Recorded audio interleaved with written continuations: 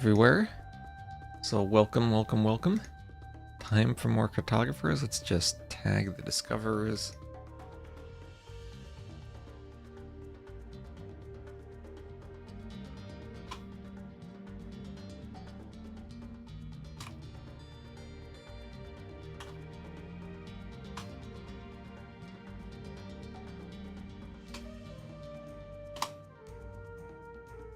Get them nice and tagged. Alright, so Outcrop game number 1.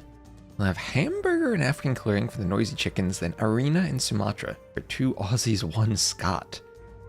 What a name, 2 Aussies, 1 Scot. Let me make sure I have the rosters correct.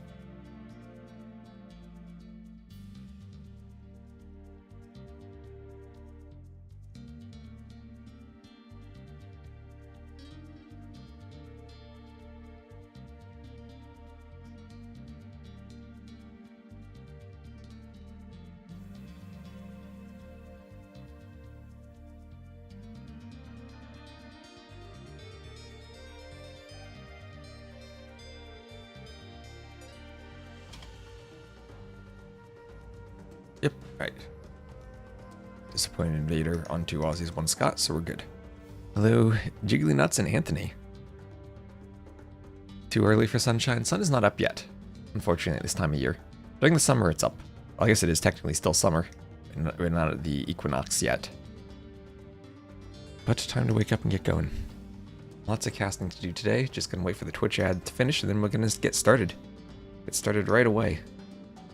No webcam because it's 6 a.m. and I literally rolled out of bed. And I'm going to be casting. This is going to be a long stream today. We have this and then 2 sudden disaster sets starting at noon. I got to finish before then. So we have just over 6 hours. Girl, did you even sleep? I slept for about 6 hours, Donut. I slept for about 6 hours. The ad's done yet. Oh, 30 seconds of ads. Hello, Matthew. Hello. Wish I didn't need the ads. Again, you can watch on YouTube if you don't want the ads.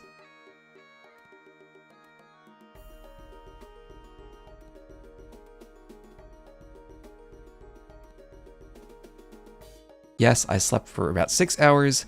Good morning, Matthew. And hello, Donut. Hello, Pleco. Hello, hello. I can tell my sunburn from yesterday is really setting in. I have it like on my forehead and I can tell my eyes are not wanting to focus as much as they usually do, but we'll get through it. And hello, Kosior. Lots of activity in the Twitch chat. I guess it's a good time to cast an Aussie set, as the Aussies are probably just waking up. Or, no, as I'm waking up and the Aussies are going to bed then.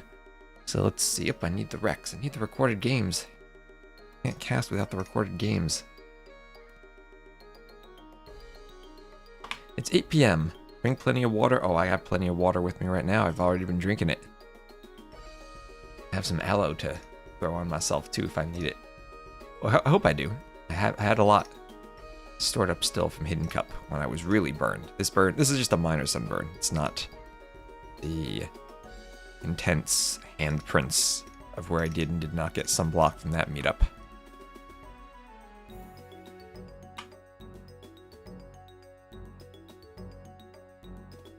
Hello, bread pudding. In games, these are 2v2s, 2v2s. Just like the rest of the cartographers. All 2v2s. Oh. Ah, no. Wait, I undid... What?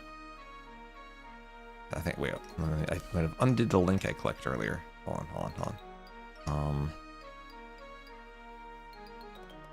Accidentally hit Control Z.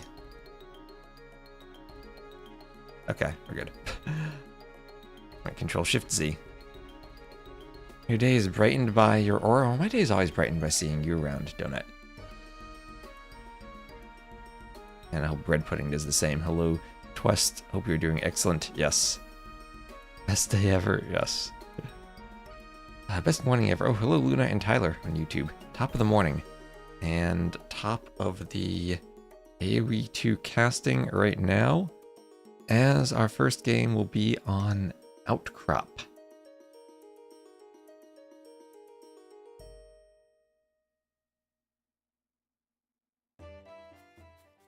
get going on Outcrop.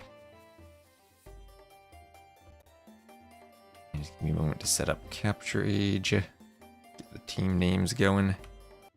Making sure my webcam's not on. Okay, it's not good. You don't want to look at me as I just get out of bed. So, what were these team names again? This is the Noisy Chickens against 2 Aussies, 1 Scot. There we go. And here we are. Okay, Outcrop's not bugged. So Outcrop, and like I've been doing, we're speeding through the Dark Ages because we got 5 more sets we gotta cast. We gotta go fast. So Les Stratégie against Le Théoricien. These Noisy Chickens French. They will be Koreans on the flank and Persians in the pocket. They'll be against Britons on the flank and Franks in the pocket. So maybe more traditional civs here. But I like this. Maybe the Korean player could go full skirm against the Britons. That could be cool. Hello, Anthony. Early Bird gets the word. Does the YouTube, Twitch sync streams work pretty well? What do you mean, sync? I think YouTube is slightly delayed compared to Twitch, but most people, I think, can successfully watch on YouTube and type in the Twitch chat if they want. Twitch will be slightly ahead. Alright, let's just go. Times 8 is fast, and times 8 is fast enough to see that the Vils from the Strategy are going to be so close to the TC that the scouts from the Disappointed Invader will leave disappointed that they won't get a kill, and Vils can just move over to the sheep there. What are the player elos? I'm guessing around 1600. We just casted a couple sets that were around 1500 elo players, and this is the next league above them. This is the 8th out of 11 leagues, if I do my counting correctly.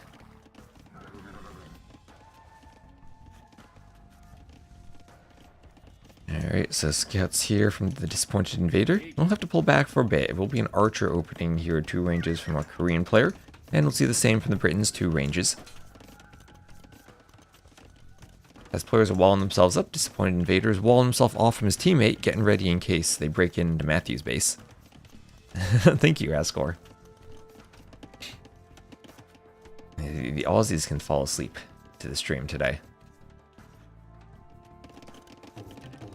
And okay, 2 walls here. Blue continuing to wall up. Kind of awkward making sure the scouts go in and out properly, but will be the case here. Outcrop, we'll see the Disappointed Invader once again trying to get some damage in, going to the back. Green not fully walled, but walled enough to keep the scouts out of the wood line.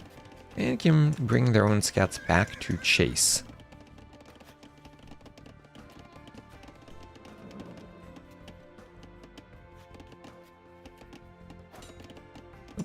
Okay, not quite getting the hit there.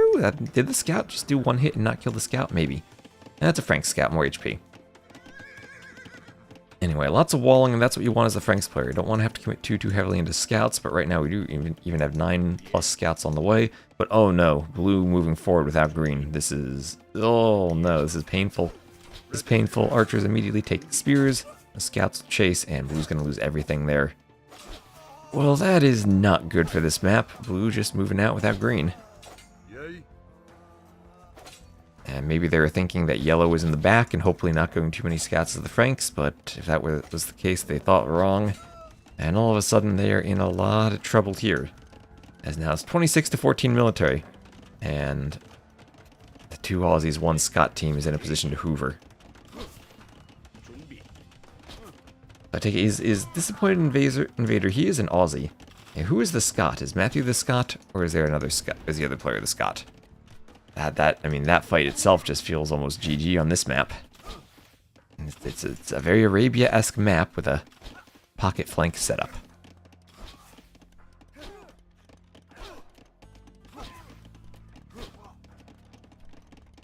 Matthew, you're the other Aussie. Alright, so we have 2 Aussies here right now.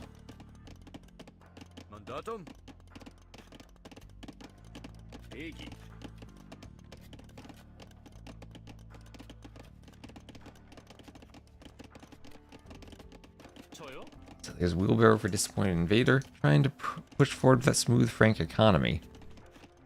Down in Vils compared to the Persian pocket, but that's what you expect from the Persian pocket player. Pumping those Vils out of the TC. So back mining camp there. Someone could do a double mining camp and take their teammates' gold.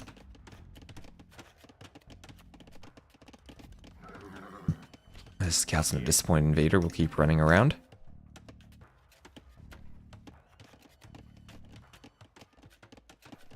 And more walls going up for green.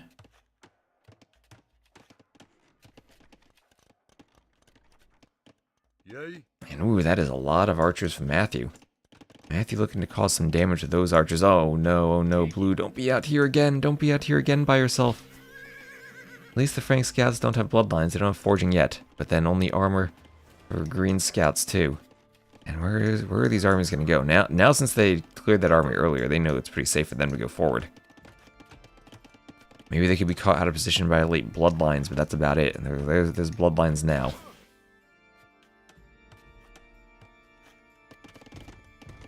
They're just gonna wall them out with the gate. And at least they are almost walled. That woodline's in danger if archers get back here, though. Bunch of scouts coming over, and they will have bloodlines. They also have a tower on the way. Disappointed invader not running around. Villese. And that gate goes down. And well, when I said bloodlines could win a fight, I mean if archers are in the back with the bloodlines. And I think they just take these scouts and take the tower. And disappointed invader should probably just kill the tower. I would probably focus the tower over the scouts here. They're going to need to run forward. Those archers doing a great job of standing underneath it. But here come archers from the back, and that's where you can make the mistake if you don't clear the tower. And then you have to fight the archers, so they're going to get back. They took a lot of tower fire there. But both of them are up to the castle age. Both of them are up. And I think this is just hoovering time. Full Metal Zim, hello, hello, hello. I'm up early, got a great workout in earlier, but now you have adulting to do. Adulting like watching the Twitch stream. Let's see if these archers get trapped again. Really hard to manage the archers on this map, and I think we're seeing it here because of the way you wall. Kind of trap yourself out. Okay. No castle age from the other team. And we'll keep this sped up a bit as they're both going up. We're just waiting for the one big engagement that might clear the army again. And trying to come forward. Even adult while lurking. And up to the castle age now. They'll fall back from the wood line. But upgrades, you gotta start coming in from Matthew. Matthew just worried about walling right now. These armies, they could be trapped here. There's crossbow on the way. The scouts get in, but they would be trapped. Green is up to the castle age. Armor coming in for the disappointed invader. I'm sure he would have liked to have waited for armor to take the fight, but they'll take it nevertheless. And it feels like the crossbow should be winning this now. A disappointed invader losing all the scouts. At least he didn't invest into light cav there. But now all of a sudden, 36 army to 31. The Noisy Chicken's actually up. So despite being down in military, they're able to defend quite well. It feels like Matthew really does need Bodkin and maybe even ballistics here. What's that wolf gonna do? Wolf gonna get involved. Just slow down the archers a bit. Maybe it's even better to ignore the wolf and just run so the crossbows don't catch you. And maybe Matthew coming a bit far down off of the hilltop to chase because this army is going to loop back eventually. And if you stay on the inside, you're getting at the hill bonus. But here comes some knights. These are knights husbandry on the way. They have +2 armor already. And they just need to find a place to take the fight. Only 3 knights, 2 more on the way. Bit of an awkward engagement here. The archers are running. They're trying to stay away from the crossbows. Yeah, and this is where if Matthew were more near the hill, crossbows would have intercepted there.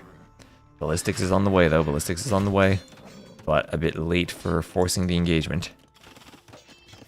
Second TC already for the disappointed invader. He's getting the Aussie going. Or getting the Aussie going, getting the eco going. 7 hours of casting. I can tell I'm picking up right where I left off in terms of misspeaking. Especially now that my sunburn headache's kicking in a bit.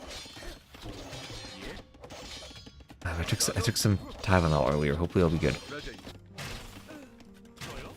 And this team lost their Ville lead now. Lots of pressure from Matthew. This is a huge ball of crossbows. Picking off the reinforcements, picking off the stragglers. Knights still running around, killing the walling vills. They're trying to trap the army. but not much luck in doing that. How many knights there are. And these reinforcements just being picked off. Careful for the disappointed invader not fighting under the TC alone. And all of a sudden we're going to have a TC on the outside for Matthew. Disappointed invader probably needs to go out there at some point too.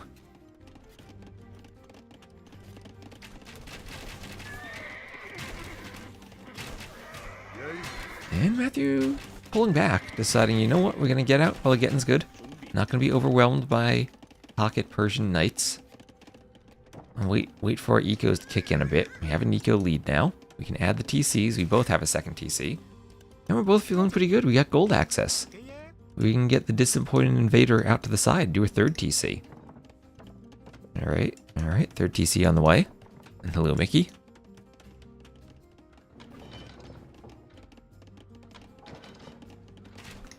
Okay, Bowsaw on the way for blue.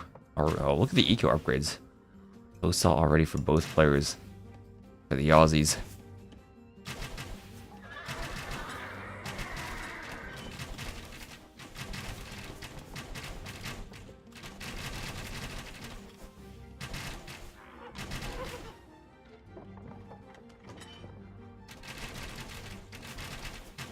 And still military advantage for the Aussies. It's as though they have a Scot playing with them in this game. And ballistics now for blue on the way. So this will be an upgrade advantage at least for this team, but lots of light cav instead of pure knights that the Franks player has. Disappointed invader still could use one more attack upgrade, but doesn't need it until he's ready to fight. And already has a knight out here ready to scout for any outlying TCs. There's another TC going to the outside. A couple of sheep and boar by it even. That knights there will be attacking the house. Bill's there to repair, and crossbow's there to deter. Here's iron casting.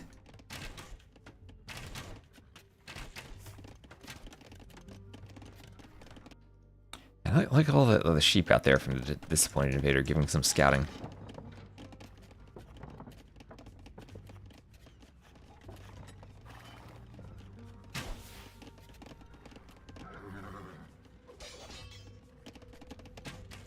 Oh, that is just a palisade gate.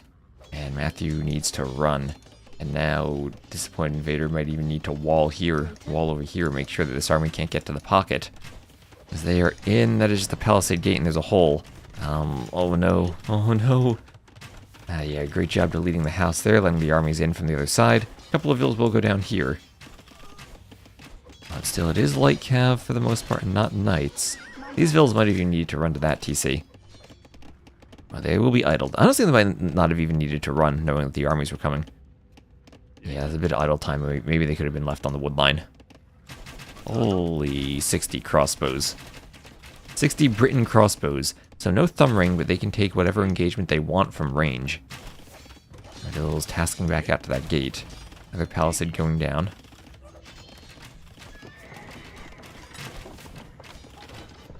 Okay, 60 plus Britain crossbows. You need two groups here. Oh, that's a lot of crossbows. Now you just need to get up and get Arb. Yeah, they're obnoxious to deal with, especially in this situation where you're not forcing the engagement. Oh, here you are forcing the engagement. Matthew's losing some fills on the TC down there.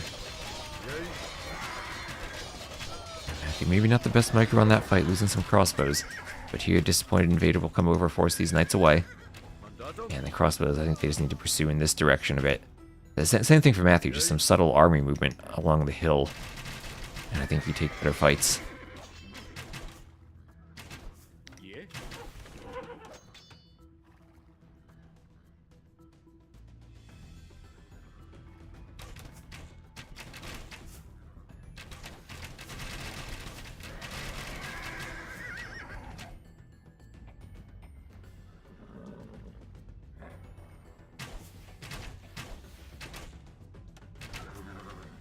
Knights and light cav running around.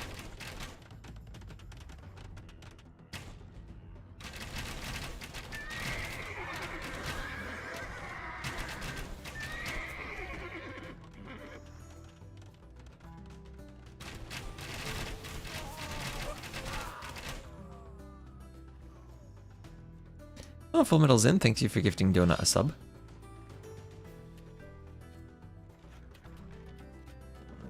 I could use some IRL donuts right now. I didn't even have my brekkie yet. I'll probably brekkie after casting 2 sets. Alright, so Iron Casting now on the way for Disappointed Invader as they're going to try to force their way through. And maybe even fighting under the TC is something they could do. There's so many crossbows here, 66 crossbows.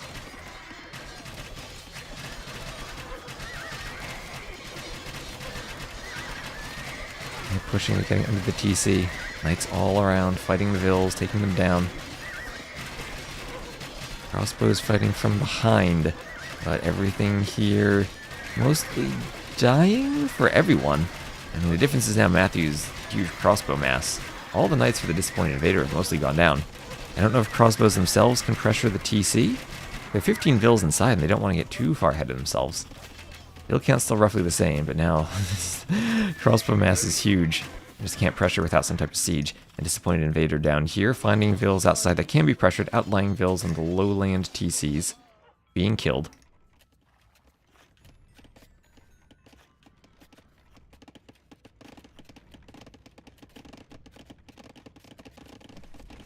Now handcart on the way for green. More knights pressuring on the outside. And Imp on the way for Matthew. Imp on the way for Matthew. Vill's going back to the mill here for blue.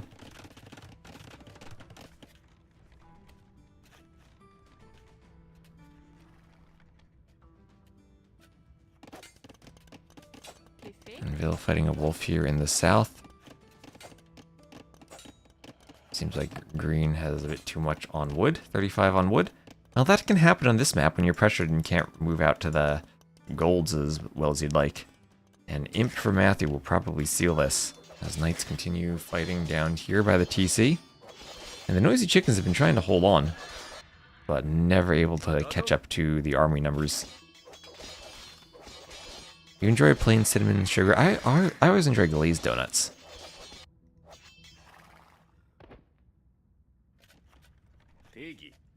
Ready. I think those are my favorite.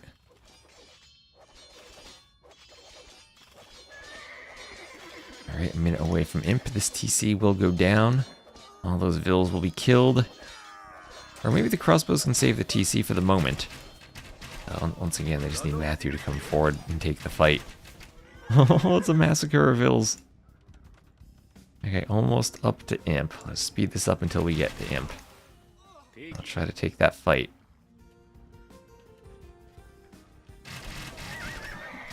And big fight in the middle now. Here is Imp.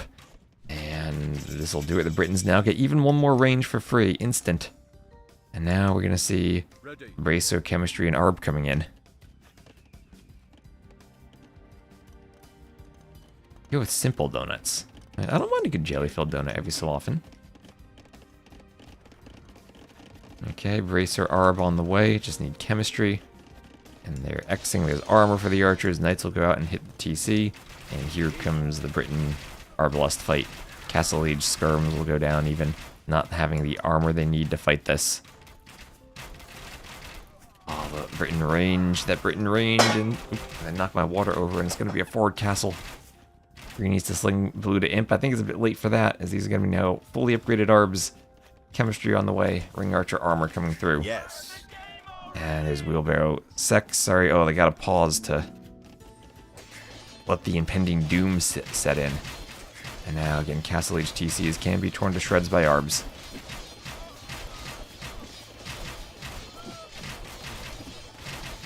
Three damage per bolt.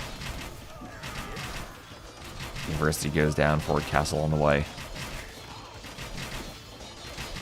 And Imp on the way here for green, out on the side, but a castle already encroaching on their territory out there. Green did move up to the north.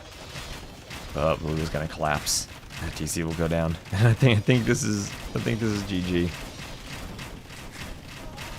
Handcart on the way. Knights hoovering. Arbs pushing. Maybe one more big fight. Those crossbows harassed by the knights. And there's no way they get to that massive crossbows, especially now they have a castle to fall back to. That massive Britain Arbs with 11 range, or 10 range. Oh, they still need Yeoman, not fully upgraded. I was wrong, they need Yeoman still. Arbs can just, if only they had a Saracen's bonus, they can just delete the TC.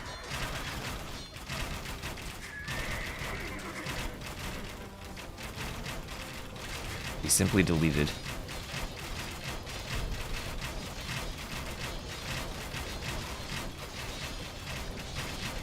And blue down to 56 vills, no military. Yeah, we can speed this up. Green will want one fight. But I think green will just be cleaned. Frankish knights into paladins on the way. Gotta be careful cleaning the Persian TCs. There's Cavalier and Light Cav taking the fight against the Arbs and taking the Persian TC. No match for the Britain Arbs from long range. Their Treb added in. And yeah, this will be one last charge of the Knights as they will go down. Cavalier on the way for the Disappointed Invader. And on the outskirts, Disappointed Invader is raiding. Well, a couple of Knights, or when I say a couple, I mean 2 have gotten in, but Disappointed Invader will clean that as the TCs go down. And this is a successful fight for them, as they also are raiding on the outside, bringing the wolves to the enemy TCs, forcing garrisons everywhere. And noisy chickens trying to make some noise. Are they gonna have to flee? Alright, they're really holding on. And they're the GGs. And 2 Aussies, 1 Scot take game number 1. Look at that, 294 kills from Matthew. And 2 Aussies. Going Britons, so it's like they were channeling the energy of the Scot.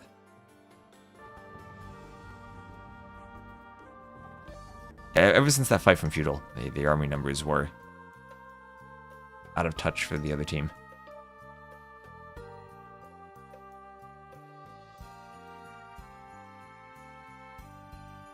Right, so it's a win there.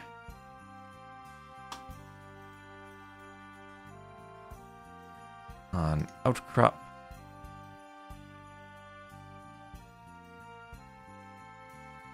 That was Britons and Franks against Koreans and Persian. The Koreans the very first pick to save too, interesting.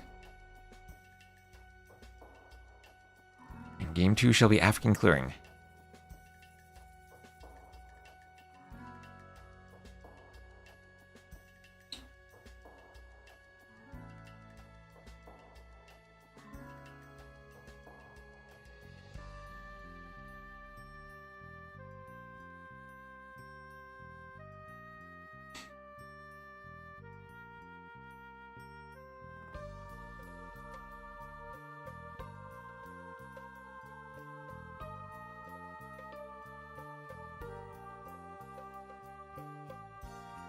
And here we go.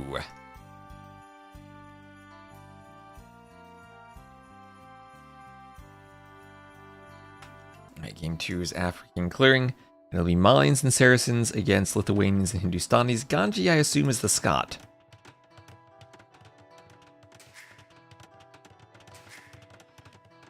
So the Haggis is in the fire now, as they're bringing on another player to substitute for Matthew. Now, Lithuanians, Hindustanis against Malian Saracens. Hindustanis feel like a very scary save on this map. Everyone TCing on the right side. We'll have the noisy chickens here more towards the middle of the map. And an Aussie and a Scot to the outside.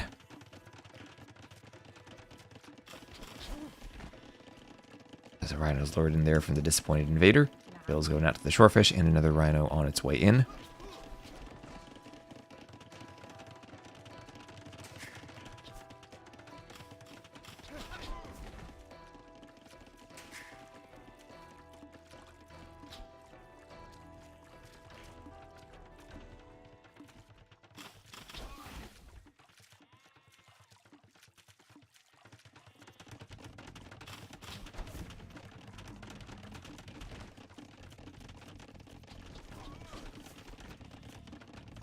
And there we have Loom on the way. And we'll see how quickly we have Castle versus Feudal. We'll have Red the slowest player up. Blue and yellow are a bit faster. Blue and yellow will be against each other. And here we have Ganji going for the forward barracks and forward stable. Both right outside Blue's base. Alright, so Blue will keep chopping away, keep fishing those shorefish. We'll have some good stone and gold access right next to their TC too. Over here, have the spinning mill. No idea how the vertical mill spins.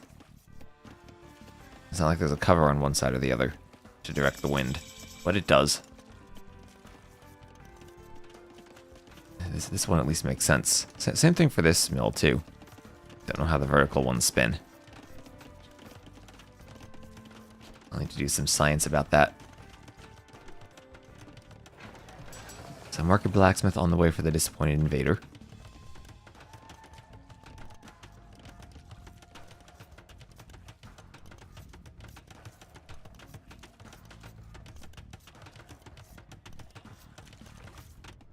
What do we have down here? Scouts from Blue too. So Blue and Yellow both going scouts. And Disappointed Invader up to the Castle Age right away. Double ranges here from our Saracens player. Ooh, Saracens archers could be scary. Especially against someone who's fast castling. And maybe won't be able to wall them out all that well. Lumber camp here for the Disappointed Invader. Actually being close to TC will be a disadvantage if the Saracen archers get over there. It will disrupt the fishing on the pond. His double range archer production, no fletching yet. But nice to pump out archers when you have all the shorefish and you don't need to worry about making a farm transition.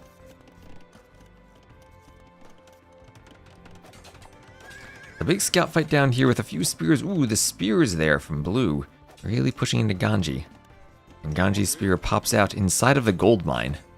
So maybe not quite where he wants to be for poking scouts, but can diagonally poke that spear. I have an X from green over here saying where the TC is, saying that their archers are coming around the side. As La Pression is now applying some pressure to the outside. Can someone translate that? I'm guessing that this is the we had the strategist and the theoretician. La Pression is not coming to mind for me as a possibility in line with the other ones. Maybe it is though. Watchtower going up for Ganji.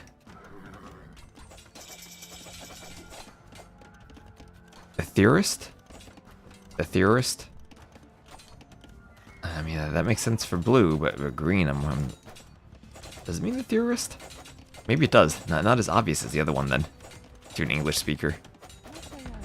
So defensive tower on the gold feels necessary with all those scouts at this point. TC drop for the Disappointed Invader. Let's go. YOLO TC drop. Will we see the unique tech for the Lithuanians for more TC range? Is he aware of this? Oh, he doesn't even see the lumber camp. This is just an accidental douche. An accidental douche going to be caught by Villese as they're not walled in. And okay, that went from amazing to a disaster real quick as the archers come over. And that's going to be 3 dead Villese and a denied TC.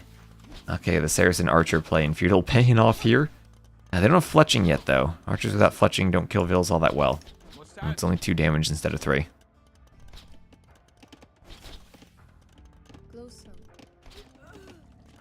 One Vill goes down. At least these Vills escape.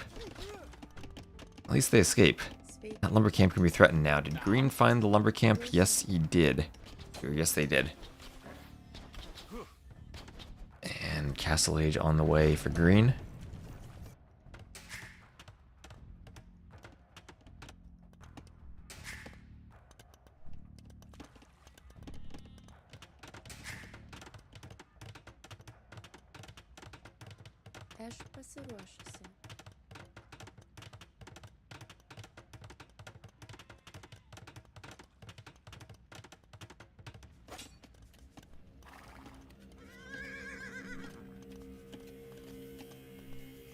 Namaste.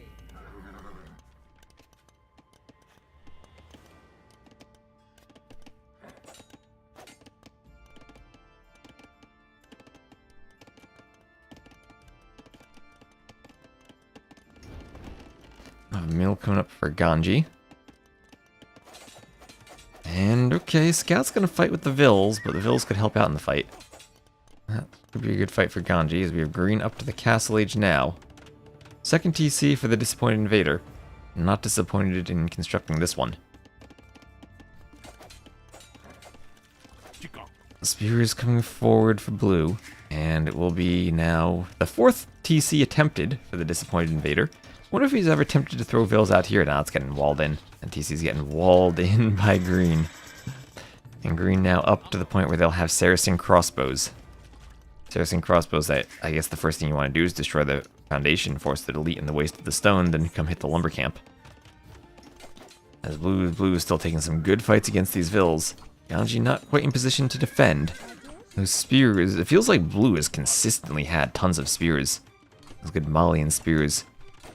Now, up to the Castle Age, spears have their armor. And armored spear is great against scouts. More spears moving forward.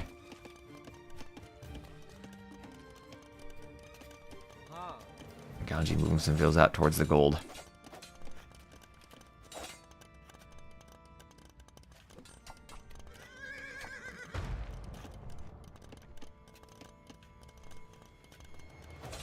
And will those spears fight?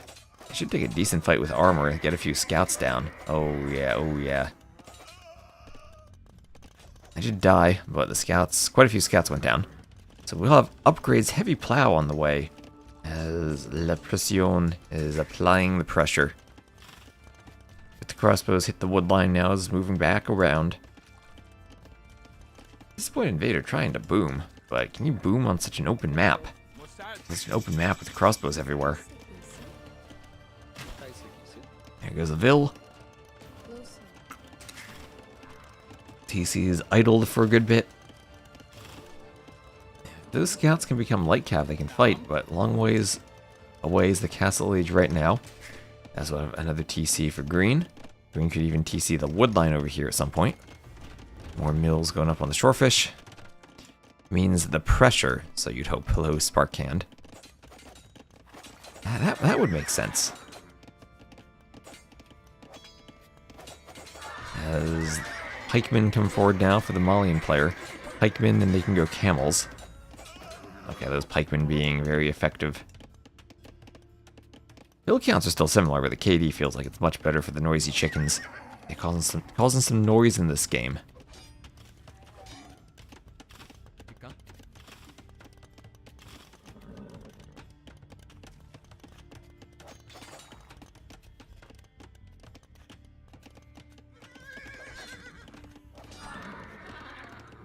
Oh, the sheep blocking the scouts.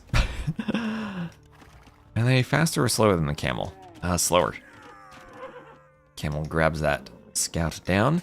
And then a fifth TC. Okay, the disappointed invader is going to be on 5 TCs. So when in doubt, boom it out. And the disappointed invader is trying to get a good boom going. A market now for the Saracens player. Can I please lower the AoE music in the background? In-game music?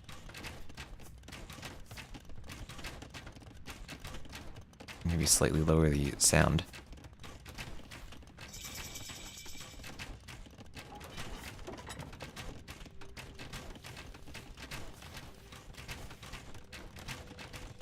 Alright, so castle going up here for the disappointed invader. Mangonel going for the TC. And we'll have handcart and bowsaw on the way.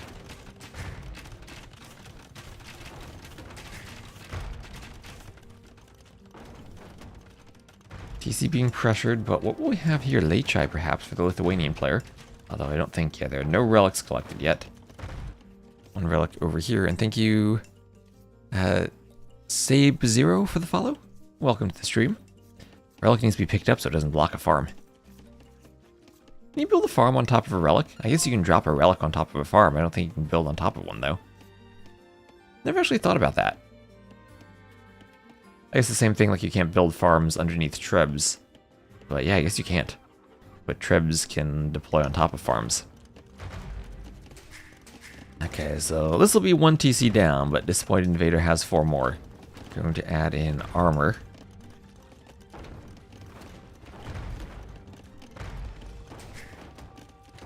As the mangonels are hitting the TC.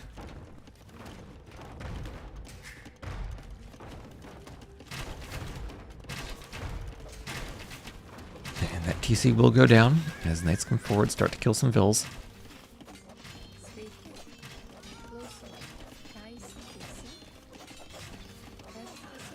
And the vills go down. So do the knights. Castle gets some fire on the knights.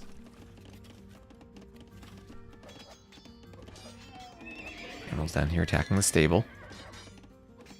Bloodlines on the way. And fletching on the way too.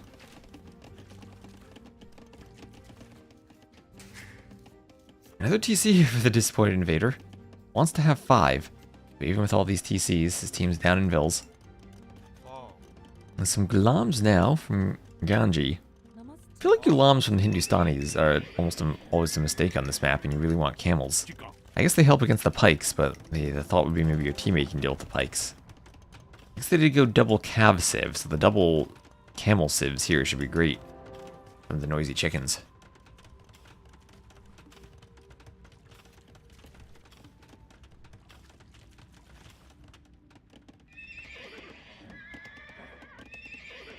Camel's going for the stable.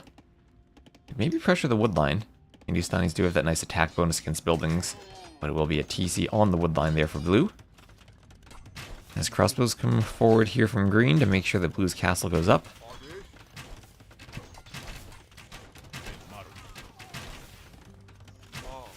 And Gulam's not numerous enough to push the crossbows, even with all their armor.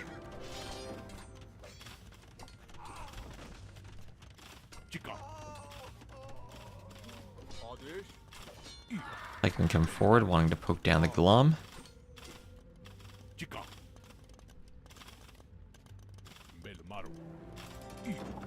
Castle gonna get some arrow fire on the pikes. Down they go. That tower will go down. I have armor and town watch for Ganji, trying to get more Gulams out. Ooh, fighting crossbows without armor for Gulams. That is rough. It's very rough indeed. And stone walls now. Stone walls along the houses. Green, making sure everything is safe on this side of the map.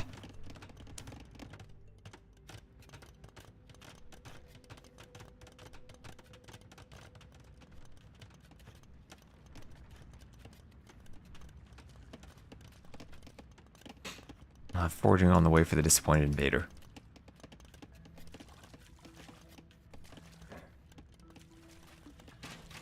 And what is this TC number 6? What are all these TCs? Does he at least have hill forts? Oh, you gotta get hill forts for the extra range, just for the fun of it. Then your TCs actually defend themselves if you get 9 range. Much better against the crossbows. You worry about the imp coming in though, but then you at least do force Bracer. Yeah, even against the Bracer Arbs, you're defending with 9 range. And against the Saracens, actually hill forts will be very important for the Lithuanians, but we have blue on the way up. Blue on the way up already, more TCs being added to the back. These crossbows keep running around.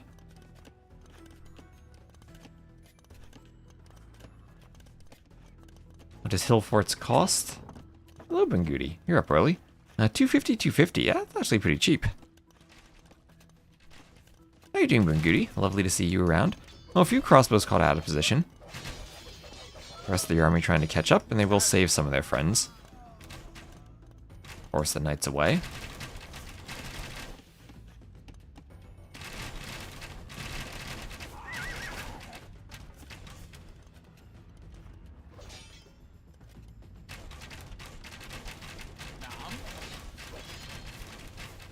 Been up about 5 hours. Oh, that's a long time.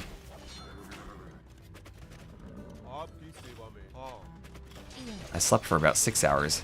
Right back to casting.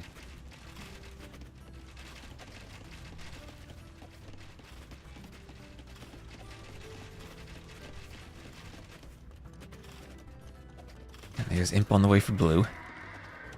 Alright, forward castle now from green. Gotta just speed things up as they're on their way up to Imp. A couple of knights being picked off. Saracen crossbows being Saracen crossbows. Bozzy, hello Bozzy.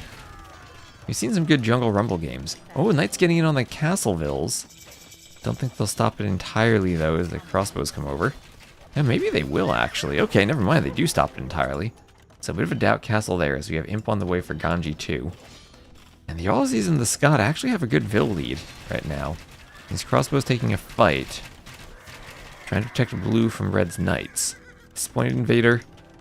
Going to stay in the castle age for a while. Has a good boom here. Players still working their way up to imp. Crossbows coming forward, still defending. Those knights can do nothing but hoover. And the Aussie and the Scot are trapped in the corner.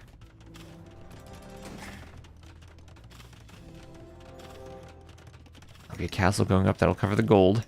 More defensive castles for Ganji. Going to want to win a Treb fight, perhaps. But blue already up and already Trebbing. As Gebetto's out. All Gebetto warriors to deal with the Gulams.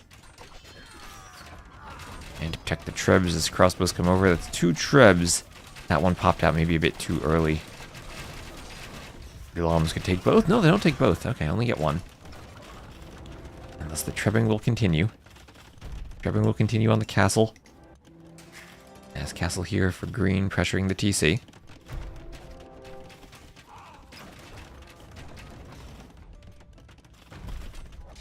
Red Crane and Imp on the way.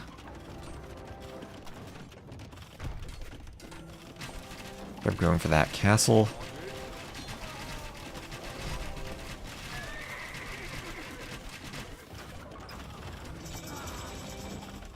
Dreb got distracted shooting at something. Where's it shooting now? Wait, what? What is that? Did he attack ground accidentally? Blue, what are you doing? You're trebbing your own castle. There we go. At least they don't do friendly fire damage. Oh, meanwhile, Disappointed Invader is getting some knights in. Getting some knights into Green's base. And okay, that is a devastating raid on Green's economy. Chemistry, Arb, Bracer, and Armor all in. For Green, though, and these crossbows pushing. I don't think there's any stopping this army. But yeah, ouchie on the home eco for Green. That's a good 15 Vils dead. Uncle wants a conversion, gets it on the knight. Crossbows, though, getting more than enough counter damage on yellow. Yellow down to 50 Vils and continuing to drop. Disappointed Invader needs to carry with 100 Vils at this point. But 100 Vils feels like it's still maybe not even enough to pump out Cav. Especially with so little map control. Total Vil count now, moving ahead again for the noisy chickens as the Saracen Arbs continue pushing. It's nice raids in the back, at least there are Arbs to deal with it. And it's just going to be Knights against Arbs for the moment. Armor not in yet. And also for the Lithuanians, only one relic. Only one relic. So not even at the level of Blast Furnace yet. As the Arbs keep pushing, we'll have Stone Shaft Mining and Iron Casting on the way. A couple of TCs coming up here for blue.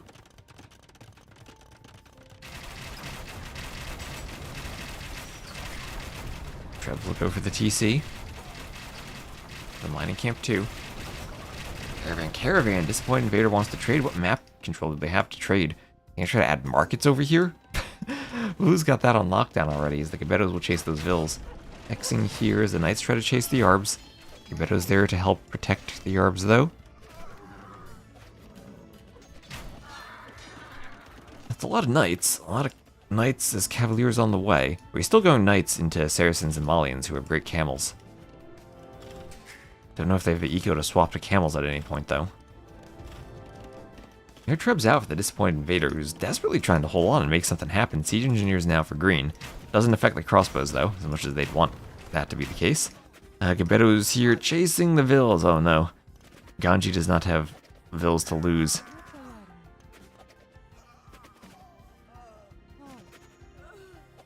Alright, that's down to 46 Vils now. Some clandestine economy here as they tried to run away. Blue will keep pushing. We have 86 Arbalests for green, and they will deal with the TCs by themselves. Oh, that's a lot of Cavaliers, though. Only 35 Arbs here. They will get cleaned. There's that 43 Cavaliers. The Arbs will do their best to micro and take some Cavaliers with them.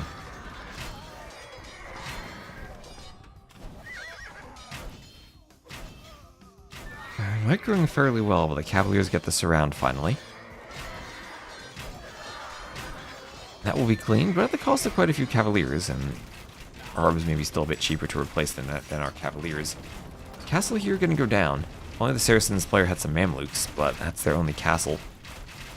do still have 50 arbs over here. And we'll have Farimba on the way, chain barding armor, and it's going to be Farimba camels then from the Malian player. Saracen's player will keep going archers, and then Farimba camel should be great at cleaning this. A disappointed invader continuing to move forward with Trebs. Cavalier's taking a decent fight.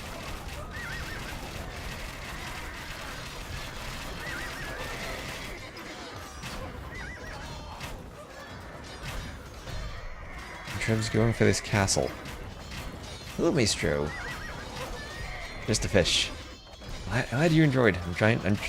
As I said, I have the patch coming this afternoon. I'm trying to cast everything. Rushing to cast it today. Bill's repairing as the castle goes down.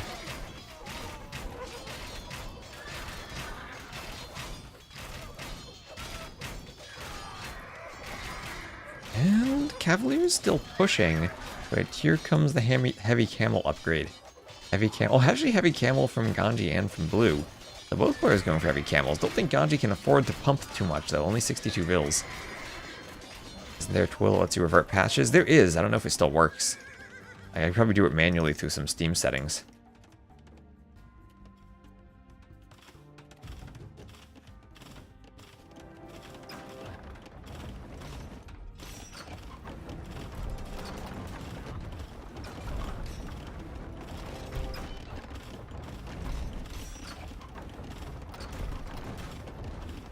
Treb's going for the castle.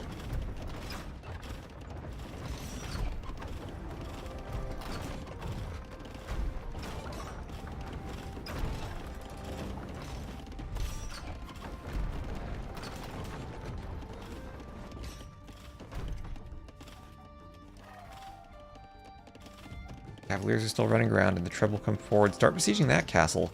The disappointed invader is still managing to hold on. These camels are going to need to start pushing forward. I mean, the Hindustanis, at least they have super cheap vills and imp.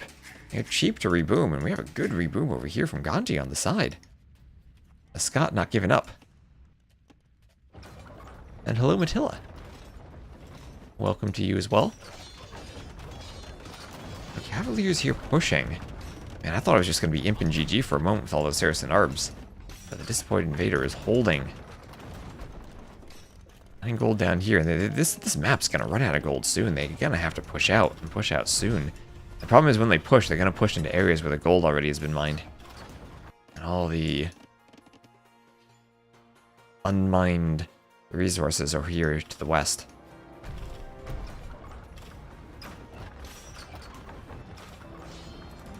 So Treb's taking out the castle. Barb's going for the market.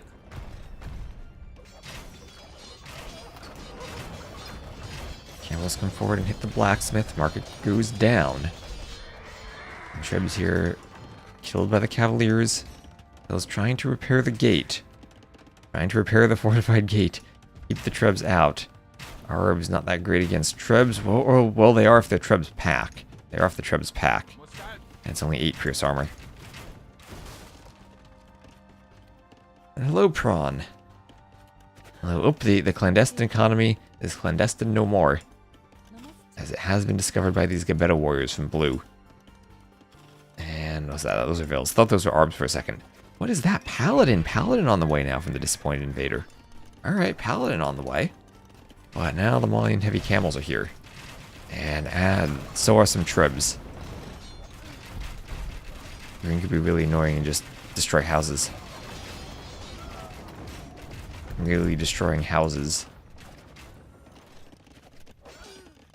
And cause some pop damage to the disappointed invader. At like 4 AM? It is 6:42 AM.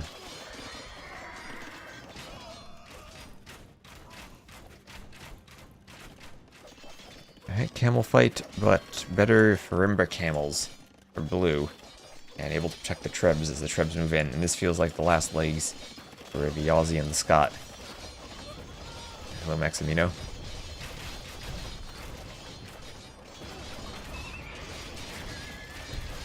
Trebs are going for the TC.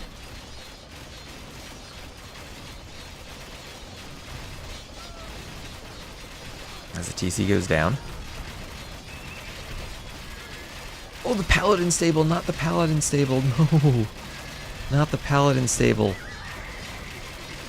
Oh no, disaster for the disappointed invader. He'll be like, oh, I have all these resources for pumping Paladins now. And then he'll be like, oh, I don't have Paladins. And as this is found and the Paladin stable is destroyed, I think we're hitting the end now. Absolutely wrecked. He could have 52 Paladins now, but it's instead just going to be 52 Cavaliers. Hasn't re-queued the upgrade anywhere. And he's just going to have to take the fight.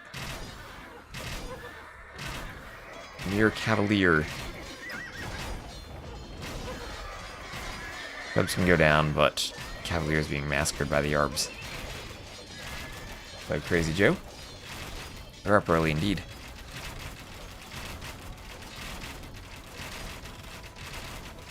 So Arbs taking the stable. Hoarding's on the way. These players holding on, but I think it's time to speed up. We don't have much of an eco left. Not much left at all. Here's one last charge of Cavaliers, but Cavaliers not Paladins. Down they go. And now the Saracen Arbs will destroy the TCs. Ollie and Camels too. Bit of a raid on the way, but nothing that can't be cleaned. It's now about 100 vills in advance, and there are the GGs. As the Noisy Chickens tie it up 1-1. Behind some attempted booms and lost Paladins for the disappointed invader. GG.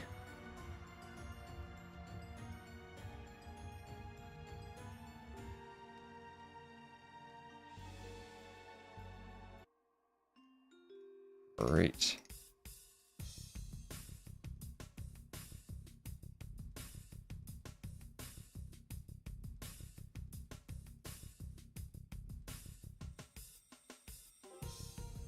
One to one. It's a win on African clearing. And for the civs, that was Saracens and Malians over Lithuanians and Hindustanis. Interesting going double Cav Civ, and the Arbalest certainly worked out well for the other team.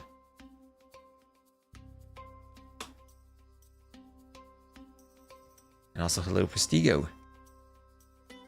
So the next map will be Arena. Shall be Arena. Oh boy, me civs.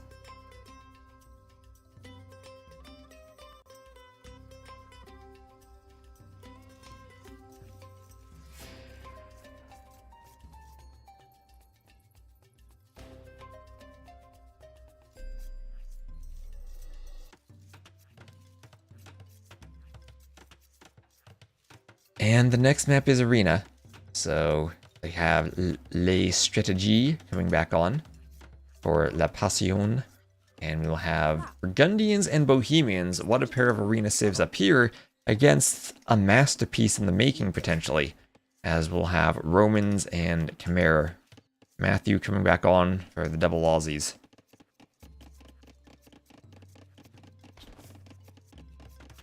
So we'll speed up the Arena Dark Age. Here it is, Arena. We all know how the Dark Ages work. Players at this level, they'll have a clean Dark Age, I believe. As I say that, I look at the boar outside the TC, but that's okay. That's okay. That is a deer push. Look away, look away. Yeah, disappointed invader, not disappointed with this Dark Age. So Matthew coming back on, and everyone up to feudal. 1800 proper arena walls on the HP, so we're not going to see any tower rush shenanigans. We're going to see a good game of arena. Everyone up to feudal. Market blacksmith there on the way for blue, and looks like it'll be fast castles all around. We have a bit of a scout fight in the middle. Looks like blue will lose that. Yellow gets into green's base and will keep running around. And we'll have players starting to get up to the castle age there. Double workshop for the Romans, as you might expect. Cheap Scorpions with some support from the Khmer. They will have the extra range from the Khmer team bonus for Scorpions +1 range. How does that do against Hussite wagons? I don't know, but Hussite wagons are not what the Bohemian player is going for. We're just getting a boom. Hafnitsa should be okay in the long run, so Rams and Scorpions is going to be a very aggressive push from this team. Alright, this will be very aggressive indeed. Some knights from the Khmer player, and defensive spears from La Stratégie. That's all so far. Spear is not going to hold up to Scorpions and knights. So what are the bonuses we're stacking here? Khmer +1. Scorpions is the team range for the team bonus. Team bonus for... Oh, Scorpion min range reduced for the Romans. Is that new? Did that change? Didn't they have, like, galley line of sight? No, that was a Japanese bonus. Whatever. Scorpion min range reduced. And then their Civ bonus is Scorpions cost minus 60% gold. And then, of course, Ballistas, they attack faster as their unique tech. Maybe I was getting that confused with the unique tech. So, this is going to be a Scorpion Masterpiece. Scorpion Masterpieces we have now. Burgundian Flemish Militia on the way. They would die to Scorpions too, though. Some attack against Cav, but not quite the same as the Pikemen would have. Even the Feudal Spears have more attack bonus against Cav. So food and wood being bought from La Strategie. Still the army's just staging. Right, here's the push. Here it comes. 4 rams, 4 scorps. No counter push. Here they go, here they go. Okay, pikemen take out a knight. Wheelbarrow on the way. Armor for the pikemen. Now they'll see the scorps. Oh, when you see this Civ matchup, no question that this is the strategy they're going for. And rams and scorpions, let's go. Here they are. Pressuring the walls. Militia have to run away. And Mangonel defense. I worry this is like that Gujar elephant push where the Mangonels come out, but it's not enough. Not in time. As the barracks is deleted for the Mangonel to come more forward. No ranged units, though. Is one Mangonel going to stop 5 rams? I mean, the range on the Scorpions could even take out the Mangonel, so the Scorpions with 8 range outrange it. Yeah, that Mangonel doesn't help too much against the Khmer Scorpion bonus. Unfortunately, it'll be more barracks at home. Barracks against Scorps, though. And that Mangonel needs to be repaired. And Villa does get there. That's double Mangonels. Oh, Scorpion's taking some hits. Scorp's taking some hits. Okay, they need the monastery and maybe even redemption. There is redemption, but no sanctity for the Romans. And that's tricky because monks will then die in 1 Mangonel hit. It's a lot of pikes, so pike Mangonel. And this army just going to turn and go for the other player, who already has a workshop out and a Mangonel of their own. Theoricion, or Theorician. Theorician. There you go, Le Theorician. These names are difficult for me. I need more practice with them. So, fortified wall on the way. Let's go. The Ornlu tech. Fortified wall and Mangonel defense against the Rams and Scorpions. This feels like exactly what you want to do to defend this. 3 Mangonels out. Burgundians keep and go redemption monks against Scorpions. There's fortified wall. Scorpion gets pushed back. Build count still equal for the teams. Pikes coming over might not be able to do much out in the open. But Noisy Chicken could do fortified wall too. Yep, the Bohemians do have it.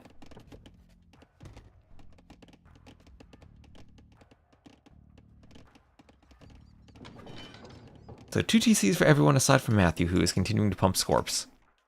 And we now have, what is that? 12 Roman Scorps. Redemption monks on the way. And they're going to look to turn their attention back now to blue. Push the Bohemians. With the forward stone has not gone for a castle. Needed to commit earlier. Maybe they did. Maybe with the Scorpions they even could have committed against the Mangonels. Let's see. Pikemen come forward a bit. Knights run around. And here come the Rams. Here's the push. 3 Mangonels in the back. Monk wants conversions. Gets a conversion on a Mangonel. Okay, that clears 1 Mangonel. Can it clear a second? Can it clear a second? It does clear a second. Alright, that's 3 Mangonels down. 3 Mangonels down, and all of a sudden the Scorps can deal with the 4th. And that is 4 Mangonels down for blue. Oh my gosh, all of a sudden 1 conversion was insane. And the ram push continues forward. Oh, the ram push, the Scorpions, they're doing it. They are doing it. The pikemen all go down. This workshop for the defensive Mangonels will go down. And blue is dead. Blue is dead here. Adding in an extra TC for garrisons. But all of a sudden, blue is dead. Here we go. Okay, Khmer Romans. Maybe this could have been like a defensive castle and Hussite wagons. But not the strategy the strategy went for. Alright. So, just gonna be a massacre now. Red even going to start converting green's mangonels. From the back, gets another mangonel conversion.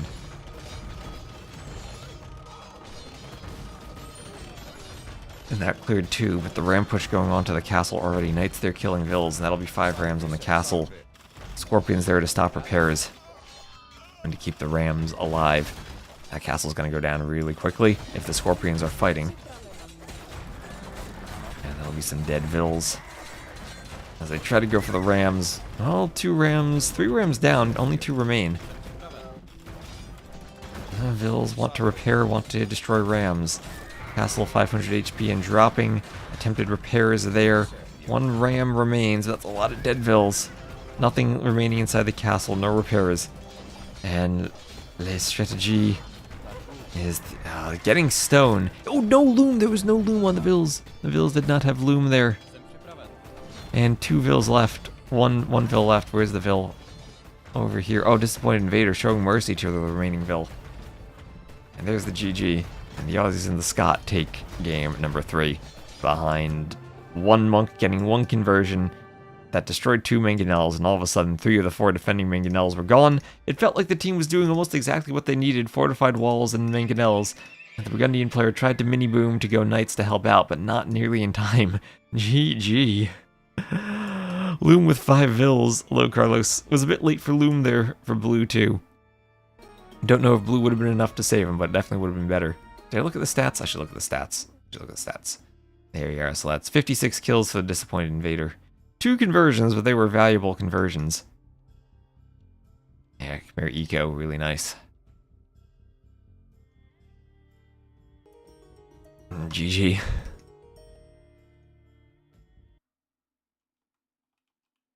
That's how you play Arena.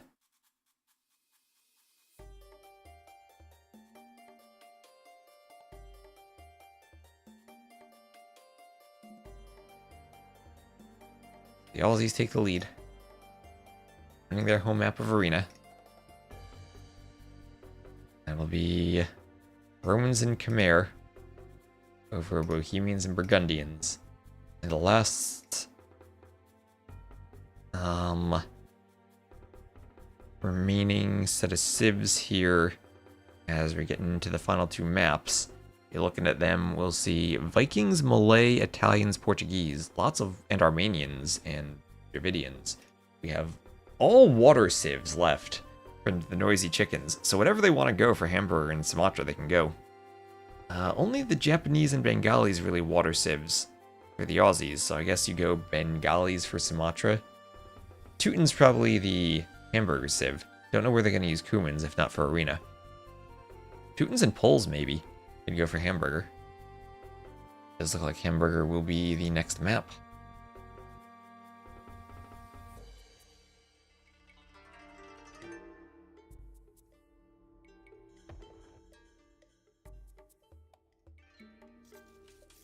And here we are. So instant loom for Ganji as the Teutons. Why is he doing instant loom?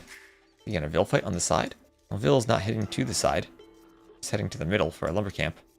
Alright, instant loom for Ganji. So Ganji and Matthew. Alright, Ganji coming on for the Disappointed Invader. Okay, Vil fighting on the left. Nope, just peaceful walling from blue. Alright, well, Teuton's ready for a trush. And okay, Japanese, not Poles, Japanese here. Okay, there's the Vil fight on the side. Now the loom will start paying off for Ganji. Ganji wants to wall. Scout will be there to hit the Vil.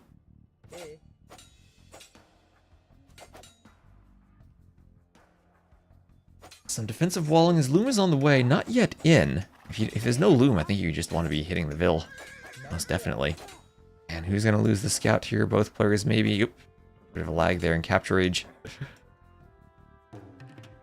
And another Vil coming over. That is a low HP scout. Not going to be poked by the Vil though. Ganji will need one more tile of wall. And we'll have safe walling over here from blue. Blue leaving a Vil there. Needs maybe one more tile behind that. Whoop, that's not open for blue's sake.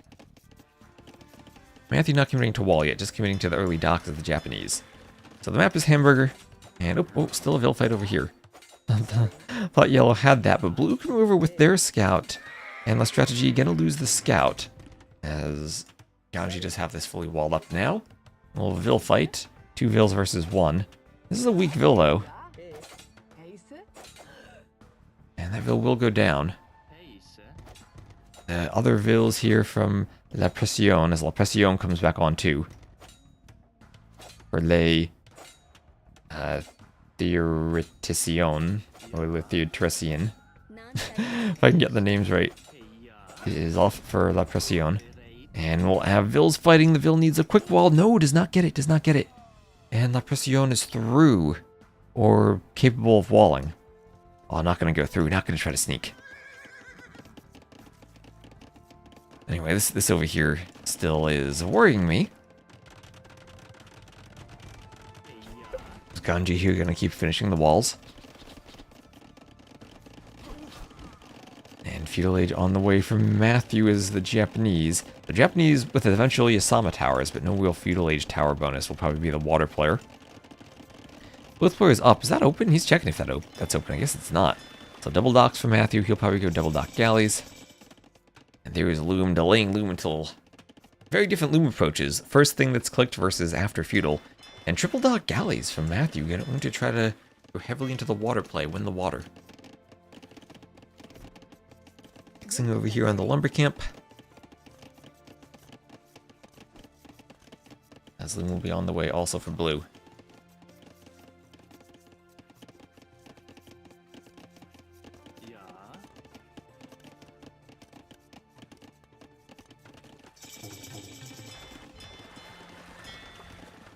Galleys for red coming forward.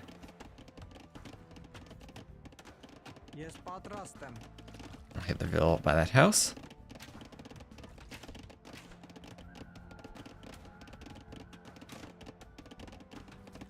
And come forward for the fishing ships. 6 fishing ships that have to retreat for blue. That is a big investment into fishing ships that triple dock galleys will now kill. Even the Vils on the dock be harassed. And the galleys line their shots up. I think that Vil can get away, but the galleys can deny this dock. And La Strategy has to run. Over here, tower on the lumber camp as the Vils run away. Mining camp forward on the gold. And a transport. Transport from green. Green's going to try to go to the outside. Remember, you can transport 20 Vils at once now in Feudal. You can go to the outside really early on Hamburger. And that's just going to have to be outside economy now.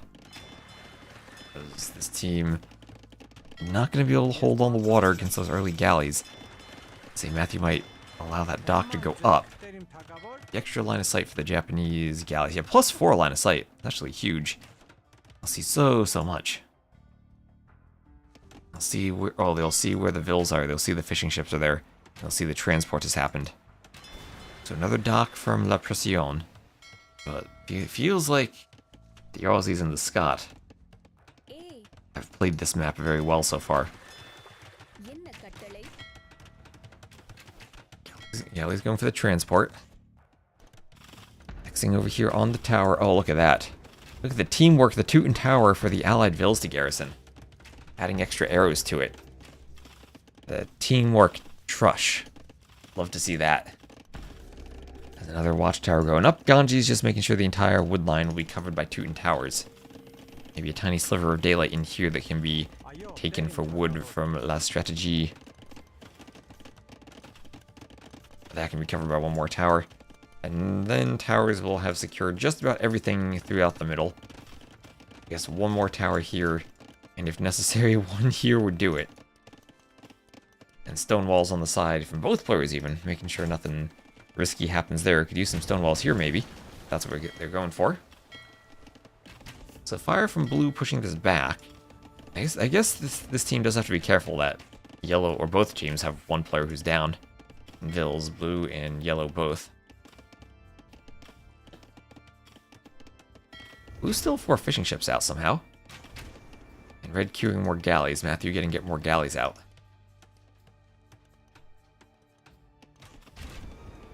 Galleys from the back. Actually, Matthew may be a bit far forward with these galleys. Thinking of hitting the fishing ships does not have fletching yet. Actually, it's Ganji who is fletching for the towers.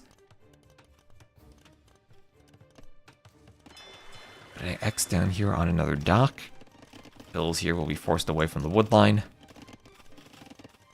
Forced away into another tower. Oh, poor blue. Cannot find a spot away from the towers to chop wood. Ah, disaster.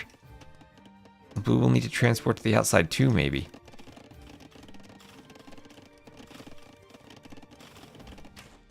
The galley's running to more galleys, so both players on the water now. 2 players on the water might be able to take it back from 1 player.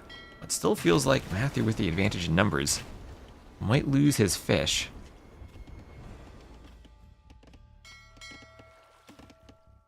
Galley still being pumped from the dock. Here we have La Strategie, maybe sandwiched a bit by Matthew, but Matthew also sandwiched between both players. So, tricky composition here. Fletching finally on the way for La Passion. And Matthew still, he does have fletching, but is falling behind a bit. No fletching for blue yet. And no fishing ships for green.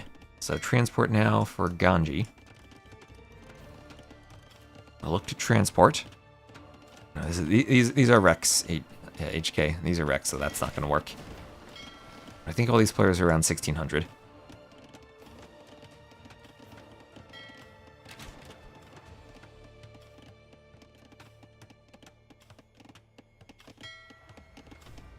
Nice, so hoovering a bit with the galleys.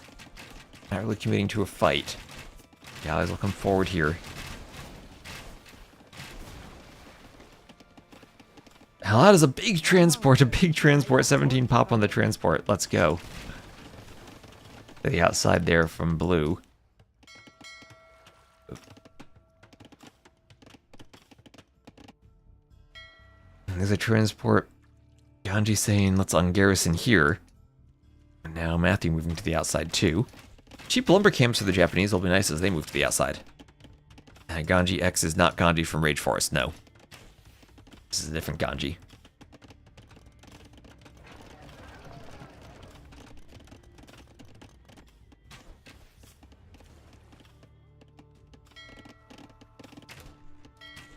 Galley's going for the dock. I snipe a galley, I snipe it back. Yep, and now more transporting for blue. I have a good 5-vil advantage for the Aussies. The Aussie and the Scot. As the Aussie still microing with the galleys.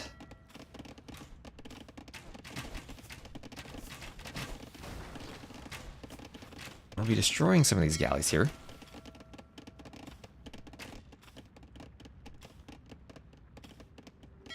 Pew pew pew indeed.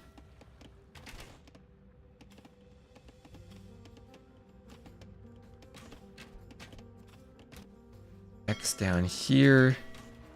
Galleys found the transport. Will be a fire on the way out though, but Matthew up to the castle age. Matthew's up. Matthew is up. Take some damage on his dock. We'll have some walls on the outside. Probably not going to want to fight too much until he's up. And then it will be an immediate war galley and Bodkin.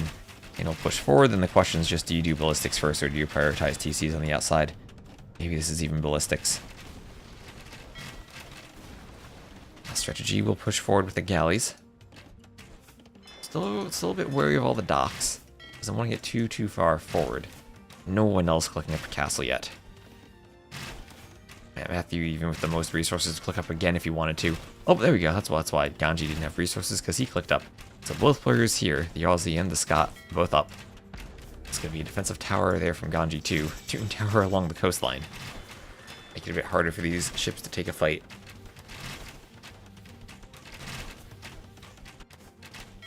And over here, a couple galleys patrolling for Matthew. We'll get a kill at least, as he's going to probably lose his galleys too, though. Maybe at least trade another galley? Maybe he's just going to run. But there you go. War galley, Bodkin on the way. Bodkin first. These two navies going to try to dive and fight before War Galley comes in, but Bodkin's already there. War Galley 10 seconds away. And once War Galley comes in, the production is going to kick in faster from the docks. Those ships produce faster than their feudal counterpart. And they dove, but now they need to get away. War Galleys can give chase. That's another Teuton tower on the coastline. Ganji adding those towers everywhere. And huge score lead for Matthew. Just clicking up now are both players on the other team, but that is a bit late. It's a bit late. And now it'll be a TC on the outside. So TC in preference to ballistics. Now the war galleys will chase as these players try to run while they're on their way up.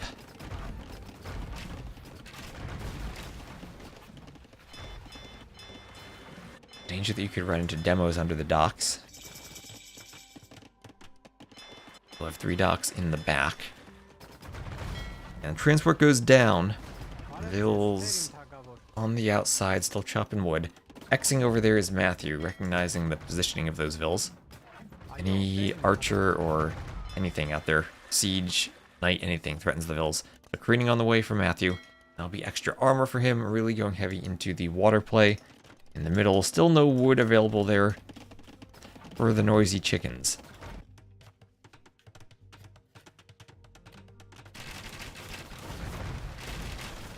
The war galleys come forward and will fight the galleys. Galleys going down. Now Castle Age in for blue. Not in for green yet. Green's still getting massacred on the water. And war galleys over here trying to take out docks, but enough docks are there with some production. Maybe things will be okay. Guard tower for the Teutons. It's one of my favorite buildings in the game, the Teuton guard tower.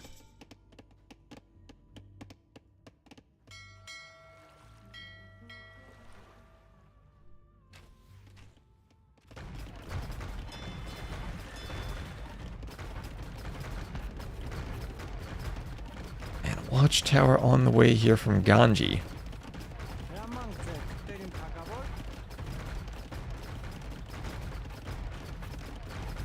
That will be devastating as La Strategy hasn't seen it, and the Teutons, remember, they get free murder holes.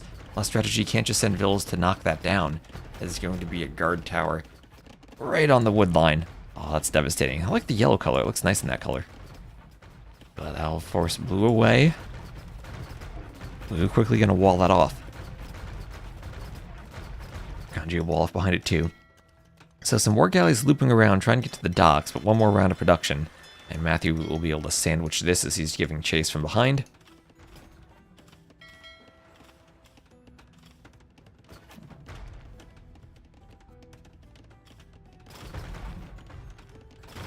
One war galley spawning, unfortunately, out of the dock. But now these galleys from the rear will catch up. And it's ballistics for red against no ballistics for blue. So blue is just gonna lose everything here. Even more galleys from the other side. Blue trying to group up, but won't be in time. Simply doesn't have the number of ships to fight this all. 32, 33, and counting war galleys for Matthew. As we do have a castle on the right, but Arumi's swordsman, not really a raiding unit. This could even be walled up back here. Bodkin already on the castle, so it wouldn't hit a wall out there. Ganji notices, could re-wall.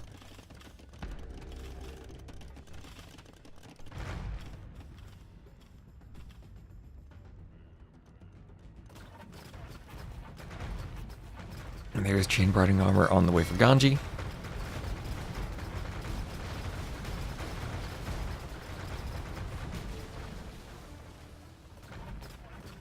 As more ships are going down. Ooh, demo? Okay, nice demo there. But not enough. As La Strategy is sinking to the bottom of the sea. Or the river, whatever body of water this would be called. Is this a lake with an island in it? Is it a river surrounding a landmass? Some geography nerd can help me out with that.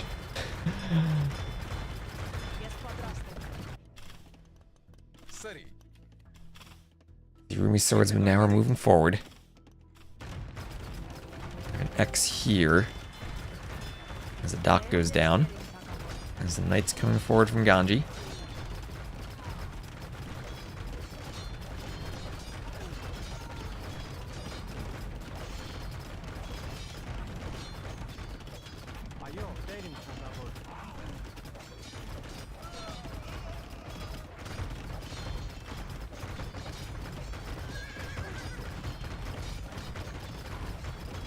And that was a Doubt Castle, 92.14%.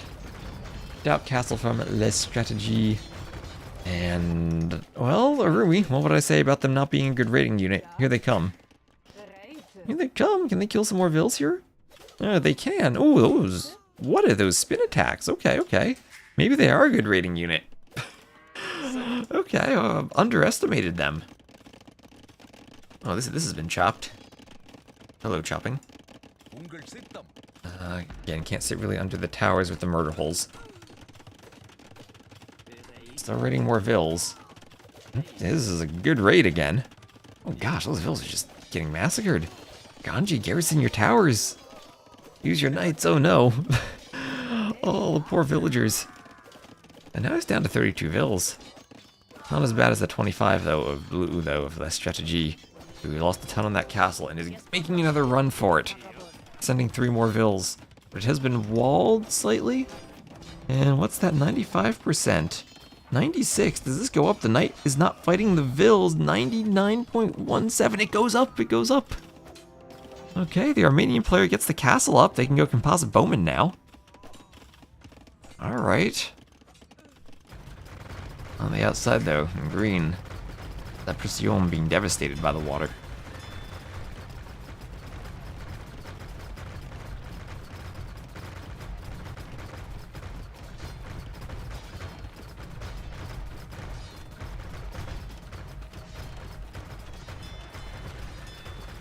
As a dock there will go down.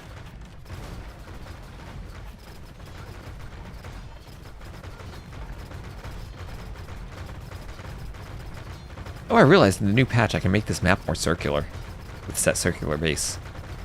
Ooh. I'm glad Bozzy pointed that out to me a while ago. That is actually very useful. I can update Hamburger. So there's Imp on the way. We also have Bloodlines on the way from Ganji. So Imp for Matthew is just going to lead to Cannon Galleons. And Cannon Galleons will take out everything.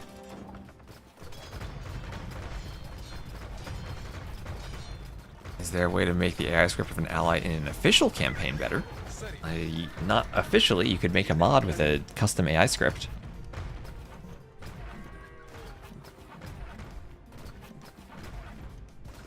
That is very involved to write an AI script though.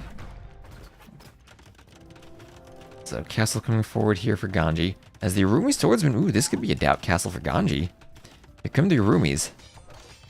Numerous enough to win the fight against the knights. Bills here know enough to wall themselves at least.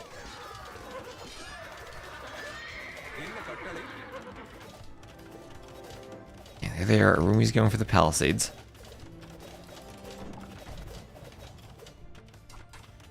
And they're going to go around some quick walls on the way. Nicely done. That wall is not started. Ooh, the Arumis are in. The Arumis are in. Okay, never mind. Never mind. That is a doubt castle. That is a doubt castle. We'll have Imp on the way for La Pression. I think Hamburger is best when it's ugly and messy.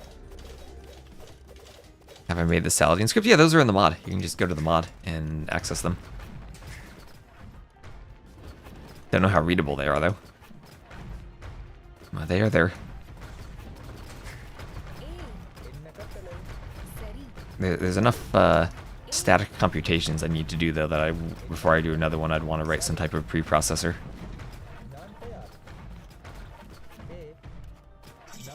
The Villes here all going down. Matthew up to Imp. To Imp as the towers out here going for the house. Mill going down to the war galleys. Imp for La Pression, and Imp is going to be the last attempt. Imp may be in middle control with Tribs. Arbalest on the way for Matthew as the Japanese. Full water control also for our Japanese player. And Matthew with 7k score. Dominating this game. As La Pression will try to get some Tribs. Let me just speed it up as he's on his way up to Imp. Or as they're on their way up to Imp. And Arb's pushing the Arumis away from the castle. Ganji can make one more attempt at it with a nearby Ville. Imp on the way, that's going to be a forward castle. Alright, forward castle. So castle race here. Ganji's sending the Villes now that they have some cover with the Arbs. And does La Pression finish this castle? Is this a doubt castle with which we'll end the game? That's still 17 Villes. Arbs there will get some kills. Knights will get some kills, but the castle does go up. Castle does go up. Arbs can't garrison the castle that's already fully garrisoned. Bills will go for a workshop in the back. Castle's taking some HP damage.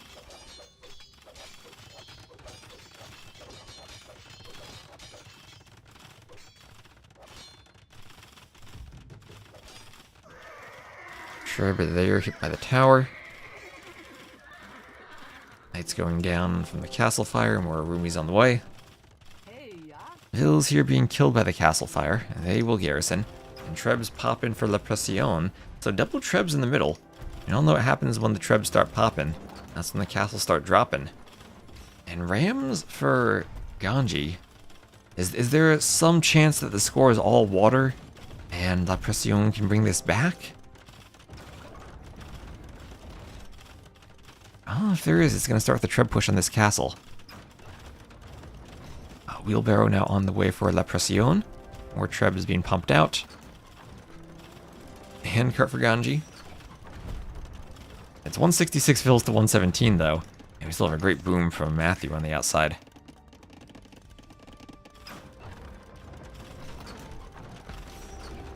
Trebs here will go for the guard tower.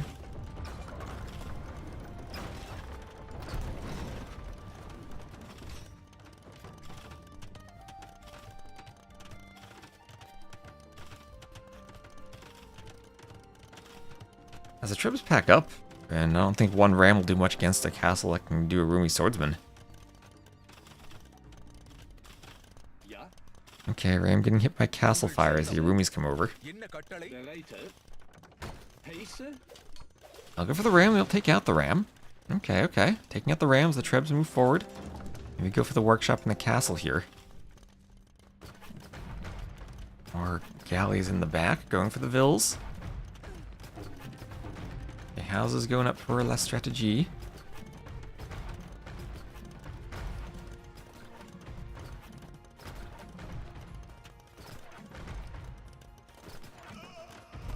That's 3 Trebs. 3 Trebs taking out that castle. 2 Trebs in defense, and then we'll have another Treb and Catapruto. Catapruto for the Trebs. And Arbs plus Trebs. Catapruto not going to finish in time. Should win against a Rumi plus Trebs. There are lots of vills here for repairing. Repair they shall go. So castle goes down, and the Arbs move in for the Trebs. This is the Discoverer channel. This is the Discoverer League.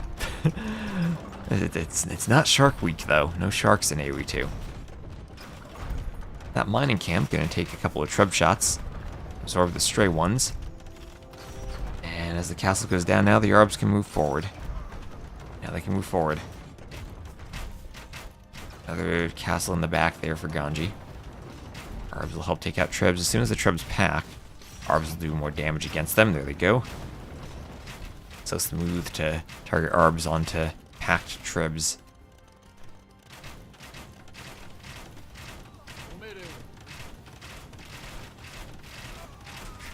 So TC there is still holding. Last strategy trying to reboom in the back with the mule carts. Matthew gonna keep pushing here. Trying to keep an eye on the sides. I'm not seeing any fights on the sides. TC will go down. And Arbs are going to push. So Imp on the way, though, for everyone else. So last strategy, at least hitting Imp. Now with the most vills on the team. But Treb will go for the next castle. Just systematically cleaning the castles now in the middle. Reducing the TCs to rubble. One more big fight with Knights and Arumis, maybe. With some skirms in the middle. But Arumi's not numerous enough to deal with all the Arbs. I have leather archer armor on the way too. As the Knights will clean up the Arumis, clean them up.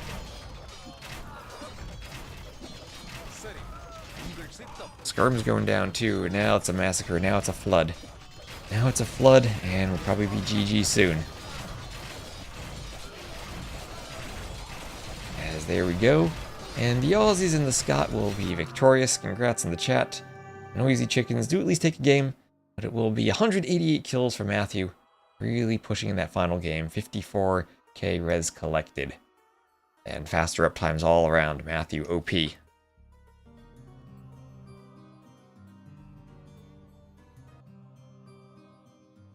Okay. So that will be a 3-1 win for the Aussies and the Scot.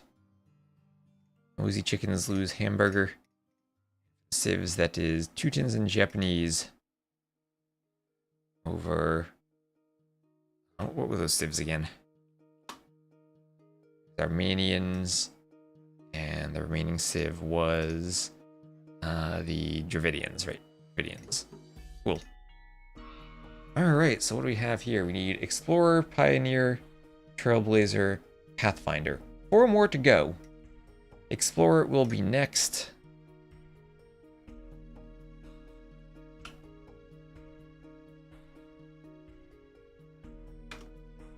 GG, this is now the Explorer channel.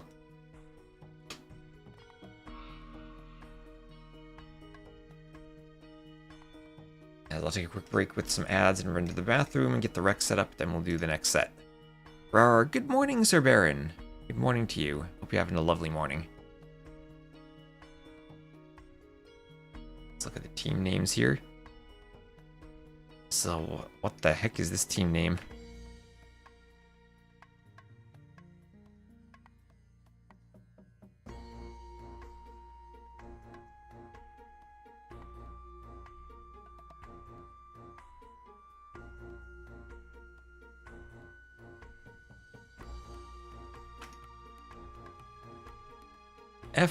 F4911984B. That is a name. Now get the drafts set up properly. Aussie team is strong. Breakfast AoE, hello.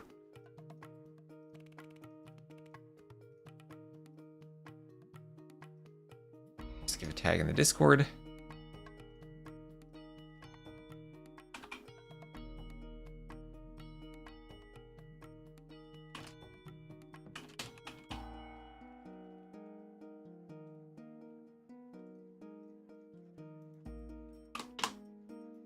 Alright, I will run to the restroom real quick and be right back.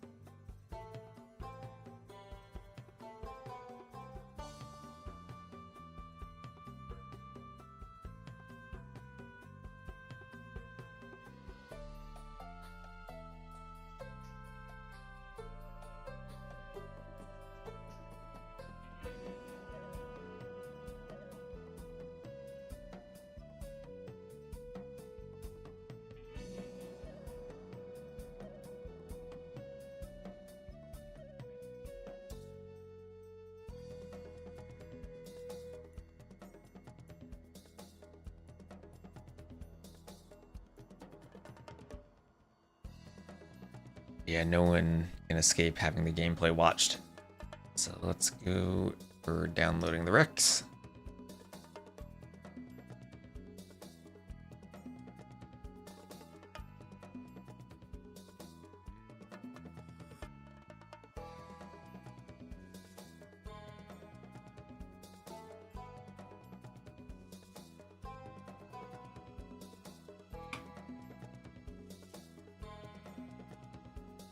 Game number 1 will be on the wall, it looks like. Yes, the wall.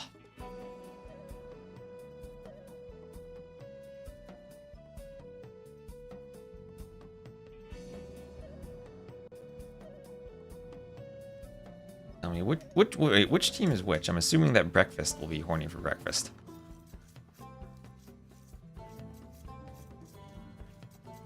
Need the players. Uploaded the Rex, you play it, pray it's correct. I do too. Let me get the team names set up quick, then we'll switch to Capture Age. So, Breakfast on one side.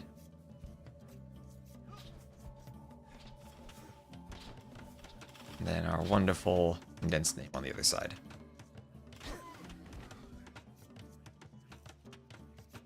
Here we go. Once again, I got 4 more sets I gotta cast before the patch drops at 17 GMT and before Sudden Disaster at 16 GMT, so we're gonna speed up through Dark Ages.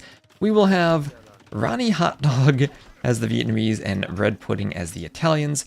They will be against Breakfast as the Spanish, and Nefties as the Berbers. How do I pronounce Nefties names? Nephthys? Nephthys? Nephthys? 1, 2, 3. Neff. Yeah, the Fahrenheit 49. The Fahrenheit 491, 1984 brothers. Yes, Nephthys. Okay, Nephthys. So it's going to be the wall, the lovely, lovely map that Bazzi has blessed us with. And we will have Italians, Vietnamese. Could be some interesting Contiero strategies on this map with Italians. And forward castle drop. So castle drop immediately. Forward for Breakfast is the Spanish. We'll be going Conquistadors. And we'll have 2 back castles here from Bread Pudding and Ronnie. So what do you think would be the better breakfast food for breakfast to eat? Bread pudding or hot dogs? Because these conks are going to be hungry, I'm sure about this. And they're going to want their breakfast.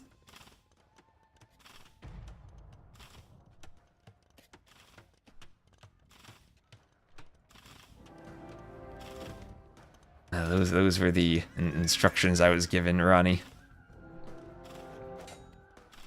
I have to appease Nilly.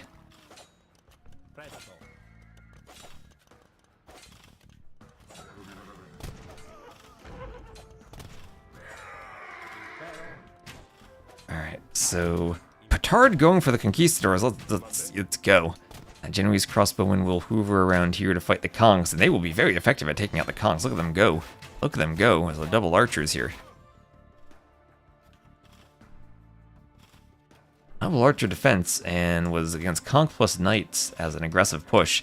And Genoese crossbowmen plus defensive castles feels like a great way to defend against a Castle Age Cav push. You like the new name more? I like the acronym, because there's meaning for it in the abbreviation.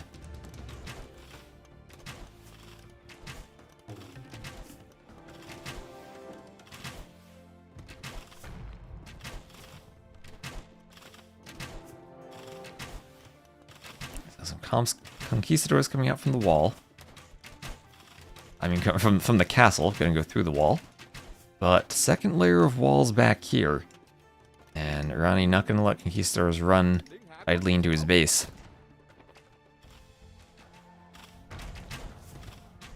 And okay, so this wall will go down fairly quickly actually to all those archers, and especially with the petard behind it. There you go, and thank you Ronnie for using your Prime sub. Appreciate the support.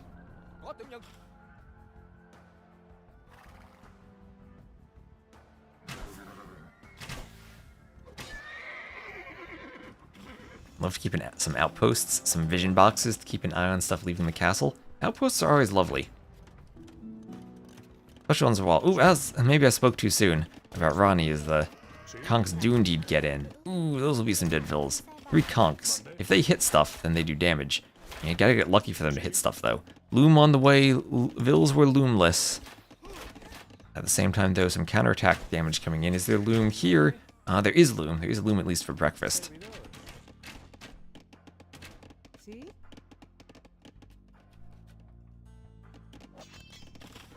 As the knights come in, they will kill some villagers. Alright, Vill's going down. Knights hoovering around by the stone will come down by the wood line. And Vill's getting massacred by bread pudding.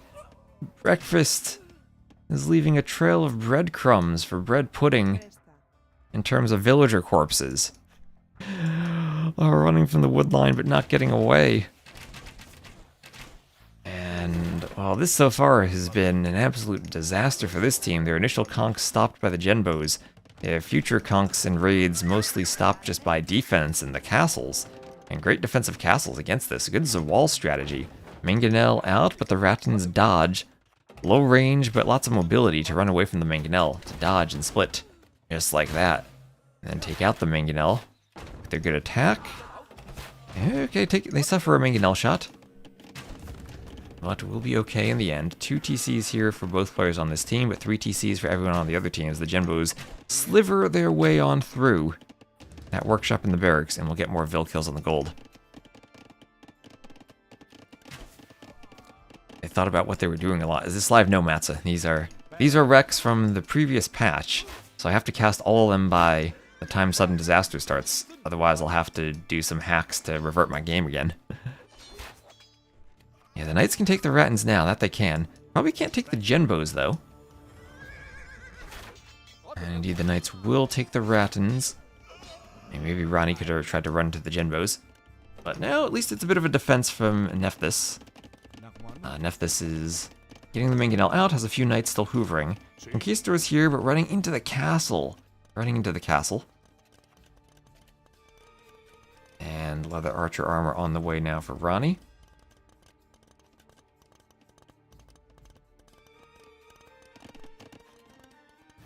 As the enemy's crossbowmen come over. Mangonel can be repaired. And that's a big army coming forward. Maybe they need some siege or some forward vills for a castle to be plopped down right here.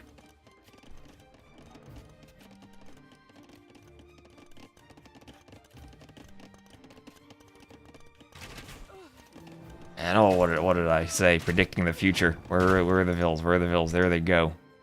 There they go for the castle drop. 3 conks still annoyingly back there. The Mangonel's not moving forward. They're trying to chase Genbos around there. 3 Mangonels from both players. That will leave this castle exposed for the Vills to come forward. Okay, that is a lot of Mangonels, though. That's a lot of Mangonels. Okay, 1 archer going down. Okay, can this castle go up with 4 or 5 Mangonels defending? This is some good crossbow micro on the Genoese crossbowman. The Mangonel's going down. What is this in 2025 going Mangonels? You need scorpions these days. As all the Mangonels going down to the archer micro. Look at that micro, the split. The dodges, another Mangonel on the way, and it'll be a quick defensive castle from Breakfast. Breakfast has more Vills, but there are Genbos and Rattan archers here. And those Vills might all die. Oh no, Breakfast, this could be a disaster. Will this castle finish? It does finish. Okay, he is Spanish too. Spanish build the castles faster. Well, that's going to be another Mangonel that goes down. The Vills, they're going to run into a TC. You can just castle back here maybe. Okay, Mangonel goes down. Scorps versus Rattans? Well, better against the Genbos at least. That Mangonel will go down. That TC can be denied. Okay, that is an ambitious TC from Breakfast. Oh, that was some great micro on all the archers. And here come the knights, but enough Genbos still probably to deal with the knights.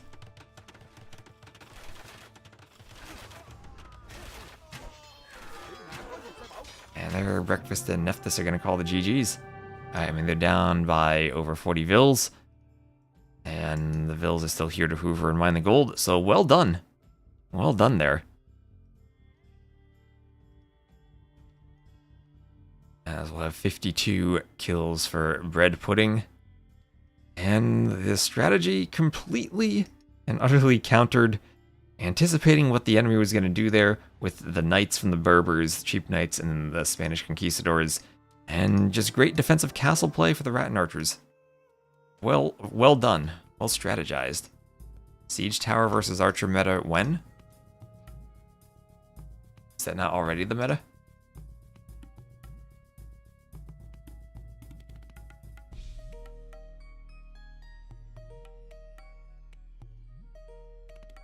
They will win the wall. And for the civs, it's a loss for the Spanish. And the Berbers, where are the Berbers? Oh, the very first two pick civs too. Ooh, that's rough. A win then for Italians at the end of the draft and Vietnamese.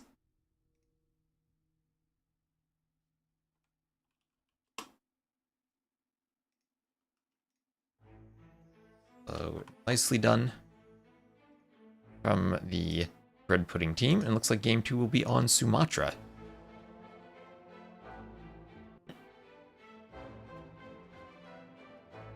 And here we are, we'll have bread pudding as the Vikings on the island and Rani as the Persians on the land. They'll be against breakfast as the Malians on the land and Nephthys as the Armenians on the water. So pretty standard civs for this map, good water civs, good hybrid civs on land. And we'll have an immediate dock there from Persians with that extra 50 wood going for the fast dock. Feels like a very well practiced build order then to get the dock out right away. Breakfast a bit more standard. Going for a mill, actually. Okay, Breakfast might go for the skip the dock, go on land strategy with the early barracks. Alright. Breakfast not fishing, then. So everyone up to feudal, and it will be men-at-arms here for Breakfast. 4 men-at-arms, even. Alright, 4 men-at-arms. Everyone on the island's just going to be fishing. Just going to be fishing as the men-at-arms come forward. Loom, even. Is there loom here? There is loom for Rani. And double bit axe on the way. This wood line is very close to the TC, and the house might even keep the militia walled out. Hello, Maple Leaf Lancer. Late night, early morning. Lots of streaming today. Gotta get all these sets casted. Going to watch this game again. I'm waiting for where's the transport ship for something on water. Well, it looks like it'll just be galleys here. There's the men-at-arms upgrade. We'll see if there's a follow-up tower. Or remember the days it'd be men-at-arms towers and there'd be a tower on the wood line already? That meta kind of passed, as towers lost their HP. Seeing people excited about this game. It will be scouts for Rani. Attempted blacksmith quick wall, not in time. Vill's just gonna fight this here. You're fighting under the TC. I mean, this should be okay. Maybe some more Vills need to garrison. Only one Vill inside right now. That spear getting a lot of pokes in. This is the TC range. TC is a rather short range. And okay, fighting off men-at-arms with villagers, and it's working, kind of. I mean, the scouts are there. The spear, that one low HP spear is getting so many pokes on the scouts. Oh my gosh. Oh no, Rani. Oh no, Rani losing everything. Fine, because you have your fish alive, right? I'll say yes. I'll say yes to that. You never saw that before. Rani garrison the TC. Okay, there you go. At least Breakfast is throwing some men-at-arms to the TC at the end. What is the Eco KD now? That's -10 for Rani. Oh wait, the fish are not alive either, because that's 3 kills from Nephthys. The fish are not alive, so 7 Vills dead, 3 fish dead. Oh no. Oh no, disaster. Well, Nephthys also destroying Bread Pudding's fish. A nice rock on the side. Got those fish going down.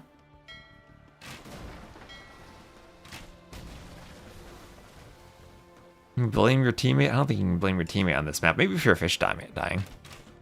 T90 fine, Persians will reboom. Yeah, faster TC, right? Just makes up for the lost Vills. No problem. Okay, now it's time to dance with some galleys on the water. Oh, is Rani trying some counterattacks here? Oh, Rani gonna kill a Vill? Maybe. Ooh, she'll escape. Slip down that passageway. And defensive spear for Breakfast. Vills on the gold really want to run away and go to their deaths. The spear is there.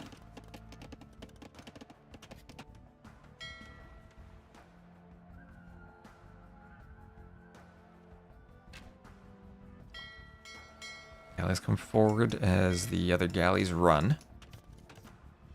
They'll have... Ooh, bread pudding moving around the side, and bread pudding actually dominating the water. I mean, as far behind as Ronnie is, maybe bread pudding actually can dominate the water with those Viking galleys. Needs to make sure he doesn't take a bad fight when he's not grouped up, though. And a skirmisher, oh gosh, Ronnie coming back, making the best unit in the game, the skirmisher. Archers are coming forward. And okay, Ronnie has walled up here. Archers could come around, go past the range, and get to those berries again. Okay, there's a tile where they could slip past still. Also a spear defending against the scouts, but some skirms on the way. And oh, nice walling there from Ronnie. Okay, here goes what I said about slipping past. He's aware of that, or not. Oh no. Oh no. Okay, there's a few more dead Vills. Well, they will clean the archers.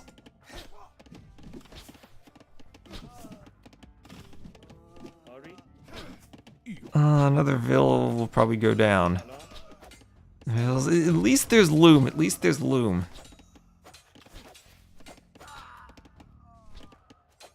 We're fine. You get bread pudding dominating the water, it looks like. So what's going on over here? I think we're about to have a big galley fight. Our Vikings player with the galley micro is amazing. Castle Age on the way from Nephthys, though. Maybe clicking castle before getting enough galleys, though.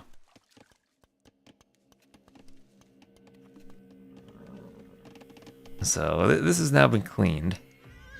And the scouts can come forward, but breakfast is going to try to be walled. We'll have 2 ranges at home for breakfast. Pumping out archers, cheap for the Malians, of course, to add in the ranges. Some spear defense on the gold.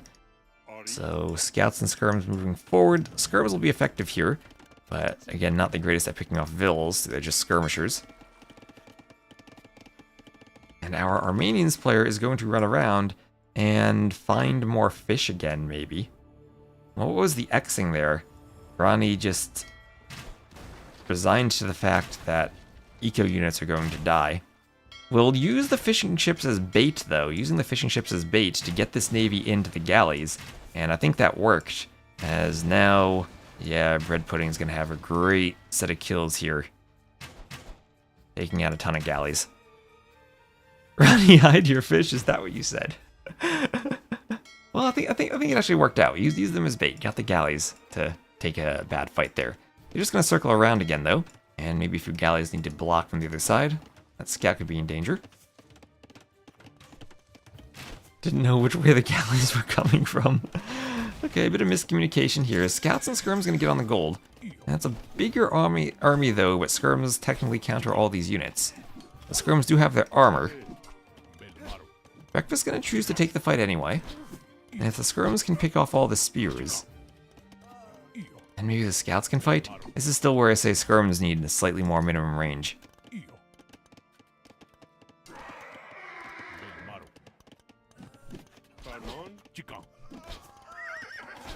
Scouts really don't want to be involved in the fight, though, and man-at-arms will come forward. And we already have War Galley and Bodkin for Nephthys, but Nephthys, War Galley, and Bodkin with only 6 War Galleys, and now the Feudal Age Galleys still can micro this. Still can micro this, they're taking down the galleys, and Bread Pudding still winning the water. And always tricky when you have one player winning the water and another winning the land, we do have a transport. Oh, the mule carts on the transport. Yeah, 20 garrison space on the transport. That's nice for this map.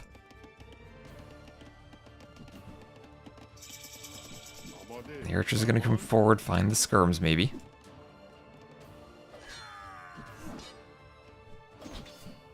Find the skirms indeed. Ronnie making the best unit in the game.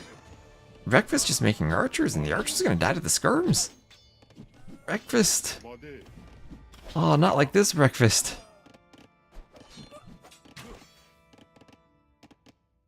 Expo and Bodkin coming in.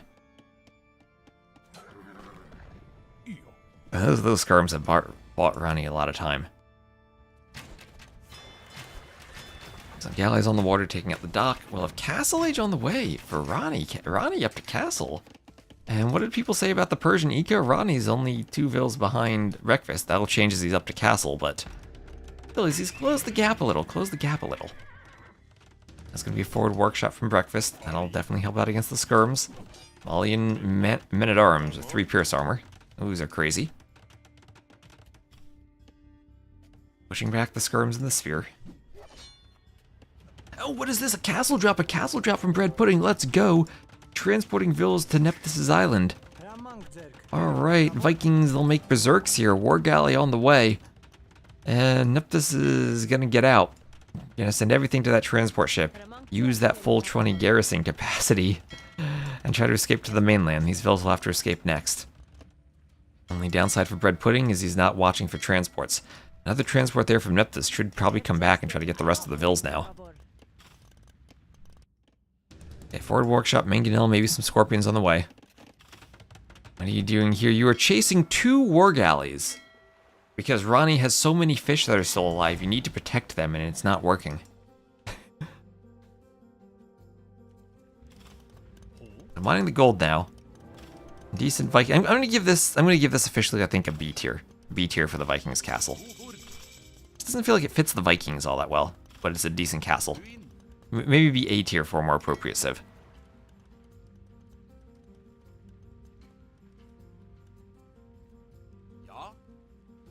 There go the berserks as all the vills escape. And credit to Nephthys for escaping and also bringing all the mule carts. I guess it is nice when you don't need to rebuild lumber camps. Meanwhile, Bread Pudding here, TC and Workshop. Maybe afraid of how Ronnie has been getting hit so far and does his own workshop to try to defend this. What's back there? A few crossbows just hoovering around in the back. Why not? Why not? War galleys here on the water will destroy the remaining transport ships. So no more fish for this team, but it's not like the Bread Pudding team has many fish themselves. 2 transport ships, double transport, 1 for the castle drop, 1 for the mainland, I guess. Crossbows will try to stand under the tower. Oh no, there's a workshop getting denied. Okay, not denied, but Vills here will die as Ronnie's not noticed this. There he goes. Crossbows at least getting some value. Picking off more Vills. And a few camels. Gonna stand ground while crossbows shoot them in the rear. Ronnie notices and runs away. Alright, third TC from Nephthys here. As the breakfast team actually ahead in Vills. We have, what's that, 59 Vills for breakfast. And 56 Vills still for Nephthys. Nephthys did a great job of running. Ronnie still under a lot of pressure. Bread Pudding at least does have the free wheelbarrow and handcart, but maybe the score is inflated a bit from having won the water. Water score be very telling on this map. Or very, I guess the opposite of telling. Very dishonest. To the real position of the game. And, well, the real position is Ronnie needs some help, but mangonels are here from his teammate to help him out. Scale mail armor on the way. Ronnie is just saying, I've lost so many fish, I don't want to add more. Mangonels, can I hit the crossbows? Okay, one decent shot comes in. Crossbows running. Need to see more brilliant crossbow versus mangonel micro. As the berserks have landed. They're getting their +2 armor. They're going to be a raiding unit. Just like we saw Rumi's raiding the other day. It's time for berserks to raid.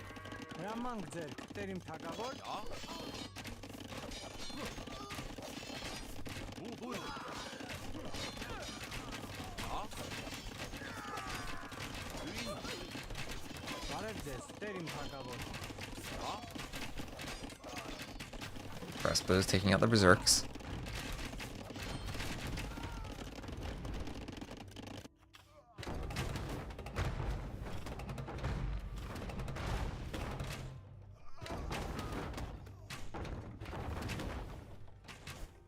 Misleading, that's the word I was looking for.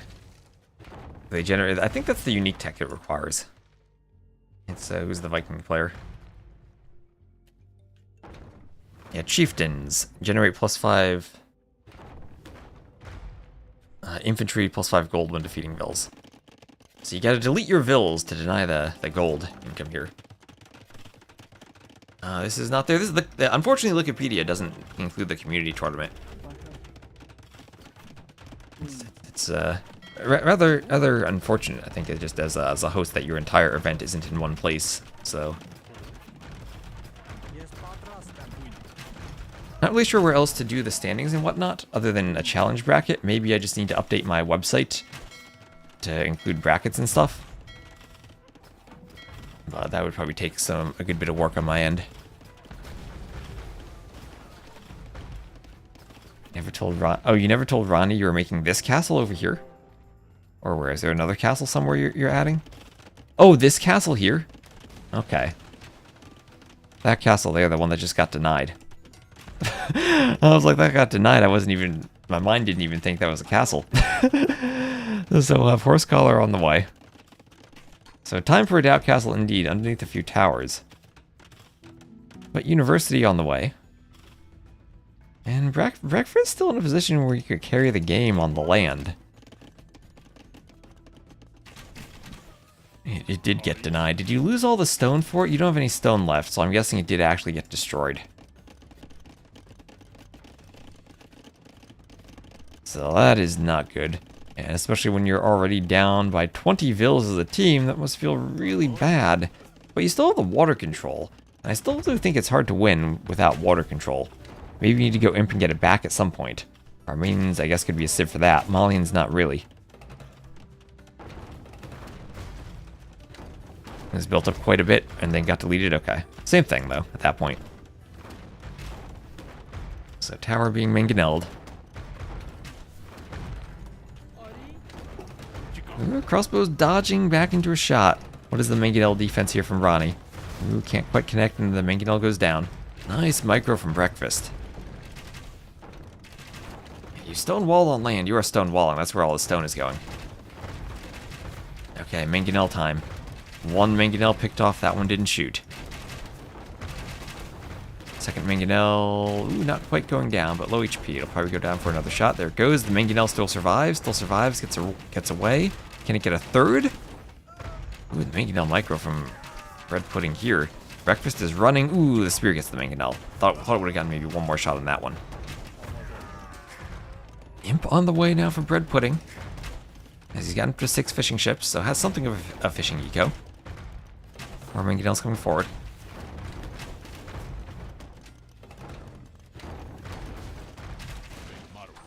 Mangonels go down. Split on the crossbows. Oh, that mangonel shooting at nothing. Ooh, goes down. If you added farms. Yeah, you have a few farms. He's saying earlier, though, or more. You have a forward castle, but yeah, looking at the eco, you don't have the food for imp, right? You have 1,500 wood and no food. So yeah, that becomes another like 10 farmers, and you have a TC for it earlier. But you do this, oh, you're even spending the wood. But you do this like a couple minutes earlier, then maybe your imp at a similar timing to Bread Pudding. Because Bread Pudding now can just go Arb Ram and maybe treb that. Microed farms wouldn't have microed as much. Maybe not, that's a good point. Maybe not. This is a Persian TC, so good for defending against the mangonel pushes with a double HP. Okay. Maybe adding too many farms needs to micro more.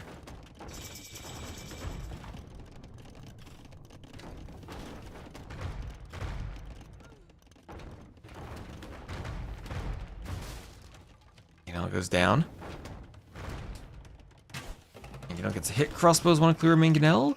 Okay, they will take one hit. They split away. Get one more mangonel. Can it get a shot off? It can. Doesn't really hit much, though. More crossbows from Bread Pudding coming forward. Bracer, Arb, Chemistry all clicked. And Bogsvigar. Sadly, they no longer have Thumb Ring, but they will get an extra attack. That is +1 attack for the archer line and longboats. Yeah, that's true. Volley and crossbows, so hard to turn them into something useful in imp without Bracer. And There will be an attempt from Nephthys to get back on the water as the Armenians. Vikings player, though, will have really cheap galleys to add back. However, when shipwright comes in, and you do get the production advantage, oh, never mind, Armenians don't get shipwright. Never mind. Neither water safe has shipwright. So no production speed then. Longboats could be useful just for the speed then. And jokes on yellow, no fish to kill. I think you do also control some of the golds by the coast and the wood lines, though, if you are going for up like that. Did Armenians used to get shipwright and then it was removed from them? Probably good. Oh wait, this is the imp TC from Nephthys. This is the imp TC. The Arbs could have denied that. Hello, Emu. Oh, well, we're gonna get to your league soon. That's maybe the next one?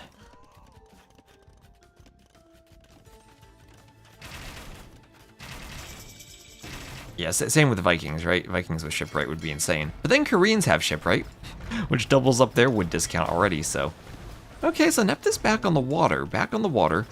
Bread pudding. Few vills over on Nephthys' island still. Might need just defensive towers. Something simple to keep the ships away from the vills working on the islands.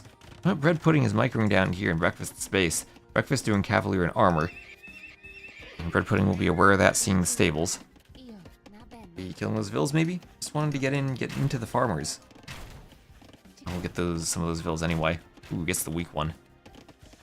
Yeah, forcing some idle time. Hard to pump out cavaliers if your farmers are idled like this.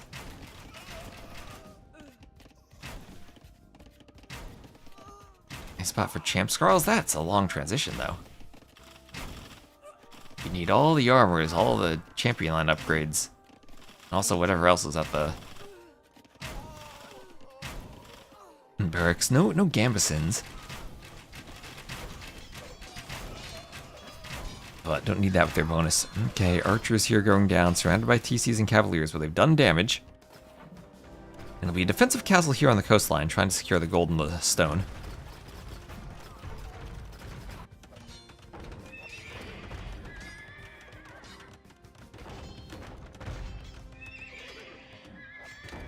Arville is building up the stables over here. Imperial Age on the way, as well as iron casting on the way too.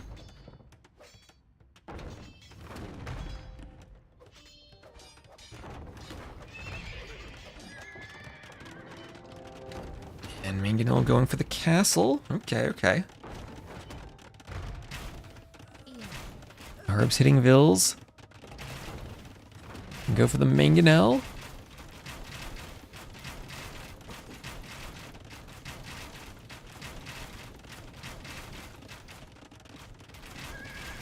Okay, Arbs are forward, hitting the Cavaliers.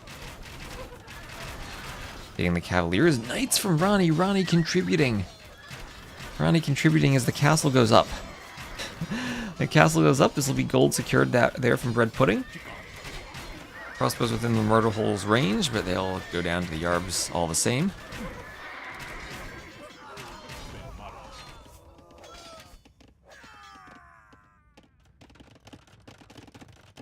Ronnie, look at Ronnie's EQ. He's 128 vills. Ronnie's boomed back. That early pressure no longer affecting Ronnie.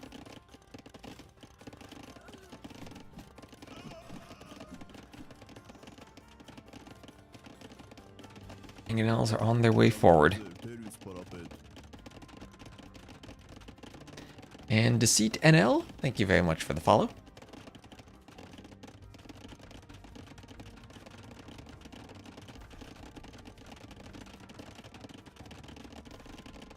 Yeah, Ronnie was not the player on the island. It's bread pudding on the island. So Treb's coming forward for Nephthys. Nephthys up to, I mean, look at these vill counts for everyone. 263 to 253. We got a game going here. It's weird. The water controlled by Nephthys, but the islands are controlled by bread pudding. Still some stone out there being near the edge. Emu is a genius. Genius at GMT scheduling. Genius at recognizing the player locations.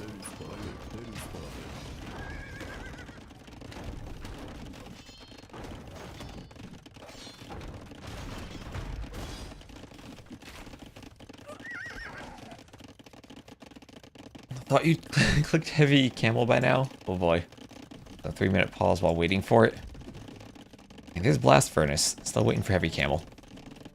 Where are the War Elephants? I think Ronnie lost a few too many vills so far for War Elephant. What's the Eco KD? 37 dead vill. I mean, how does Bread Pudding lost more vills than Ronnie?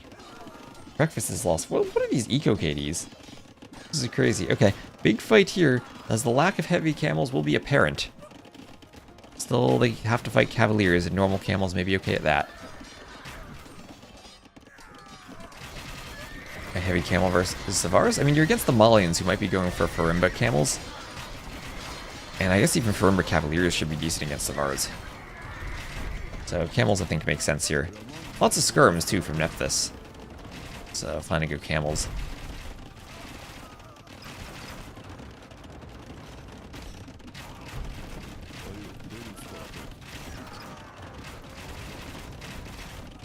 Gamer make the right unit. And Imp also get to Imp with more eco.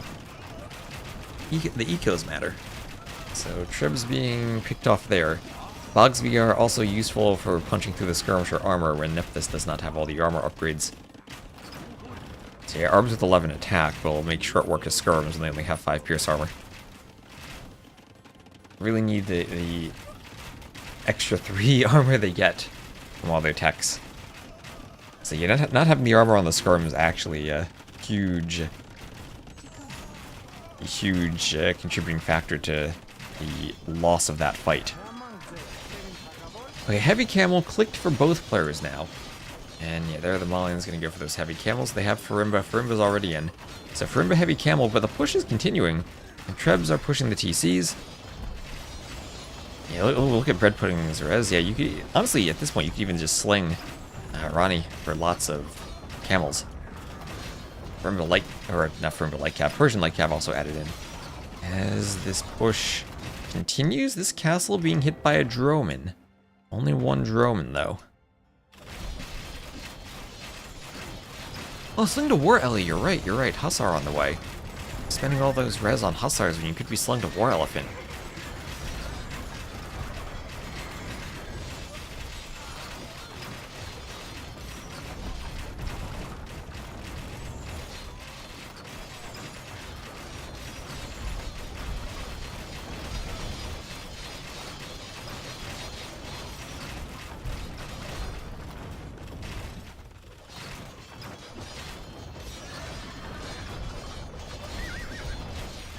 Going for the house, Halbs come forward. A game where you lost focus. That's now Arb Camel against Halb Cavalier. Feels like the Arb Camel have the better eco backing than Masonry 2 and saw Heavy Plow on the way. As the Trebs are going to go for the TC. Cavaliers are going down. And there are the GGs. And Breakfast and Ronnie go up 2-0 over Breakfast and Nephthys. Interesting game. Ronnie definitely suffered some losses. But Bread Pudding on the water with the castle drop did enough bringing Nephthys back into the game. And the skirms, honestly, Ronnie going skirms against Breakfast's archers early on helped out. Bought time against the push. GG.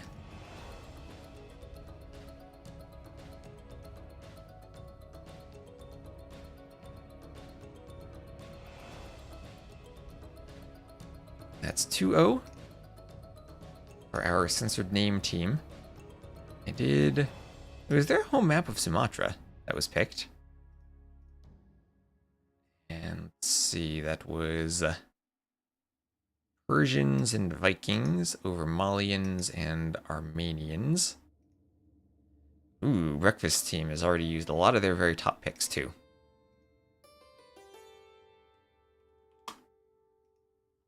Hello, Boons.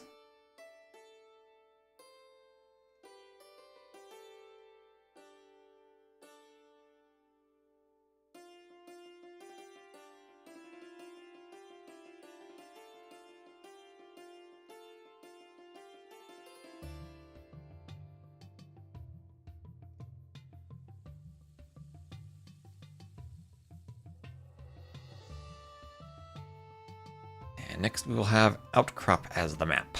Outcrop.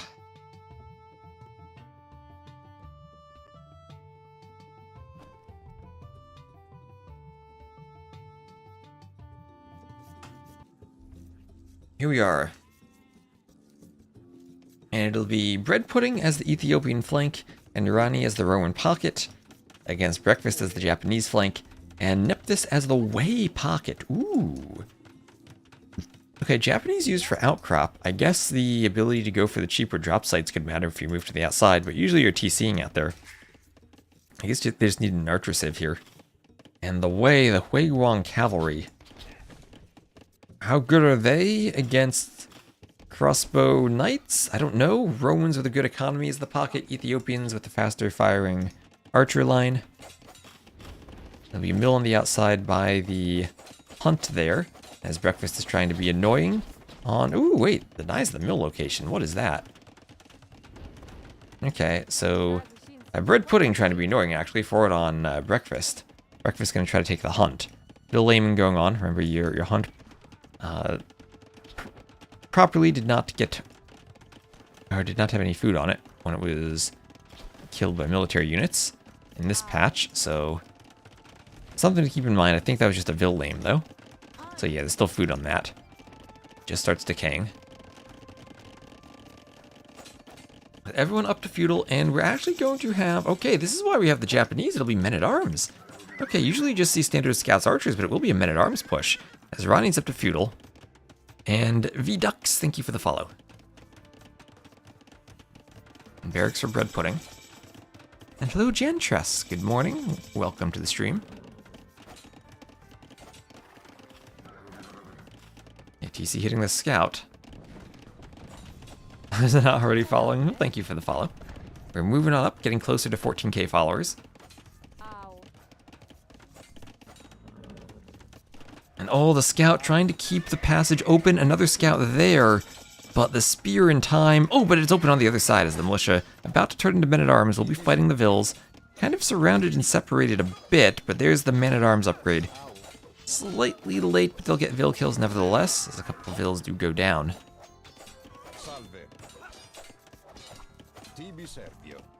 I see the men-at-arms. Alright, so the men-at-arms push cleaned, did a bit of damage, but second range on the way for bread pudding. Second range on the way for breakfast. That's expensive to go for the men-at-arms, and now you're looking at the fletching timing. It did fit double bit axe behind it. So maybe that's the good thing about the men-at-arms. If you delay the ranges enough and you get double bit axe, you'll be ahead of the person who doesn't. Did I even sleep? Yes, I did. I slept for like 6 hours. I don't think you want to ask that, V-Ducks. I don't think we want to ask that.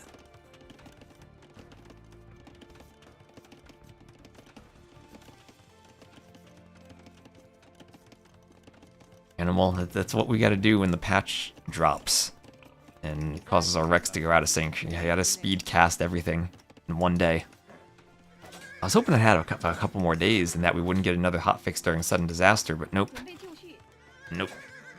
Even the World's Edge sponsored events, they have to keep posting changes. Delays in fletching for breakfast due to the bit axe, I would assume that too. I'd assume that too. So it's going to probably be a while until we get to fletching. But, I mean, he has been on the mill, right? He's been taking the mill early on. So he actually has a decent food eco behind this. It's not like he skipped the mill like bread pudding did.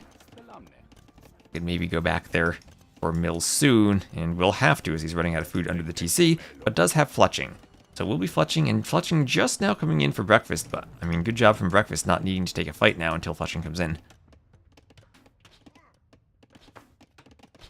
Match, that won't work, Genchess, because these are Rex.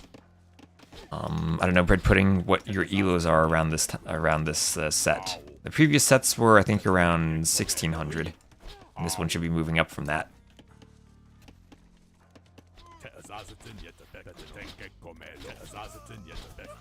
And breakfast hamstering a bit, hiding behind ranges with archers. Scouts come forward for Nephthys to back up breakfast. Ronnie hoovering around some of his own scouts too.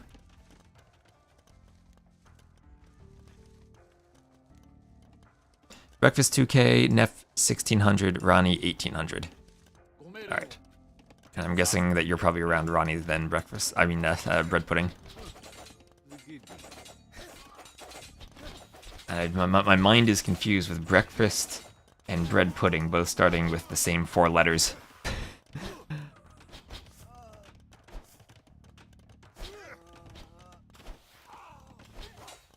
archers going down there. A good elo mix-up. Also, I guess this is like an average around 1800, I'll say, for this set.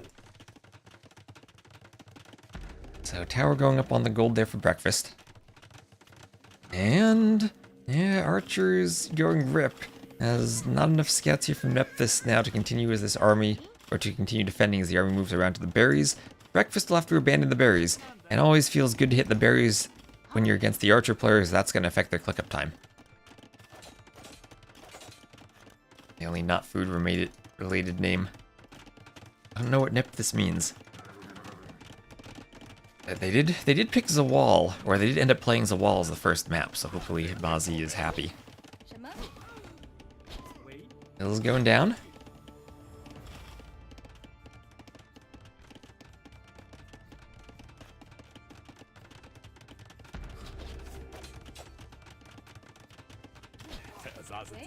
Archers hitting the Ville, and tower going up here.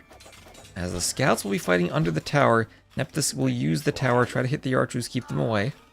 We do have Bloodlines just finishing for Rani's scouts, though, with armor. And oh no, don't bring your archers this way, breakfast. And Bread Pudding going to pick the spear. Scouts will get those archers. These archers will get some shots as they fall back. And then Rani can turn around and help in this fight once those archers go down. Yeah, this feels like a dominant opening here from Rani and Bread Pudding. More archers, more army pouring in. 30 military to 10. Ville counts are still the same, but the army counts have ballooned. For F4911984B. Looking forward to Sardis and Stronghold Frenzy. Nice. I hope the maps work out well for Stronghold Frenzy. I'm glad that we have a lot of closed maps.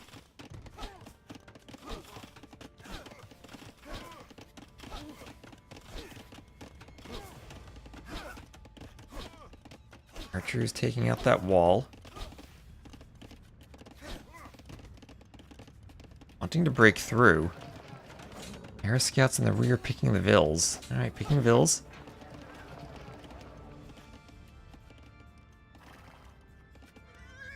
I hope it won't be weak hold frenzy. Or weak release order. We're unhinged when it comes to map scripting.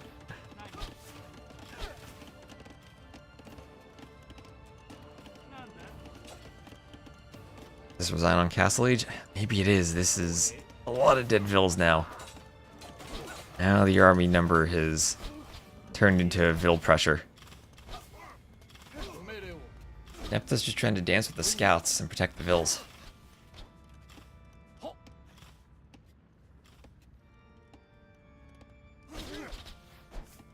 Forging on the way for Nephthys.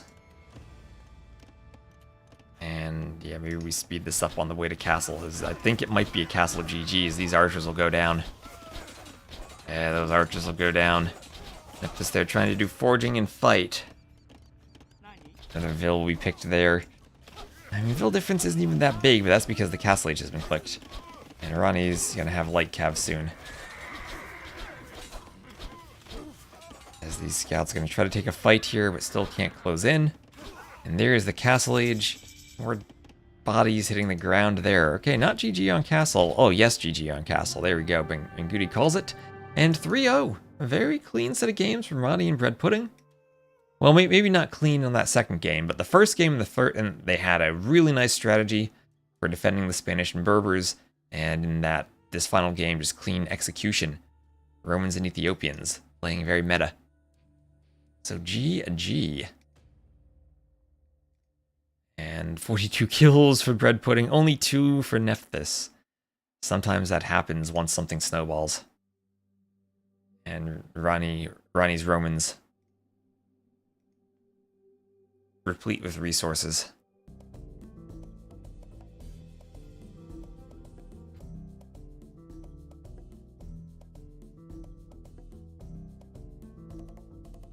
That's 3-0. They do win Outcrop. Thanks for the cast. Well, thanks for playing. If only they gone FC Shenbei Raiders. If only. Didn't even have to use the first Spanish and Teutons picks. What was that? Romans and Ethiopians against Wei and Japanese. So I'm just going to play a quick ad, and I'm going to make some breakfast for myself. Then I'm going to be back, and we'll cast the next set. I'll set the scoreboard up and then make some breakfast. So stay tuned, and we'll be right back.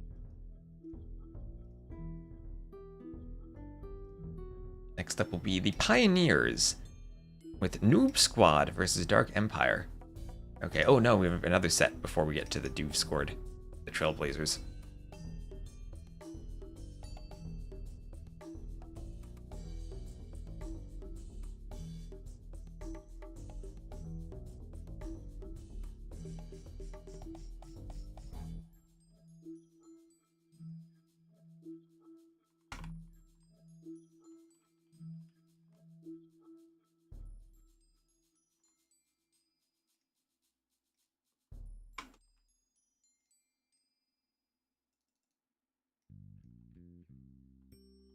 Pioneer, let me add that to Capture Age.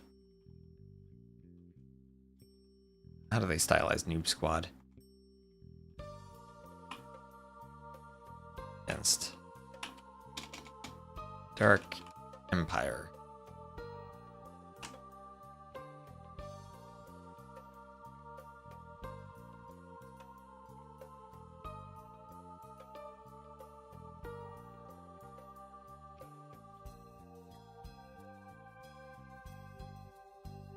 All right, taunting us. I know, Emu. We're definitely getting to yours. I hope I get to the actual top league final too. It's gonna be a lot of casting, and I'm hungry. Let's get the Rex downloaded, unzipped, extract, copy and paste.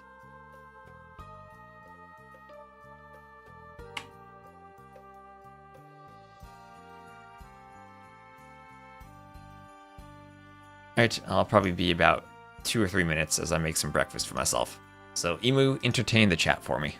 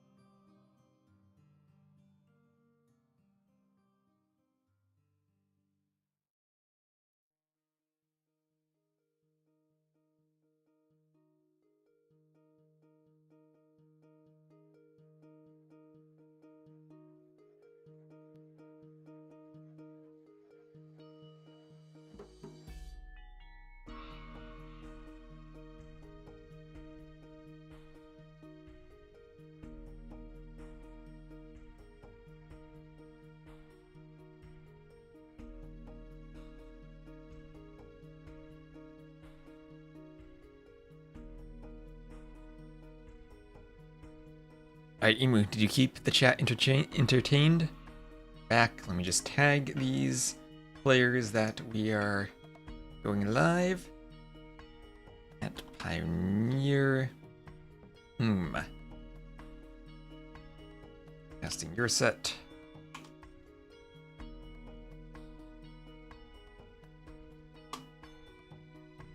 I'll take a moment to eat my breakfast as we get ready.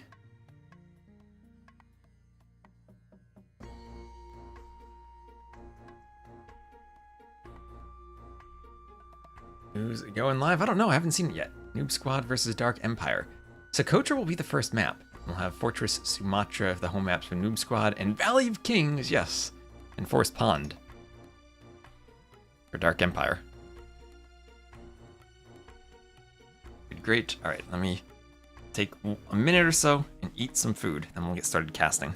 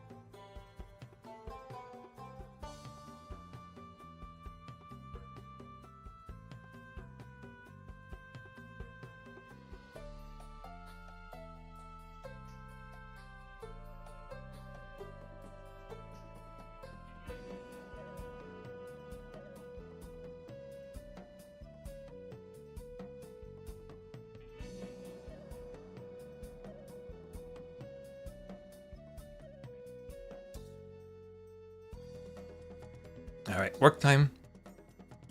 Good luck at work, Crazy Joe.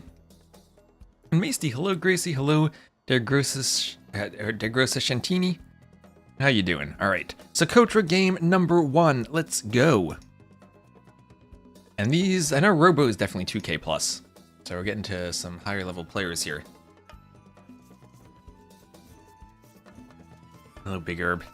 Please turn up the music. Hold on, let me get the team names. This will be Noob Squad and then Dark Empire. And it'll be Socotra, a map I haven't really seen played all that much. but still a pretty interesting map for 2v2s, I'd say.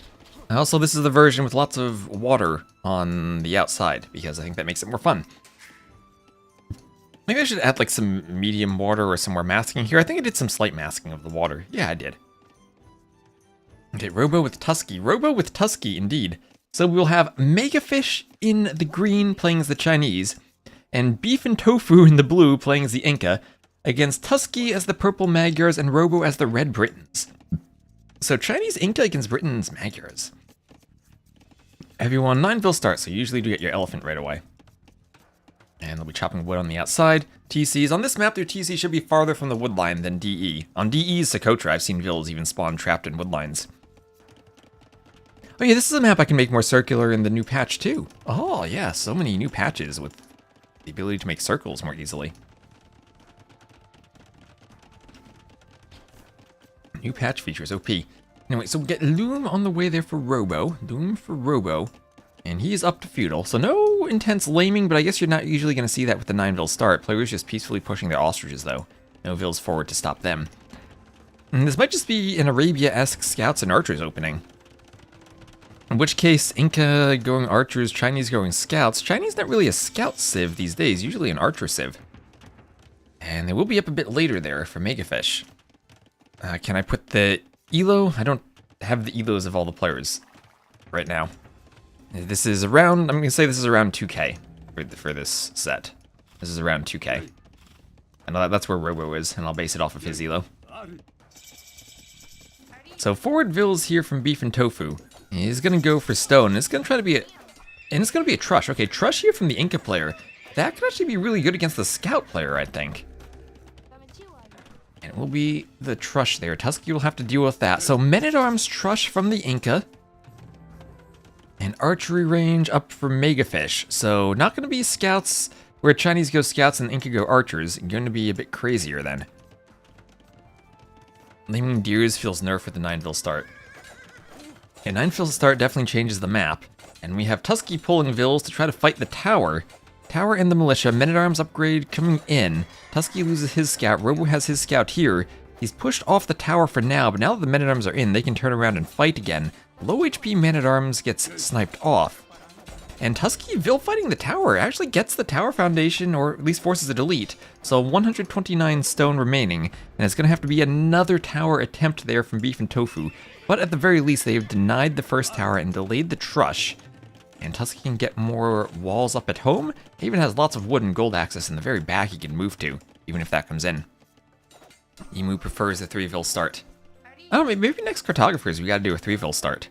I know most LAN events do a 9 start these days, and I don't really mind the 9 start.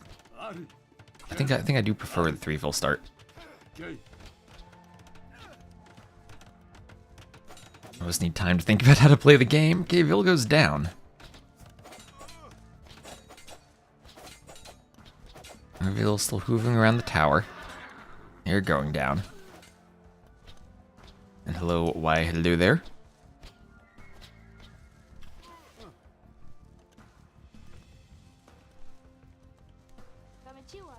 I had an idea. What about 3 vills, but you start with 2 scouts, and then there's more hunt to lame on the map.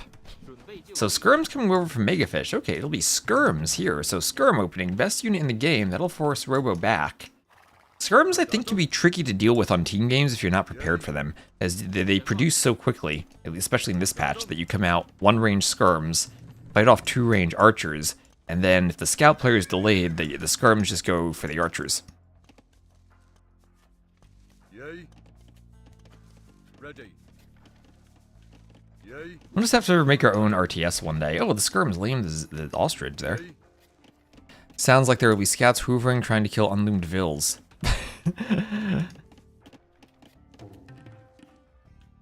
Ready. Maybe. Mandatum. Yay. Skirms get some archers there. More scouts come over from Tusky. Moving up with Robo. Robo can't really pressure with the archers with that number of Skirms under the TC. And since they're under the TC, scouts won't be able to hit them. Probably trying to push 2 deer at once with each scout. Yes. Perfect. Okay. Yay. And Big Herb, was that a serious turn up the music? Was that a between games thing? I could maybe have an AFK screen where I have the music louder.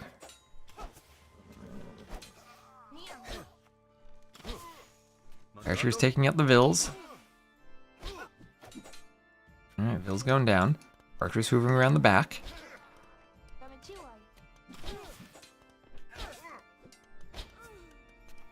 Taking out another Ville. Just noticed Megafish? What about Megafish? Ask him about this game later, okay.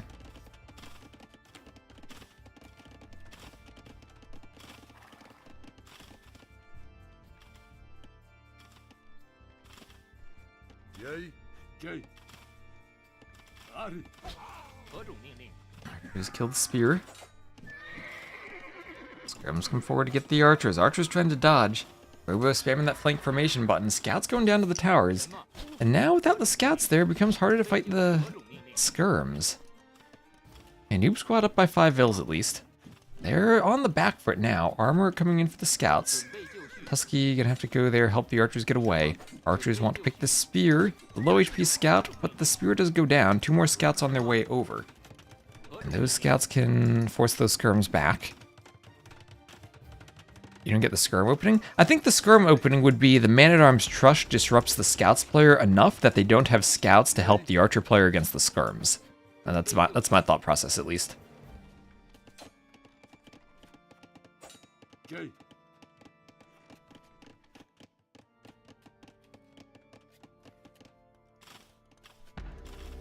And more towers still coming in for beef and tofu. Can't quite get it placed in the right spot. Oh, that could be 4 dead Villes. Here comes Robo from behind. And yet another Aussie playing in one of our finals for the community leagues. Aussie community leagues are really strong. So that tower, was that deleted? Was that deleted or destroyed? I wish we had different deleted and destroyed animations. So Castle Age for Robo, Castle Age for Robo. He has the archers hoovering around. And once you get to the Castle Age, you get Crossbow Bodkin, you can kill the feudal skirms. Skirms do have, the skirms do have armor. And it's going to be close to clicking up there for Megafish. If you can get Elite Skirm, then this becomes interesting if Tusky can't go up for Knights. But once Tusky does go up, it will be great Magyar Knights with that free iron casting. Forging and iron casting. Castle Age on the way for Megafish.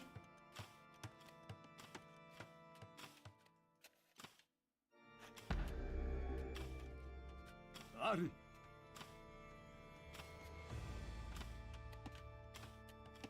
Okay.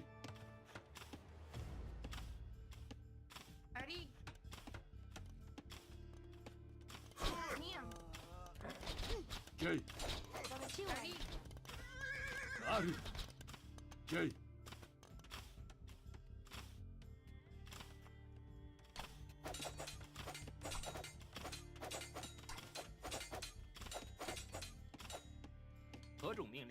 Yeah, Robo doesn't want to engage yet. And then Tusky's up. Okay, Tusky's up. So Robo will have around a minute or so where he can engage, while the skirms then go back for Elite Skirm. And then it's going to be a minute for Elite Skirm until Tusky gets forward with the Knights. Yeah, so skirms turn around as soon as they see Robo's up. Might have wanted to stay here for another 15 or so seconds. And just force Robo to click the upgrades and not engage, and then you run back. And then you're buying yourself a bit more time before the archers come forward. These skirms need to run more. Here they go, coming back. And so far, Beef and Tofu hasn't really been hit. And, well, with the defensive tower, maybe not really a spot for Robo to pressure. Robo feels like he wants to come this way. And with all the golds forward, Megafish focusing on the back gold. This team could even be, Noob Squad could be team-walled fairly soon even. Yeah, it looks like they basically are with those houses going to the market now. It's a nice team wall. Farm goes down. Skirm's going down too.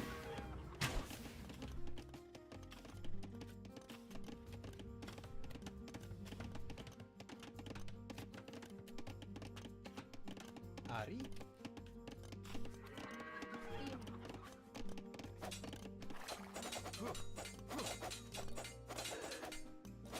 These go down as the spear comes over. More crossbows come over for the gold. Okay. Scouts get the Vil. And ballistics on the way. Gonna open that wall to let the scouts through. Or to let the crossbows escape the skirms. Yeah, the crossbows have to run through. They might just run into a trap, though, if Beef and Tofu could wall that.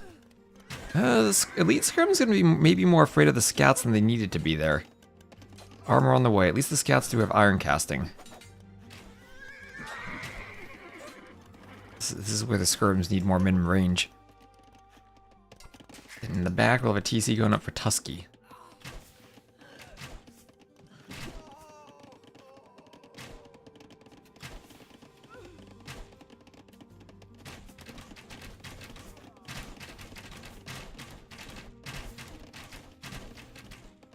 So skirm's dancing a bit.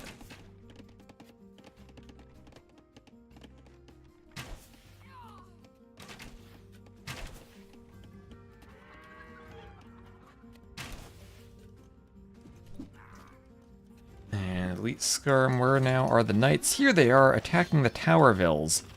Trying to take the towers down.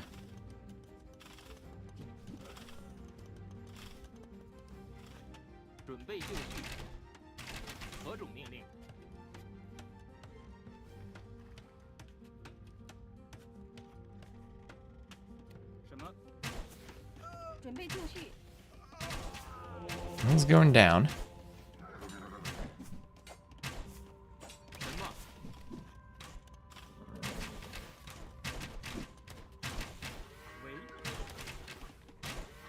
And Vil picked by the crossbows, farm goes down. Castle Age finally on the way for Beef and Tofu. But Megafish forced to defend now with skirms. Noob Squad up by 11 Vils. Skirm Monk. You don't like Skirm Monk? They're the two best units in the game, Benguti, other than maybe Fire Lancers. Which the Chinese player could go for? Yeah, it could be Skirm Monk Fire Lancer. 3 best units in the game. But Forward Castle from Robo. Unit composition won't matter if you had a castle, if you have a castle right on your face. And here we go. There's GG from Megafish and Tusky and Robo and Beef and Tofu. So Noob Squad takes game number 1.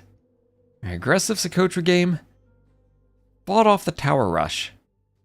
And Tusky was alive enough to have scouts dealing with the skirms. We saw the scouts fighting the skirms quite a bit. The plan of Men-at-Arms Tower... I do like the overall game plan there. Men-at-Arms Towers from the Inca, so the Chinese player can try to 1v1 the Archer player with skirms. But not quite enough damage early on to Tusky. Tusky did a great job of fighting with the Vils early on. Robo sent the scout over, and they repelled the early towers. That's a get out of the game, Castle.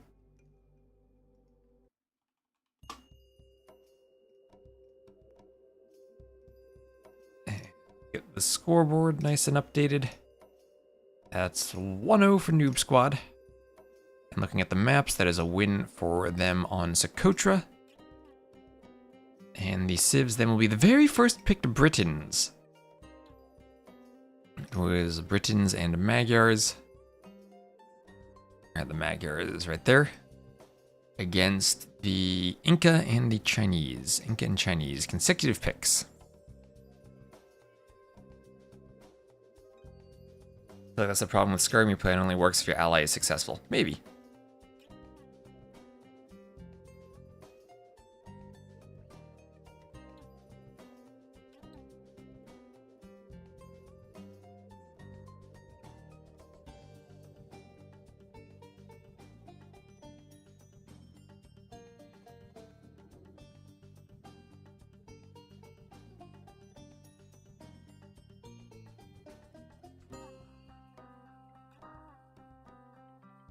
And game number 2 will be on Valley of Kings.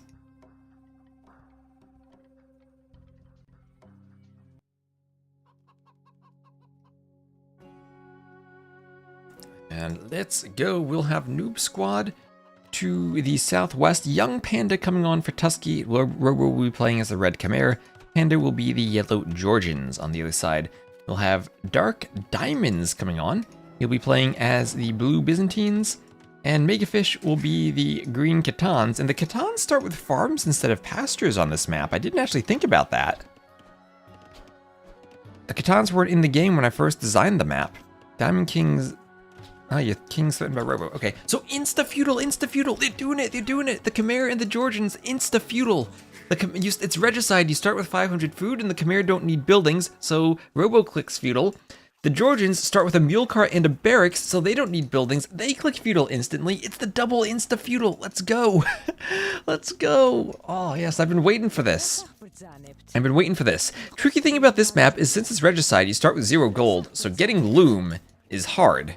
Getting loom is hard, and they're not going to have loom until after they're up. Alright, Gaia units out here defending the gold, so you need some military to move out there. You don't have much gold on the inside before moving out. And it can become very skirmisher heavy this game. So archery range immediately for Robo, stable there for Young Panda. It'll be scouts from the Georgians, and then archers, maybe even skirms from the Khmer. You have acacia trees in the middle. And looking at this, no back wood lines for Megafish, has to come forward a bit. I think every player does successfully have a wood line this game. Yes, maybe a bit far for Young Panda, but he's fine still. Doing the stable. Nope, they don't become yours, they attack you. They attack you. I wish the game had better support for this, maybe instead of making them pure white on the minimap, made them a different color. And they'll let Vils attack them more properly.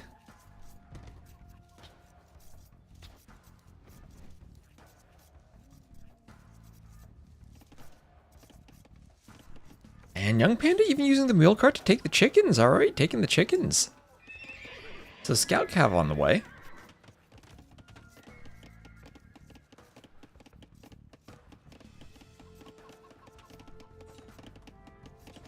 And feudal for both players on Dark Empire. Need variables and maps. Yeah, it does make stuff interesting, I think. As long as you use them well. It's very easy to go crazy and do too many insane things with them.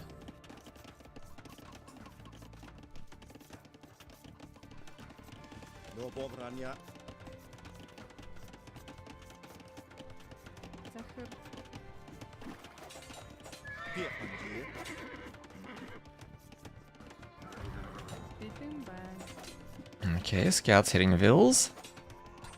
Spear there, poking scouts.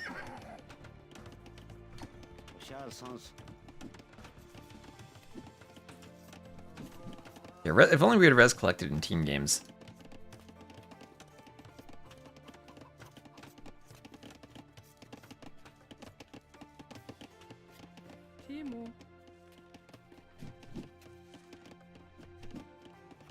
And Spears and Scouts coming forward. This is a super early Spear and Scout build. And I don't know how this team stops it. They don't even have Loom. Green doesn't have Loom. Oh no, Green doesn't have Loom. Has to mine and camp the gold for Loom. That's the easier thing about the mule cart you start with as the Georgians. You can get Loom more quickly. Oh no, poor Green. At least it just skirms without fletching. What, the Vils relegated to the TC.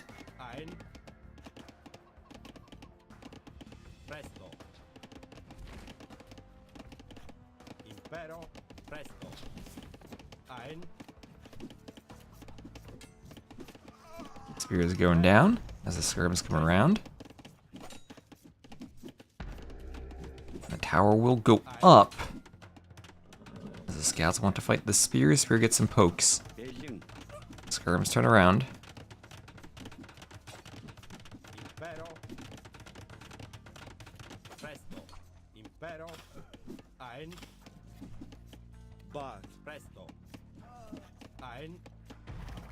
And those skirms are going to be jumped by the scouts from Young Panda. Scary. Maesty knows. Maesty knows the meta. This is the old patch, so skirms still have their old production speed. These Vils have Loom yet. Okay, they finally do have Loom at least. Spear comes over. Scout's not really killing Vils there. Maybe they did, and just hard to see. Scout's going down. Feels like Megafish's Vils all of a sudden got tired of not having Loom, decided they were just going to fight the scouts. Also, Robo-clicking Loom now. He didn't need that for a while, but he's going to do it now. This is a strong strat. Good job convincing Robo. I've been waiting to see this, and I think it is really strong against the lack of Loom on this map. I think maybe the counter to this is something I'd seen on 1v1s. I don't know if it works on team games or not, but since you start with the barracks, you actually can drush the Gaia units on the outside and then play on the outside. So you don't have to die to skirms and scouts on the inside. You can just rush straight to the outside.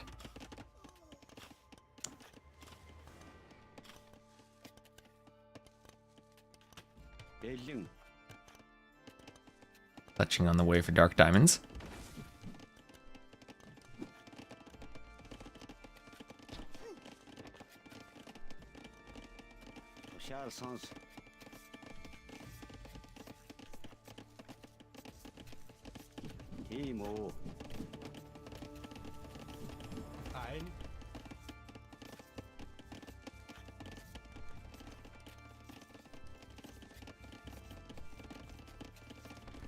And padded archer armor on the way.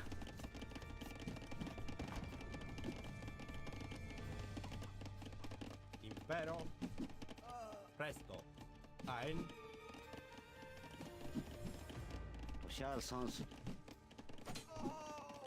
Impero.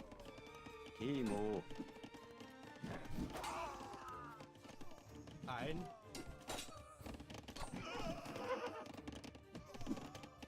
And now the skirm numbers are climbing for the Dark Empire. And Vil numbers have dropped, but the skirm numbers are climbing. 23 to 15 military, they're actually ahead. And skirms. Yeah, Spear's getting some good pokes on the scouts too. Scouts only forging, no bloodlines, no armor. Does armor matter against the skirms with 3 attack? They have 2 press armor, so only on a hill.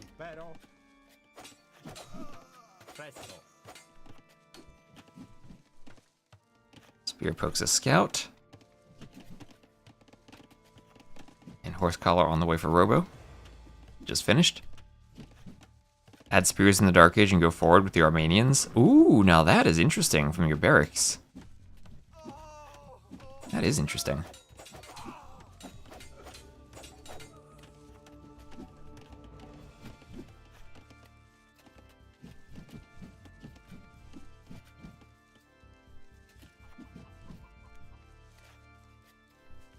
Impero.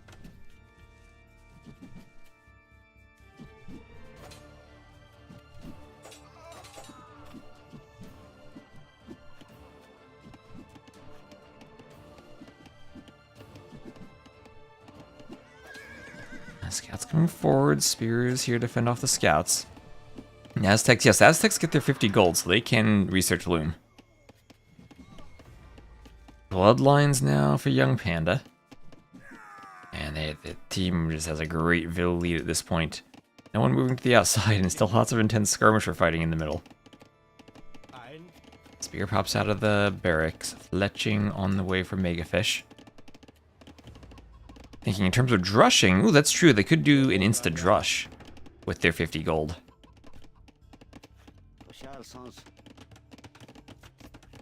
I feel like I have seen that on this map before. So the Khitans now replacing their farms with pastures. What happens if you have auto reseed on and you do a pasture? I mean, or your farm expires and you rebuild it. Does it become a pasture? It reseeds the farm, and it reseeds into a farm then, so you can reseed farms.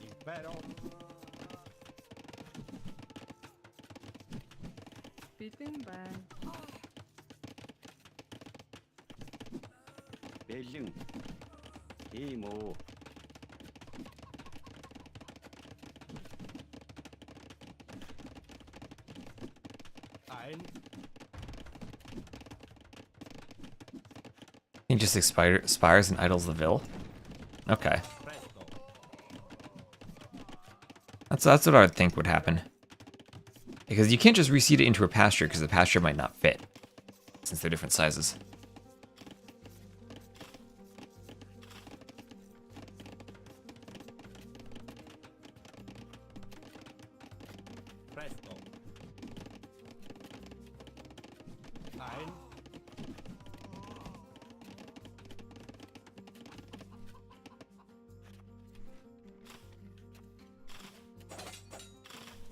Bottomless Karaki strike again. And there we are. There is Castle Age on the way for Robo.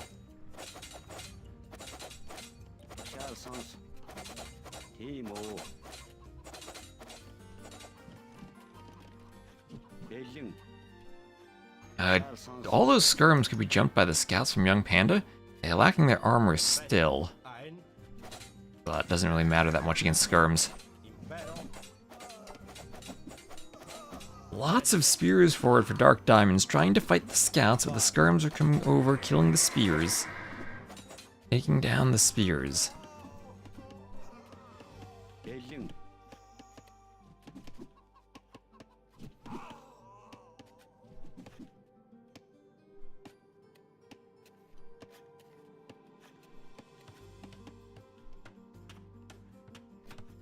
Hello again, Chipmunk. Yes, I'm gonna hopefully finish this today.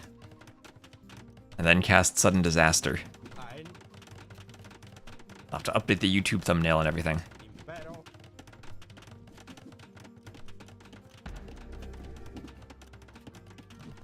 I think it's time to go back to bed. Okay, Benguti.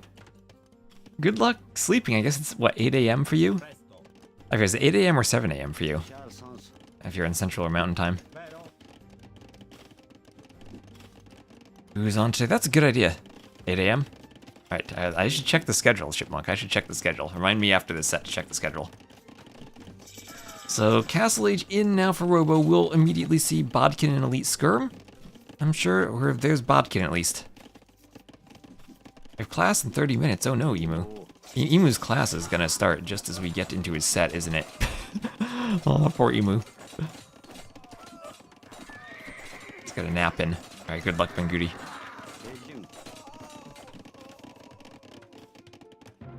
And there are the GGs. They're not going to fight the Castle Age. And Noob Squad with the Chimera Georgian Insta-Feudal. Win Valley of Kings. Okay, I've been waiting for this strat. This was going to be full skirms from Khitans and Byzantines, but didn't have the timing to deal with the Georgians and Chimera. Oh, yes. Finally, I'm glad I got to see this. Nice work by Robo and Panda, indeed. Indeed, indeed.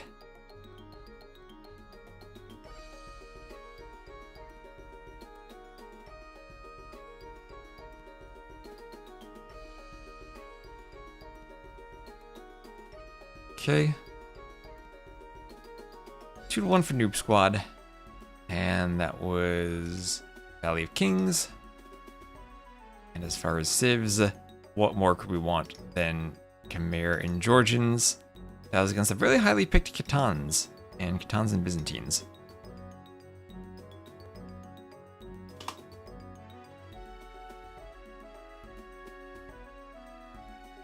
And the next map shall be Forest Pond. All right, haven't seen this yet in the Kami games. Did see a good bit of it in the normal Carto.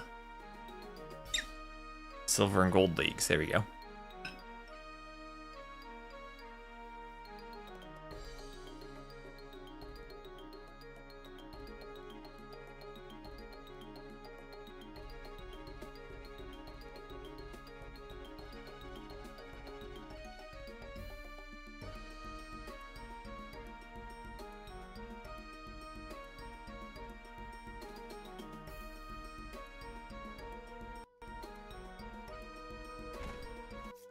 I'm just watching class. Well, if it's a math class, you should pay attention. Otherwise, go ahead. Anyway, the map is Forest Pond. To the west, we will have Dark Empire. Dark Diamonds again on playing as the Persians, and he'll be teaming with Megafish playing as the Malay. For Noob Squad, we'll have Young Panda staying on as the Wu, along with Robo as the Lithuanians. And we'll just speed up this Dark Age here, as Robo will be pushing everything in towards his TC, and we'll start getting docks. Dock forward from Dark Diamonds, dock here from Megafish. Every player should have 2 big fish rather close to them. They did some scripting hacks to make that possible. And then Young Panda there with the dock. Robo, his 2 fish are in a weird spot. I hope Robo's map isn't broken. Anyway, Robo going forward, everyone up to Feudal. Quickly getting to the Feudal Age. You gotta get to Emu's set before he gets to class. And in Feudal now, Town Watch on the way for Dark Diamonds. Now you can go on the outside to Trush on this map, but from what I've seen, it has not been very effective. I think it's good to have options to hit on the outside when the middle is taken, but not necessarily going to work all the time. So some fire is doing damage out here.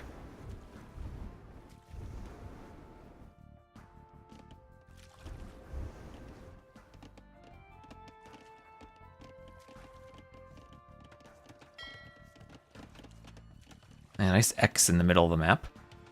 Fires from everyone. Fires from everyone. No one going galleys. All right, only one dock from Megafish. Oh, Megafish, there is the Man-at-Arms upgrade. There he goes. There he goes. He is going Men-at-Arms on the outside. Okay. That's what I was looking for. Men-at-Arms pressure on the outside. As I was saying, you can go for pressure on the outside. A young panda does have a good map to defend this. The berries are exposed. The gold and the stone are safe. And those Men-at-Arms will make it through the gate.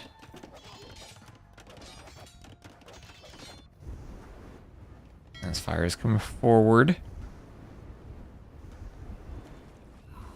And, ooh, Vil will go down for young panda. Nice blocking from the fire on the beach.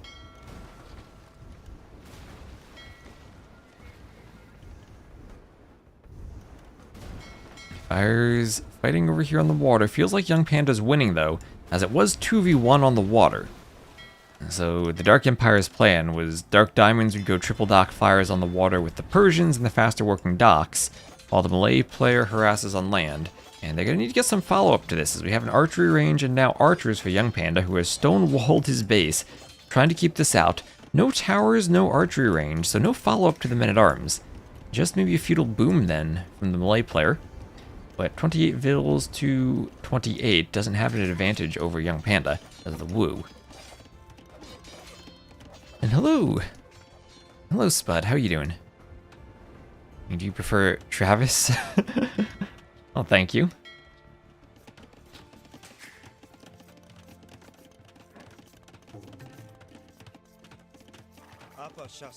You're in thesis writing drudgery. Oh, well, I hope your thesis is going well.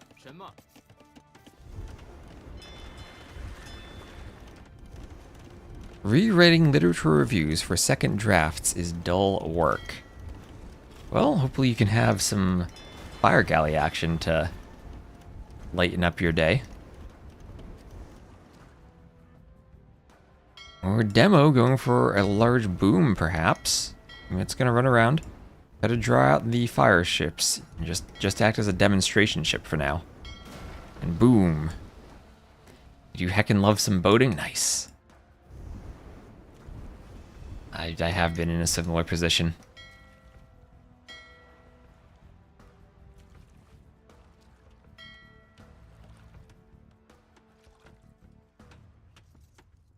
I'm kind of surprised no galleys. I am too. And this is a lot of fires, but it feels like they're just behind with Megafish no longer having any fish, and Robo now up to the castle age. So it's fire galleys going forward, demos coming forward too. Demos will try to explode on these fires and be somewhat successful. Must be hungry with no galleys, right? No 10 forward on any of these ships.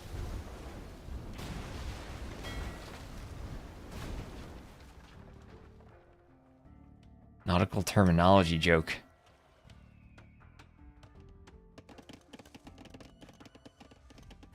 Where are the men-at-arms? The men-at-arms are out here being chased by archers. Yep. Castle drop the map. Yeah, that's what I feel. If you want to pressure the outside, instead of towers, you can FC castle drop. Something like Rothas or War Wagons. You didn't get to play it a single time. Oh no, Emu.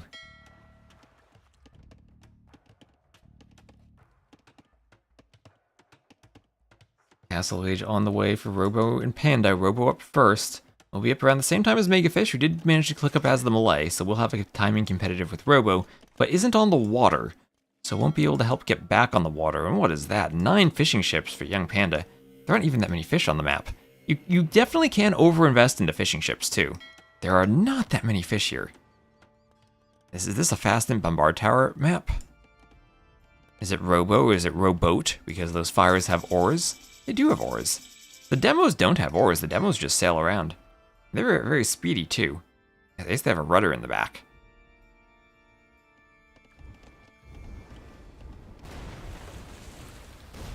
Okay, Castle Age fighting War Galley on the way for Robo. Dark Diamonds just sailing forward. Because why not fight before you lose everything once Castle comes in. Trying to get some demos and honestly taking a decent fight here. Robo going to lose a lot.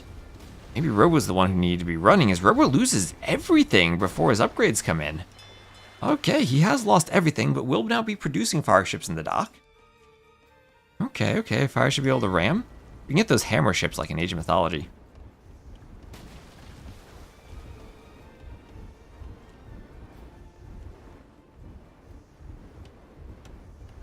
And repairs on the fire, but not enough. That villa is now trapped between two docks.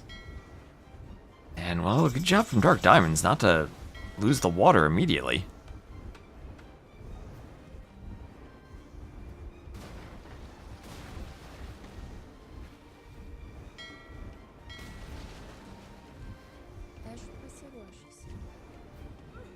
Hills go down.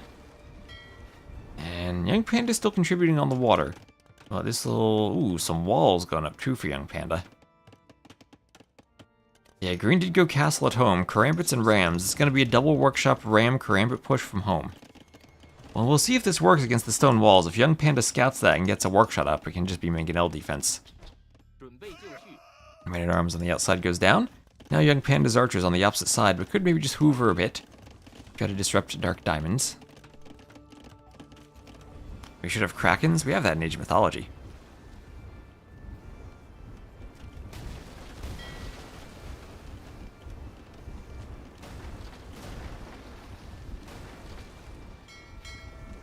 As the fires go down, as will the fishing ships.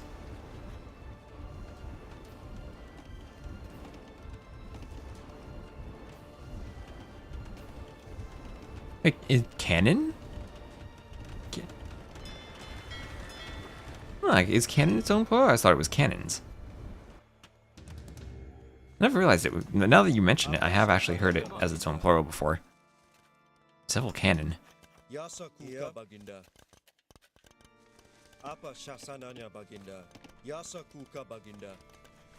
Well, we'll need to learn what the cannon plural is. Alright, these 4 demos from Young Panda just there to watch. We'll have 1, 2, 3, 4 docks from Dark Diamonds, 4 Persian docks that take a long time to go down. Is it acceptable and more historical plural? Alright. Yep.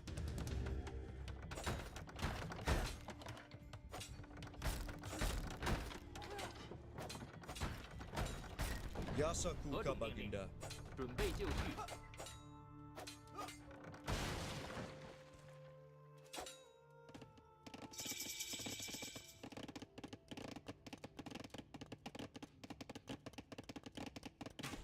So, ramming action here. Ville's here to re-wall. Lock the gate and wall behind the Rams. And there we go. And they should be able to keep this out for a while. And still looking for a workshop here from Young Panda, who is on 3 TCs. On the water, attempted re-attacking on the water there from Dark Diamonds, getting some fires out, and actually winning. Didn't lose a single dock thanks to being the Persians. You can repair the docks a bit. And now we'll move out on the water. Meanwhile, the ram push is continuing. Ram's getting through the walls pretty well. They need a Scorpion or Mangonel to stop the rewalling, though. There's a workshop for Young Panda as he wants to rewall.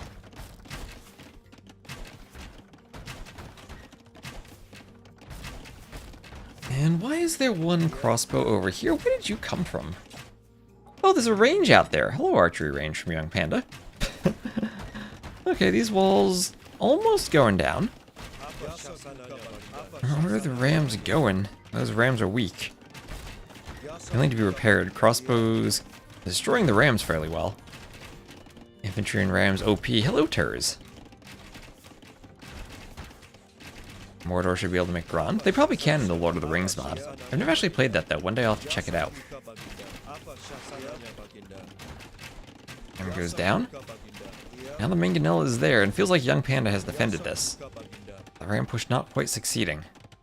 On the water though, Dark Diamond's pushing back. Dark Diamond's a lot of fires. Weber with more fires too though. Are there any demos from these docks? Yes.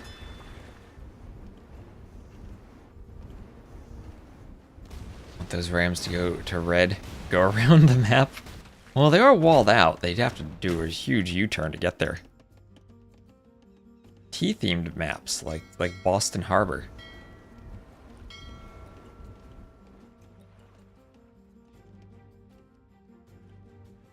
All with mangonels. That doesn't work against rams, I don't think. Okay, oh, 4 demos. Let's go demos. More 2 demos here. Robo going to explode things with his demos. Okay, demo snipes a demo there. Demo gets 1. Another hit comes in. Another demo forward. There's a demo there intercepting the demo. No. Gets fires.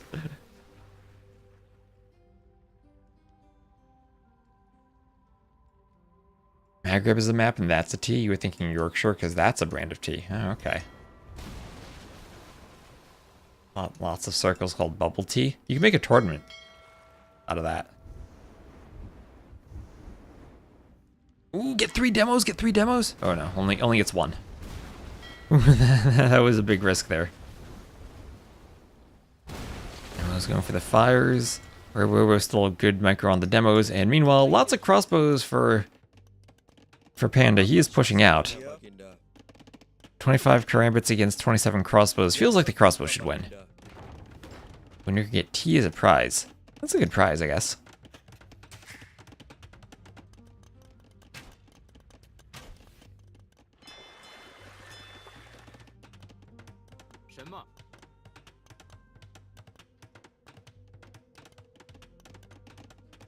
Shrubs instead of the neutral wall. As he gets thrown in the harbor. That's a big risk. I don't know if I'd want to sign up with that threat. So rams being repaired, we're gonna have 6 mostly healthy rams ready to push. And a mangonel our crossbows need to avoid. And they will avoid the first shot. Only ram train. Only mangonel train. Okay, that's a good mangonel shot on the crossbows. The mangonel 5 HP, that survives for now. Imp for Robo. Imp for Robo, free trip to Boston. Is that what the winner gets, a free trip to Boston? That could be nice in the summer. Here come the rams. 6 rams forward.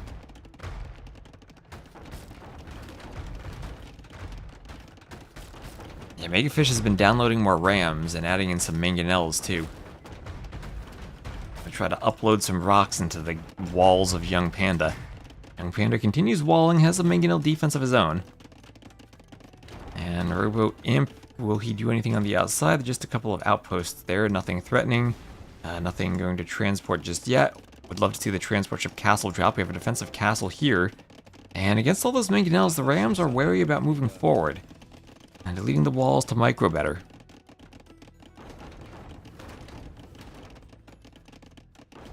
Yep. 6 rams. Ooh, double kill on the mangonel.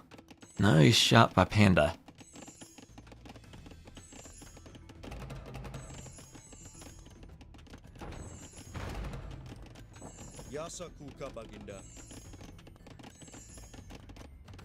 And we're going for a safe castle at home. Going for the safe castle.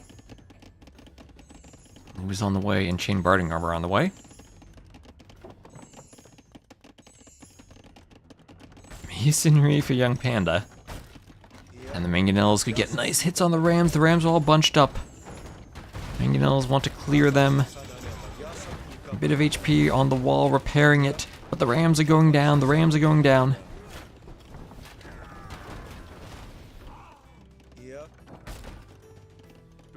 Oh, they're fire archers. Yeah, mangonel behind a wall. OP. Okay, here comes a bit of a push.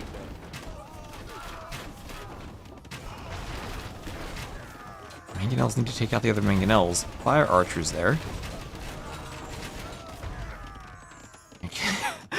Okay, everything there just melts. Everything. No more karambits. Megafish have been waiting for that push, but won't get it. Castle will go up for Young Panda. Robo's pushing on the water. I have Red Cliff Tactics, Chemistry, Husbandry done. And Robo and Imp, the other team, stolen Castle. That push did indeed end. Do you remember when Green had karambits and rams?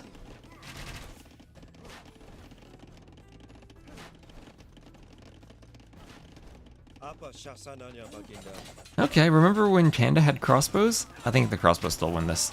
Okay, they can just pathfind back. Looked away for 3 seconds and Green was gone. Well, better than green looking at it for 3 seconds and everything's gone. So Imp on the way for Dark Diamonds. The Robo is pushing. Robo moving forward with more castles, some Lechite. Does Robo have relics? Yes, he has 3 relics. Behind all this, he's been picking up relics, and that's going to be a market in the corner. Looks like the Noob Squad will be trading along the southeastern edge of the map. It lasts for trade. Here we have Robo doing the next armor. And the Lechite will run forward, try to hit the Mangonel. Down it goes. And that gate very low on HP. Robo could just knock it down. Very simply knock it down.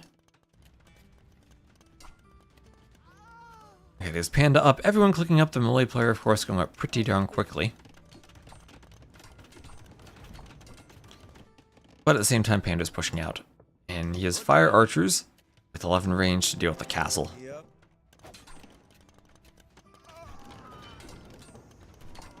Why did he go for Wu crossbows? He needed numbers to defend the Krampus before he got his own fire archers out. Can't defend the Krampus if you don't yourself have numbers. Now the Lechite are raiding some camels to repel them, though. So camels for Dark Diamonds as the Persians will work well here. As well as they can against Lechite with all this extra attack.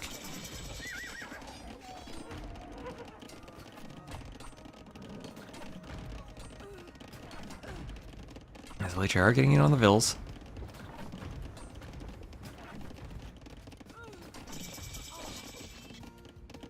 Oh, that's a one war galley from Robo. Hitting the woodline of Megafish. Alright, so fire archers going to take out the gate. They can take out the castle.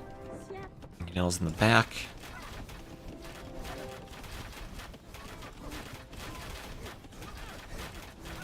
And that castle will quickly go down to the fire archers, actually. So we have more castles being dropped down here from Robo and from Dark Diamonds. Still competing there. Now this castle needs some repairs. Okay, 7 Mangonels. Onager on the way. Is that... Yep, Red Cliff Tactics is...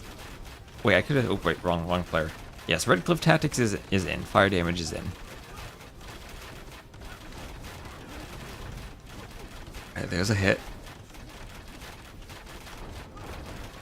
Still waiting on Onager. Trades 1 Mangonel, though.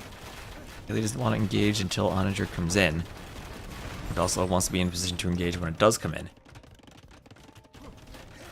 And Panda sees the Mangonels and gets back. Now he has Elite Fire Archer.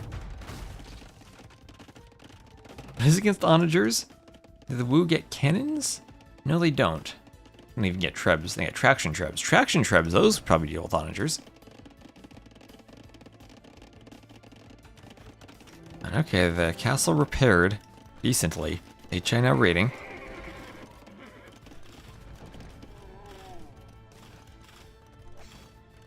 You could also try to micro, suggests Emu.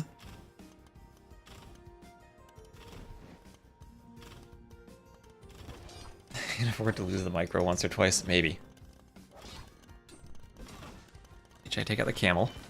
Gajara Siege Elephant and Celt Siege Ram comparable at taking out buildings. I think the Gajara Siege Elephants might even take them out faster. Celt Ram's probably a bit more survivable, and then you can always put the infantry in them. Maybe fully garrison, the Celt Rams are better. Whereas Pikes and Halbs, as much as they kill Rams, kill the Elephants even more. So cannons for Robo. Remember, no Siege Engineers for the Lithuanians, so just normal cannons.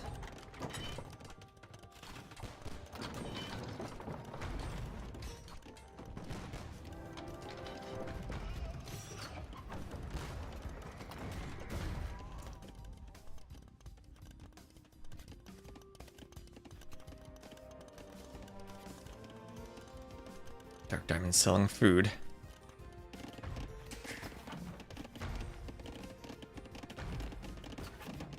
Galley going for the TC.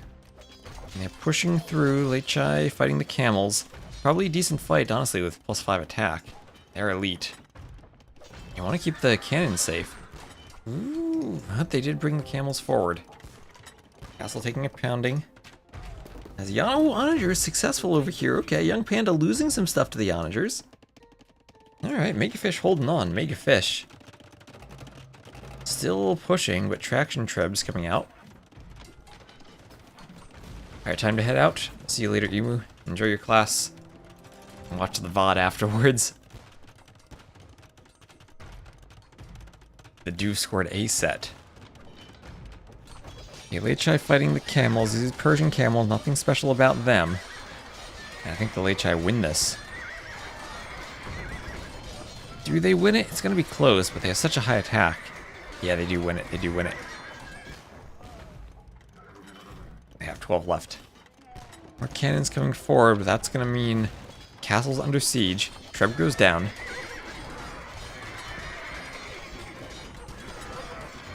Long swordsman on the way for Megafish as the Villese. He's going to go Malay two-handed swordsman. Alright, so castle goes down, but at the cost of a few Lechai. No halbs added in yet from Robo. Oh, and here come the traction trebs. What are those onagers? What are those onagers doing? They're all grouped up. And the traction trebs destroy all of them? What's gonna happen here?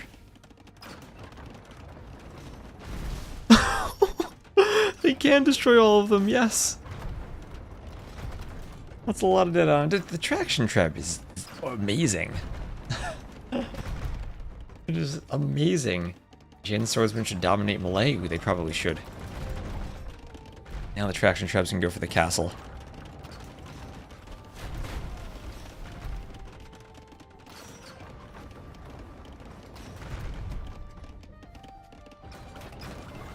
Worried about the next onager.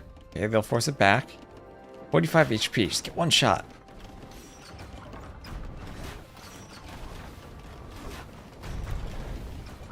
There we go, maybe they can get more onagers. On this side, we have some pikemen coming over here. I don't think that'll help against Lechai. With 16 plus 6 now, does Robo have a 4th relic? Yes, Robo has gotten a 4th relic.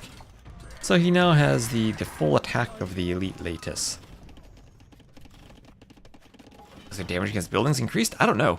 All I know is they must have a really small attack dispersion because they have 30% accuracy but still seem to hit everything.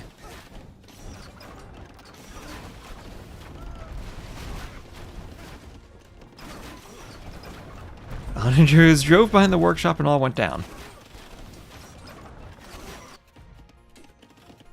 The fish just lost into the castle there. So two-man saw Thumbring on the way from Megafish. That Robo's push here cannot be stopped. I don't think the traction trebs can be stopped either. There are Lechai on both sides. And I think we're just about reaching the end here. And Ville counts aren't all that different, but 135 military to 55.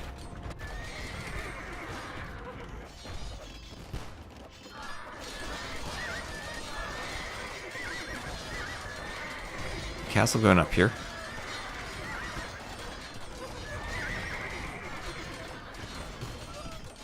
And coinage on the way from Robo, thinking of slinging Panda to push faster.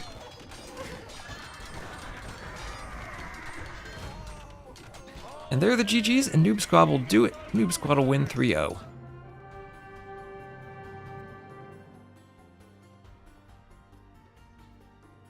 And 293 kills for Robo. Nice job from Dark Diamonds to hang on water. But the push on land from Megafish really didn't accomplish much. And Young Panda did a great job of defending. So, new way to play the map. Not just pure water, but pushing on the outsides. That's what I like about the map. Gives you some options. Gives you options. But it will be the win for Noob Squad. So congrats to Noob Squad for winning the Pioneer League. That'll be Forest Pond. And was it Lithuanians and Wu against Malay and Persians.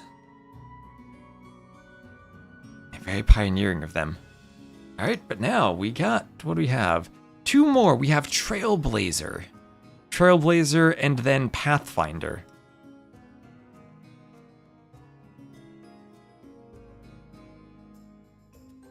It'd be very appropriate if this team were from Portland.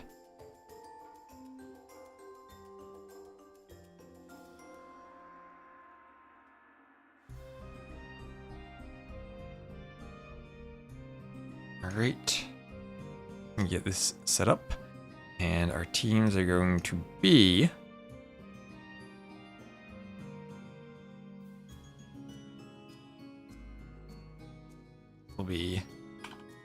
DuDuZhu scored A against Aranini.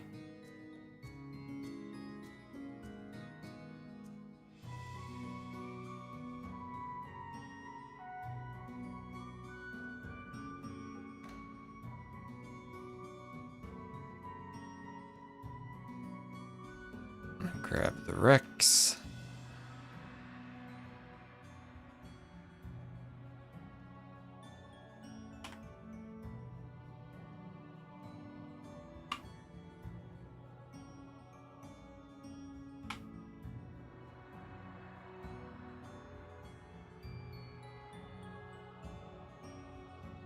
Alright, so 2 more to cast.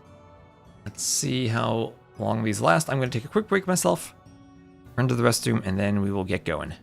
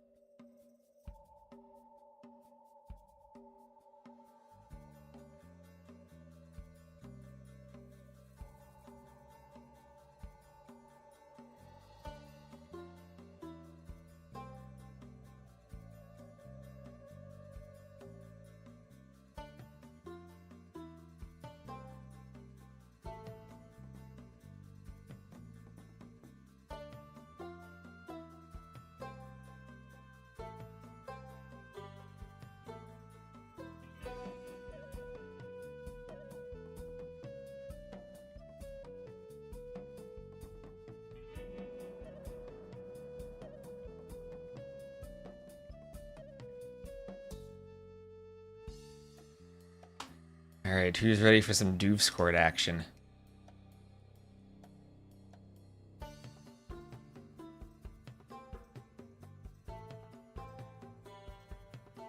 As game 1 will be on 4 seasons.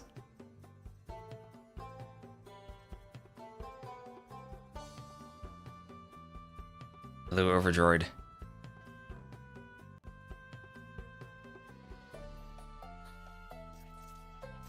And alright, it will be 4 seasons. How do we even cast this map? So Shu and Lithuanians for Emu and Maesty, they'll be in the red and yellow. Huns and Romans for Faraday and PG9, they'll be in the blue and green. So just speed the Dark Age up a bit. We'll have Emu and PG9 over to the west. Maesty and PG9 to the north. Maesty and Faraday to the east. And then Emu and Faraday to the south. Yes, Emu was screaming about white feather guards the entire time here. Oh yeah, Emu is the Shu. He will have white feather guards. That'll be his unique unit. Right, so Huns, good on the 2 TC maps because you're not going to be housed. And it's less chaotic to play them.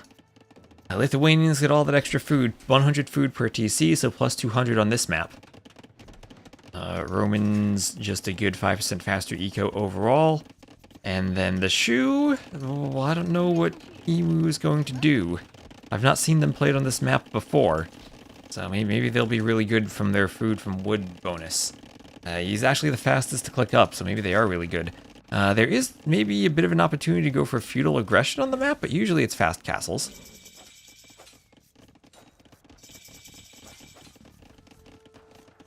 Usually it's fast castles. As Maesty and Emu up, we're going to have double badaxe there from Emu. He's adding in a blacksmith over there and a market over there, so it will be fast castles all around. Some walls coming up from Faraday already. I'll complete them as soon as he has enough stone. And wants to go all the way to the edge of the map, keep himself completely safe. Could wall himself in, along with Emu down here.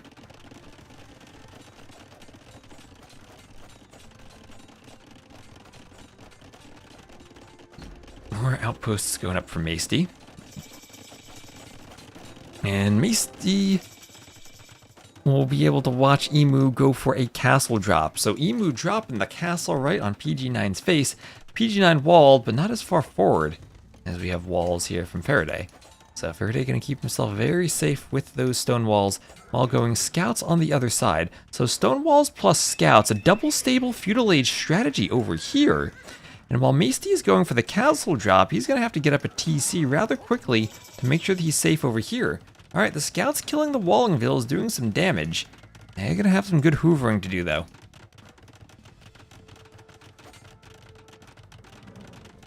Ooh, 3 Wallingvilles down there. His spear comes out. These are Hun scouts, so faster working stables. Just like outpost, also red's Emu. Yes, red is Emu, red is Emu. Emu's going for white feather guards. Emu's going for white feather guards. Maesty here, Maesty's castle dropping. Maesty's castle dropping in the north. It'll be a defensive castle from PG, so PG9's getting double castle dropped. Once from Maesty, once from Emu. Maesty here is maybe going to struggle against the scouts though. He's just trying to get some spears out. All the vills in that stone could be a problem. Oh, this is Emu. Wait, never. This is Emu. This is Emu in the south. I said that was Maesty. That was Emu. I got Emu right over here, but I was calling Maesty in the south. This is Emu. All right, never mind. Never mind. Maesty castle dropping over here. Maesty's over here in the east. And they're in 2 spots. I'm thinking, oh, it's one player over here. It's a different one over here, but no, it's the same player. So Faraday going knights, pouring knights into the eco. So not just feudal scouts, but double stables into knights. He managed to fast castle with this build. Okay, okay. Alright, so white feather guards from Emu. We know it's Emu when he has the white feather guards. How will they do against the Romans? Let's see. So TC going up in the back there for PG9. As Maesty can't stop himself from castle dropping. Going to add another one right on Faraday's face. At least Faraday has walled far enough forward. And he'll be okay down here. He'll be on stone doing another castle of his own soon. Emu trying to keep everything walled down here. Go for a defensive monastery. As he's continuing to pressure with this castle drop where those white feather guards. They're walled out. Maybe they should just attack the TC. No vills in that TC. PG9 trying to wall and escape. Guess what's in Blue's woodline? Oh look, a stable. Oh look, Maesty is a stable in Blue's woodline. How did that get there? He must have had a vill in the back behind the walls. That's the downside of walling so large then. Vills get in somehow. I don't know how, but now we have a castle from Emu in the south. And can he wall the Villese? Will that be a doubt castle? The knight's trying to break it on the gold from Faraday, but maybe a bit too preoccupied with the gold to notice the castle. Maybe a bit too preoccupied with Maesty's potential raids over here with 1 or 2 knights to notice the castle. And knights will break through the gold. Now here comes a monk. A monk will give attention to the castle, though.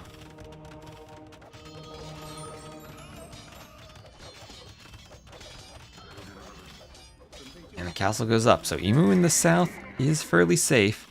Emu in the west is castle dropping. There's a bunch of white feather guards that... Where'd they go? Oh, they're going to a siege tower. Why are they in a siege? Oh, they got a siege tower hop to try to get back here. Okay. Emu, siege towering in the white feather guard. Okay, Emu losing some more vills down here to the knights. That's one's conversion. Knights are under the castle. They are still doing some damage. Faraday's team actually up in vills. He's doing a defensive castle on the right. In the north, let's see, some Lechai out here. No one really pressuring air. There are, very importantly, some penguins over here. Been watching too much Survivalist. Where is it? There it is, and the white feather guards are in. They're on the woodline. 2 defensive Roman scorpions. More rams in that workshop. And if the white feather guards are back here, then maybe they're trapped. This wall needs to be finished. Then they're trapped and can't defend the castle from the ram push.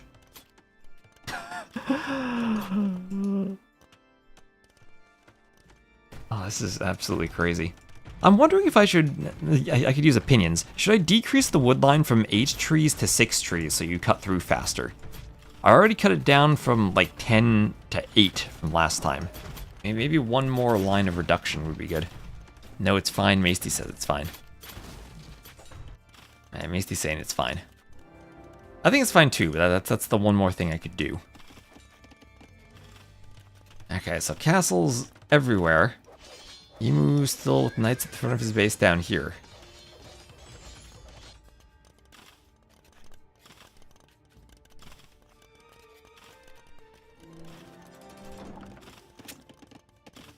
Maesty can start adding more cav. And what's going on with this castle drop here? Is PG9 so preoccupied with Emu that he's not able to defend against Maesty? Maybe.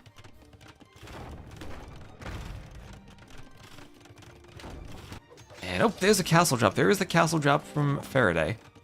So we have Faraday castling Emu, Maesty castling Faraday, Maesty castling PG9, and Emu castling PG9. Knights come forward. They want to pick off the monks.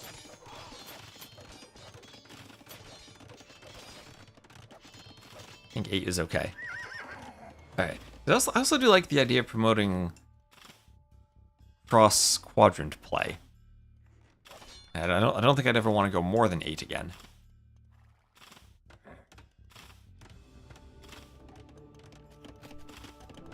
Maybe it could be random. 8, 6, or 0. Imagine that, the map, but no barrier in between.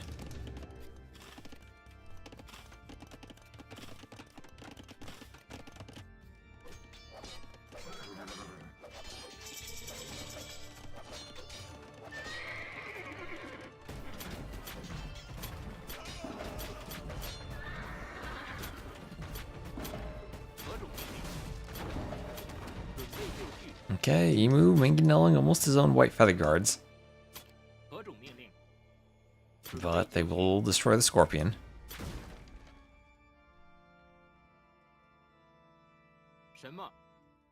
White feather guards, not that fast, but they will chase down the rams. And pikemen and ram push. Pikemen and ram push from PG9 on Maesty's castle. Maesty has a few Lechai inside of there. He's probably gonna have to get back. How many relics does Maesty have? 0. So 0 relics, and he's gonna have to run. Okay, so Maesty being repelled in the north, but Maesty is up to Imp, and he has double castle production in the east, but rams are coming from Faraday. Faraday's the Huns. He could just add Tarkans to this and go for a Tarkan push. He does have armor. Here comes some Lechai, but they will be under 2 castles. Castles have fletching. While Emu dying down here, some knights in the castle healing for Faraday. Mangonel push from Emu on PG9's TC here, but PG9 in the north is pushing. Macy has to do a defensive castle. He's in trouble. He's not walled either. He's not walled. And the Rams making short work of whatever palisades there are.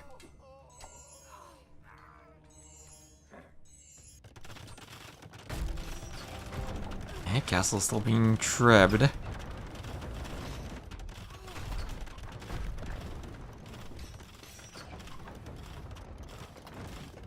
Plate barding armor. He loves Roman Lechi. And we do have Tarkins. We do have Tarkins. Tarkins that could maybe just go for the Trebs. Gonna loop around the back and go for the Trebs. Okay, it's Tarkin time. Let's go, Tarkins. Lechi there to defend against the Tarkins. The Tarkins are like, nope, we're getting out. Getting out. Here comes the Ram. Distract the Lechi from the Ram.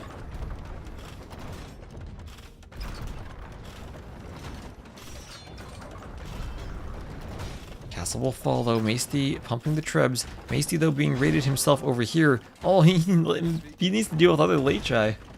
The converted Roman Lechi raiding Maesty's own economy. As in the south, another castle will be dropped on Emu.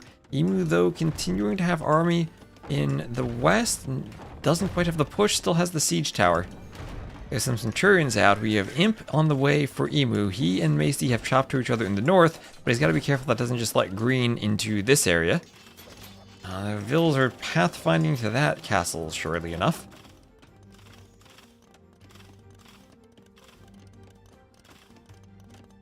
That'll go up.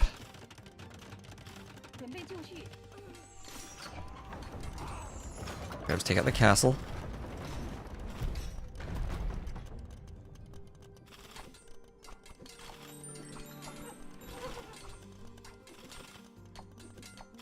Fletching wheelbarrow on the way.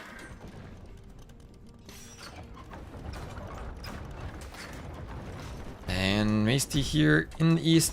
Tarkins were not enough. That TC will go down.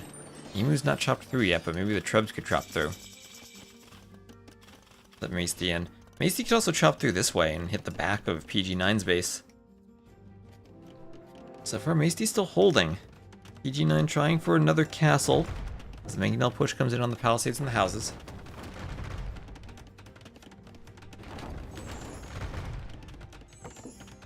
That's the Bosaw lumber camp. Another TC on the wood line.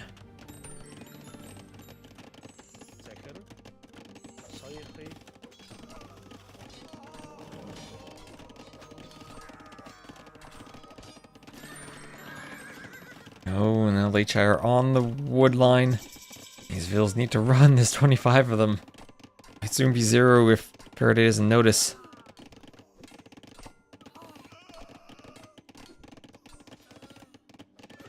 Okay, he hasn't noticed more Lechi. I mean, they have nowhere to run, I guess. What am I saying? He's got nowhere to run over here. Treb's out. And at the same time, Faraday trying to push Emu. But Emu has traction Trebs. These traction Trebs, they will destroy the Rams.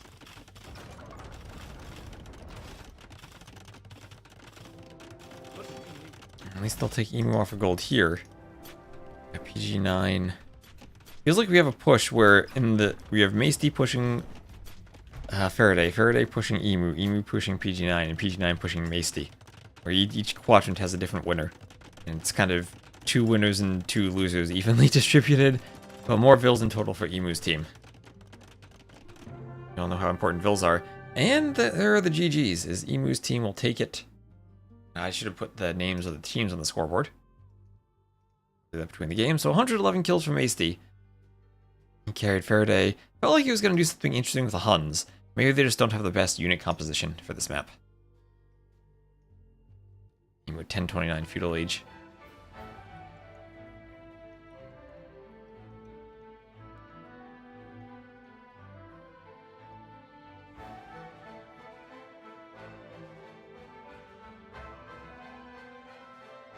Update my scoreboard in game 2.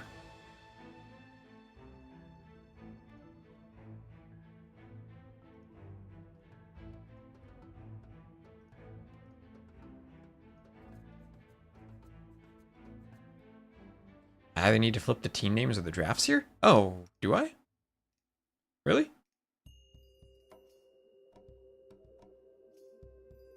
Check that.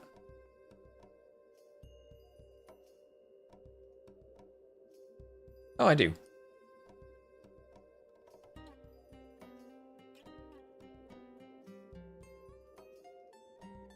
2 scored A takes a win. AntagonisT.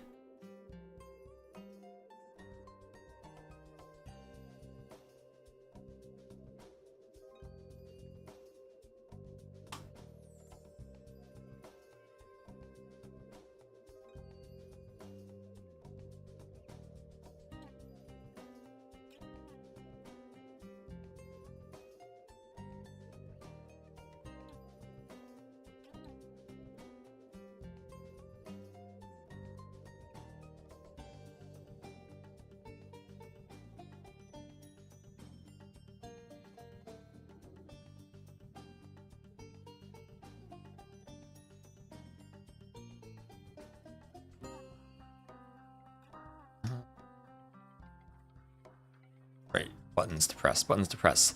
Game 2 will be on Nomad. Nomad. Emu's changing color. He's going to be purple.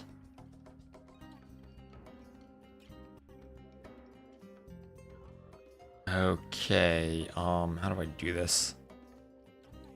I will put PG9 in the green again, and Emu in the red again.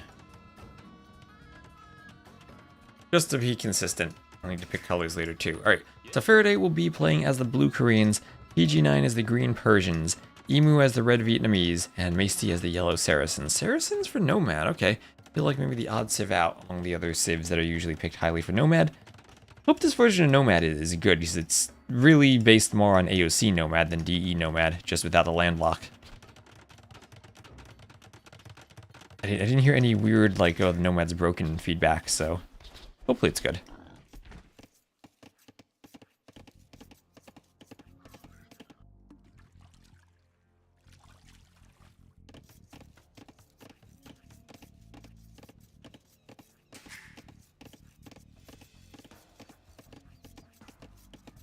So I have Vietnamese here. Oh, some Xing on the docks. So Faraday and Emu are right next to each other on the docks. Emu left all 3 of his vills, though. Faraday brought his to his TC. Loom on the way for PG9. And again, we'll speed up the Dark Age a bit. So docks over there for both of these players, and their teammates kind of halfway around the map. Clockwise and then counterclockwise for PG9 and AntagonisT, respectively. And could send ships to help over there. It's the 2 DuDuZhu scored players to the southeast. A bit more map control maybe for Faraday and PG9 with how they've TC'd. But just a bit. The feudal on the way from green and yellow. Weird to see the 2 players closest to each other not going up the fastest. Loom for Emu, and Emu might just aim to fast castle with the Vietnamese here.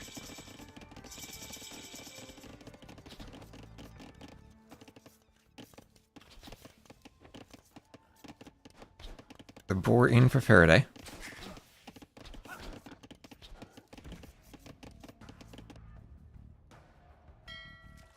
A lot of fish out on the sea to the west.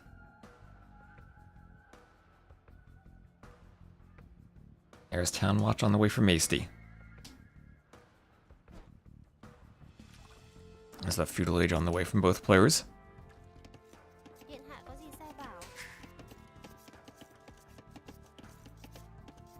And, well, Emu will be up first. Emu will be up first. And maybe be able to get fires into those fish earlier. Usually you go galleys on Nomad, but when you're this close, you could consider the fires. Maybe risky as PG9's coming over already. May still be sending galleys over too, so both players defending their teammates' docks with galleys.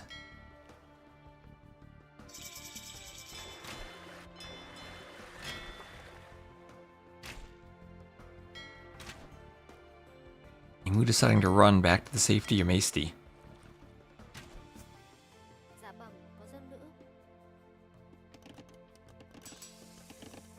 Emu going on stone. Well, he's just gonna castle drop then. He's gonna castle drop and probably go wrapped in archers. AntagonisT getting some kills on the fishing ships.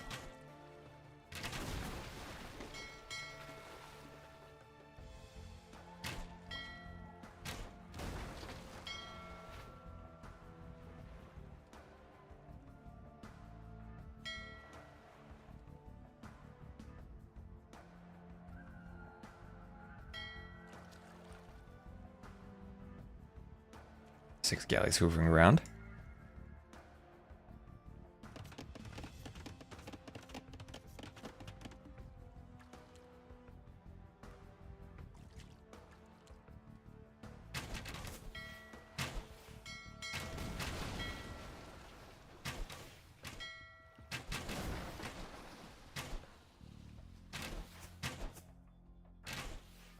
Maesty pushing forward, taking out as many galleys as he can. Okay, feels like Maesty's winning this fight. Now we have Castle Age for everyone, and Emu will be probably castle dropping first. He's 100 more stone, he's just about there. 47 more stone. Thảo dân. Faraday's scouting that, he'll know what's coming. Thảo dân xin chào lần. Have to get up and do his own castle. Can he stop this? Can he just Vil fight and stop this? Can he do an anti-castle house upon the hill? Alright, here comes massive Vil fight. Massive Vil fight. They're all stabbing each other with their knives. And who has more Vils here? Emu does, for the moment. He's closer to Faraday's base. Faraday might have reinforcements on the way. He's going to be saving that low HP Vil. Faraday up to castle 2. And he wants his own castle foundation? Don't know if that'll go up. Okay, using his entire village here to raise the castle and fight off Emu. And he'll be going war wagons versus rattan archers. Which will probably be okay for the war wagons. Wonder if either player goes rams or petards. Fletching on the way from Faraday. And over here, Market from PG9. He's going up nice and slowly with his boom. Real Saracen's fish boom here. 2 galleys and just defending on the water.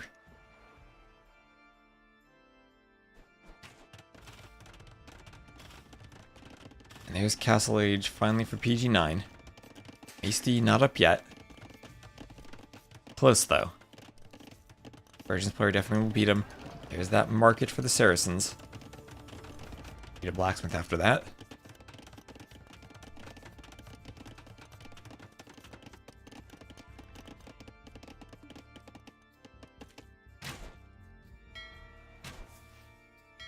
Galleys in the north fighting. Forcing PG9 away. PG9 trying to sell off the edge. And Castle Age for Maesty. He'll be 90 seconds behind though. 90 seconds behind PG9. That could affect the water control. Could also affect a Castle Age push or a workshop to come forward or knights to come out. But so far, no inkling of that, is no barracks being produced as the stable prerequisite. Korean Castle is pretty. It's pretty nice. Emu besmirching it with the outpost he constructed at the front.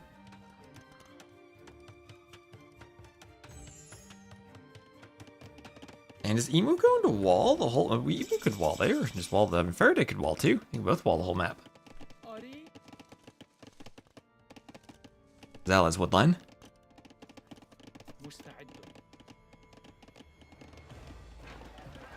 War wagons will come towards Maesty. Maesty might see it though, thanks to the Maesty Market. Yep, Maesty Market. Acting as an outpost. See castle into 1 rattan archer. That's all he needs to defend the wall. Can Emu get a conversion? No, he can't. Is Faraday devoted? No, he's not.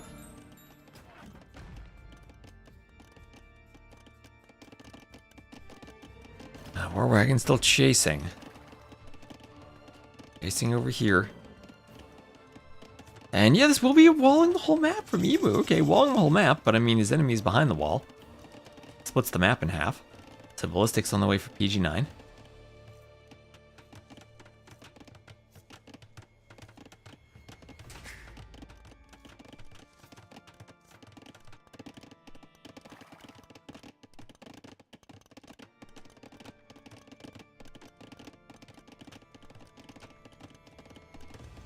They will have War Galley and Bodykin on the way. Monk gets a conversion. That's a lot of War Wagons still. I just have to eat conversions. A couple of low HP ones, though.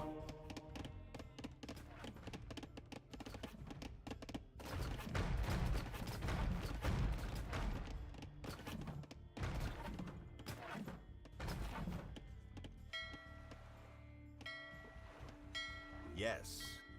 Maesty 17 to 11 war galleys. Maesty still in control in the water. Sanctity on the way for Emu.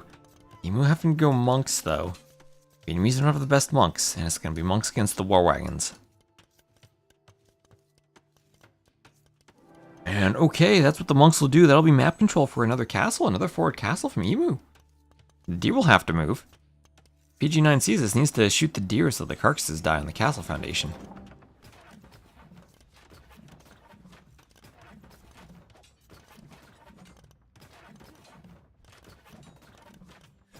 Okay, Villese standing on the castle foundation, not getting off like the polite deer. Emu's just going to have to go to the side to build that. Here come some war wagons, but then here come some more war wagons. Monks need conversions on the war wagons, not the Villese.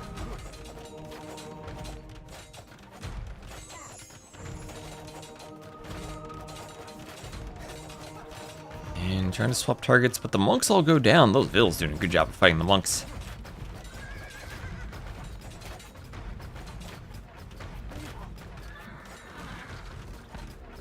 And denied. Doubt Castle from Emu gets it up to 66%. And these war wagons on the other side continuing to be devastating.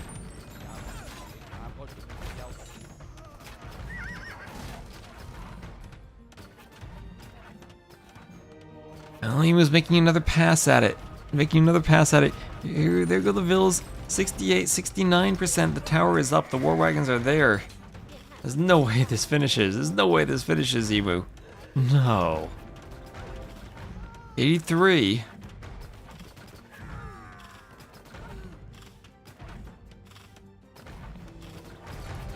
War wagons take out the castle foundation.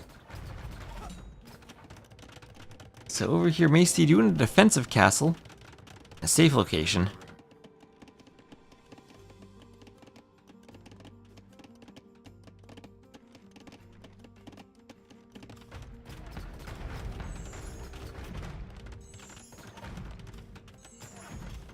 So this castle's not going to go up. Alright, another castle over here from Maesty. We're going to have a TC to the north for PG9.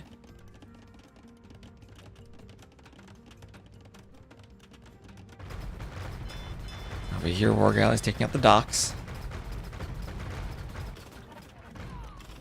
Wagons coming forward.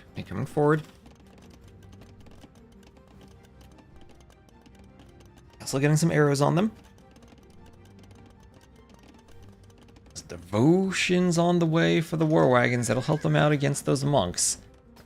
And PG9 with a good score. Bernini up.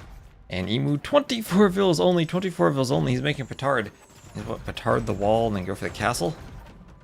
Things would look a lot better for him if he didn't have that failed castle drop. But he does. And also it's water time for PG9. He looks like he's losing control of the water out here. His ships are over there, but that's not where his fish is.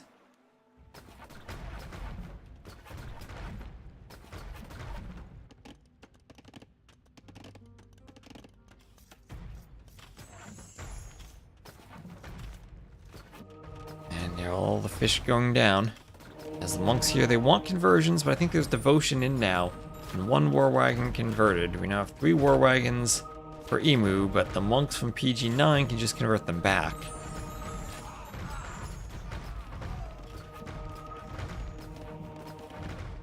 Okay, so now Faraday's given war wagons to his teammate. We have Persian war wagons.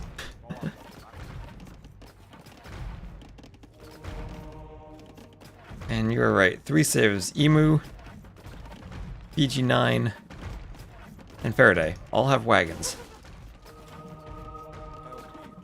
Need Maesty to get in on the monk action. I have wagons for everyone. You convert a war wagon, I convert it back. Only it's not I convert it back, it's someone else converts it. We're leading them, slinging army to your teammates. So, guard towers for Faraday. This is I think looking pretty good for Faraday in PG9, and pretty bad for Emu.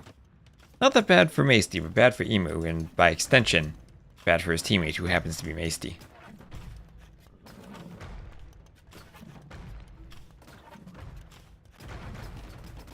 On the water. Maesty trying to do some CBA micro.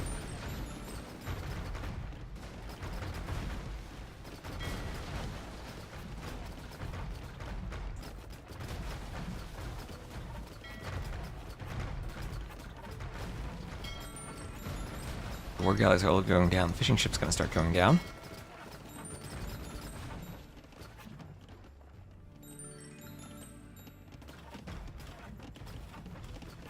See if the war wagons can get in.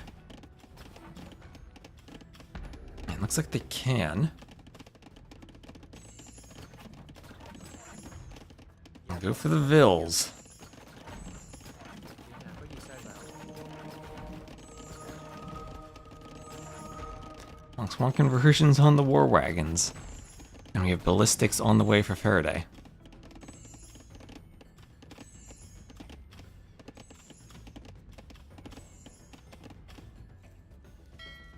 War wagons on the outside for Maesty, running around, sailing around. Now Maesty still has a good war galley number, 25. Now he does actually have the water controlled, cleaned up everything else, but the fishing ship is devastating for Emu. Maesty at least himself has 7 fishing ships.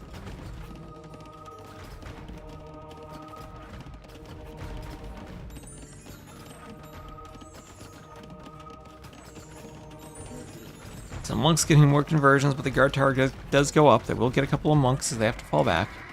Emu just going full clown mode. There's nothing more he can do. With Maesty and Emu using the market, as Faranini's looking to tie this up. I mean, Maesty has the overall highest score.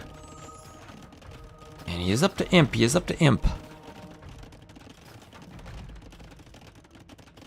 What does he do in Imp, though? Does he spam Saracen camels?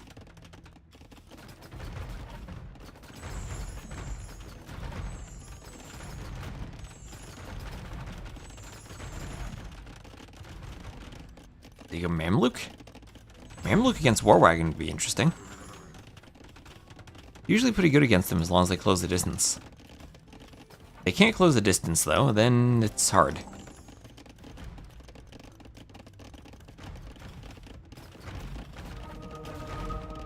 Here come monks wanting more conversions on war wagons. Imp on the way also from PG9. They'll not gonna get the tower.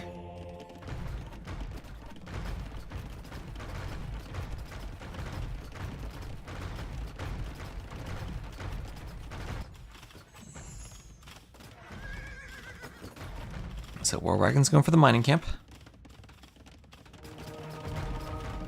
Monks want conversions on the Villese. Villese forced back from the tower. And Xing in the middle. We have a castle there.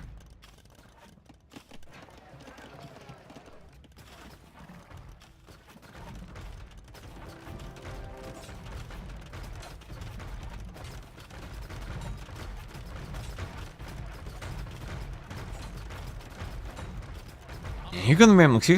Here come the Mamluks. Going to fight the war wagons. Who wins this? This will be close. More war wagons here from Emu joining the fight against the war wagons of Faraday.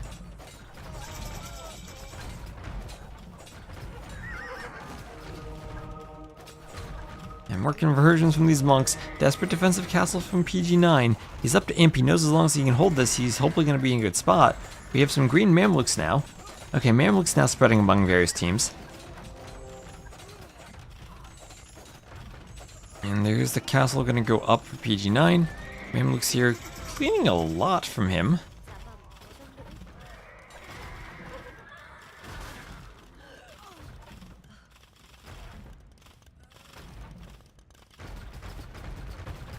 Oh, there's still more war wagons down here.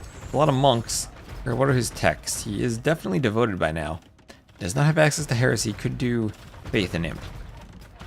This is the good thing about the tower, is that you keep them forward so they zone the monks off of your war wagons.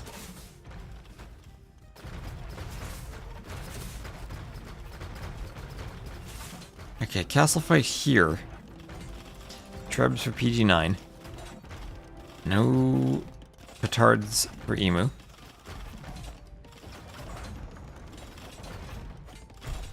Oh man, what is this Nomad game? That's a lot of war wagons and a lot of guard towers just inching their way forward to keep the monks at bay. Emu going full monk.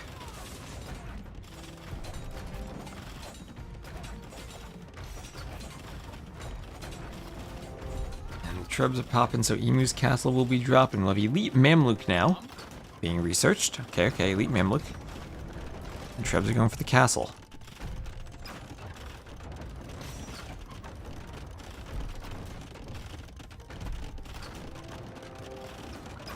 More Trebs in the back. Still fighting forward. Treb going for this castle. The Ardennes, the Italian theater. Yeah, there's so many different biomes in the map. And Misty walling up to make sure the war wagons don't have a free hoover to get into his eco over here.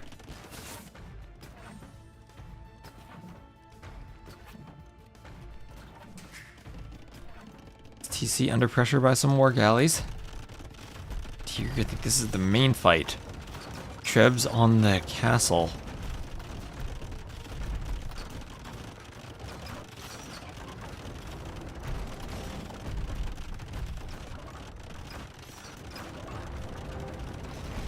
There's conscription from Masty. And Masty's really gonna need to carry this game. As Emu is behind. Emu's still on 26 vills. Or 24 vills. 14, or 2 fishing ships. 24 vills, 2 fishing ships. 14 monks. Okay, now this is a Treb war if I ever saw one. 4 Trebs versus, or 5 Trebs versus 5 Trebs. Lots of repairing from both teams.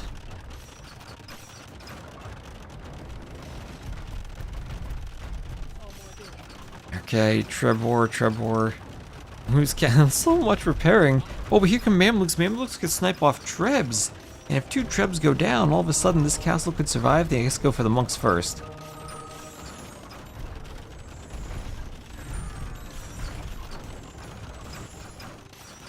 And Mamluks taking out the Trebs. Down go the Trebs. Maesty's keeping this castle up. Could Maesty do this? Could Maesty do this? I mean, on the other side, Emu's like completely cleared now. War wagons are everywhere. Oh, Maesty's gonna lose a ton of vills in that gold.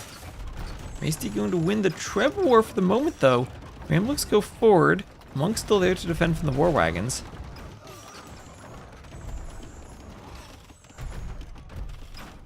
Mamluks are OP as the Trebs start going down.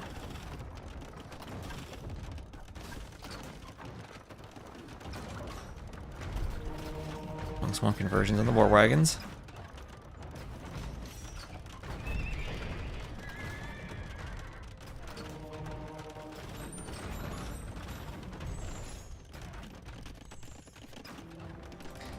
Be a forward castle from Maesty, right on PG9's face, and Maesty with 8,000 score. Could Maesty do this? No way, right? His team's down 100 vills, but he has Mamluks, and Emu has monks. Emu does not have a TC. Emu does not exist at this point. And the bird is extinct. If you believe in the monks, you believe in anything. Thank you, Angelo Budhazing. Nice dino dances.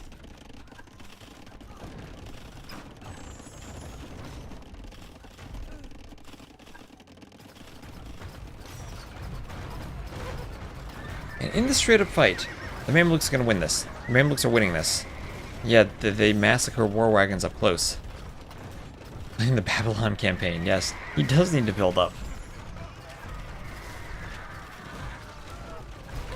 Oh, from the water, Maesty even harassing the castle. That's the panic castle from PG9. I mean, where are PG9's vills going?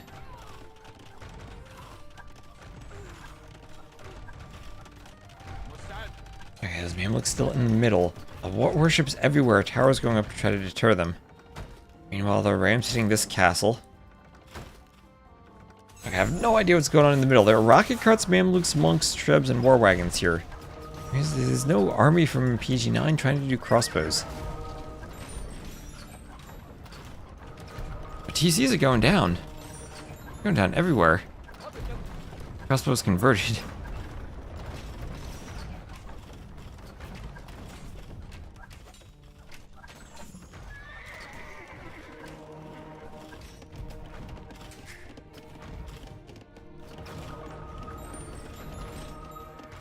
No monks want conversions in these vills. Get one. Thanks from Emu. Do the Vietnamese get redemption? They don't, so we can't just convert the ranges. There are a bunch of crossbows popping out.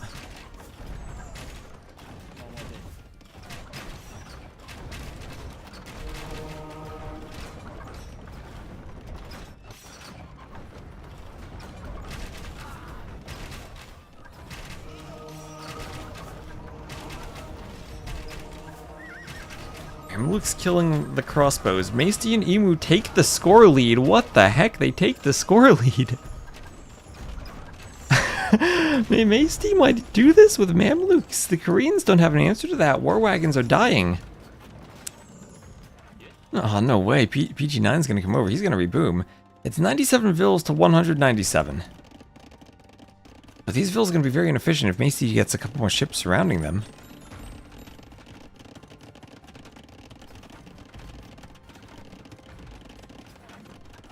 Chopping wood. Xing here is there's a ram push to open up the walls. Okay. Got his Emu up. Emu got his eco up 5% with one simple conversion. Well, that's how he can build up, right? That's how he can build up. Emu is a prophet. Yeah, Emu is he slinging? Yeah, he's slinging Maesty. Doing some slinging to Maesty. Remember, in these maps, the slinging is taxed very heavily.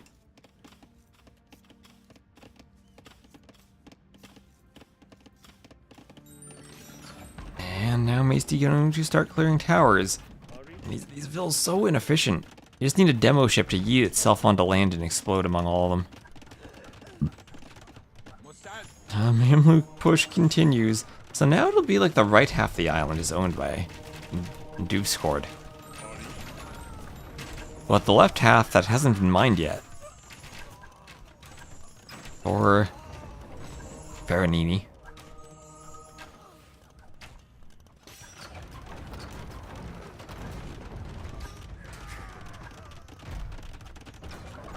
Trib going for the TC. Imperial Age on the way for Faraday though. That could change things if he gets Imp and maybe gets Tribs. I remember, Emu still has a long way to go to boom up. He is still Castle Age, only has one TC. 2 fishing ships.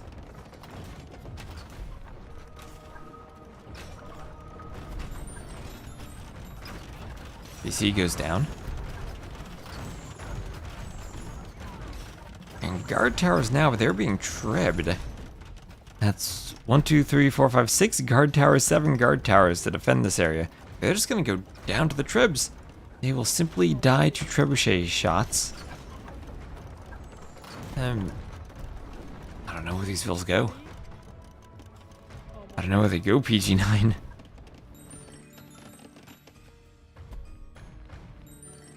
He did manage to escape. It has more TCs over here.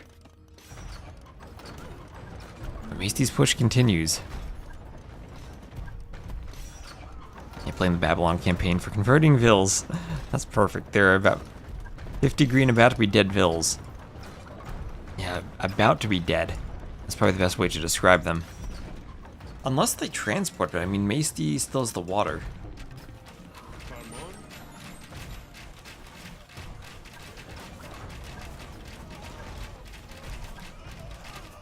Okay, Vill's going to fight Mamluks just to distract them from the crossbows.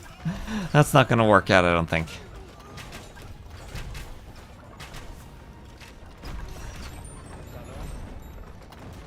Okay, more towers going down.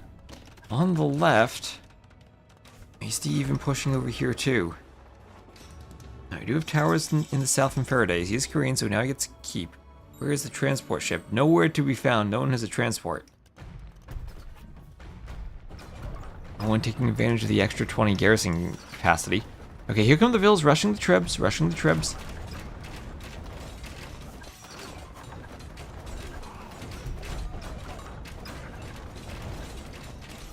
Crossbows coming forward. Vills trying to run. Don't know how many will make it. Crossbows here losing the fight against the Mangudai by taking some Mangudai with them.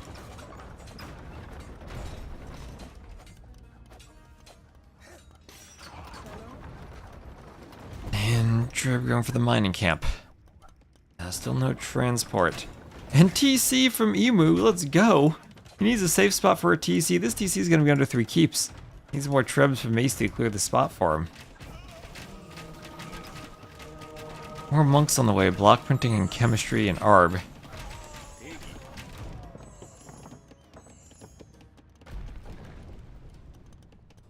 Treb taking out the house. More Trebs in the north going for the towers.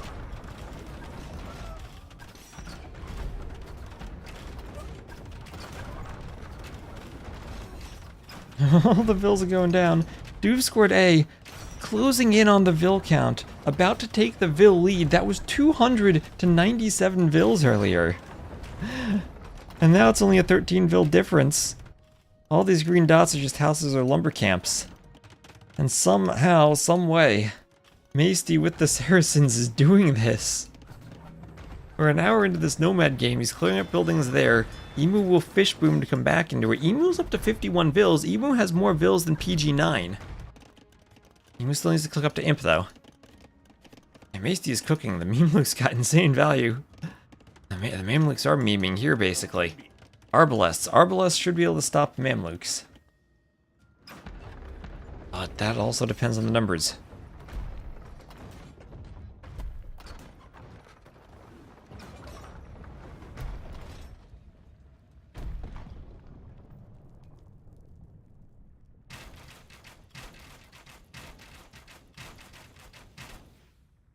I'm still deployed and pushing.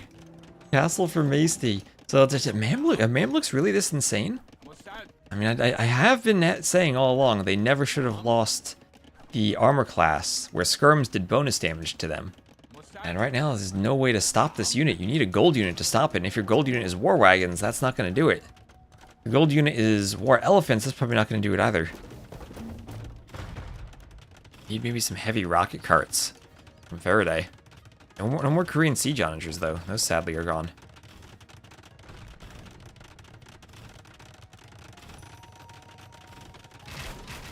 And Treb's on the hill, but here come onagers. I mean, Maesty, he can do counterweight siege onager if he wants to.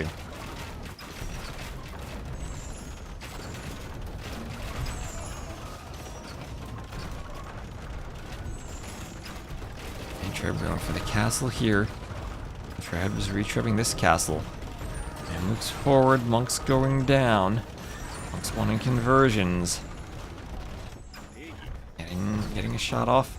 Treb's going down to the Mamluks. Mamluk says the castle falls. Continue pushing. Another Treb and cannon could go down here. And I think this... okay, so Farinini at least is reboomed a bit. But staying equal with Emu.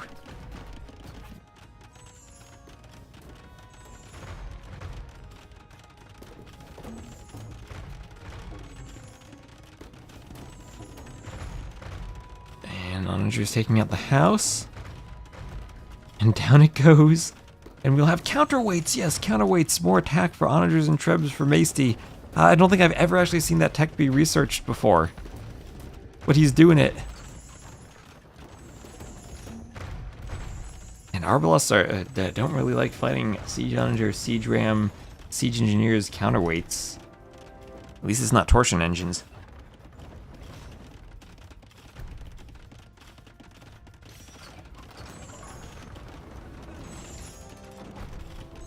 Alright, Treb's going for the castle. And there you go, that castle will be Trebbed down. Keep going down as Trebs get more shots in.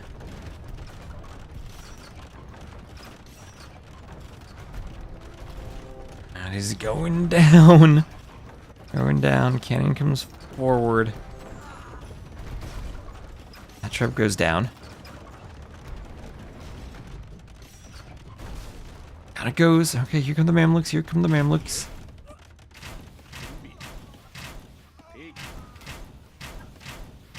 Down they go.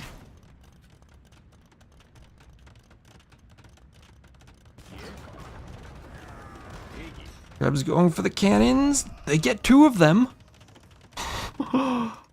Alright. Towers down here have been slowly but surely cleaned. Okay, TC on the gold in the south.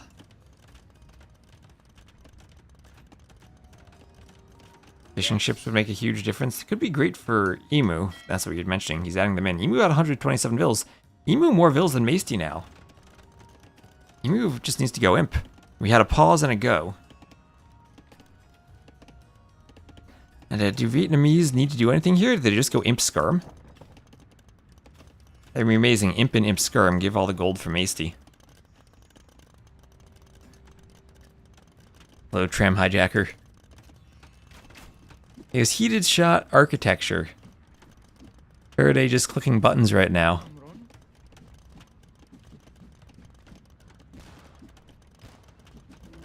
Man, at this rate, this set's going to take up the rest of the time until sudden disaster. And for water... Oh, are they trading? Are they trading? Oh, trade cogs! Emu trading on the water. This is just emu things. Trading on the water. Guess it's safe.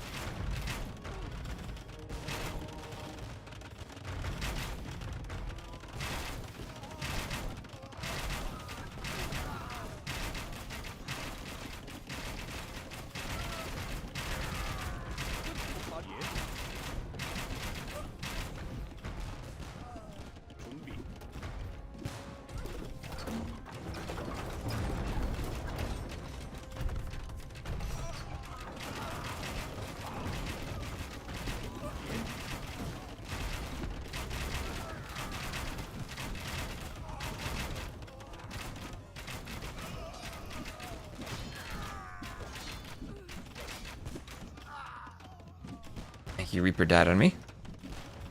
Hopefully that wasn't long. So here we are. Skirm theory. All I'm saying is that Emu's making skirms. And Masty still, he's down in Villese. He's definitely lost a bit of his momentum, but he's pushing now. And he's onager shots. Needs to micro the Mamluks against the Halbs properly. Should be pretty simple for him. Now the Emu can hold up here. Emu going skirms. Needs something to do with the cannons, but enough skirms might just be the answer. Now we're back. ASMR stream.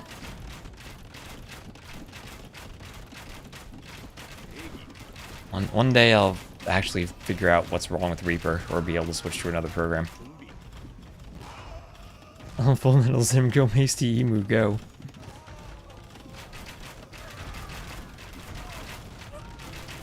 Alright, cannons going for the castle.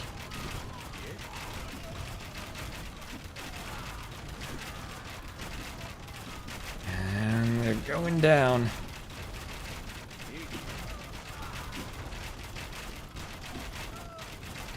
Skirm's taking out the cannons.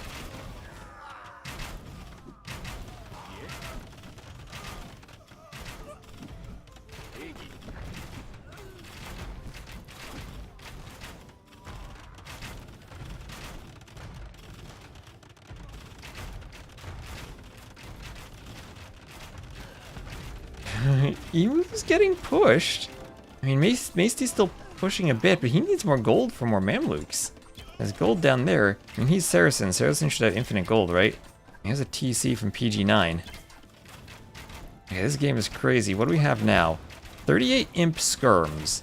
More. How does Faraday still have stone? Nomad has tons of stone on it. I guess Nomad just always has stone. Not getting masonry or architecture hurts, but cannons going down will hurt. Skirm's picking off cannons there. Alright, that'll slow down the push if the cannons all are destroyed. What's that? 5 or 6 cannons so far picked off by Skirms. Skirms OP. Down they go. As he was spending his trade on, probably buying food and wood for imp Skirms. They also do more damage to buildings when the Skirms take out keeps. Is that what you're telling me, Turs? He's accruing keeps with 13 range, so the only way to clear them really is Trebs. The cannons are there to destroy rams. Well, that's what we have. Counterweights Trebs. What do we have? Trebs with more attack. That's exactly what you need to take out these keeps. Alright. But now some more raids here from PG9, who has reboomed. And Maesty down to 66 Vills. Maesty needs to reboom. Maesty needs some trade. 30 minutes, you said there's no way it's a wood game.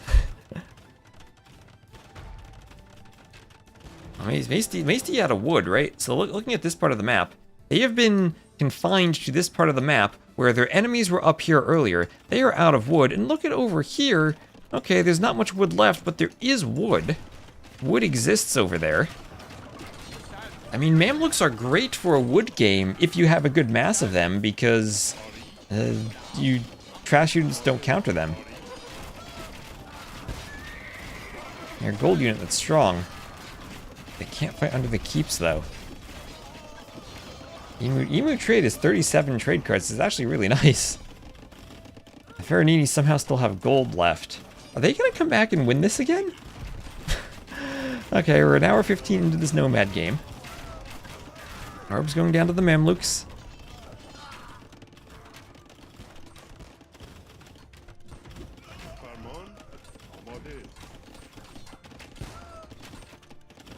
Crossbows go down. That's 55 imp skirms. That should deal with hussars. They have 8 attacks. They do 2 damage to the hussars. They actually are competent in this fight. Yeah, the Persian player had better hope they didn't do trash bow. The wood game. The Treb's going for that tower. But hussars pick off the Trebs. I mean, the towers will control a lot of the wood. Maesty down to 35 Vills. Maesty, where are the Vills, Maesty? And I think the scores are gonna flip soon. And this is gonna be tied 1-1. There's Caravan and Banking on the way from Faraday. And there they have flipped. They have flipped.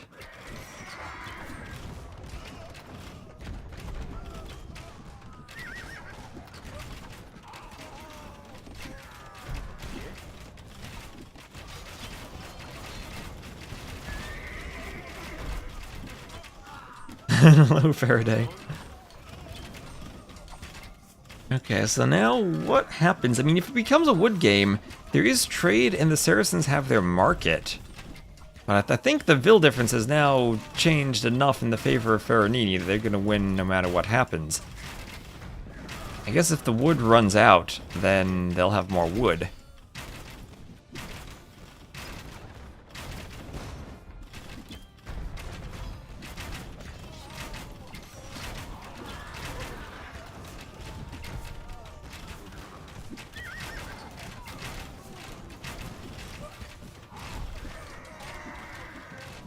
Can fight the Halbs, yes. Crop rotation, that's what you need for a wood game. Crop rotation. Does trade show his village? You can see the trade numbers over here where there are trade cards. There are trade cogs up there. It's not mixed in with the vills. And it does show, I think, for the eco unit count. Yep, it includes trade units and capture age.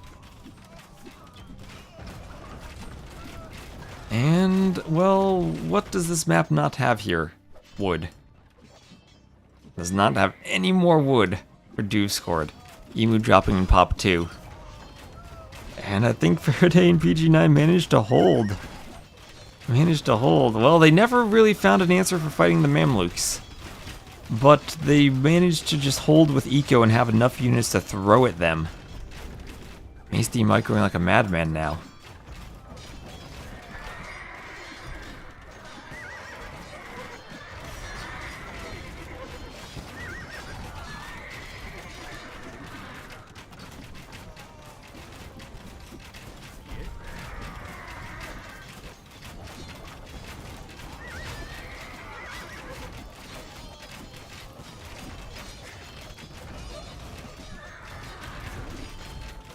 Here's the GG. Very tie at 1-1. In a game, it looked like they had won and then lost and then held on to win.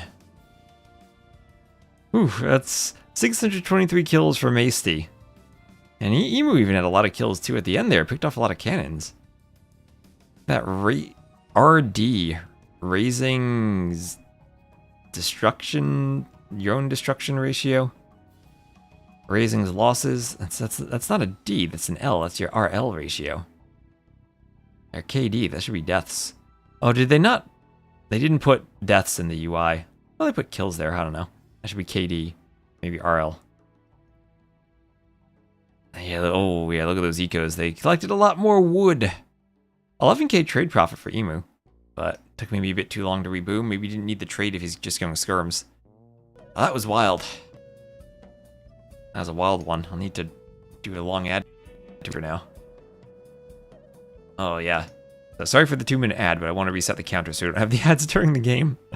Oh, boy. GG. Man, that one was crazy. 1-1.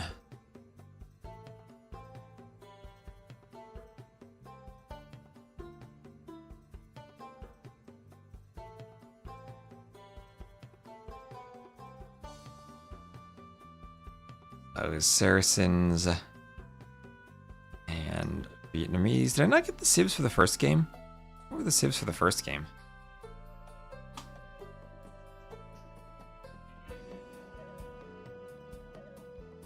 Against Koreans and Persians. The first game, that was Shu and Lithuanians. Against Huns and Romans.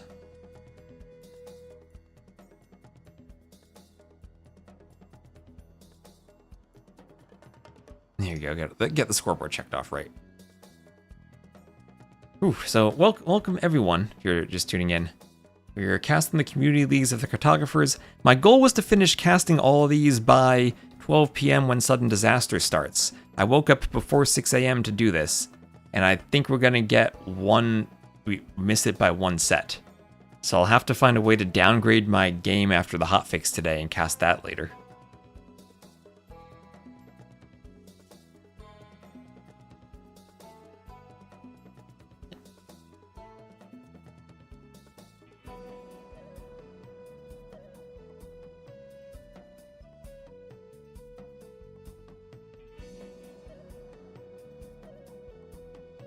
It's supposed to be a hotfix today, Turs, yes. That's why I'm rushing to get all this casted, because it's gonna be changing the previous live patch. At least that's what I was told, there's a hotfix.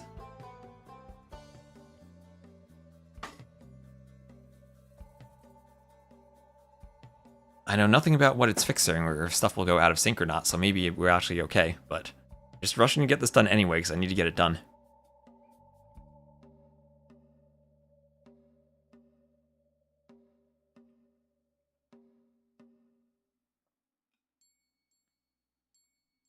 In previous hotfix was not sync breaking, so I didn't change the branches.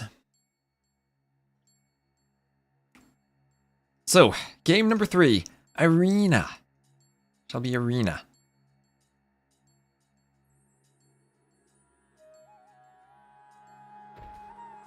And we just keep the same colors.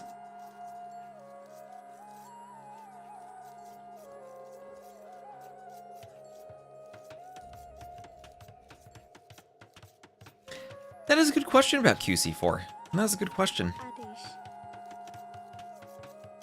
Because the maps will... Oh gosh, that is a good question. The maps will break.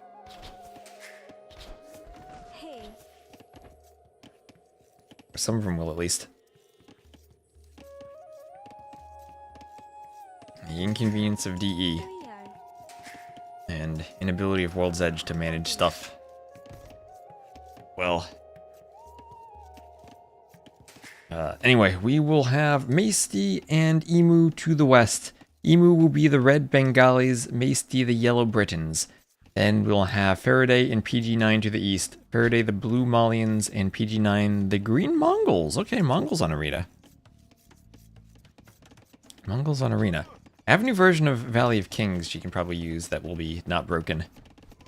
Maybe the hotfix will fix the pathing issues that I was having. I hope it does.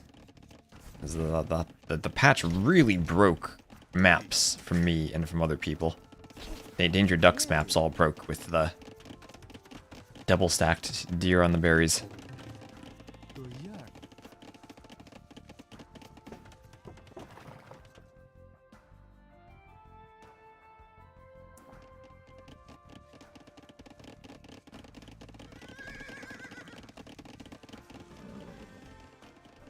Jungle Rumble had a situation where you deleted a wall and you actually would not pathfind through the hole.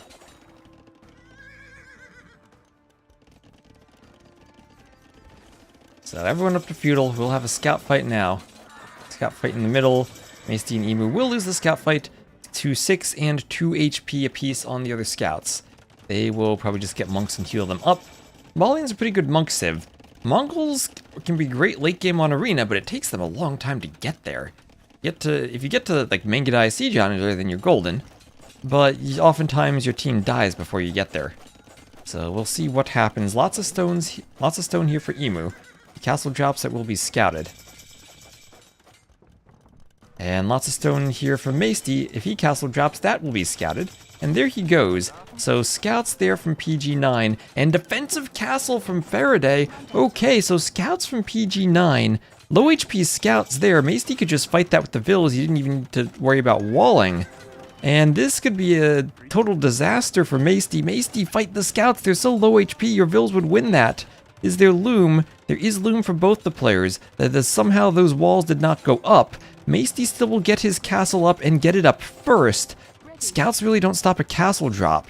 They don't kill the Vils fast enough. Actually, it won't be first. It'll be very close. It'll be very close. But Maesty, with 4 Vils left, gets the castle up. There's a 1-tile gap between them, so it could be time for petards. So that is a castle. Yes. That is a castle. And now we're going to have a castle from Emu. He will be doing the safe castle. I mean, if you see there are scouts from one player, just go forward, because the scouts can't stop both castles. Emu could have been safe to go forward. So Vil going to... There we go. That's what Maesty needed about a while ago. So he's going to stand within the murder holes range and repair the castles. And then try to do a workshop from the murder holes range. But the Vil there will attack. And there'll be a Vil fight between the 2 castles inside of murder holes range. Both players going to use this area to repair more Vils inside the castle for Faraday. A longbow is out for Maesty to stand in the murder holes range, kill the villagers, and then eventually help his Vil make the workshop perhaps. I think the petard actually did a good bit of damage to the longbow there. Okay, players just carefully managing their gather points. What the heck is this? This is so silly. This is amazing. Oh, and here comes a knight from PG9. That could run into the murder holes range. More petards out. I mean, honestly, if you could just kind of go into the murder holes range and then try to do like a gate in one direction, then like a gate in the other, and like stop the petards. Okay, I don't think that Maesty wins this. Maybe he needs to save the petards though and just like open a hole in the wall and go longbows. And he's gonna swap to a monastery. Britons don't really have good monks, but it is something. 3 longbows. They do have fletching at least. They should be able to take the scouts down. Maybe. Or maybe not. Or maybe not. No, never mind. Don't listen to me. I don't know what I'm talking about. Vils here trying to wall themselves. Those petards are still there. What are they doing? Okay, we also have the Bengali player. Armored elephants there from Emu. Armored elephants and Rathas. Rathas hoovering around. Oh, the Petards could still open the wall for the Rathas. Here come some villagers there. They're gonna fight this. The Rathas are gonna get in? Emu needs Rathas over here. Here come the Petards. Legless will not bring him down in time. The gate is open. And the Rathas are in. Now, there is Loom at least. What about everyone else? Do we have Loom? No Loom for PG9. And no Loom for Emu. So, Loom for the two players to the north. Now the Rathas can do some hoovering. Lots of villas out on that gold, but Rathas could stand out here and shoot at them. Monks could stand out there and try to convert them. Gebetto's coming back. I think that they would lose to Rathas, only 40 hit points to 100. And the Rathas even have more range. Yeah, they outrange them now. They have Bodkin. So, what do we have? 18 vills for Masty. His team only down by 20, though. Well, I mean, what did I say about the castle drop earlier? You turn it into a 1v1 on the opposite side, and if your teammate wins, then you're still okay. And as long as Emu is hoovering with some Rathas, continuing to keep Faraday down, maybe Emu also then can win on this side. So Ratha's gonna pick the monk. Monks don't stop Rathas. That's what I've learned. And I've learned the only thing that stops them is skirmishers. At 21 vills, he's hardcore gaming. Bengali is a really good monk rush. Mongol's not really a civ for stopping a monk rush. I mean, Castle and Mangudai could be a play, but the stone's so far forward that PG9's not going to have the stone for it. Even went for a second TC, and second TC could be a death sentence against the monk rush sometimes. I mean, monks, Rathas, elephants?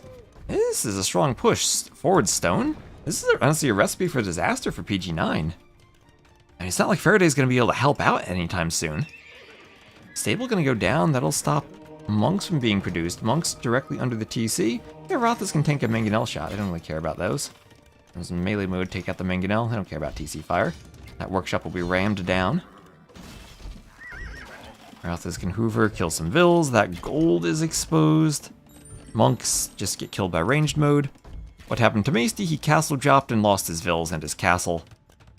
Engaged in a petard fight that ended up exploding in his face.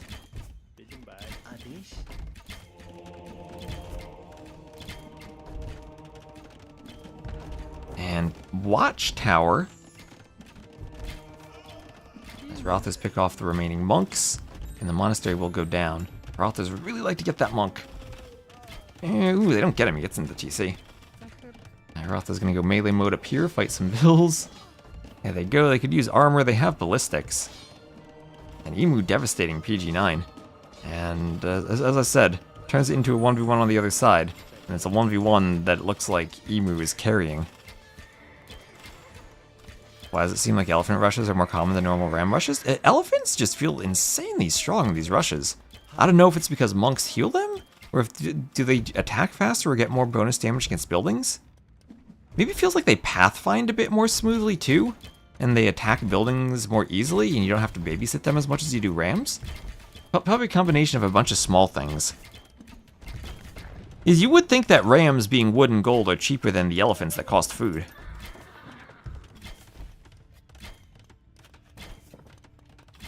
Because you don't need farms to support the rams.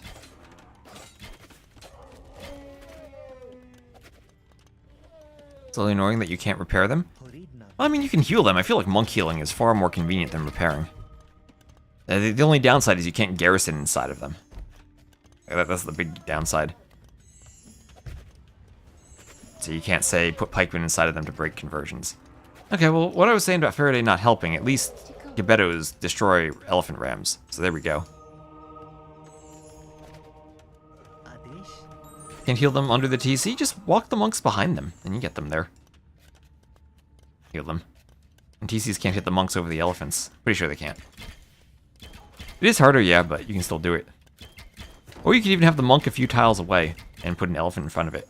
Or you could have a Teuton ally with the extra healing range, then I think your healing outranges the TC. That's what, +4, right? And the TC is 6 range, so you should out-heal that. Never thought about that before, but right, the Teuton ally for the elephant push. Then you can heal from super far away. Hi. Imagine that, like, Jars with Teutons and Byzantines for amazing elephant healing.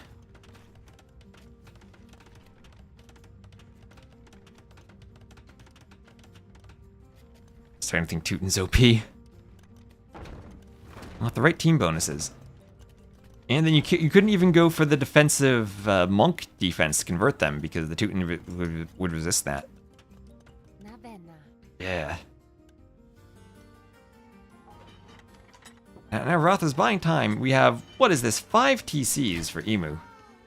5 TCs for Emu. And his team has more vills. Because somehow, how does Maesty, with 54 vills, remember when he had 18 vills? He's got 4 TCs. The Britons have cheap TCs. He's booming away. He's got more vills than Faraday does. Faraday had only 2 TCs. What is this game? Emu, 3k score. PG9 has been devastated by the Rothas. Not completely killed, though. Just devastated.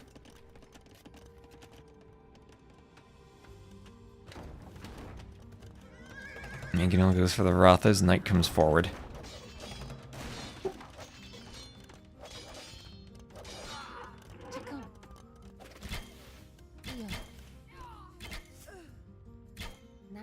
Rothas killing the Gebettos. Gebettos have to run back.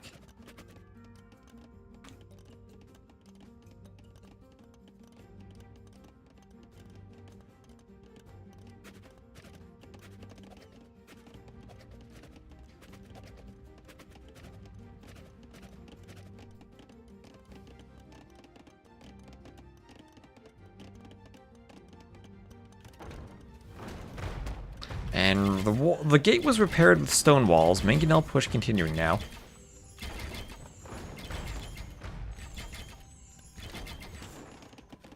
And Maesty's saying, hey, there's a TC out there.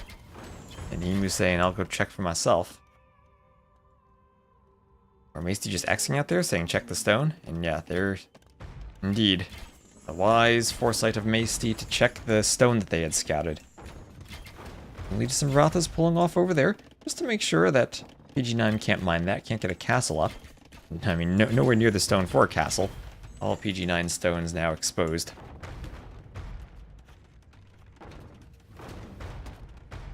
Oh, there go the Rothas. They're going away. As we have a Petard into Maesty's base. Maesty now hastily throwing up some walls. And he's going to lose some of those vills he has spent all that time rebuilding. And the Gebetto is going to get through that wall very quickly. Oh, Gebetto's... What can't this unit do? Okay, there they go. Not much for them to raid underneath 4 TCs. And here come the Rothas, so maybe that's just a trap. Maesty's saying you're trapped in here with me. And then he could go re-wall that. Hello, what's happening? Hello, Flying Tubor? I honestly don't know in this game. Maesty was dead, but now he's alive. Now he has the most vills in the game. He had 18 vills, now he has 79. Now we have Imp in Loom for Emu. Emu's gonna clean these Gebetto warriors. And hello again, Mateus.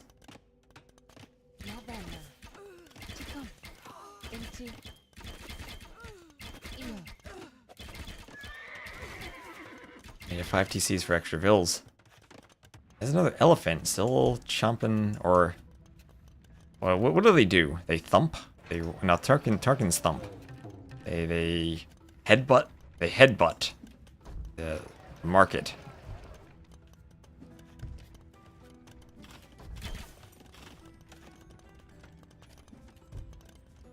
They thrash. Ooh, they thrash. That's a good verb.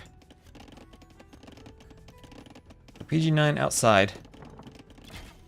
But we're going to have Imp on the way for Emu. And then we could have maybe Elephant Archers. And then we could have Trebs. But Trebs risky against Mangudai, maybe. 90 vills for PG9. But still Castle Age. A bonk.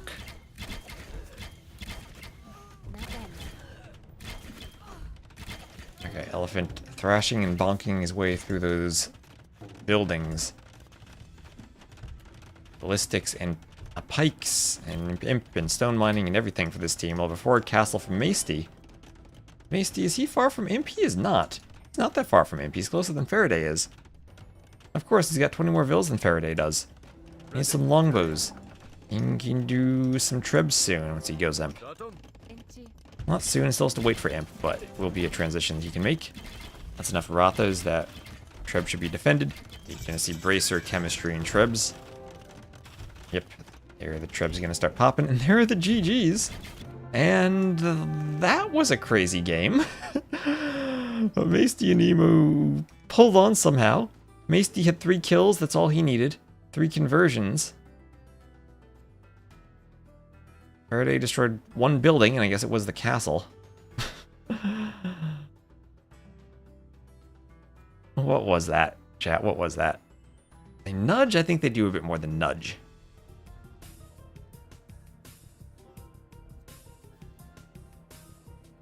I think it's definitely a bit more than a nudge.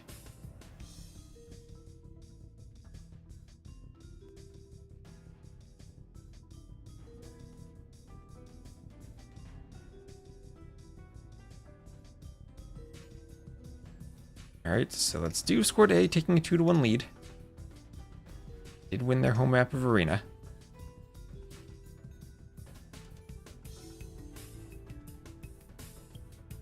That was Britons and Bengalis against Mongols and Malians. Weird Arena civs, though. Maybe not really hoping for much that game.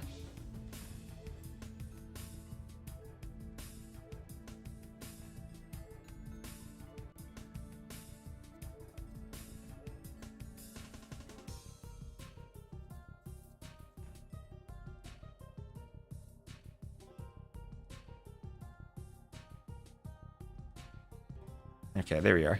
Did I mute myself somehow? How did that happen?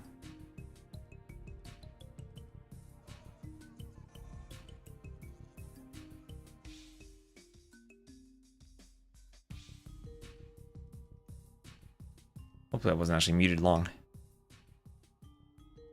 Anyway, ad is done. Time for Game 4. Game 4 will be Islands. And I'm ready to see some landings. Hello, Alonso. Alright, once again, keeping the colors consistent. There we are. Okay, Islands. Now I guess my plan changes from trying to speed through everything to get to the next set to I'm just gonna have to cast the set after Sudden Disaster because I only have 1 hour left. And there's no way I'm gonna fit potentially 2 more games and then another set before Sudden Disaster. So Boar's Lord, I'll speed the Dark Age up a bit to still though. This is Islands. I spent a lot of time balancing the neutral islands. So here we have 1 island between each team, and then 1 island in the middle on one of the sides. It'll be Wu and Vikings against Vikings and Dravidians. So both teams still liking the Vikings. We will... Oh my gosh, imagine a Vikings mirror match where both players dock forward. Oh yes, we're going to get a good old galley war, I think. Oh yes. This is going to be lovely. And remember, in 1 hour, we're going to have Sudden Disaster coming up. So keep an eye out for that.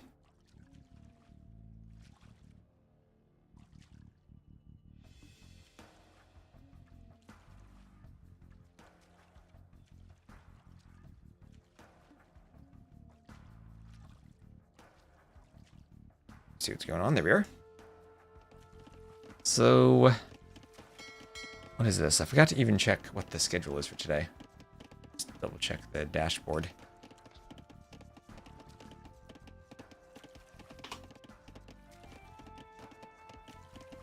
And it'll be, yeah, Sebastian versus Villese, and then DuDuZhu versus AntagonisT. Oh my gosh, and Faraday and PG9, they're playing later today against Goku and Riot. And the Onimaru Brazil Saga. What a team, Goku and Riot.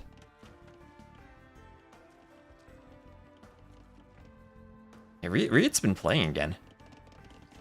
So, where are the transports? No, there we go. Yes, transport from Faraday. 1 scout and 2 vills. He will be going forward, trying to land over here on Maesty's island. And Maesty will be right there to scout it. Okay, and he should have vision of the transport. There he goes, seeing the transport. Faraday up to Feudal.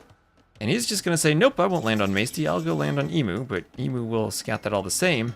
Hasty with the fishing ship will follow the transport. Keep track of it. Emu is going to bring his scout over. He'll be aware of right what is going on.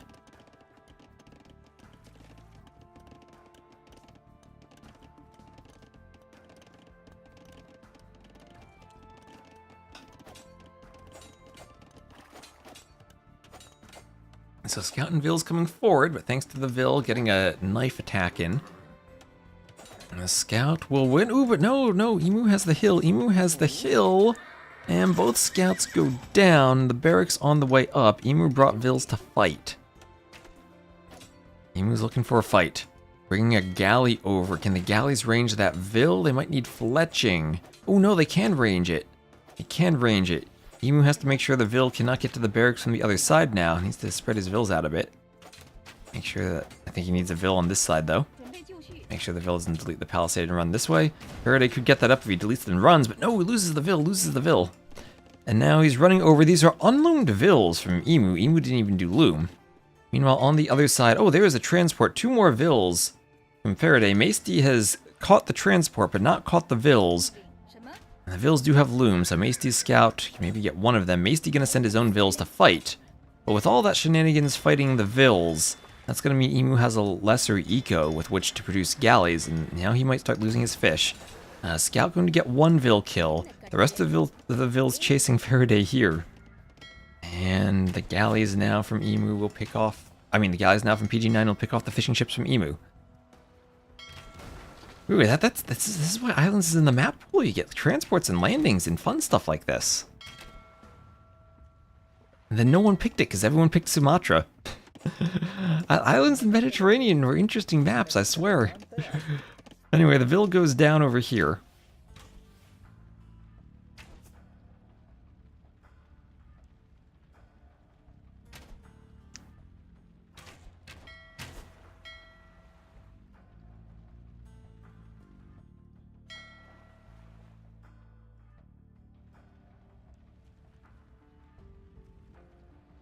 And we'll have Town Watch on the way from Masty.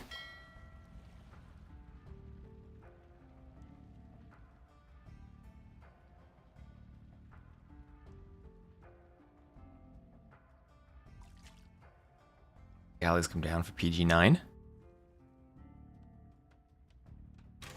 Have an X in the middle. Galleys going for the other galleys.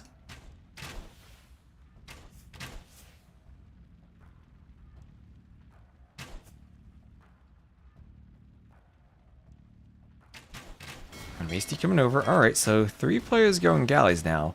Faraday just focusing on landing. And there we go. Faraday finally gets the sneak transport that he wanted. Gets 2 Villes over for that barracks. And you probably should have made the barracks at home at some point and just been able to do the range or the stable forward. But you know, he's the woo. He might want the barracks forward. That archery range has to be careful not to ungarrison a unit into that wood area. Wait, the Ville's going to get on a transport now. Where's that Ville going? So Wu Go and Jian Swordsman will be very scary eventually. And he's going to go with 1 militia. I hope he doesn't reveal the landing too early. I'm just going to hoover around. Emu using the market like crazy. Is he going to try to go up? He is going to try to go up. He's the Vikings and he wants some longboats out. Rated higher than Emu in Empire Wars? Does Emu play Empire Wars? I haven't played Empire Wars in... since Liticor was streaming AoE 2, I think.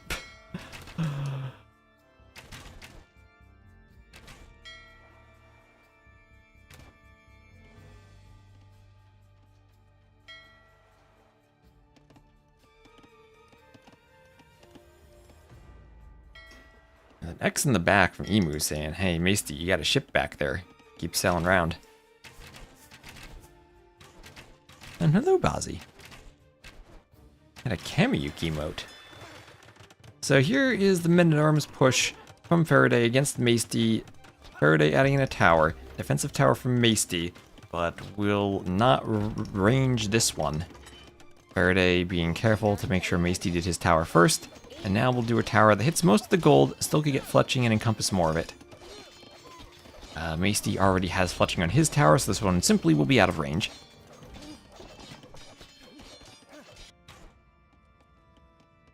PG9 with a lot of galleys still sailing around, keeping these 2 players chasing him. Emu's about to be up. Does he go longboats then, or does he just go war galley? Usually war galley would be the play. Longboats could be an option, though. Yeah, he's going longboats. He's going longboats. Okay. Just deciding this game's crazy enough. Let's make it even crazier. Are longboats faster than galleys? Can they actually catch them? That could be great for islands if you're chasing someone and you catch them. So what is that? That's 1.54 compared to 1.43. So yeah, they are faster than galleys. And presumably faster than war galleys too, because war galleys are big and chunky and slow. Okay, so men-at-arms archers still here from Faraday. This forward continuing to apply pressure to Masty. And oh, what is this? Oh, he went for the landing. He's in the back on Emu's base too. Emu, unsuspecting of the landing from Faraday. If Faraday ever gets castles, it'll be Jian Swordsman as the woo, but right now it'll just be men-at-arms, those healing men-at-arms. And needs some forging on them, maybe. He's got arson. Continuing to pressure Masty to try to go through the houses. That's another house for Masty. Hastily throwing it up.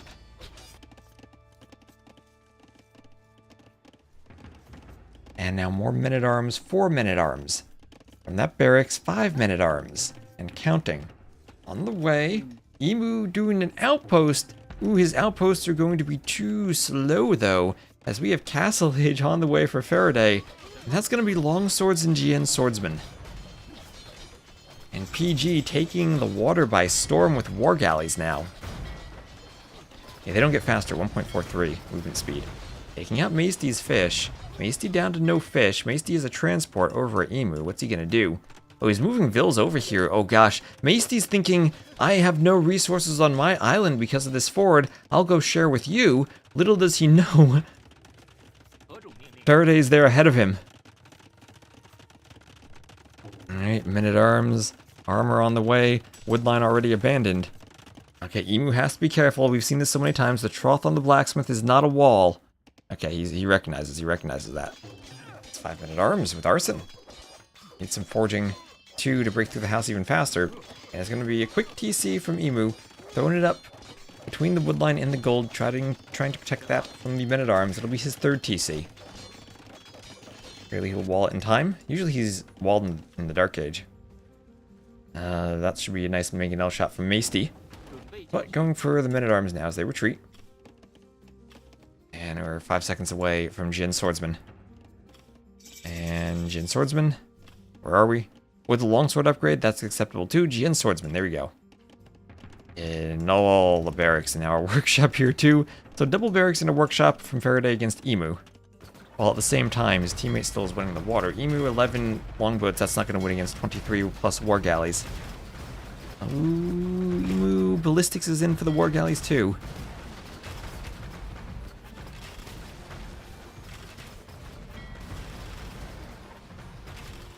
And this is looking ugly for those ships. Xing over here.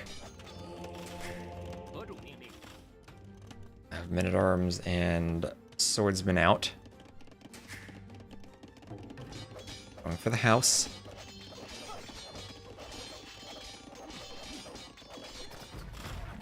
Longboat's still trying to fight. Longboats do produce rather quickly. You can reinforce. But doesn't look like they're winning. They at least have ballistics themselves. Over here, mangonels from Masty clearing the tower.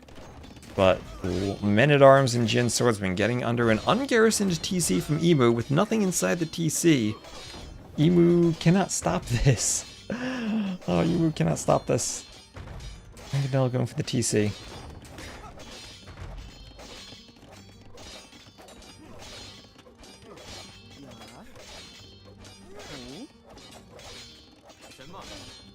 Jian Swordsman takes the Ville.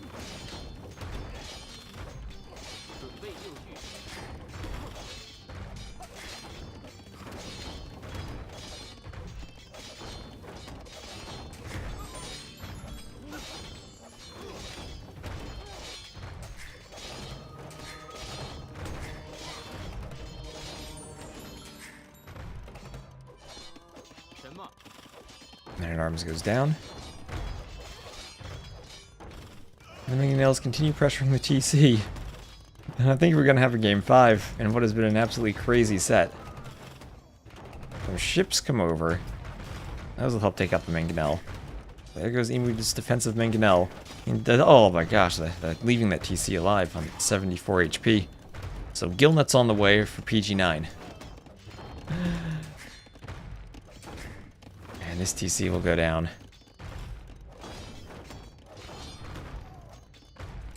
And now this TC... Oh, no, he's not going to take it out. Not going to finish it off. And meanwhile, no Jin Swordsman over here. Maesty just contributing a Scorpion. But Jin Swordsman here, they found Maesty's other Vills. That TC goes down. This TC not going to fit all the Vills in it. Monk not going to fit inside. Over garrisoned. And the Jin Swordsman knock it down. Oh, they can't garrison. They're getting trapped in the middle. And here come the Mangonels. No stopping this push. Or maybe a good Mangonel shot stops it. Would you ever Mangonel your own Jin Swordsman to make them go into the speedy mode so they can catch other Mangonels faster? Didn't think about that, but that could be a play. And there's the GG from Emu and Farinini. Tied up 2-2. And we're going to have a game number 5 on our hands. So it'll be game 5, then we'll move over to Sudden Disaster. And I'll have to find a way to downgrade my game for the other set. That is 70 kills for PG9 as the Vikings, and Faraday felt like his first landing was stopped, then felt like his second landing was stopped, but then he asked, what about third landing? What about fourth landing? And he had the right idea doing the outpost. Wasn't there in time. And this set has been crazy every single game. This is why I wanted islands as a map, so we'd see this type of landings, and it delivered.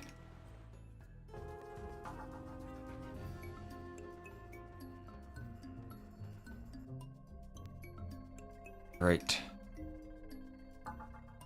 So let's update this. Landing 2, the re-landing.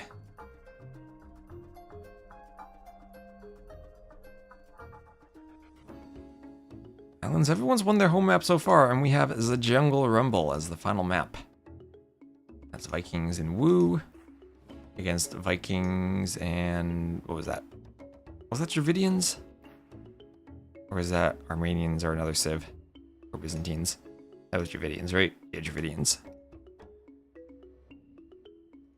Alright, and that'll leave us with the Jungle Rumble as the final game. Drink some water and get hydrated for this.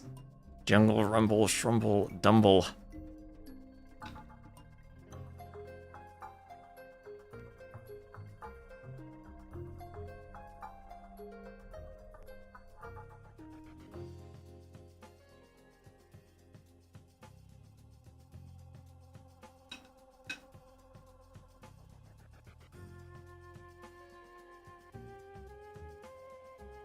Okay, here we go. Jungle Rumble game number 5.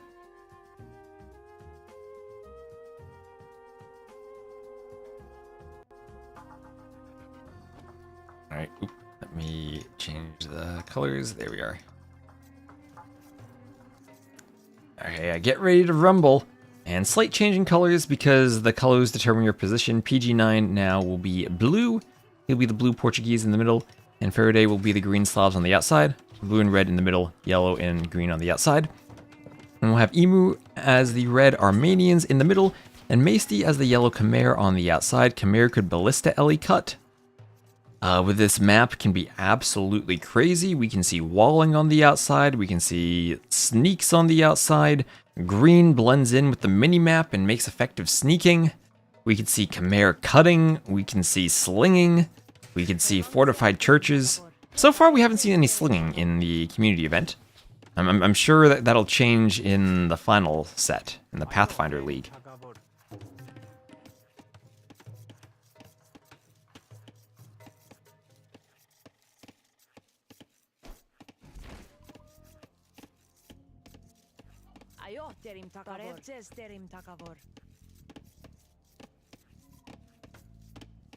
Estou pronto.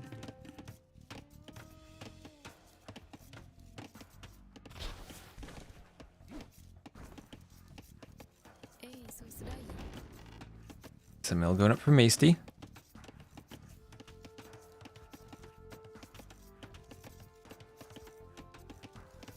And of course there are 3 relics in the middle, across the middle. Lots of gold, lots of these crocodiles, as I'm sure Bozzy enjoys watching terrorize enemy villagers.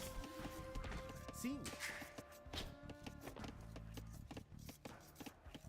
And so what do the Portuguese do? If the Portuguese get Imp, they can add Vitorias and all of a sudden have a great 1 TC eco. You can go for monk rushes or forwards. On the 2v2 version, since the map is larger, you are a bit farther away. So it can be a bit harder to do that.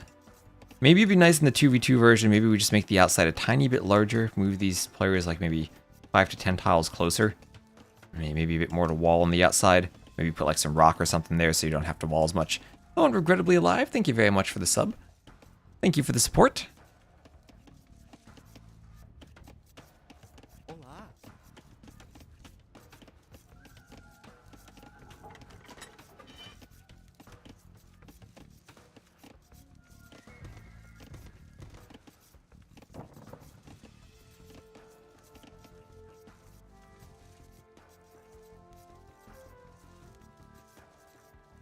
So deer being pushed in all the way to the TC.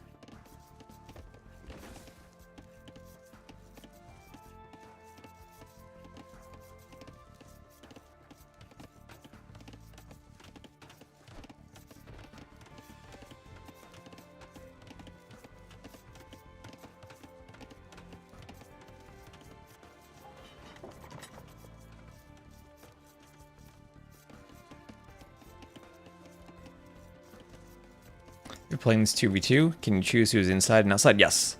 Blue and red are in the middle, green and yellow are on the outside. So we do have some early walls from Faraday. He's sending the scout forward, walling on the other side. Doesn't look like he's sending a Vil forward though, just the scout. Maesty not even bothering to wall. That can be a big risk if you don't wall. He's doing loom. And don't see any sneaks from Maesty either. Gotta keep an eye on the edges for the sneaks. And hello, Sully Buns. Hello, hello. Dude scored A. We have had one heck of a set so far. That Nomad game was something else.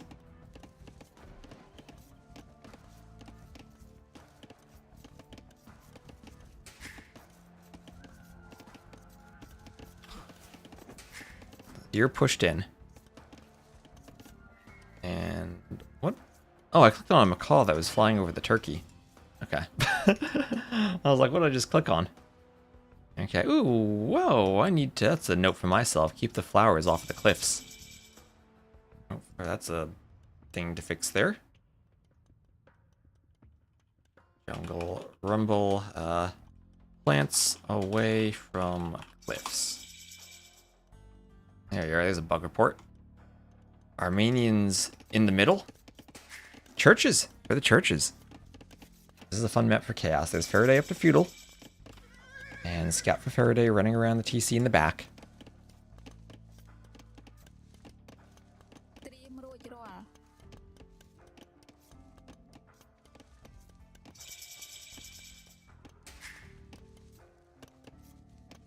And Castle Age there on the way from Maesty.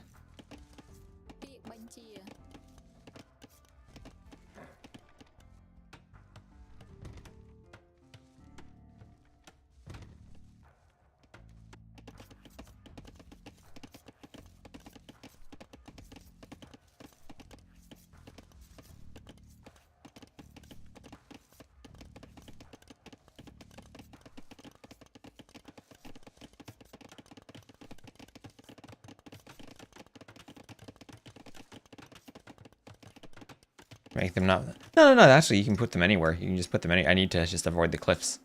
I need to, like, put a... Avoid cliff zone or something on the flower placement.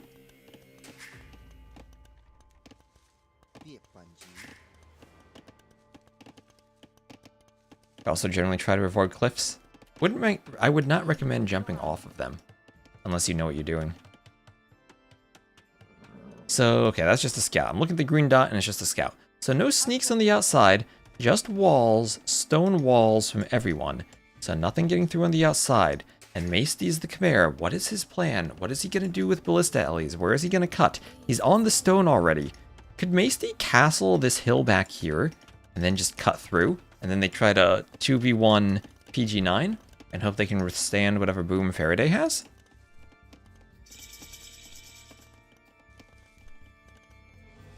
Maybe that's a plan.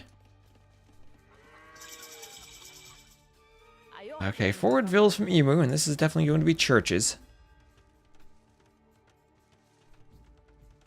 HTS doesn't cut with an elephant, you'll eat your socks. Wow.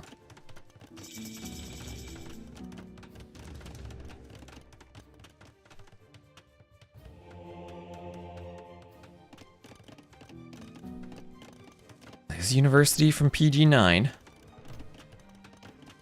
I think it's usually your shoes.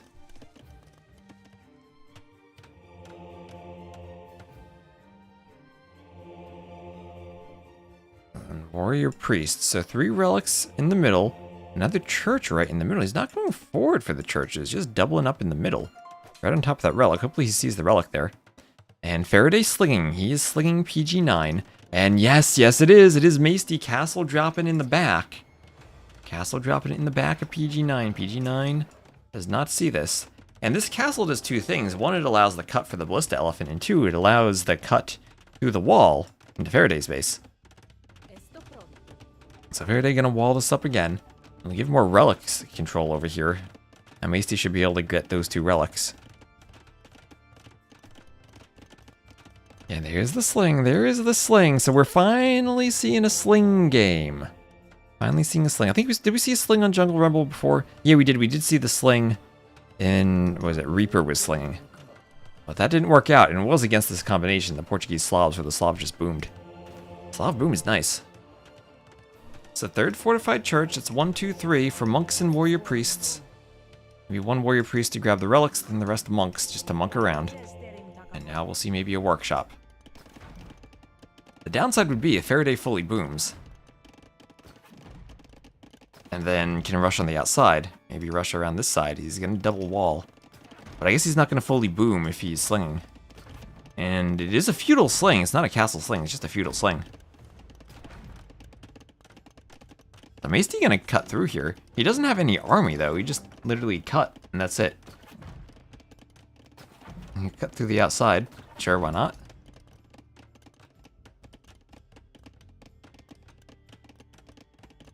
Oh, there we go. That's open. He's checking that it's open.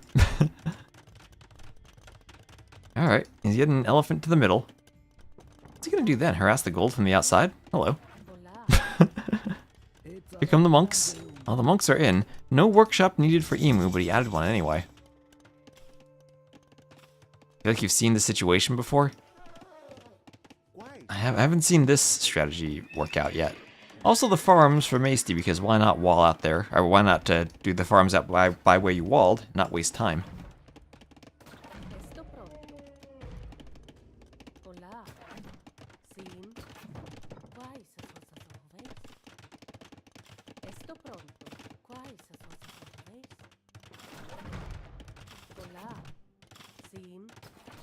Bills here going down.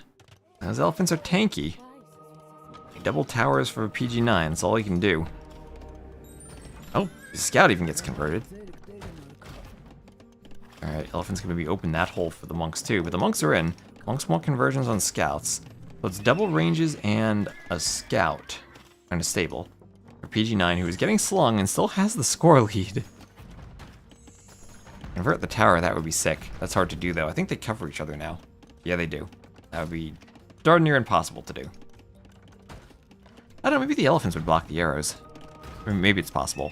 He's gonna do something else, and it's convert the buildings. Remember, monks are the best siege units in the game. And he'll force the deletes of those 2 buildings.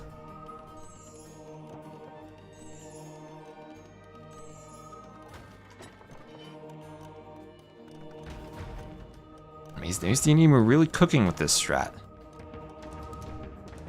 I go for a conversion on the workshop and the barracks.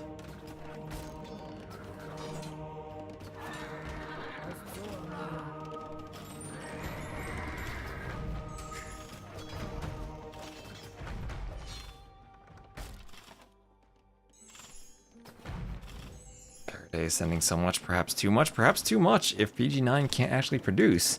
PG9 needs to get some army out somehow. I mean, PG9 is imp. PG9 did go imp.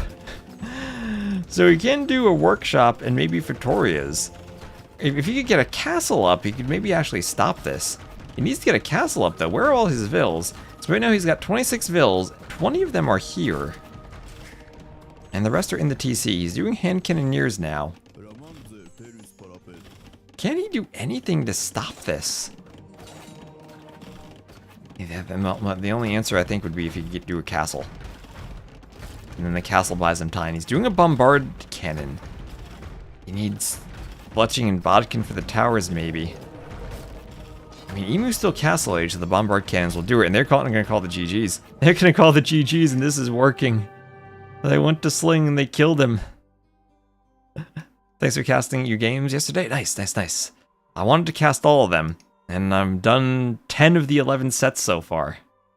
And I have 35 minutes until Sudden Disaster. I don't think I can fit in one more set, especially if he goes all 5 games, and the high-level set might.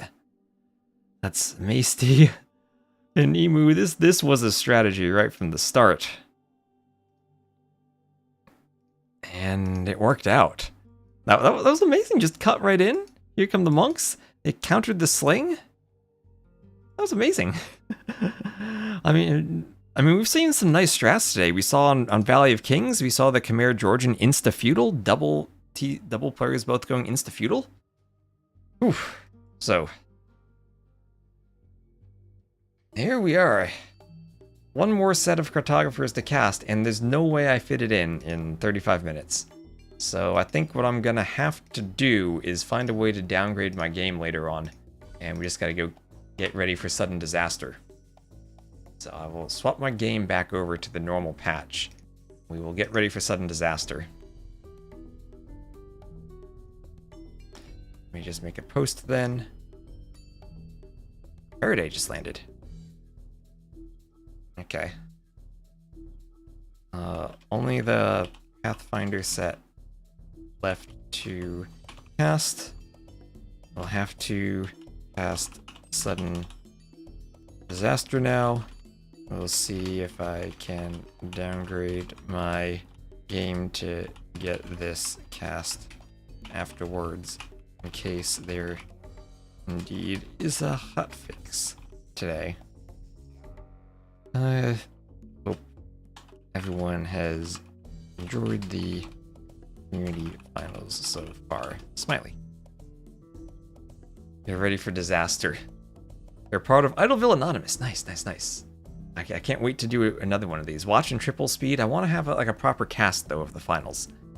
So let me just update some overlays and whatnot. Then I need to change the game. I need to go from the previous patch to the current patch. I need to go to my YouTube channel and edit the description and the thumbnail. So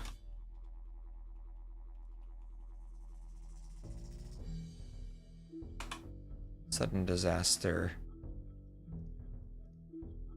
Quarterfinals. Get the Sudden Disaster thumbnail up.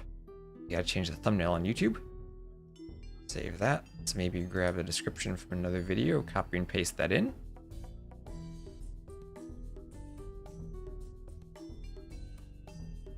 Right, edit the video, YouTube. Edit video. Oh no, that's the wrong video. Sudden Disaster video.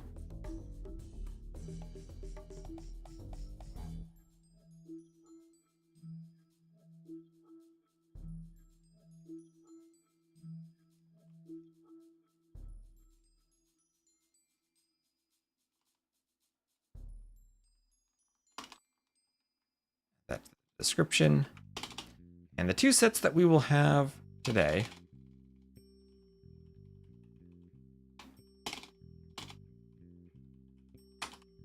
will be Sebastian versus Villese, or versus Villese,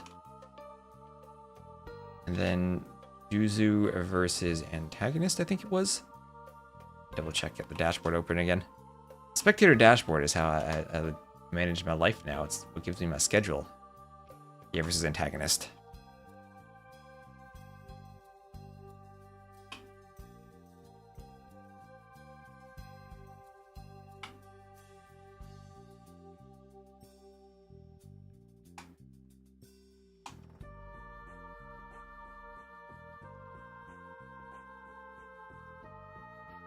let me change my scoreboard here.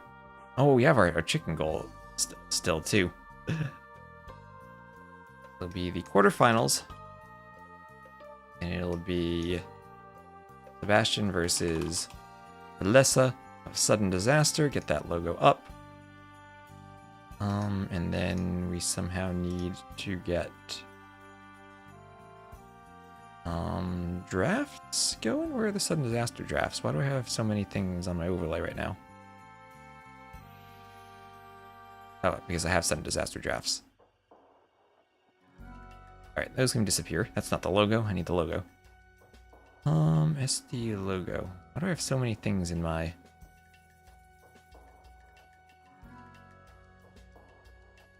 SD logo. There you go.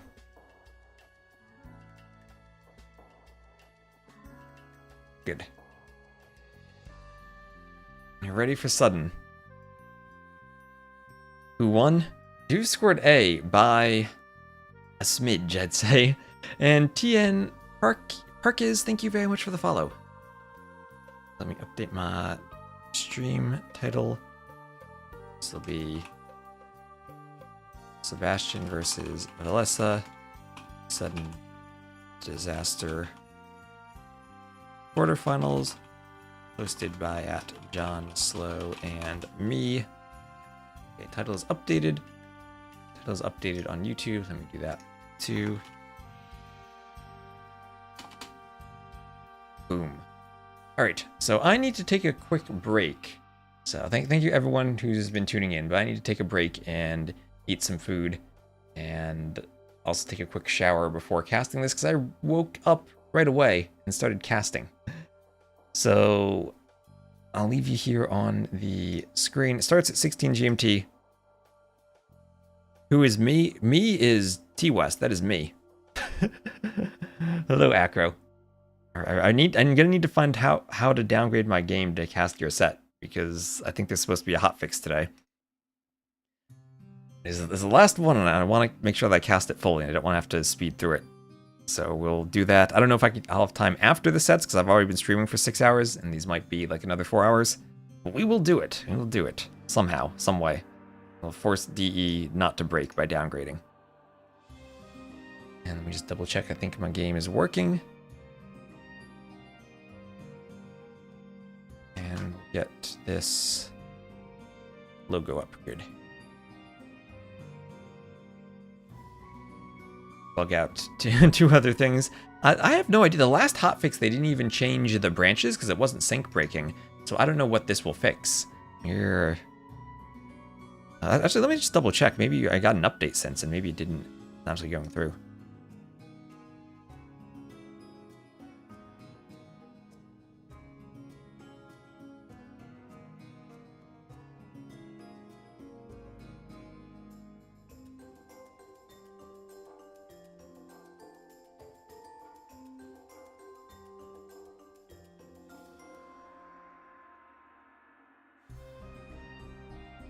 A lukewarm fix.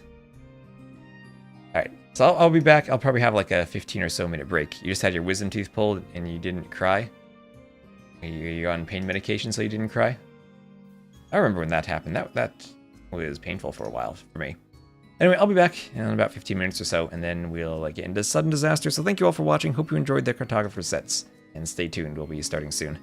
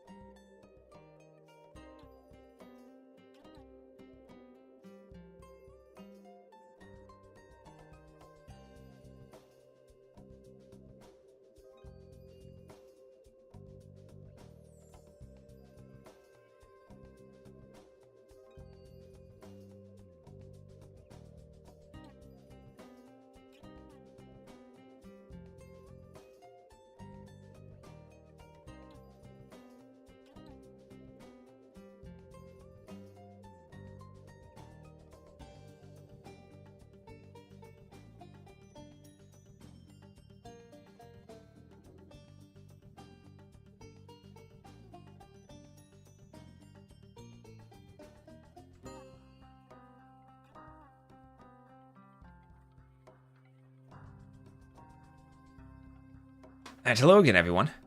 Taking a shower, I've gotten more food, and I'm back. How are y'all doing? Why didn't we lose viewers?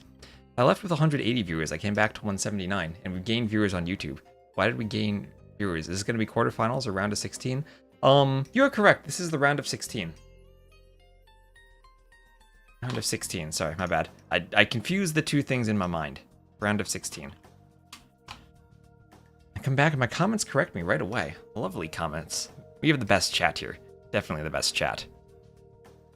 YouTube and Twitch combined. One day I'll need to get YouTube on the stream because you deserve to be there. Of that quality. The AOM music attracts people? Maybe it does. Maybe it does. My graphics so blurry if you're still there. Alexander. It's just a background. Usually I have our menu in front of it.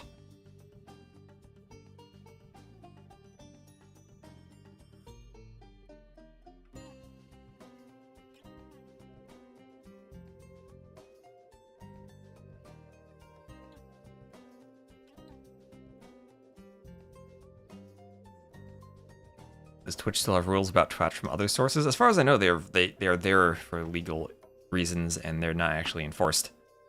But I think they still exist. Tuned in for the soothing everyday AoE2 background footage accompanied by the classical AoE2 music. Nice.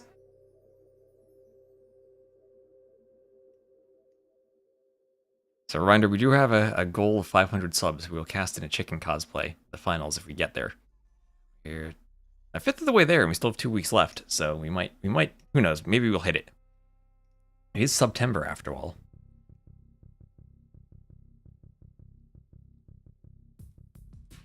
I should be getting things started pretty soon.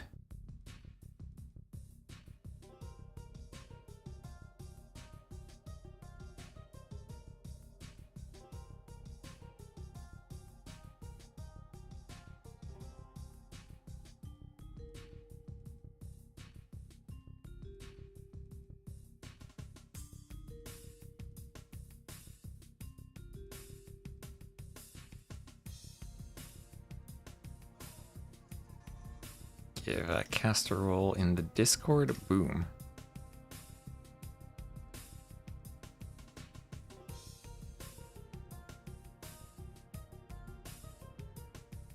And should be getting started soon. Whenever the players get ready to start drafting, we will go. So welcome everyone. Hope you've all enjoyed Sudden Disaster so far. And one more place I need to change quarterfinals on the overlay. Round of 16.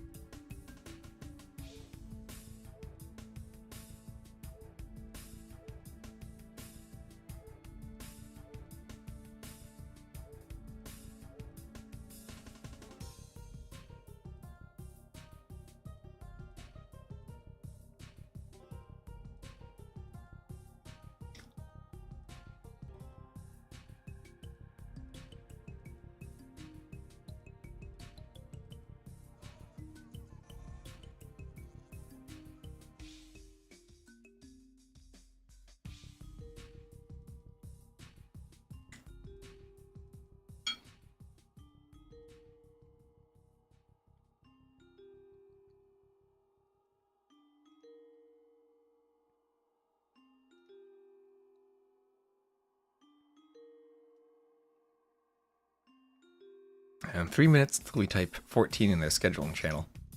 And force the drafts to get going.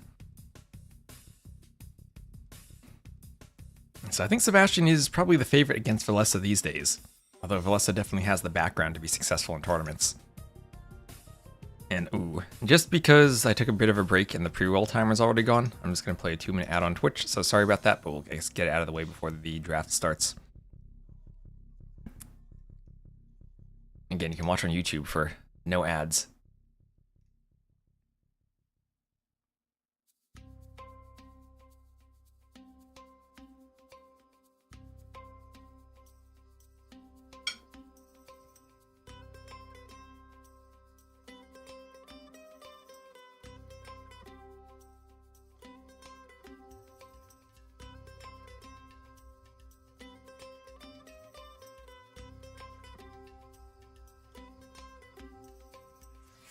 And since I'm 6 hours into the stream, it's got me wondering what the limit is on YouTube for live stream videos in terms of length and file size.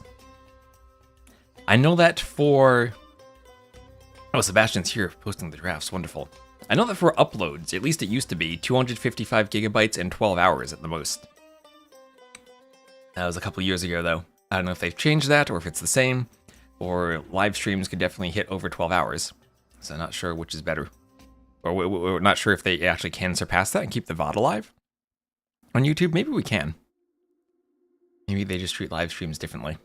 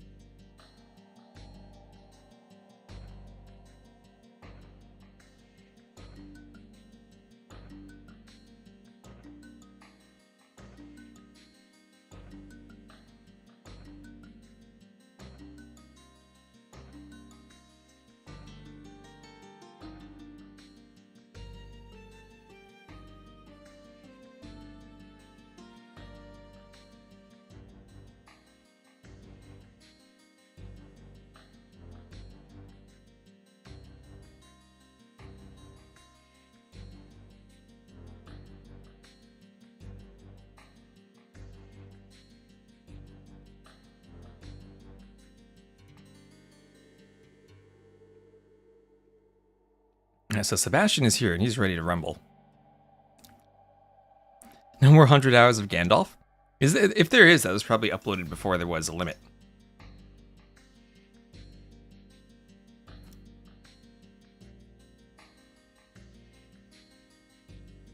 Oh, Villese is ready. They're both ready and right on time.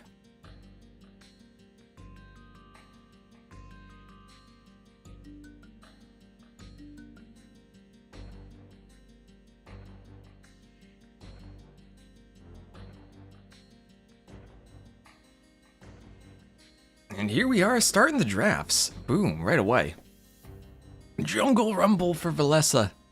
Lots of Jungle Rumble today. It's been a great map.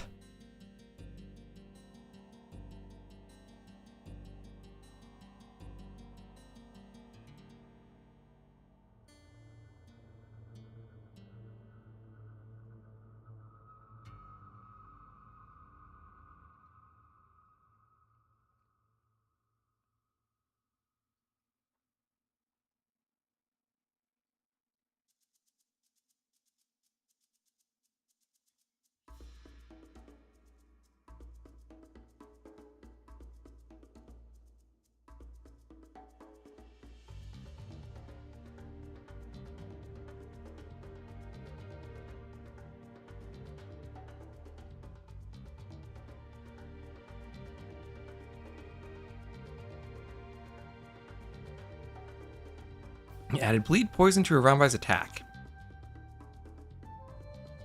Oh boy, that sounds scary.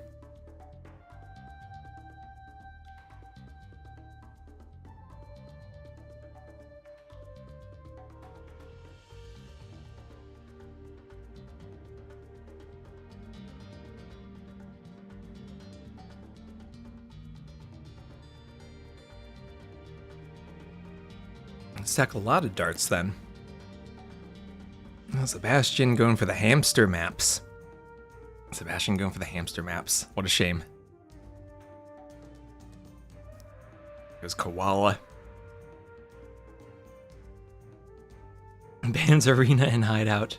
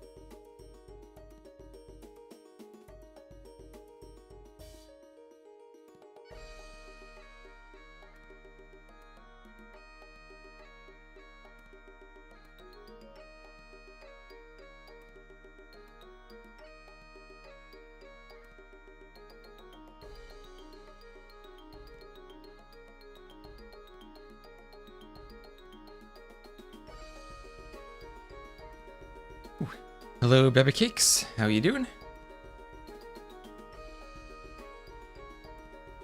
That would be the video that resulted in a limit of like 100 hours of Gandalf. Well, now you can loop videos. I guess it probably reloads when it loops and it doesn't do it smoothly, though. Maybe it's gotten better since I last tried.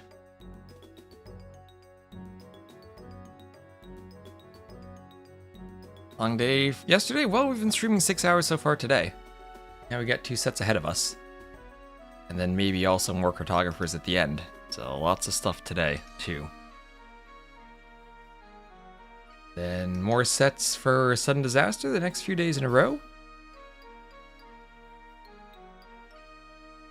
I'm also going to have the Queen's Clash set to cast on Saturday of Gabby versus Lilybear.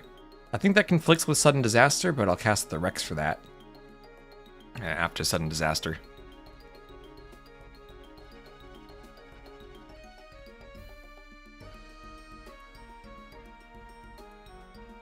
So today it's Sebastian, Villese, then DuDuZhu, AntagonisT. Tomorrow will be freaking Andy Niaz and Art Kingstone. Saturday, Capaccio and Margugu Sorokuma. And then finally on Sunday, wrapping up the round of 16, will be Barles Lewis and Classic Pro and Nikov. And we've had upset after upset after upset so far throughout this tournament. And no more Licks, no more Viper, no more... Well, I guess Stout lost to Yale. That wasn't an upset. No more ACCM.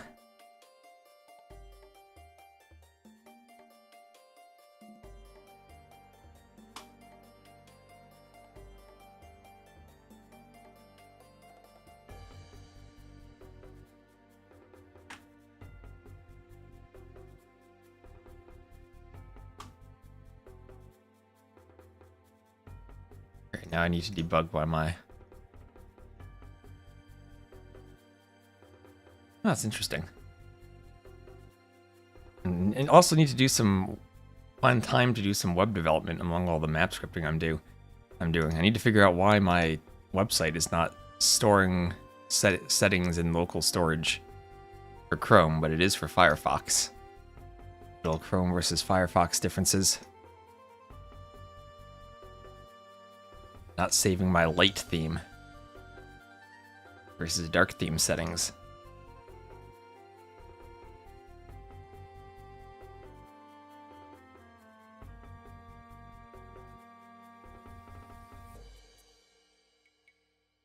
The layout shift I need to fix too.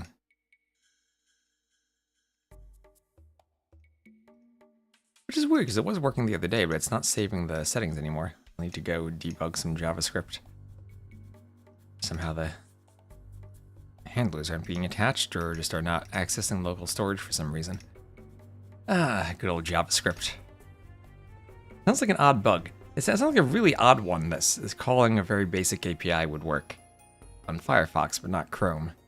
And the weird thing is I can clearly see that it is like in my settings where it did work before. I have no idea what that is, but I will debug that. That's the fun part of programming. You find stuff you have no idea why it doesn't work, and then you figure out why it doesn't work, and then you understand it. And your understanding might be it is a completely ridiculous reason, which often is the case, but you at least understand it. In Maya and Aztecs, like in the Mesoamerican civs. So we'll have Palisade Socotra as game number 1, then Koala and Canberra for Sebastian, and Jungle Rumble Ringer Reeds for Villese. So Villese going for more of the clowny maps, Sebastian for more of the hamstery maps. Maybe Heaven and Hell should have been hamster and clown.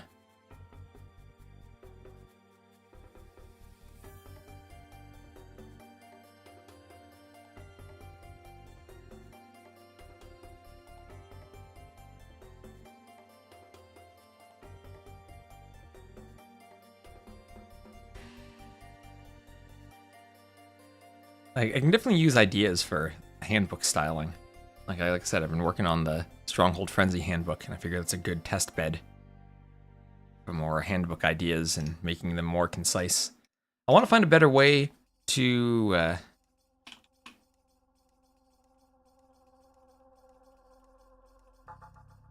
bring it up. I want to find a better way to display the maps, 'cause I think it's way too big of a section right now.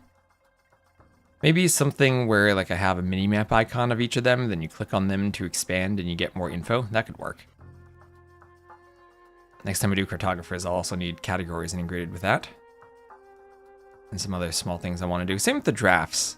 Here there's only 2 drafts, so it's pretty simple. But I think the tables can be a bit prettier. Right now they're basically just copy and paste it from a Google Doc. I gotta make it like my own SVG for a map icon instead of using an emoji.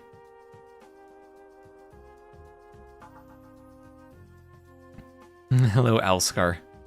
How are you doing? I'm rambling to myself. Oh, the spectator dashboard, don't be temporarily offline. No. I need you. Okay, Sebastian's in a lobby. Lovely. Let's go.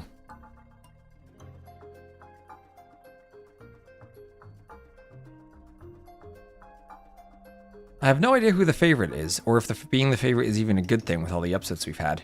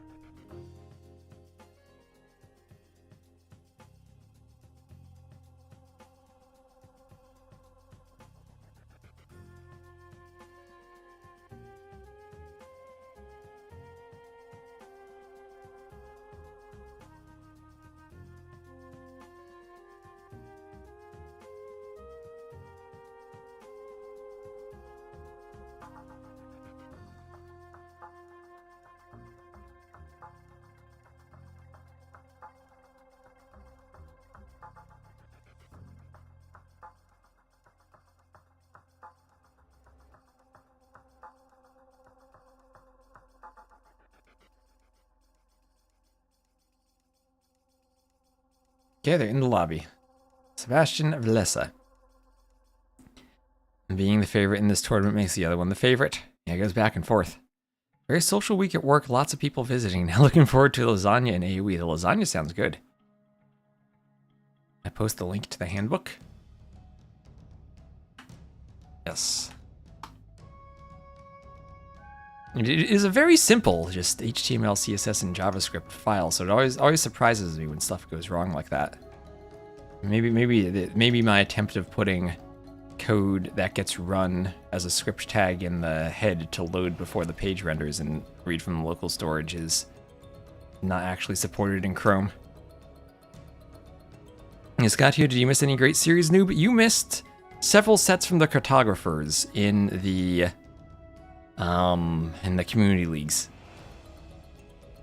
I say pudding code? That would be wonderful, pudding code. Better than spaghetti code.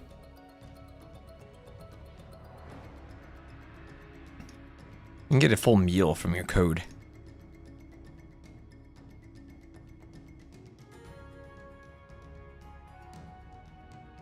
Well, what we learned was having an Aussie in your team for the Cartographers means you win your finals. Because the three of the winning teams had Aussies in them.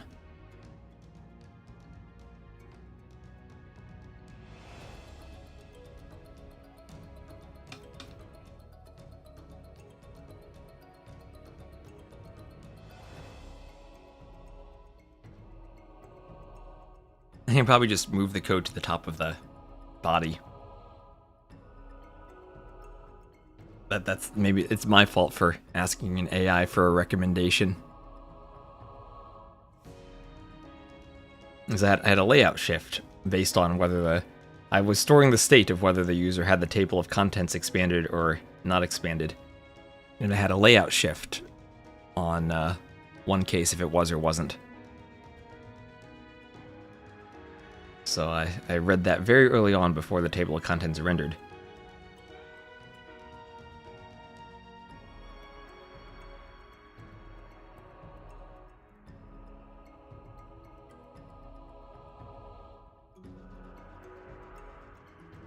DOM content. See that's the thing. This is just a very simple table that is based on the state of a CS of a checkbox, and that it is displayed or not based on if a checkbox is displayed.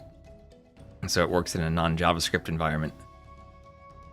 But in order to get that working properly, I need to make sure that the state from local storage is loaded before it's rendered, which apparently Chrome is not doing properly for some reason.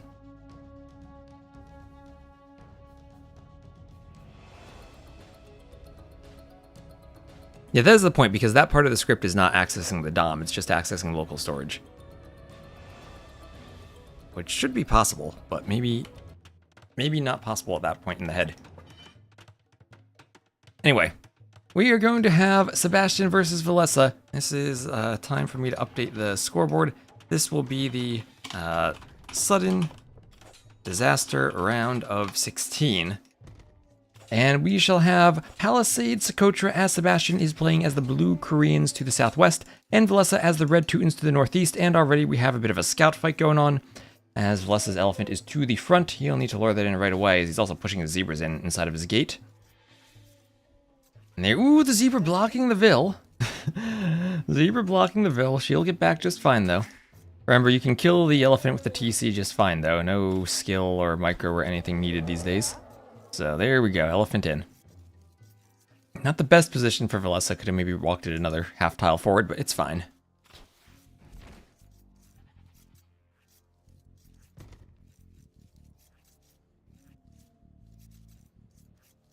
So the zebra shot by villagers.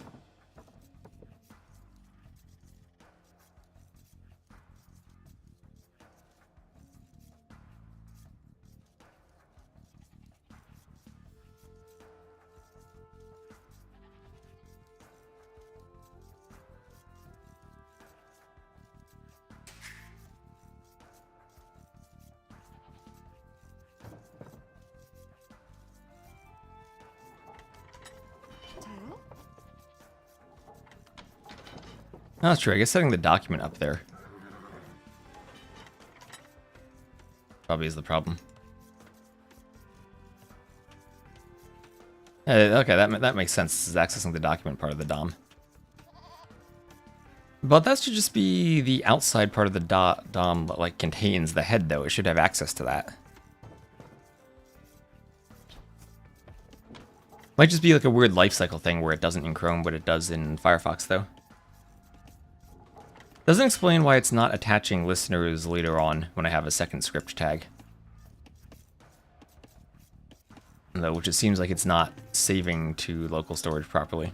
But anyway, so Zebra being pushed in here from Sebastian, getting through the gate. And the goat will hold that open. And Zebra will get pushed in. And pushed in almost there. There it goes. And there it goes.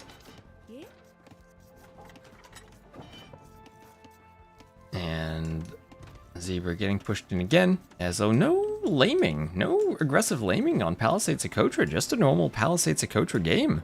What's going on here? What are these players doing? So passive, not sending the Vills forward. I mean, Koreans and Teutons, maybe they just want to get to the tower rushing stage.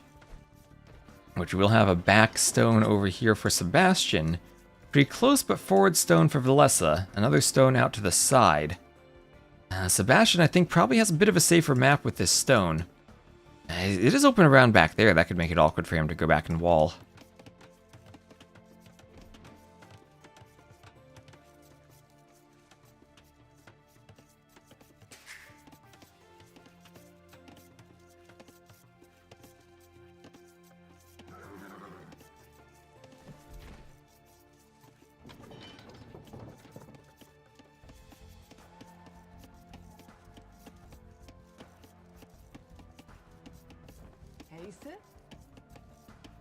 He'll head over to the lumber camp with a feudal agent loom on the way.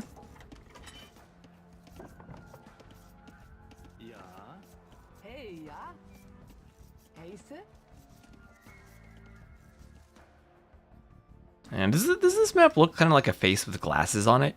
I'm looking like these two squares, or the eyes of glasses. And there's like some hair and a beard going down here.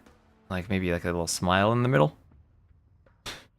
Then like the nose, you get nostrils from the two stones, and they can be like, imagine a smile there, and like a beard around the outside.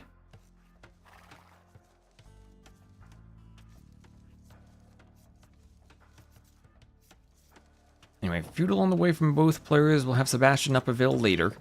18 Villes versus 17 Villes. 17 Villes is a nice uptime. 18 pop up then for the Teutons player, and he has Loom. Yes, you agree? Okay. It's nice to see artwork, right? It's like those inkblot tests, only in mini-maps.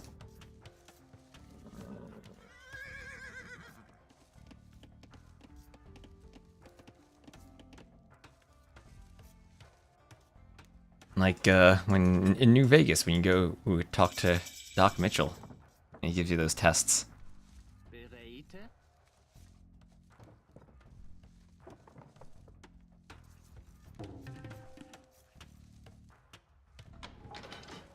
Okay, Ville's coming forward. Will they be able to hit this house? Will they destroy the house? Will they tower here? What's gonna happen? Teutons versus Koreans. Koreans, of course, mine stone faster. And are we just gonna have a Ville fight or a tower rush? It's gonna be a tower rush. Ville's coming forward. Remember, Teutons have extra garrison space. And Sebastian will likely lose the scout there, but then so will Villese. Both players losing the scout. And this might be a Ville going down. Nope, that is a Ville garrisoned. So tower garrisoned for Villese. Sebastian needs to react, keep his low HP Villes alive, and garrison his tower right away. Here he goes. Ville's here trying to quick wall to trap Villese. Villese's just gonna have to run. And Sebastian trying to get more walls up. Can't quite get them. And this tower will go down. This tower will go down. And now outpost in the middle from Sebastian, that vision box, giving him a ton of vision of anything Villese is doing. Remember now, this is sudden death, so 1 TC and that's it. No extra TCs.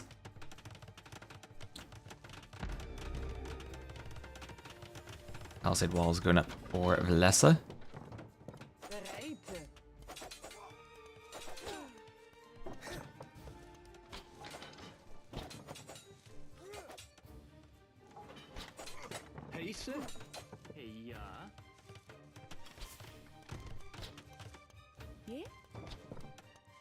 And he's just gonna try to stone wall Sebastian, wanting to wall Villese away from his stone.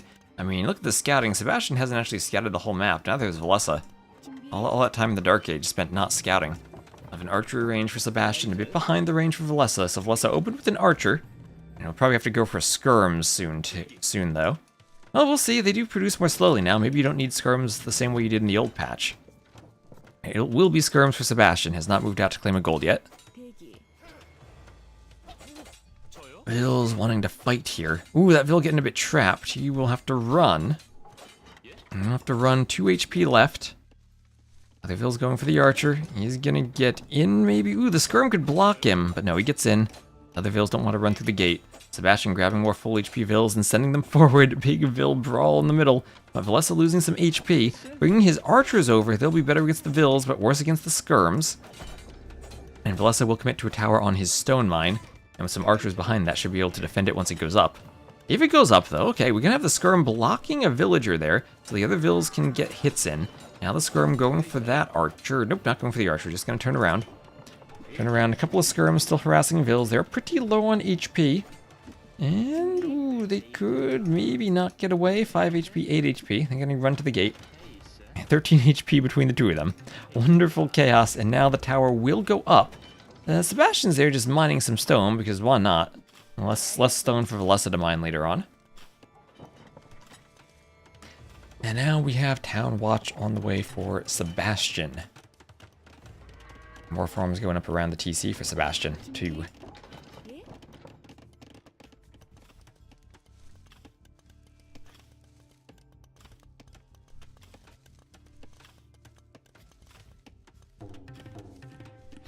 A couple of houses and a wall up on the right side for Villese. And Petito, thank you very much for the raid. Welcome in. Hey, yeah, yeah.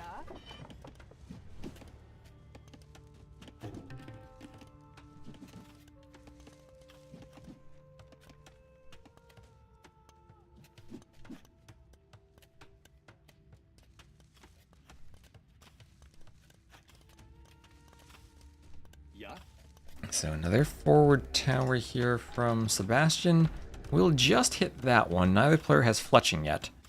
So with fletching, would at least hit the tower fully. Won't hit Repairvilles though. So fletching on the way from Villese, he will have fletching first. Alright, remember, Koreans will get guard towers. And up here's another tower. Villese will be almost out of range. I think the tower hits that. Yeah, it hits it. Yeah, but fletching in, Villese definitely can counterattack. Two Teuton towers should be able to take out this tower from Sebastian, but does need to get this one up. Only 50%. There are a lot of skirms there, and Sebastian now has fletching on the way. He's going to keep Vils off, and it's 4-0 Eco KD in favor of Sebastian. And those low HP Vils are not going to finish the tower.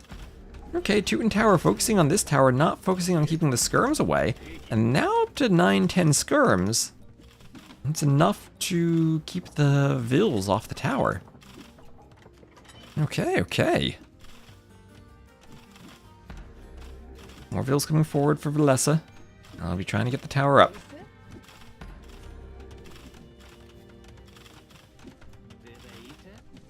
And Vils, ooh, going down. Going down, skirms killing the Vils. Vils dying inside the tower.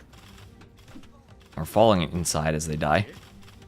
So now 2 Teuton towers are up. Archers are inside of this one.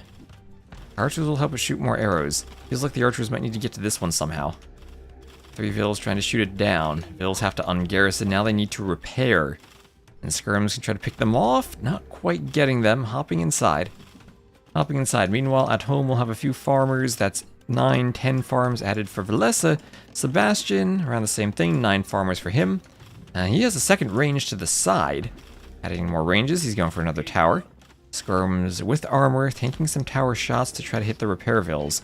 Feels like every villager is weak now. Now with fletching, that tower can hit the repair Vils, and feels like Villese might be on the verge of losing this tower.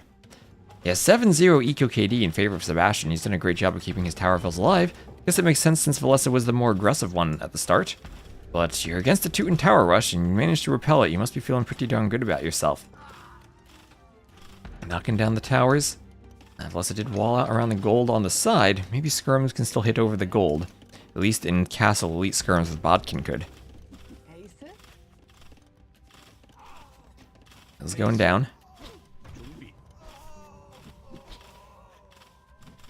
Skirms going down here too.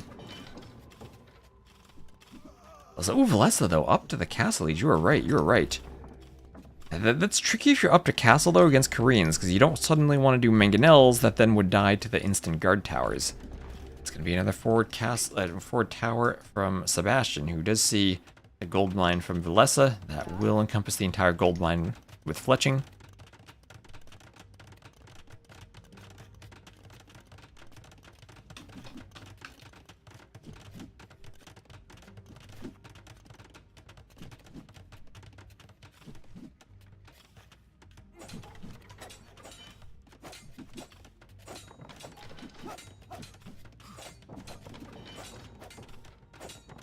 More towers going up for Sebastian. Castle Age and Scale Barding Armor on the way.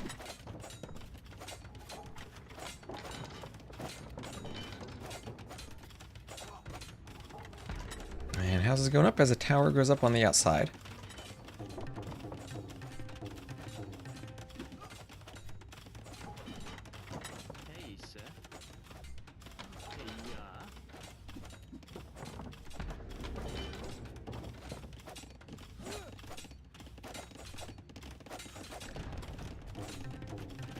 Those will try to punch through the house. And we'll have a mill in the back as Villese is up to the Castle Age, and a siege workshop is on the way.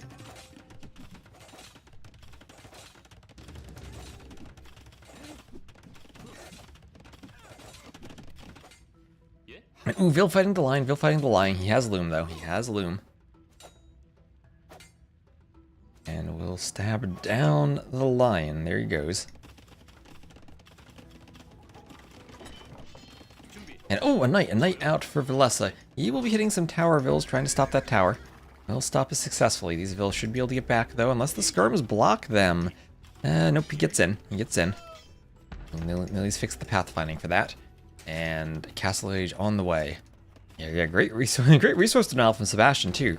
Right, as I pointed out, that stone, the closest stone for Villese is forward. And now Sebastian, even out with a Vill here, keeping track of these other resources. An outpost over here would be great. Like a little vision box. Yeah, he does have town watch already. And up to castle. And now that mangonel has to be repaired. And really wants to take out the watchtowers before they become guard towers. This is what I was saying earlier. Risky to do. Oh, he's gonna hop in and out, in and out, in and out, and try to build that. Risky to do a commitment to mangonels against the Koreans when they're gonna have guard towers on the way. Hopping in and out. That is wonderful. The 2 mangonels there, but a minute to hold. And Sebastian really has to repair now, but wants to be able to hold these towers so that they become guard towers. The more pressure he applies, the more map control he'll get. And right now, all the resources in the middle, not a single one taken by Villese, and as I said, outposts. Sebastian committing to them too. Would have liked one maybe even over here, but between the stones. Just make sure you see everything. But committing to this tower means it might go down. Might just be a waste of stone. And, well, now we see what happens when Castle Age comes in. 15 seconds away. 3 mangonels. Can they clear out more towers? Can they get some Vill kills? 8-1 now. Remember, attack grounds fully kill villagers now because the secondary projectiles do damage. And okay, nice hit on the skirms, but there are the guard towers. And now how do you deal with Korean guard towers? And that's essentially 1, 2, 3 towers taken out before castle. Here's a workshop for Sebastian, but now if it comes to a mangonel rocket cart war, more mangonels already are out for Villese. Res collected still very similar, but Sebastian's still ahead in Vills thanks to that wonderful KD. And Vills are not going to garrison or commit to this tower? They don't. 3 mangonels can take out a guard tower. As long as you micro them properly. And repair them properly. I say micro, I mean repair. And, ooh, nice shot on the skirms. There go the skirms. Okay, maybe Vilese's got something cooking now. Taking out the guard towers, taking out the skirms. And if you commit to 3+ mangonels, you can kind of fight guard towers. If you have Bodkin, commit to 4 or 5, then you really can fight them. But here comes the rocket cart. And, guard tower versus mangonel. It's all about the mangonel's pierce armor. Since it has 6 pierce armor, the guard tower with Bodkin then has 9 attacks, so it does 3 damage per arrow. Maybe the secondary arrows have some different things. But you take down 1 attack from the watchtower, and then another one from not having Bodkin and only having fletching, and then it's only 7 damage. Or 7 attack, which results in 1 damage from the pierce armor. So it does, essentially every arrow does 3 times the attack for guard tower plus Bodkin. Like rocket carts or mangonels more? I prefer good old mangonels, personally.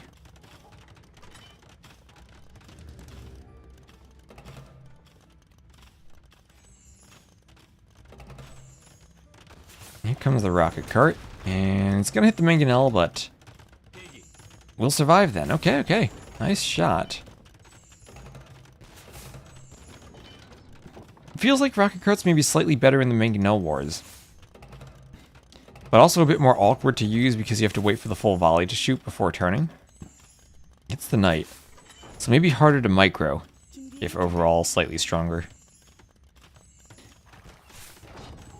I don't really have an explanation for why they're stronger other than they kind of seem like they are. There's subtle differences in the stats. Okay, Monk wants a conversion on a knight. Converting a knight would be insane value here. At least Villese does have the Teuton's resistance. Because you convert 1 knight and then you take out the mangonel easily. Koreans, they don't have redemption, right? Yeah, no redemption. And no atonement either, so Villese could even go atonement monks to defend against the monk. There he goes, gets a villager. He's somewhat similar to Siege Destroyed. Okay, I can see the sound being confusing. I think the heavy rocket carts look kind of silly with like the double stack of rockets. I don't know, is that like a historical thing? You'll need to like find some IRL rocket carts for references.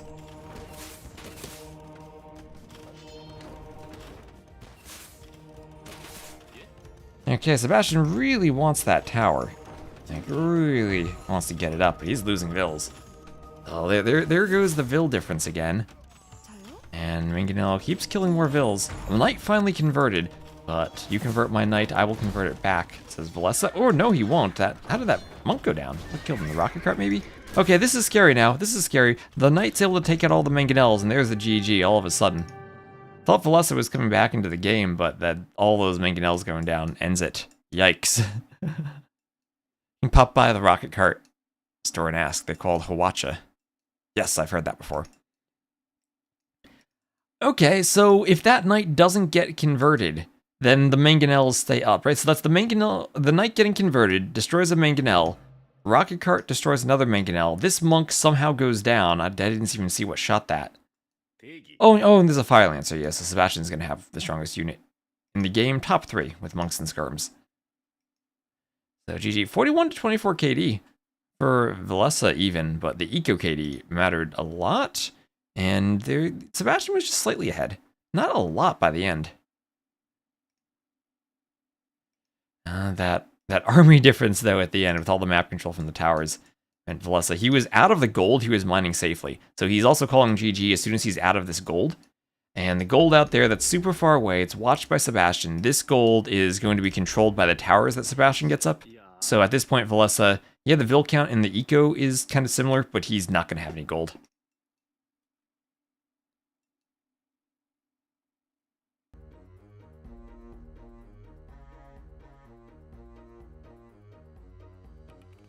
It was a tragic chain of events. Very much so.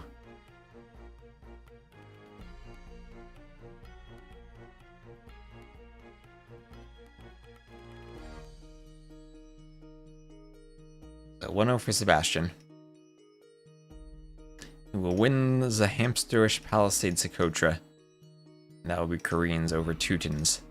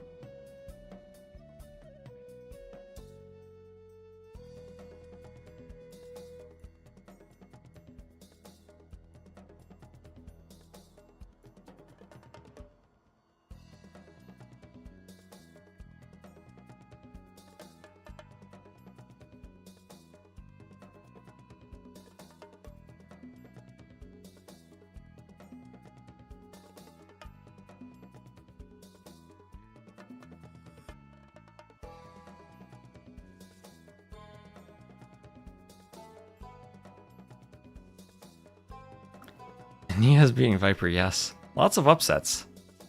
Let's see, where are these games? There we are. Ring of Reeds, next map. Sorry, it took me a second to find the map.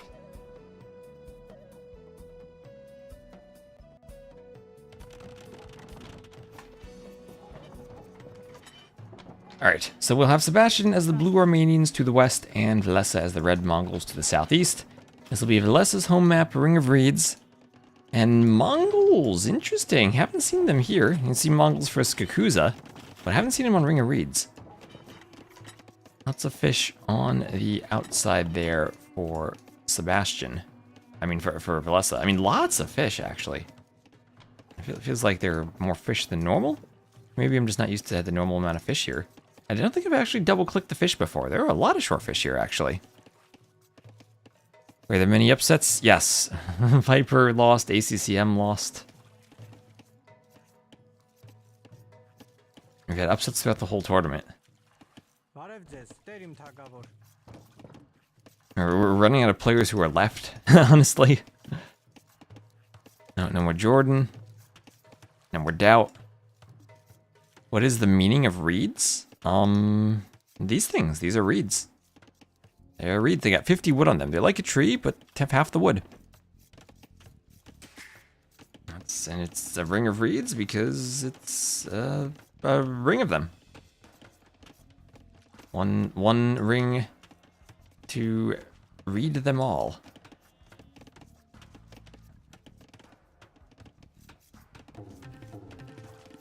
Houses forward.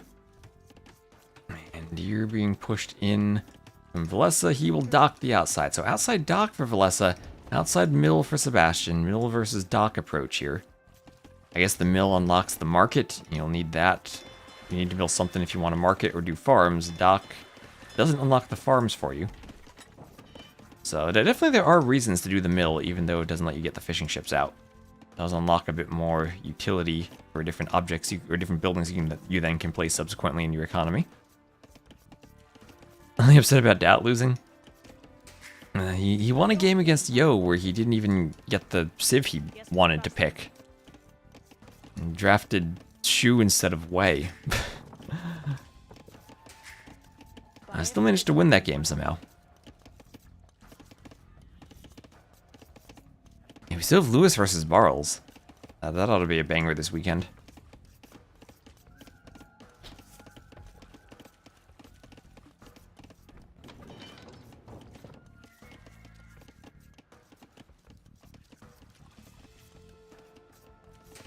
His feudal age on the way for Villese.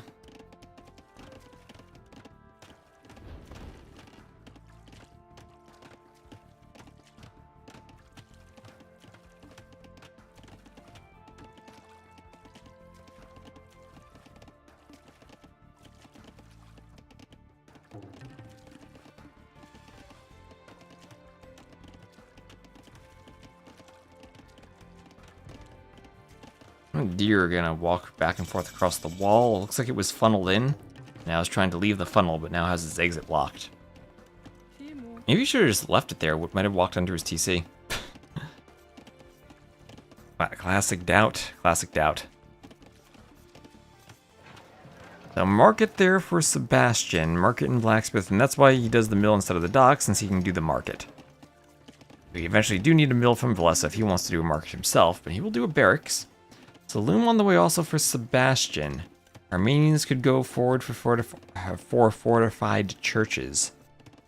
Mongols, not sure what they're going to do. It's not like he's using a super fast uptiming with them. He's up a bit slower.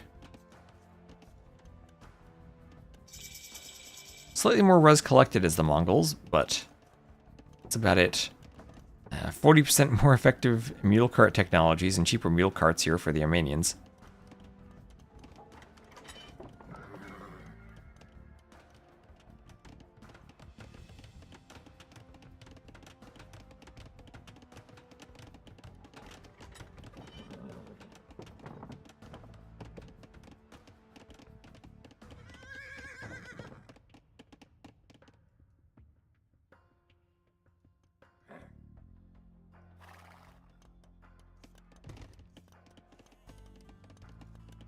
Castle Age then on the way, a minute slower.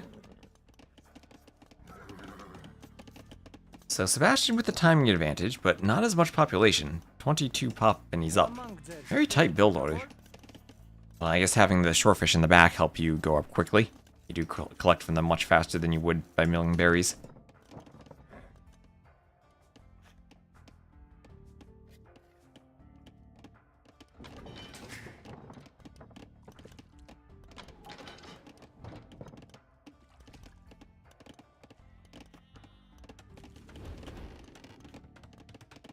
Mill then in the back for Villese.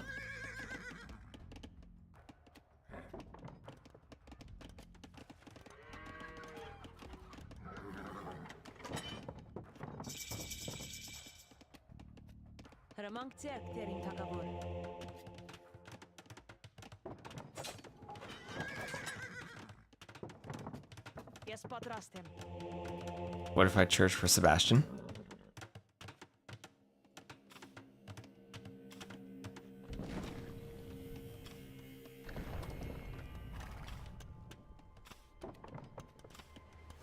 Now they do go up so quick, right? It's not like there's the excitement of the castle drop where it comes in and you send the vills to fight and you try to stop it. And it goes up. There's really no stopping it. The scout runs in. So 2 fortified churches now. The forward one got the relic, perhaps unfortunately.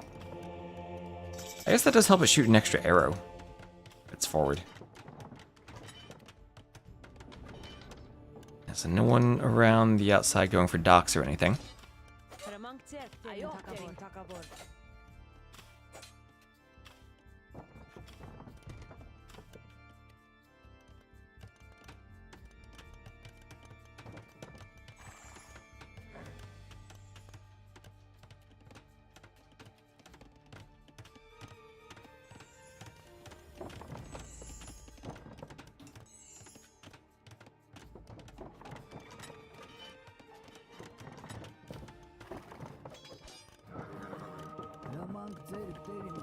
One conversions on the scouts.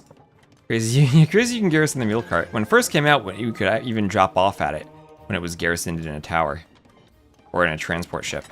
You dropped off at the spot where it boarded the transport ship, so you could actually like drop it off, put it back in, and sail the transport away, and your vills would still drop off at it.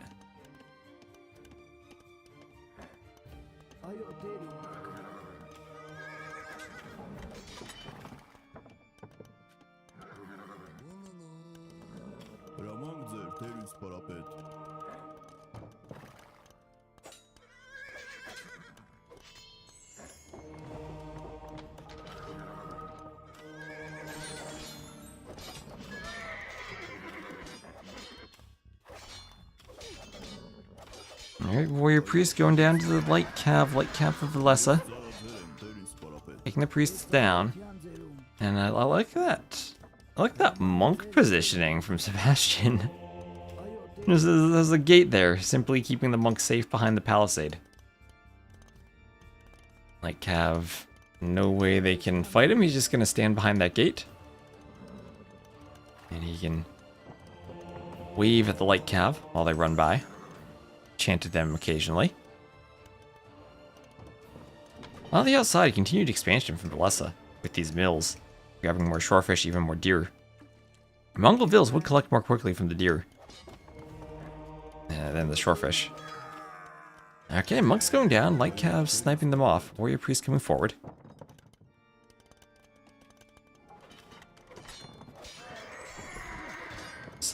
Going to castle. I'm used to the team games now. Yeah, he does have a good amount of stone in his stockpile. Might go forward for the castle, but here's Sebastian forward for the workshop, backing up his church. Unless we'll try to grab one more monk, and he should. There he goes. On the back is a fire going for the house.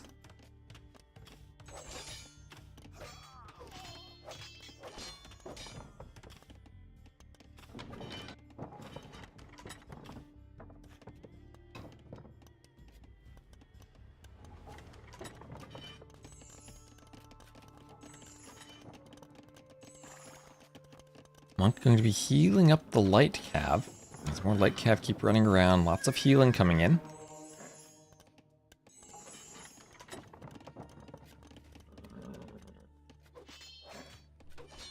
Monk wants some heal or some conversions on the light cav outside. Atonement on the way too. For Sebastian. Okay, Mongols themselves do have atonement if they want to engage in a monk fight. But as you pointed out, it will be a castle here for Villese. Will be in front of his TC. That'll protect him from potential ram pushes. How many petards to destroy a fortified church? Is it the same as a TC? It looks like it. Yep, same defenses. Oh, they have stone defense as a class. So maybe even fewer. You go petards to destroy the church and snag the relic?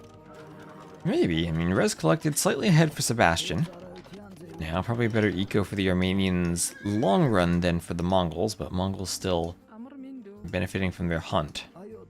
There's a monk looking for relics on the outside. Hello there, monk. Could look for a villager and try to get conversion. Light Cav still hoovering a bit. 1-0 eco KD in favor of Villese. Both players with around a minute of idle time on the TC.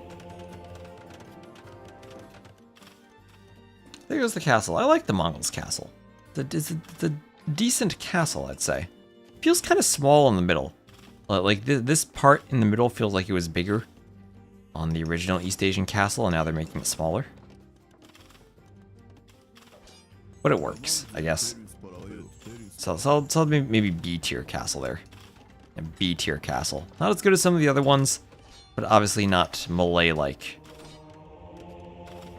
Or Inca-like in its hideousness. Alright, so there goes my stealing the relic plan. As Sebastian, aware of that possibility, he will be bringing his relic back. F tier Vanilla says it's an F tier. No, it's not F tier. It's not nearly as bad as the Malay or the Inca.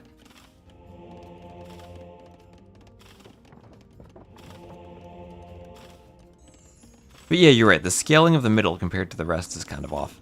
That's what it feels like to me. Or of the little tops of the bits. Some of the scaling's off. It's like with these staircases going up, this is almost like the original East Asian castle, just at like the front bit of it. And you have like a quarter of it in the back that looks different.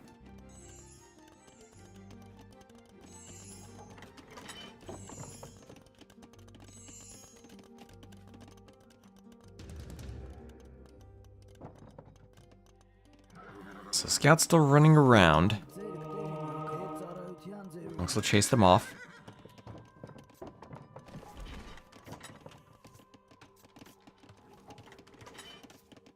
Imp on the way for Villese. Those front stairs are for ants.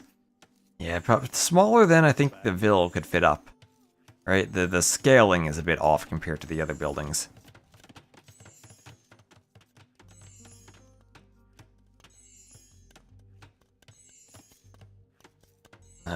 Compare the width of this staircase to the width of this staircase. This is like 3 times as wide at the top. So, okay, I've never really seen the berries used as a wall, but here we are.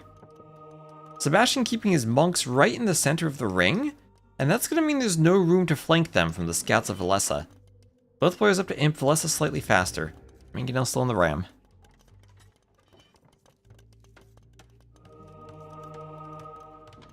We're actually known for their architecture.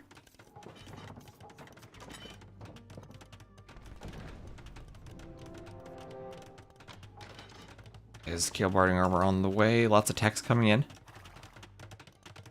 Don't think this castle'll stop. Now that is a spot for a castle. Yeah, that castle placement. Right in the middle of all the flowers, messing up the flower bed.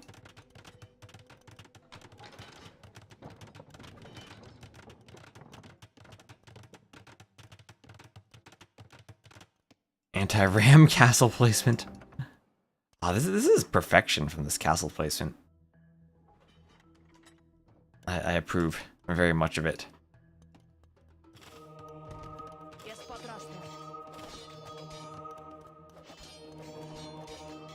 Let's try to wall out the light cav, but that'll lead to a conversion or just a delete to prevent the conversion. There's Villese up to imp. Yeah, this is amazing from an aesthetic standpoint of where to position the castle. The only downside are the outlines of the berries behind it. But that's like when you really want to optimize your scenario design goals, you have to be careful about berries and stuff putting outlines behind your buildings. So, docks for Sebastian is the Armenians, as he is Imp, and that means it's Droman time, right? Droman's for the castle. Don't think Droman's can hit the TC. But feels like Droman time now. On the outside, though, on the outside, okay, Sebastian needs to be quick with the Dromans because we have a castle on the outside for Villese, and that's going to lead to Trebs. And right now, it's only monks. There's nothing that can stop trebuchets on the outside if they're defended by a castle. It's just Treb and win at this point. And the Droman could, maybe. Sebastian needs to dock quickly and do some Dromans out here. Yeah, Trebs on the inside, Dromans on the inside. But Sebastian has to worry about Trebs on the outside.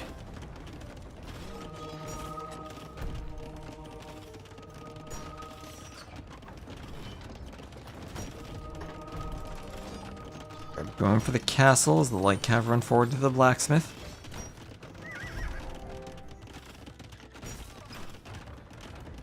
And Sebastian has to Treb this down.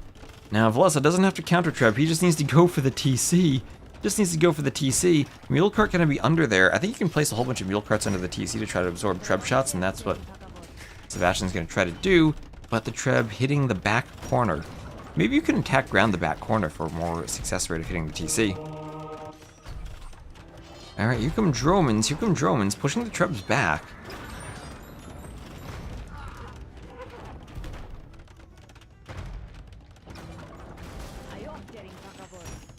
Light cav running around, not able to get in just yet. One Treb, the TC seems to be able to be repaired against.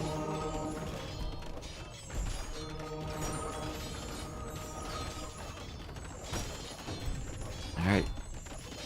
Castle over here, being repaired. I don't think Dromans can hit that TC, but trebuchets could. And that's going to be 2 Trebs from Sebastian as that castle crumbles, but then also 2 Trebs from Villese. And Villese has the timing advantage. That TC is going down. There's a ram underneath the TC. The ram goes down, TC down to 200 hit points.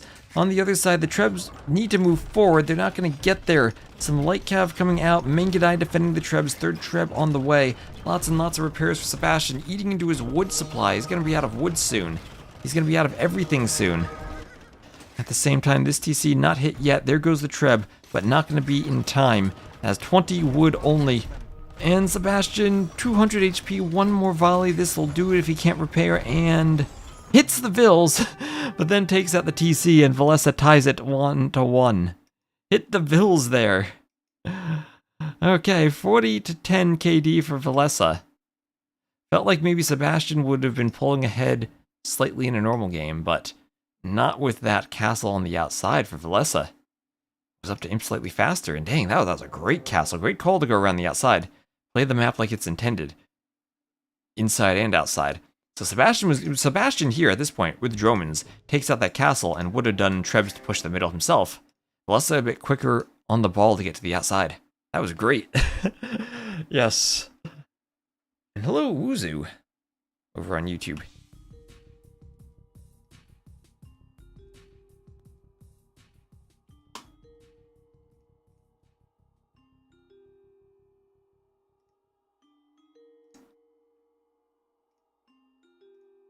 It looks like Koala will be the next map. 1-1. Also wins Ring of Reeds. He wins there with the Mongols. Mongols over Armenians. Interesting Mongols pick.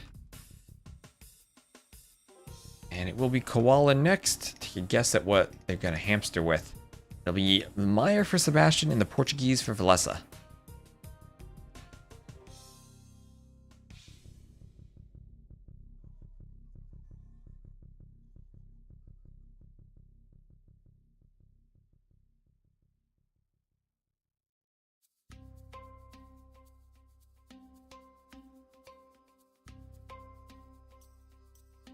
And I'll have a 1-minute spec delay.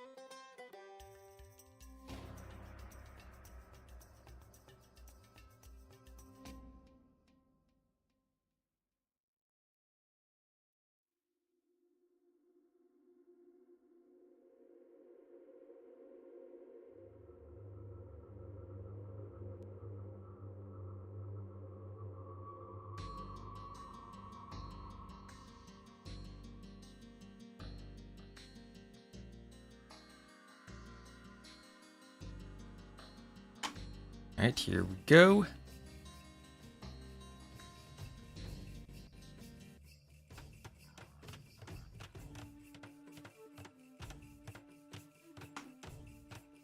So, Koala will have Villese as the red Portuguese to the southwest, and Sebastian as the blue Maya to the north, and of course as the Maya, that eagle is immediately running forward.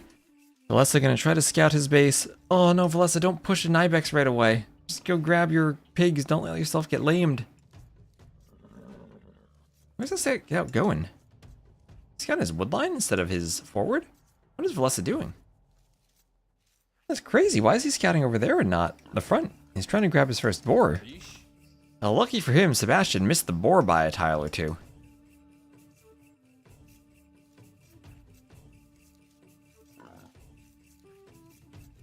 Now, here comes a forward Vil, going maybe to hunt the ibexes.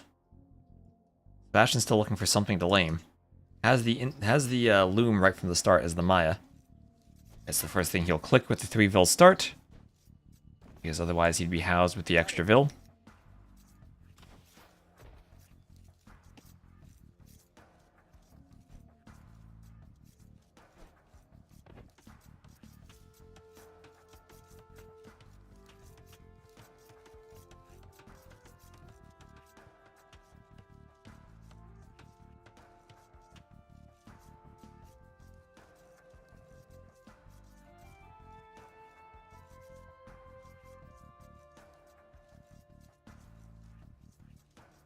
And grabbing some pigs. Ooh, they each get 1 pig.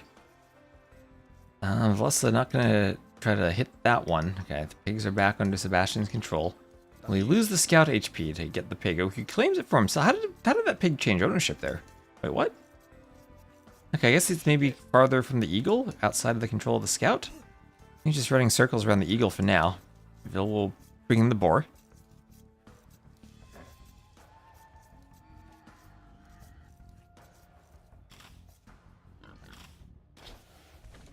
Shot it.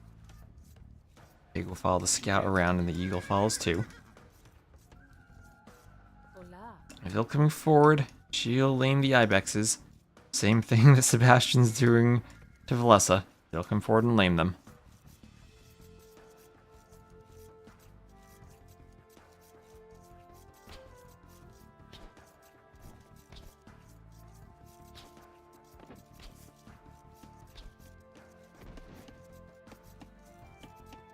And loom on the way for Villese.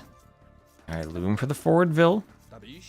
And I'm sure Villese would love if that eagle were to try to fight here, because then he can bring a scout over. But yeah, Sebastian not going to jump there. Oh, Sebastian walling the relics. Hello. Hello, another Vil's forward. And Villese somehow hasn't found his boar either. Is that boar just hanging out in the black area? Does Villese think he's lamed? Villese must think he's lamed. He's not going for the boar. He's going around the outside. Okay, Villese mistakenly thinking he's lamed, I believe. I mean, by all rights, he should have been lamed. Sebastian just missed the boar on his way forward with the initial eagle.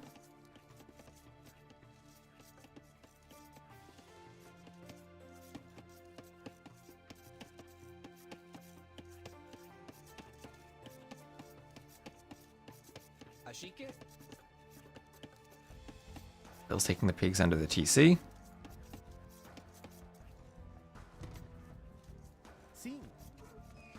Oh, also, was there a hotfix? It's 1 PM. Was there a hotfix just posted?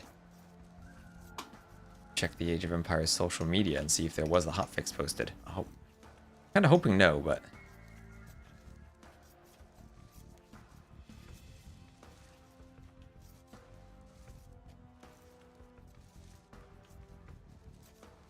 We follow each other, Age of Empires account. I don't see a tweet about it.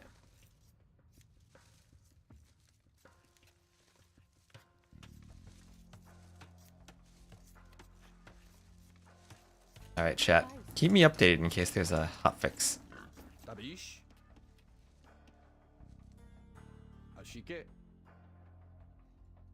Shot it. Eagle running around, might go for the boar. Estou pronto. Shot it.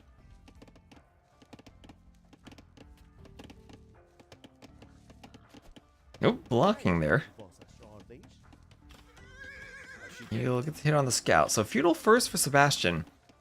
Villese, could he be open to fast castling here with all these walls and the fact he's not up yet? Is this just Dark Age farms because he didn't find the boar and is now kicking himself for not finding it?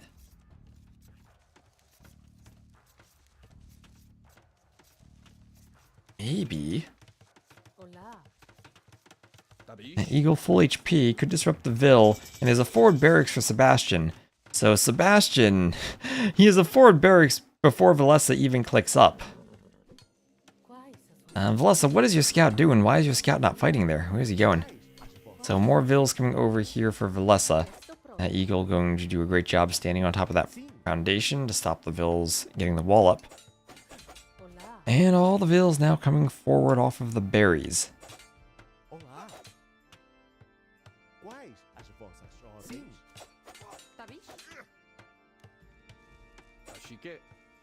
He's up to feudal, but more spears in the mix fighting the Villes. And I feel like Sebastian is just about won this game at this point. And Villese not finding that boar and not reacting to it properly. Some very weird scouting from Villese. He kept circling around this area. I'm not quite sure why.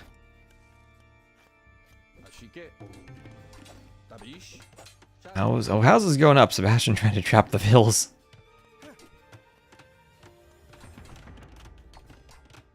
Barracks on the way there for Villese.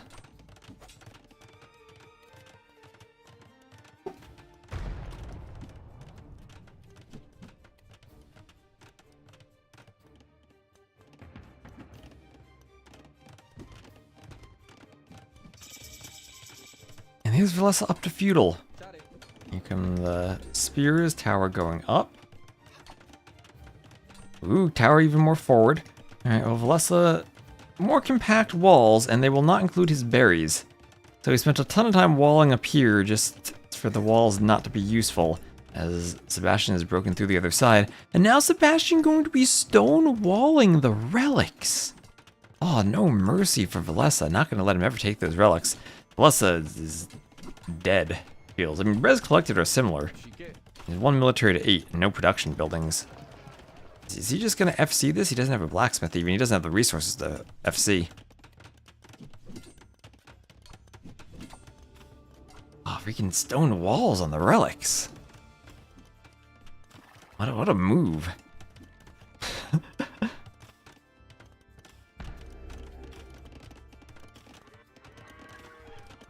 I don't know what Villese intends to do at this point. Doesn't have any military buildings. Not going to click up to castles soon. 2 of his farms even denied by the tower.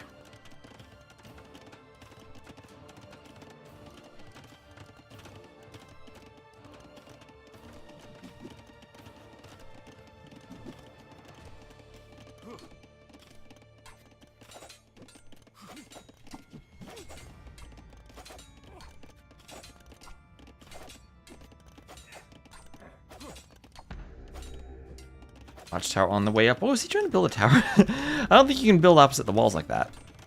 Or on the other side of diagonal walls like that. Could if there were a gate, but not for walls. And Villese not helping construct the tower. Don't worry, he's just repairing.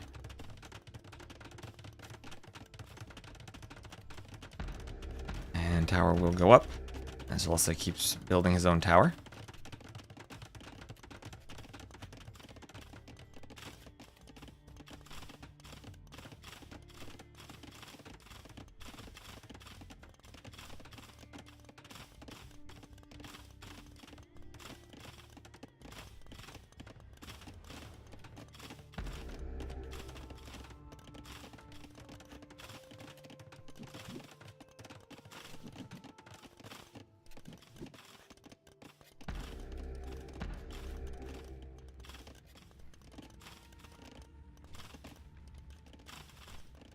Town watch on the way for Sebastian.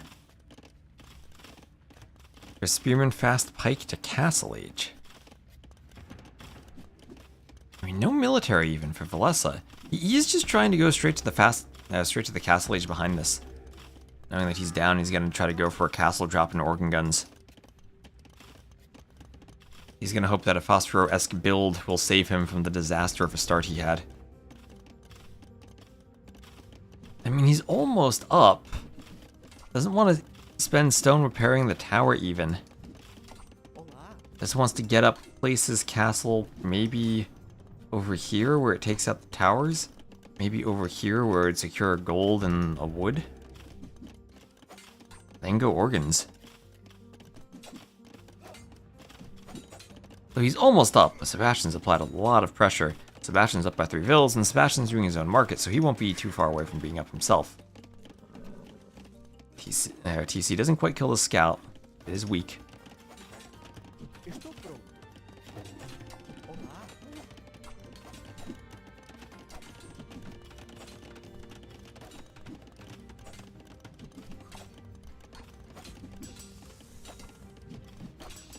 And there is a blacksmith.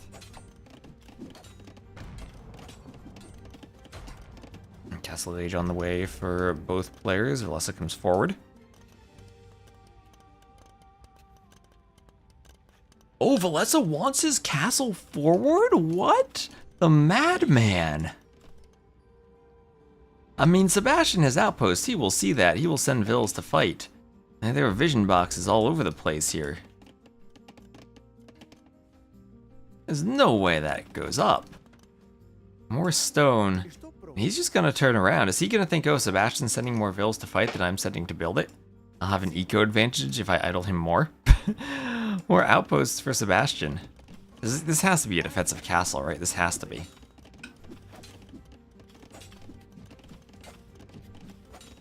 Did you get enough stone for 2 castles and put 1 forward? I mean, Sebastian actually is faster to the castle age with all the pressure he's applied. Res collected still very close, actually, though. His double bit axe, and 1 vill finding these vills. Sebastian Sebastian here will give chase as the eagle comes over.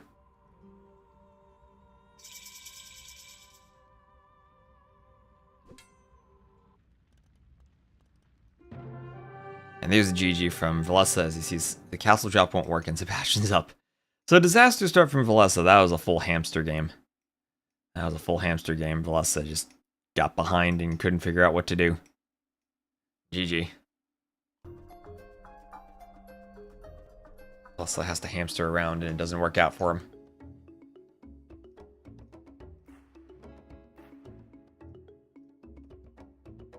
So 2-1 lead for Sebastian. He does win Koala. That'll be Jungle Rumble and potentially Canberra as the remaining maps. That's Maya over the Portuguese. And anticlimactic, it's a Castle Age GG. That happens.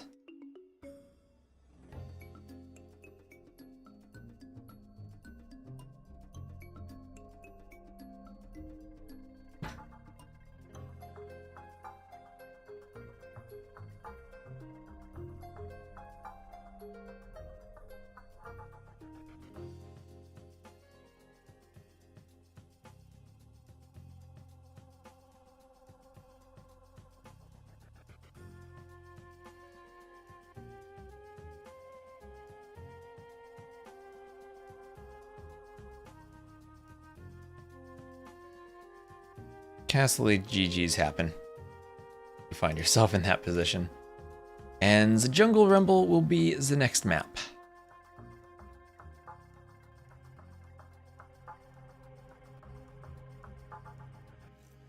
Here we go, Jungle Rumble. Sebastian will be to the south as the Byzantines, Villese to the north as the Lithuanians. Must have scouted that Sebastian has outposts all around. Well, he walked past them, right? He walked past them with the vills. So it'll be Jungle Rumble, Byzantines, Lithuanians. Lithuanians, of course, plus 100 food for each of their TCs. They'll keep them running nice and smoothly and get off to a Vill lead. We see Sebastian as the Byzantines already needing loom, but the Byzantines, they go imp very cheaply. They have great castles and they have great monks, which are the tools you want in the middle of the map. Question is, does that put you too far behind economically if someone like the Lithuanians just stays castle and pressures you? We saw that happen.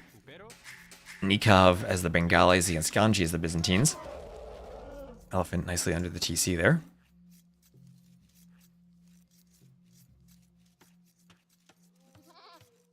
goat on the outside still wandering around. And we'll have another lumber camp on the wood line, or a first lumber camp on the wood line. And we'll see what's out there. Goat scouting the crocodile positions for Villese then. As a scout here for Sebastian, we'll wander around the outside there. Not much to scout, stuff's in pretty much the same spot every time.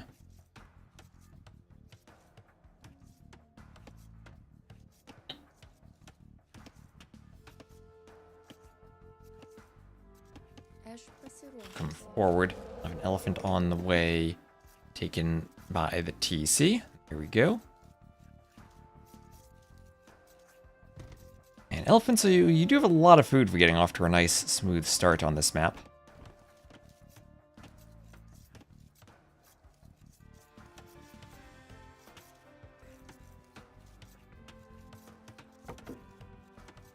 The lumber camp going up here for Sebastian.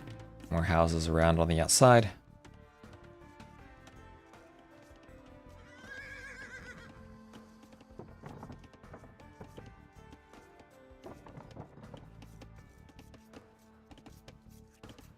And I wonder if we'll see Villese try to stay full castle and push. I feel like that's the way to beat Byzantines, especially with Lithuanians where you think you have the better eco. Stay full castle, push. Force them into that fast dim situation where you're going to get to a 20 to 30 Vil lead, and then just try to hold on from there.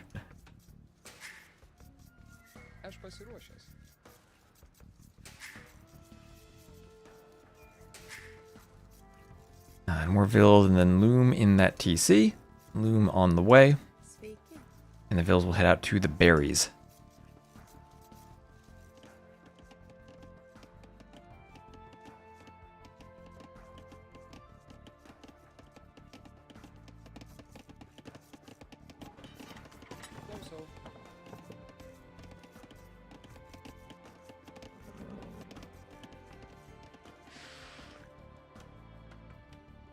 So Crocodile going after the Vils. They do have Loom. They will have a hill. So were Villese to fight, he'd be okay. And there he's gonna go. One Vil will be downhill. But he will kill the Crocodile. Won't be in time, though, for the walling, unless he goes through the gap. And Sebastian is walling, and 2 Vils there versus a Vil and a Scout. He does not want to be walled in. Where's he going? He's walking right past that. Going right past it, scouting on the other side. Well, if he wanted to go for a sneak, Sebastian spotted the sneak. Oh boy. That's not going to be a very clandestine sneak. It'll be an obvious barracks. Sebastian thinking he was going to send Vils to fight it off, but that's not going to be in time. What he won't spot, though, is the sneak from the other side. Ooh, okay, Villese getting spotted on one side, but hidden on the other. You could do the barracks there and then the stable here. Sebastian did wall up, but didn't finish the walls. I think he needs to go do the building soon, the range. Oh, he's going to outpost. Okay, he doesn't even see the houses there. Oh, he does, okay. So houses have such short line of sight that they would not see that outpost for any save other than Byzantines who get free town watch once they hit feudal. So once Sebastian hits feudal, he will see that out. Oh, what the heck? What did Sebastian do there? Why did he delete all the houses? Was that a misclick? I think Sebastian must have misclicked trying to delete a palisade and deleted houses. Oh no, Sebastian! 15 population! Absolute disaster! Oh, you deleted the houses instead of the walls! What was he trying to double click there? Deleted the houses? Well, never mind, he won't see the outpost now unless the scout sees it. And the scout will be 1 tile away from seeing it. That was a sudden disaster. Now the Feudal Age Scout versus the Dark Age Scout is going to be a huge win for the Feudal Age Scout. That scout will have to nest itself in the lumber camp.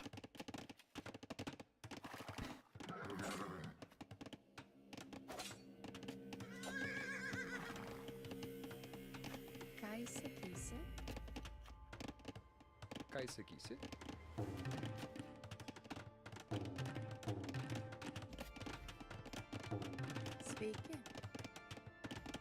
We have those villas going for Villese. Wait, what is Villese doing? No, don't Titanic again. I've never seen someone delete all their houses before. That is a first. I mean, I've done it with Mongols if I get nomads, but I don't know what he was trying to do. But he misclicked there, trying to delete something else. Look at a nifty double mining camp up in the middle.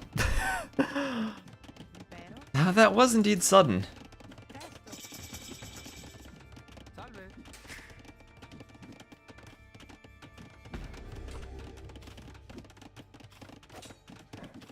And now Villese will have the tower up over here. Villese adding in a market at home, gonna have a few houses forward for Sebastian. We'll see if he remembers he's a villa out there.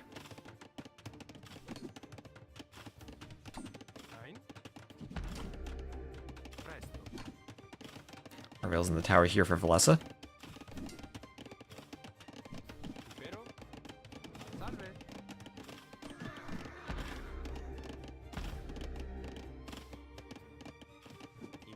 And Spear takes out the scout. So Villese with these two villas has to be careful. He does have a vill lead over Sebastian. Actually, still. Neither player up to the castle age. This is going to be full feudal defense. I guess Sebastian can't afford to go castle after rebuilding all of his houses. Does have 75 pop space now, and Villese is the one who's housed.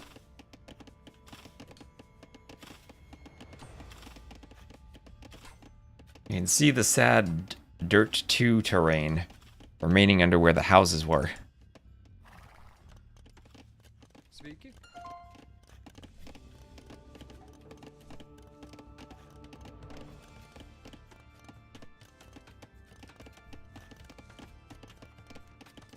Castle Age on the way for Villese.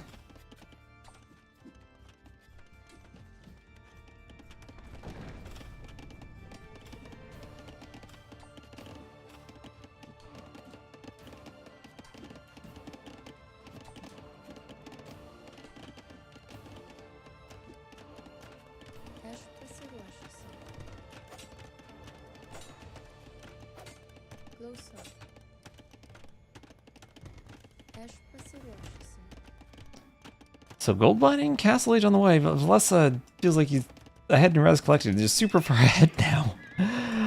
That is absolutely hilarious. But if we get a game 5 because Sebastian deleted his houses, Sebastian's going to go into his menu and activate safe delete. I mean, it's sudden death. If there's one game mode you need safe delete, it's this one. At least he didn't delete his TC.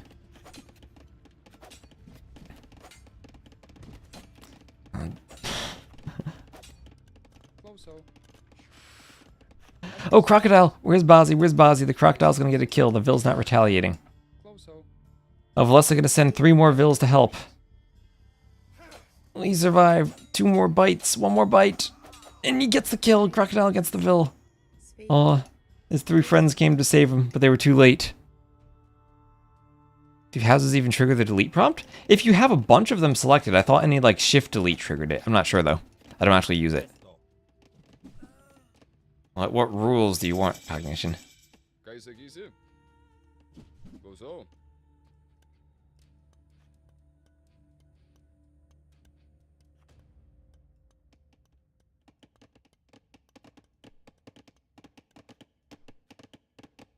Can they build more TCs? No, it's sudden death. They cannot.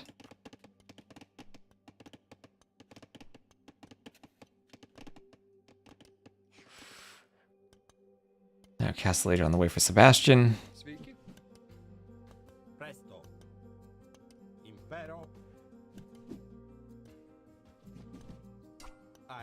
Yep, you need both TCs to be deleted to lose. You better not shift click both TCs and then shift delete them though.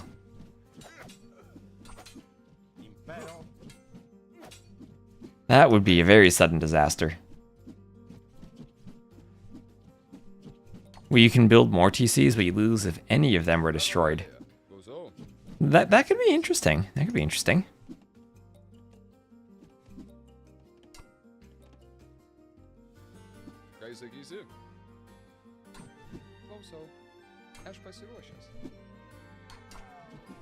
Vil poked down by the spear.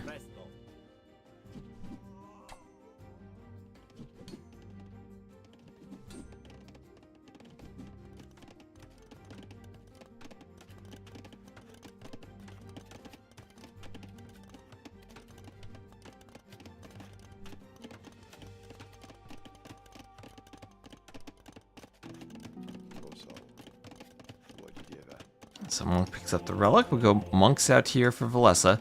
Monastery University, so he's getting ready for Imp. Sebastian will go Imp 2 as the Byzantines right away. Villese will beat him up, though. Sebastian with the score lead because Villese clicks Imp. And, oh, what is this? This is a range. Here are more houses. So Sebastian over here doing houses. But Villese has light cap to deal with the archers, so no problem there for Villese. We'll deal with the archers. And do turn. Down they go.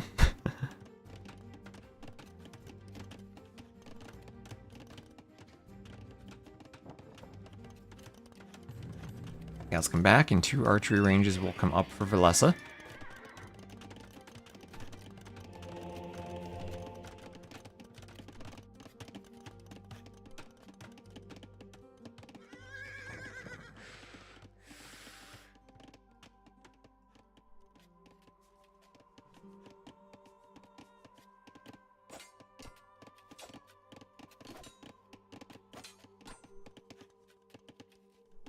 Lines, Bodkin, Ballistics, and Imperial Age are on the way.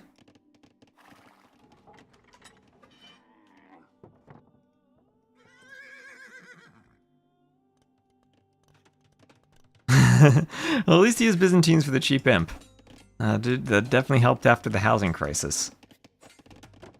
He's going to be giving Villese all the map control in the middle, though. Forward castle, and as much as Sebastian would want to go for the Treb War, he will certainly be at a timing disadvantage. And the crocodile getting involved. Monks want some conversions, might need to swap to the scout. One monk goes down. I'm sure Villese would love some Lithuanian camels. And conversion on one Vil. He can fight in there. Oh, the house will go down. He can save the Vil. He can save the Vil. Villese, run the Vil. Don't leave her there. No, the camels. Oh, poor villager.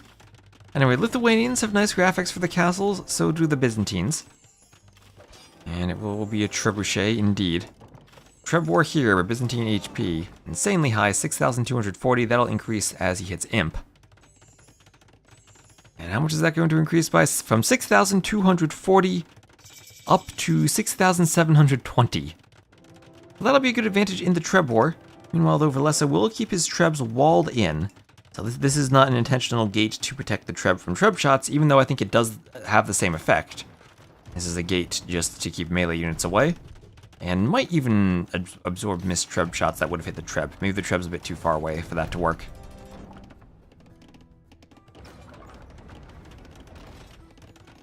My TC is destroyed, it nukes the whole area around it. We could do that maybe for fun, instead of being defeated right away, like there's a short timer after the TC goes down. Just so you can see the devastation.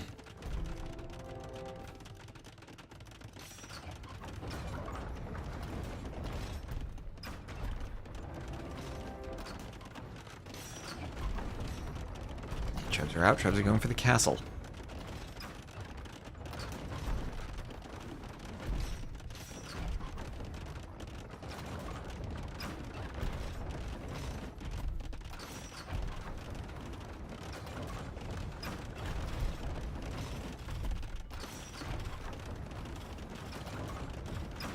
Double castle Treb production for Villese. He's got chemistry on the way, so it'll be cannons to complement this. As long as he can keep the eco running. I see that Treb took a Treb shot there. That's interesting. Castle's keeping the camels away. Now, on the outside, so some defensive skirms from Sebastian, some defensive light cav from Villese. Both of them have quelled the outside aggression. And it's 2-2 on the relics, each of them getting 2 from each side. Or 2 from either side. It's a lot of Trebs now for Villese. 4 or 5 Trebs. Cannons on the way for Sebastian. Both players going for cannons, neither with siege engineers, so just normal cannons for both. But now it's time for a couple of late shy, potentially. Snipe cannons. And cannoneers for Sebastian as the Byzantines, and elite skirm. We all know how good those Byzantine skirms are with how cheap they are. Lithuanian skirms, though, do move faster, and both doing skirm now, so it will be a skirm war. And somehow now Villese needs to keep the castle alive. Only 2 Trebs, but bombard cannons will be quite annoying. You can do redemption, block printing, and convert them. Has block printing, but no redemption yet. This castle needs more vills repairing it. Treb's trying to counter Treb, but this castle goes down. Castle goes down. That's not where Villese wanted to be losing. Swap conversions, gotta swap targets.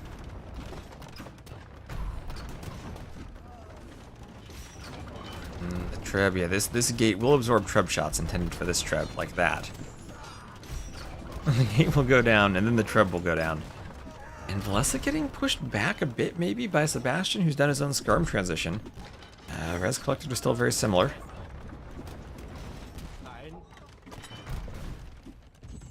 Okay, cannons take out the Treb, more Trebs have to deploy.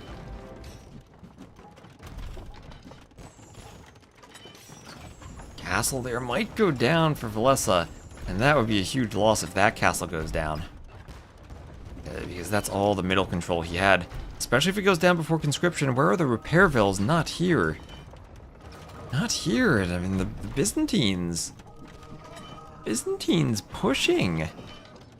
Sebastian closes up the score with the destruction of that castle. And he's going to start pulling ahead in KD, potentially, as he has more army. 29 to 17 military. Sebastian will go for his own castle in the middle.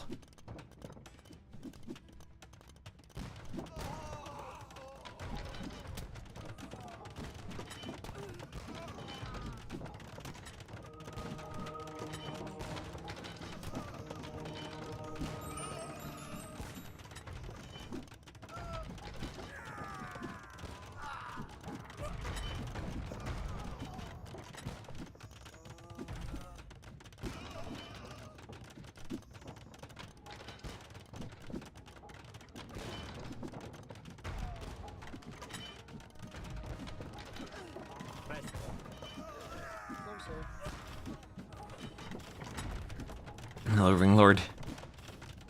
Workshop goes down.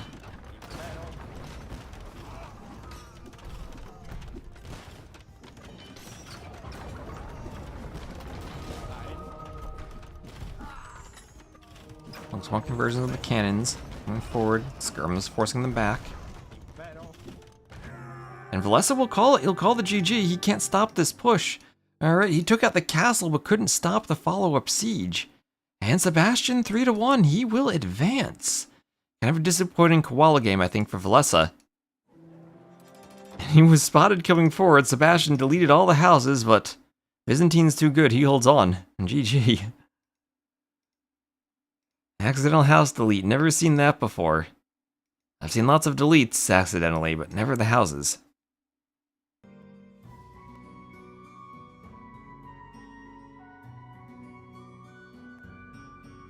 Alright, so that'll be 3-1 for Sebastian. GG.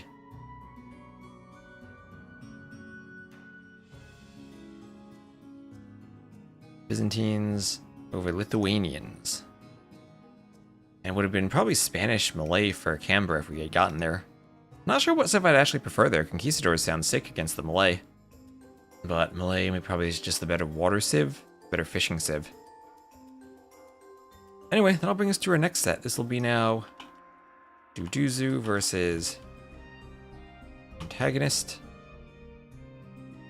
You see, I think these are wrecks, so we'll set the scoreboard up.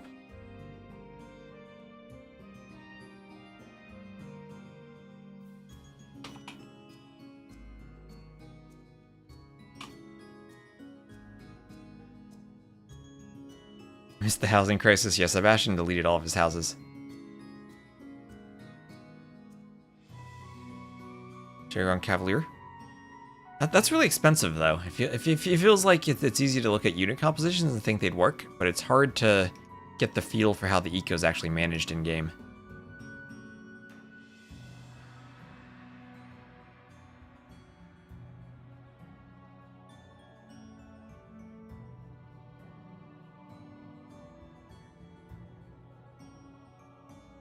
Okay, I'm just gonna look at the Discord and see what we're doing for this next set.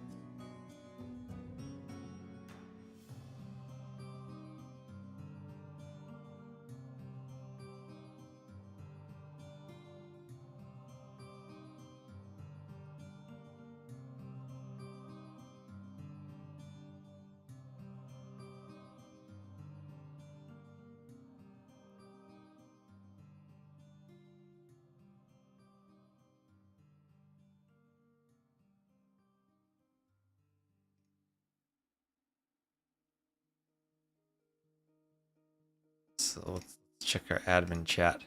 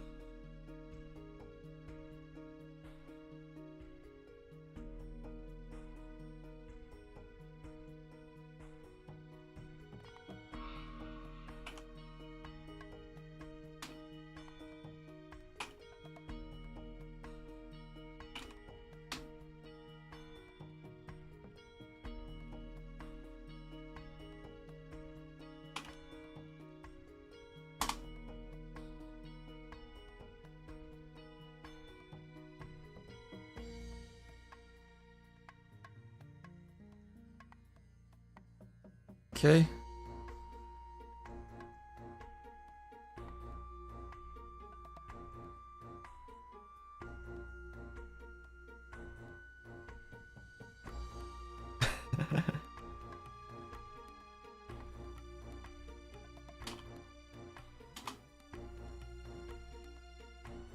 Let's see, you're gonna post the drafts. And where are we posting them? Having caster info? Yes.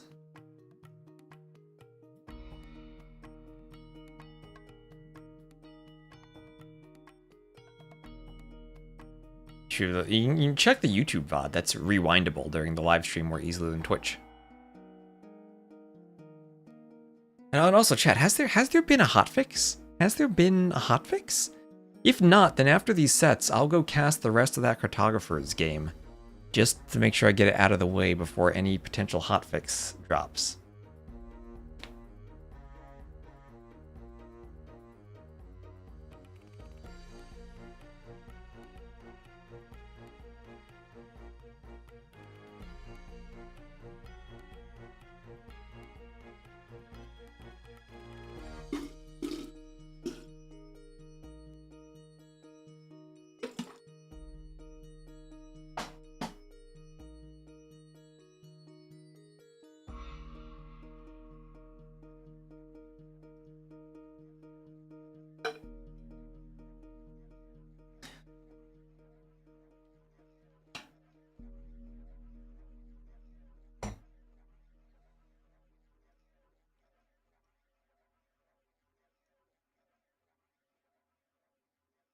Okay, these drafts do not have the player names on them.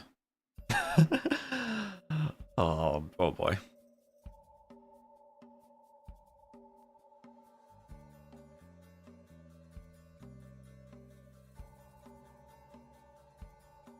All right. To swap the scoreboard around. Hold on a second. DuDuZhu, there we go. And we'll get the drafts. Short break during the drafts and then get the next set.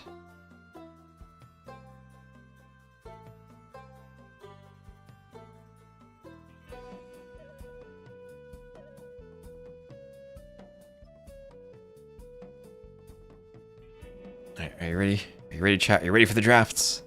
Here we go.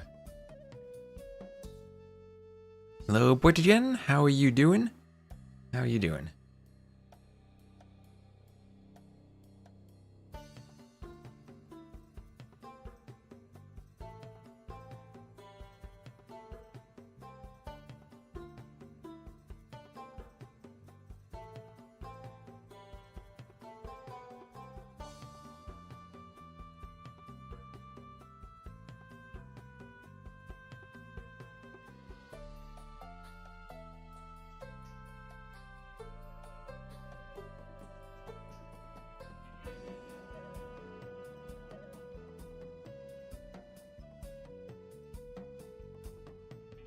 Alright, so I'm looking around trying to see if there is a hotfix.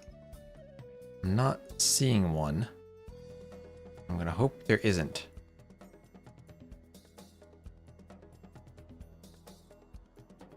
They changed their website layout. bit.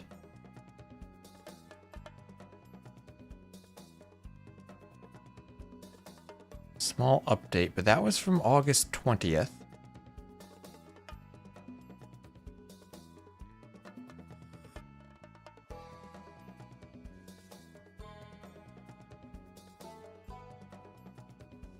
Okay.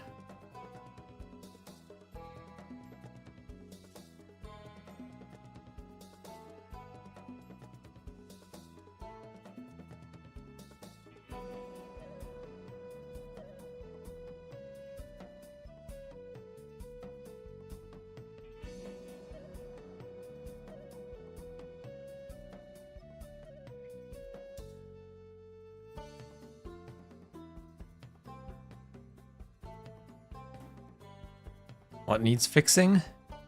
I don't know what the hotfix is going to fix, honestly. I was just told there was supposed to be a hotfix, and if there's not, then I can cast Cartographers. And I spent the past 2 days casting 7 hours straight when I didn't have to, but that's okay. I got it done anyway, which I needed to do. I'll cast the set, then I'll be able to cook some food and do my laundry. I mean, we might have, like, we're 8 hours into the stream. Let's say this set takes another 2 hours. That puts us at 10 hours. We might have a 12-hour stream today. We might be pushing the YouTube video limit if we then go and cast that final Cartographer set, which I would really love to do today. Then I am all caught up on everything I need to do casting-wise. And then I can get caught up on everything I need to do map scripting-wise, and then I can get caught up on everything I need to do video editing-wise, and then maybe I'll be caught up everywhere in all my age stuff.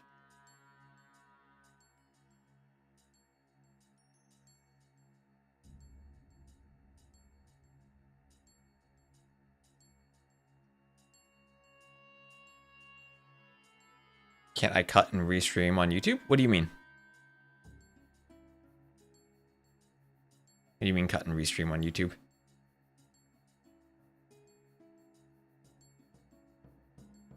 The problem with the patch is that if the hotfix drops, then the Rex will not be able to be played back in-game.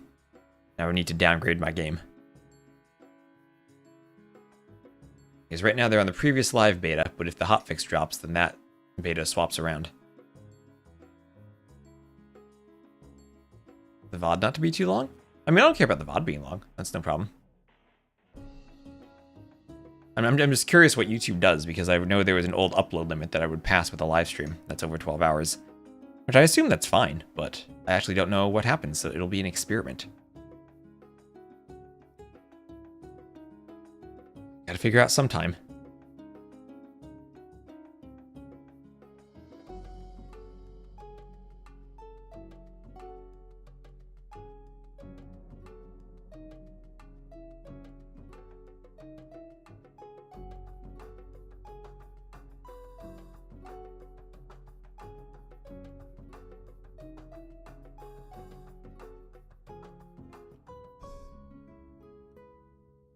Okay, we have our Rex. Yes, we do. Perfect.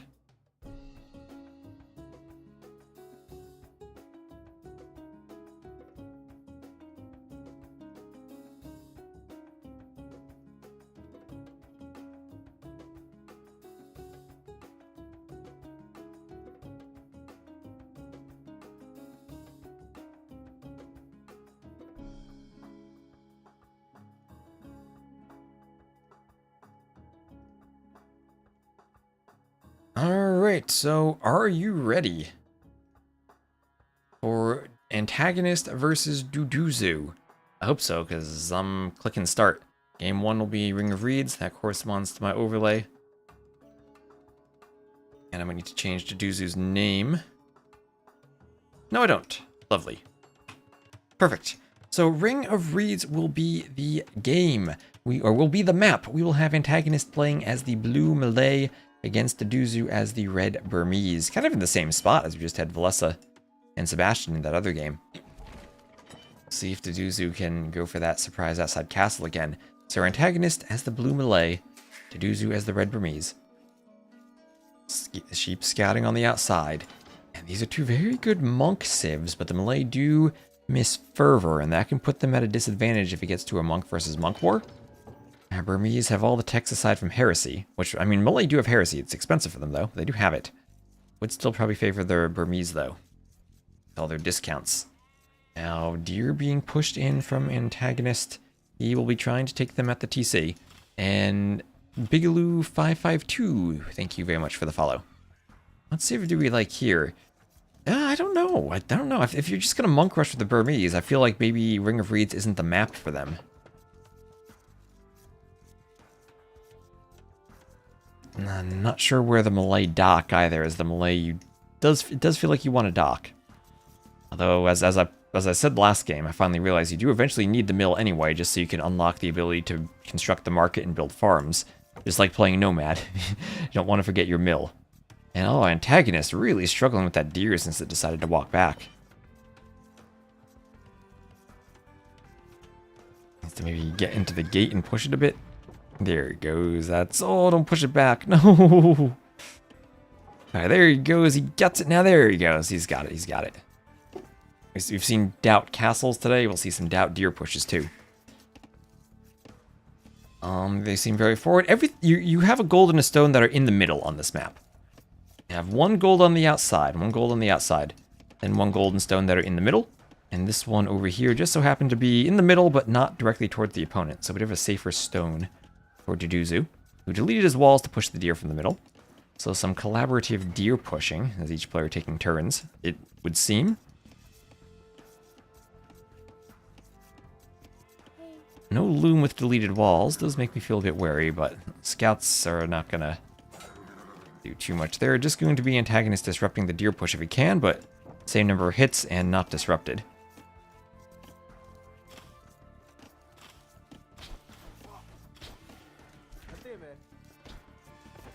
So deer pushed in again. And you can, as we've seen on this map, with the shorefish, you can get off to very quick up times with a lot of hunt pushed in. Even though you don't have berries. The berries are in the middle, and you have to adapt to where you want your mill and or dock. Let's go, Antagonist. Do the thing where you push the deer through the gate without using the sheep. Oh, I was going to use the sheep. I want him to get fancy. He'll do it the easy way.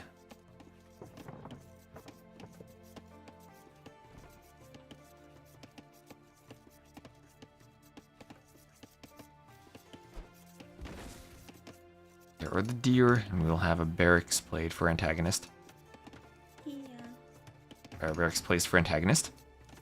Still a hole in the wall for DuDuZhu. If men-at-arms get in here, that would be hilarious. A hole for pushing deer and the men-at-arms run in.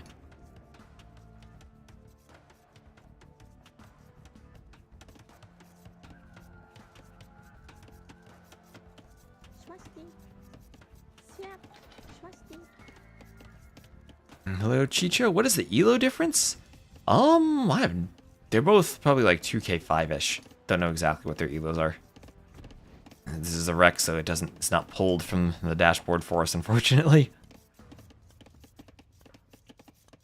This is the round of 16. This is a very high-level game.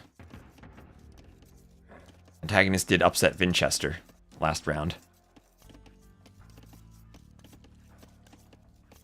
Even though he forgot to get one of his castles on Akare. He did pull the upset. Then Noom on the way for DuDuZhu. Antagonist up first and up as the Malay. Okay. And he is indeed going for Militia. And DuDuZhu will be pushing in another deer. Oh no, oh no. Is he really gonna get in here? He is, isn't he? He is. It's gonna be men-at-arms. And they're gonna get through. And DuDuZhu's not gonna notice, and he's... Oh, gosh. No. Oh boy, oh boy. Here they come, here they come. He can't stop this. He made the hole for the men-at-arms. Oh no, oh no. Okay, he's reacting and walling. He will wall in time. Okay, he'll wall, he'll be okay. But if this is gonna be a trush, that's gonna be a very forward trush. More walls behind this now. Okay, there's nothing too bad happening. Unless you're walled out still.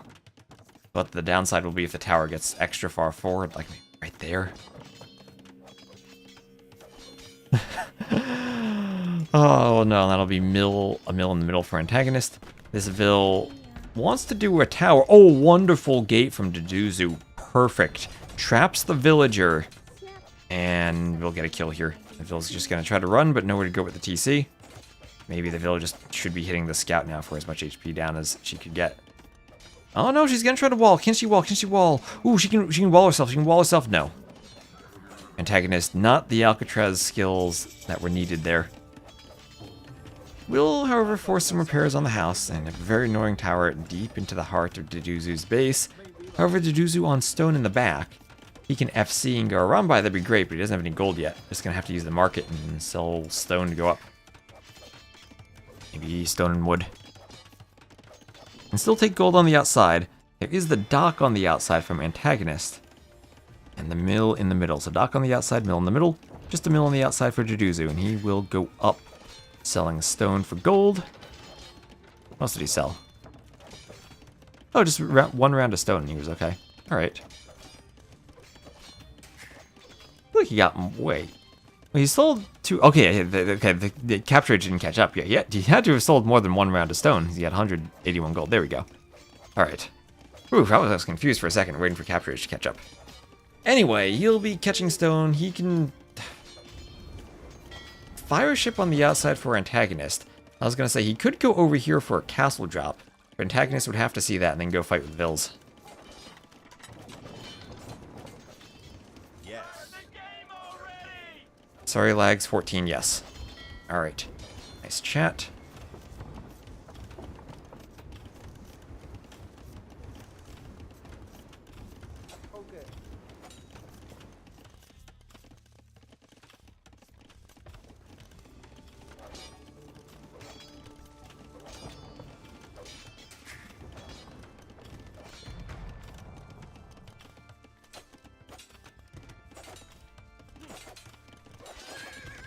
Alright, scout going for the militia. Militia turn and fight back. Bills get pokes on the scout. And then militia go for the gate as the Bills run around.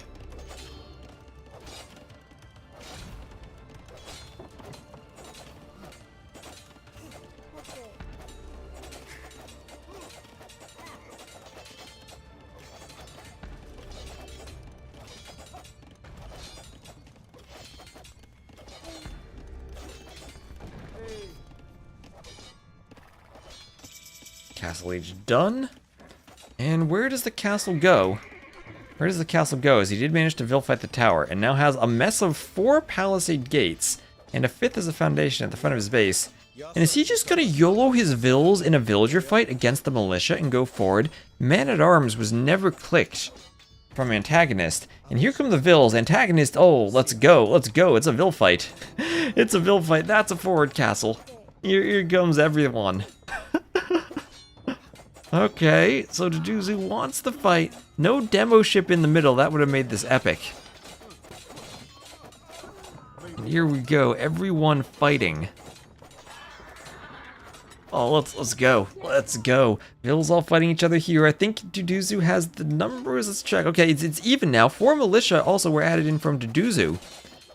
Let's go. Okay, everyone fighting. Yeah, I have to pay attention to your low HP Vills and run them back. Vill's going down for AntagonisT. Few low HP ones too for DuDuZhu. AntagonisT trying to run, but he's very low. Needs to try to sneak away somehow. The Vills can't touch that foundation. More militias being added in, forging on the way. Remember, the Malay militias get their free armor. And I think this is more Vills for AntagonisT. The idle eco time climbing for both players. And now it will be DuDuZhu forced back into his gate. Can these Vills wall? Can they wall? Ooh, not quite. The militia turning around. Man-at-Arms now in. DuDuZhu will have to do a castle at home. And will leave some vills on the outside in order to do that. Sacrifices must be made. What a... Oh, wait, what is he deleting? What is he deleting? Oh, he's trying to save the vill. Okay, that works. It'll work for him. Maybe a wasted Man-at-Arms upgrade coming in too late then for AntagonisT. And it will still be castle versus feudal, and AntagonisT has not managed to click up. Behind this, though, it is now 12 villagers for DuDuZhu. 9 to 7 eco KD. He had idled the TC a bit to click up, it looks like. And with 12 villagers, I don't think that's an economy that can afford anything. Remember, there was the fire harassing Villese on the outside. That got a couple kills too earlier, maybe. And then, okay, the castle is there. And he's definitely down. Definitely down on that Vil fight. Did something else happen on the outside? I mean, he's been idling the TC for 6 minutes. I guess that's just what happened. I guess he wanted to click up and was worried about selling the stone and had to idle for food. And then when he idled for food, he wasn't training Vils and was down. And then he Vil fought and lost another 9 Vils. And now he's down again.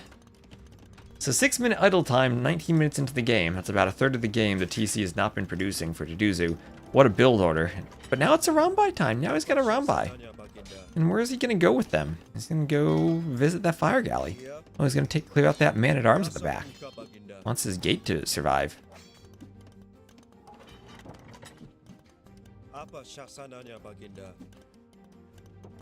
Okay, Castle Age on the way from AntagonisT. So this is now AntagonisT's game. You're Rambai out. I mean, is there a dream where the Rambai destroy a piece of wall or house here, then they destroy the gate, and then petards go for the TC? Or is there a world where 5 petards just walk around the outside straight through that hole and destroy the TC?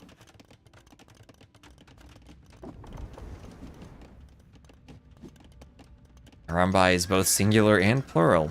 Oh, is a Rambai plural? It's not a Rambais? I guess it is plural. The many are Rambai. Are these players never heard of them? They are fairly high-level players. If you've seen that DuDuZhu is a Chinese player, you will have seen him in a few tournaments recently. He's pulled a couple upsets now and again. AntagonisT, fairly high-level Russian player, upset Winchester in the previous round.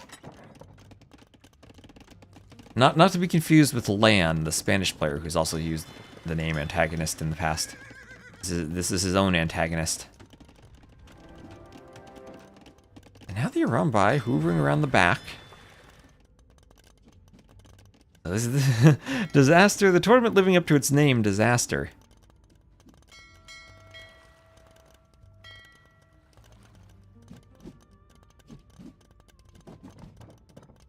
Rambai kind of everywhere now. That's a lot of stone for AntagonisT, who is castle now, and might want a defensive castle just to be safe. Rambai hitting the Vils. Okay. Vils going down.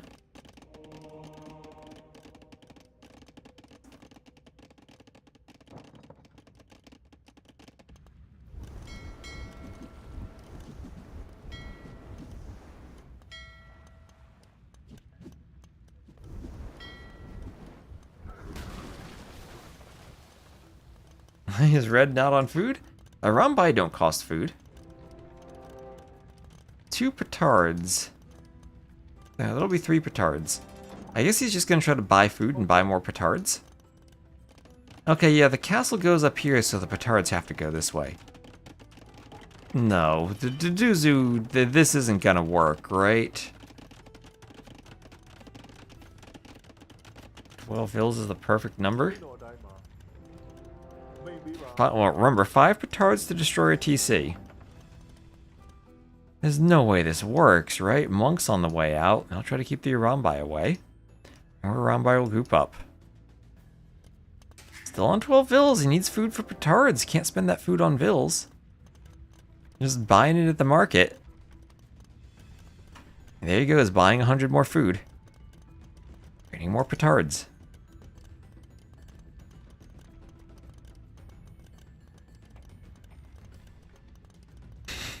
You'll have 6. And that's 1 to die to TC fire and the rest to hit the TC. Farms all over the place here for AntagonisT, who still has not plugged up the hole in his wall. It really needs to, if only because it'll eat 1 more petard. 5 Rambai, 6 petards, and a dream. He's gonna wall up to make sure he's not counterattacked. AntagonisT will think about going imp and doing trebs. I'll have bad ideas. This is his only idea. Now, 22 HP on the gate. He needs to garrison the petards in the TC so that Scramber doesn't destroy the gate and see them. Give him the Rambai. There he goes. Which way is he gonna go? Is he gonna try to go the long way? Okay, the Arambai will kill the Karambit. And they just need to scout and find monks or Karambits and make sure that nothing happens. Oh, he's repairing the hole in the wall. Antagonist, he's aware, he's aware. He's not gonna let anything like that happen to him. But wrong side, 7 petards. 7 petards. Going around the outside, there are galleys there, but the galleys are on the way back. There's still a hole here. He's gonna do this, isn't he? Oh wait, there's a galley out there. Will the galley see the petards? Will the galley see them? Yes, it will. Yes, it will. It'll attack them. Question is, does Antagonist actually realize this? He might be worried about the fact he's overchopped and he's trying to convert the Arambai that I've slipped into his base. So maybe the galley realized, but he didn't. DuDuZhu, you can't give up now. You gotta keep going. And he's not walling this. I don't think he realized. I think he was converting the Arambai and he didn't realize. No, no, no. And now that the galley is passed, he can go. Oh, DuDuZhu, imp on the way for Antagonist. He has one hole in his wall. If the petards were to explode there, he'd get a notification at least and be aware of it. It's hard to snipe the TC from the back because you want all of them to hit at the same time in case it repairs, and you want to get underneath it a bit. But I think it works all the time. If it works, you'll eat a hat. I hope you have a tasty hat ready. I could have used a hat yesterday. It would have prevented some sunburn. So Antagonist is up, buying wood. He's buying trebs. He's going for the trebs. He's doing an outpost, or no, he's attacking an outpost in the middle. He's prepared to treb the castle. We have 7 vills. What happened to the other 5 vills? 7 vills. DuDuZhu's going to fight, and he's going to think about fighting with vills. He's going to make Antagonist think he wants to go for a castle. And then he's distracting with the vills. Here they come. The Arambai are in. He's not paying attention. Oh my gosh, he's going to do this. The trap is there. It's going to work. The vills cannot wall in time. Here come the Karambits. It's going to work. The monk's trying to convert. The vills trying to block. Will it work? And it will work. He's got 0 villagers. 0 villagers. And he won. 0 villagers. Antagonist, you needed 1 tile of wall and the petards would have been used on it. There's I think 1 petard remaining. Oh my gosh, it worked. It actually worked. Oh, the galley, it saw the petards. He was paying attention to the Arambai. Oh, the DuDuZhu, the luckiest overchop Arambai raid he could have had. Here with 0 petards remaining, he has 3 population. The last petard, that guy must have done it when he exploded. That must be the outline of a non-remaining petard.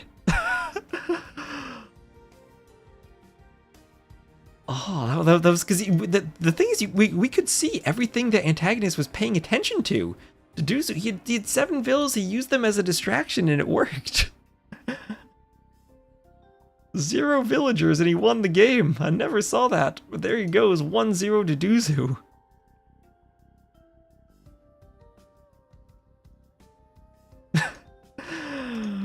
The perfect number of petards, 31 to 29 KD. How is he ahead in KD? This is the military population. The flat line of the economy after the Castle Age. There's idling the TC for petards and just to go up and everything. Oh gosh. That was perfectly calculated from DuDuZhu.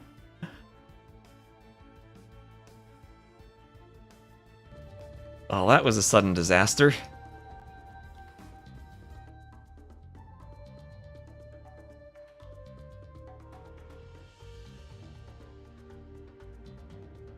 Well, someone's got a hat to eat now.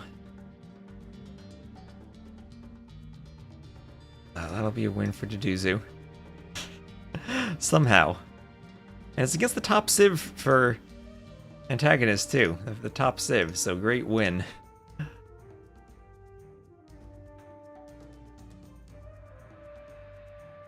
It stands for Clown Fiesta.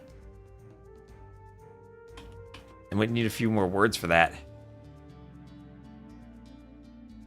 How fun the Clown Fiestas are.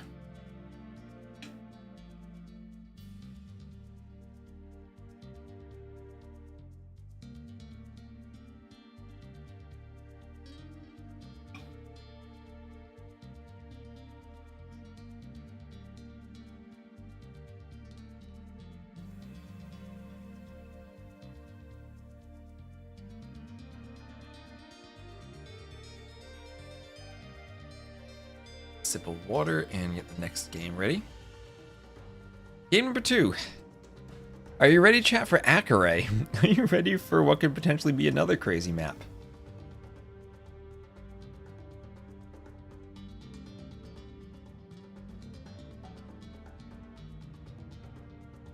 I need to switch there to see this. He's at the beginning? How is he at the beginning? The Recs have been posted for forever now.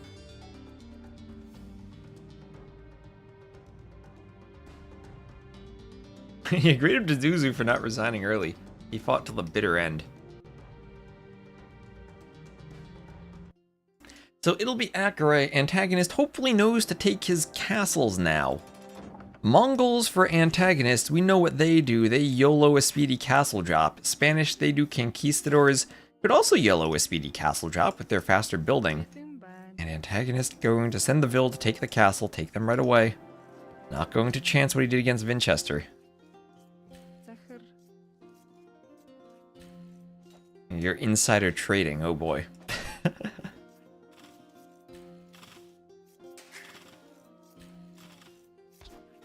Salmon are a fake currency, though. Real OGs know about the relics.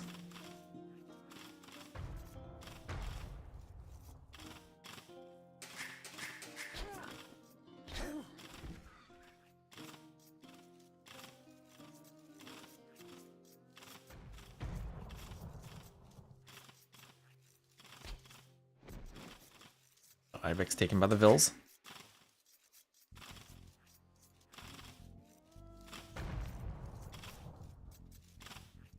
All currencies are fake currencies? That's true. Currencies only have value because we imagine they do.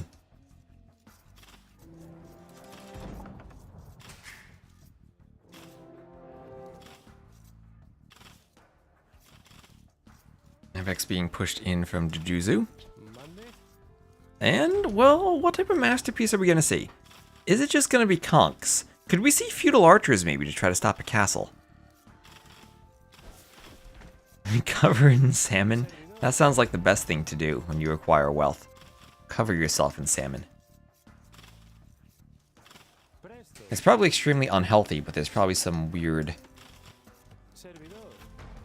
people out there who think it actually is.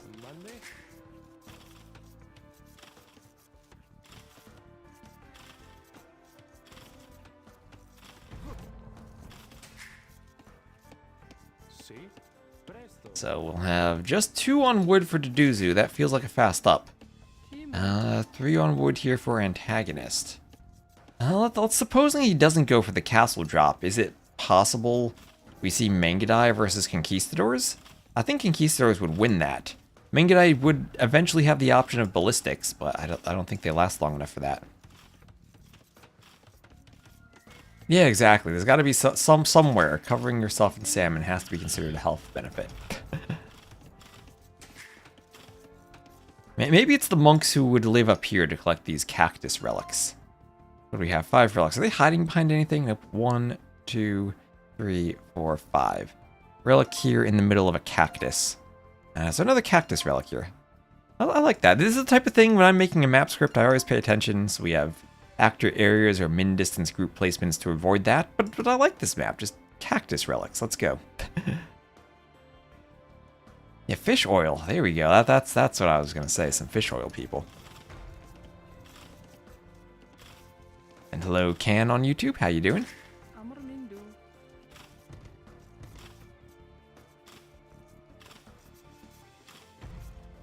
Very tricky map. It's a very tricky map and also a map that can be over, like, instantly from a castle drop or from sneaky petards.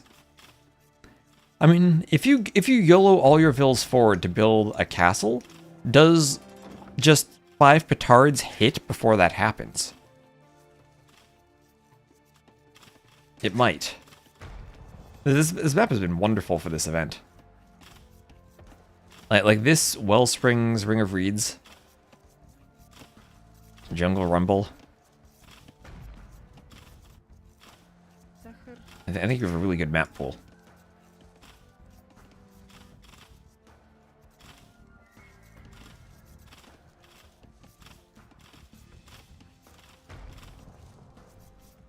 So Ibex push. A little bit of villager bumping there as the Mongols. You really want to have smooth Ibex pushes. There he goes, taking the llamas. There it is.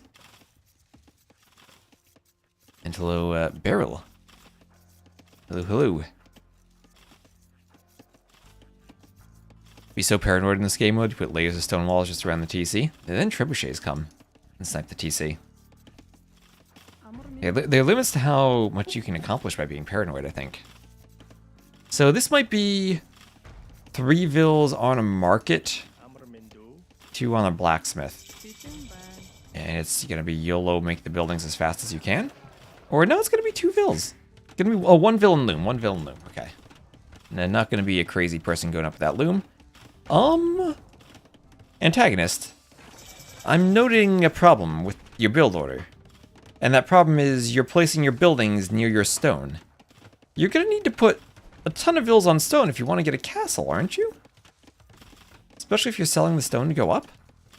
Are you not gonna YOLO the forward castle as Mongols? You're going to gold? Okay. Okay, so he's up. Market blacksmith in the front there for DuDuZhu. He'll go over to gold, no additional stone for him.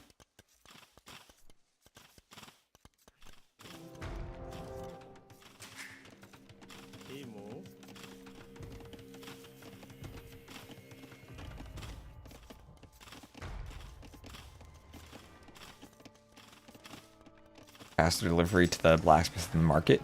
It's like the ore refinery from Lego Rock Raiders. When I played that game, I learned that that was a horrible building to create because your Rock Raiders would drop the ore there to turn it into studs. And even though the studs gave you more ore total, you were never limited by ore. You were limited by the efficiency of collecting it, and it ruined your efficiency because then they had to make extra trips everywhere. Lego Rock Raiders, right? That's what I learned in Manic Miners, the ore refinery. Never build it. Can I say your name? Beryl? Beryl? My eyes don't deceive me, it's B-E-R-I-L. Which is not a name I've ever seen before. So, my mind has to come up with a pronunciation. Monday? And I do my best.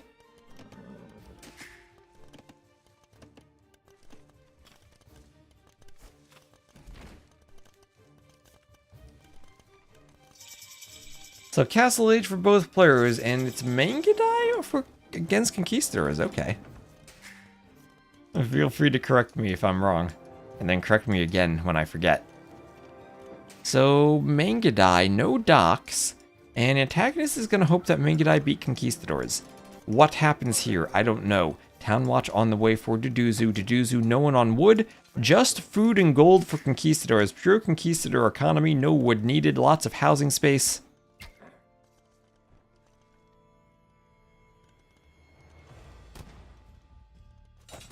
The lava level.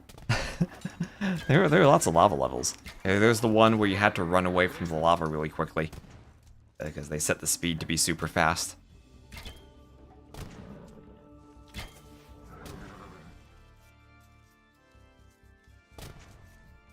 Barry? That's T90's last name. Thinking of that one, yeah. Okay, yeah, Mangadai, are they beating the Conks? I mean, more HP, and probably more ability to be microed. It all comes down to the micro and whether you take the fight properly. And if AntagonisT can stall until getting ballistics, that's going to be great, and I think that's the key here. Get ballistics.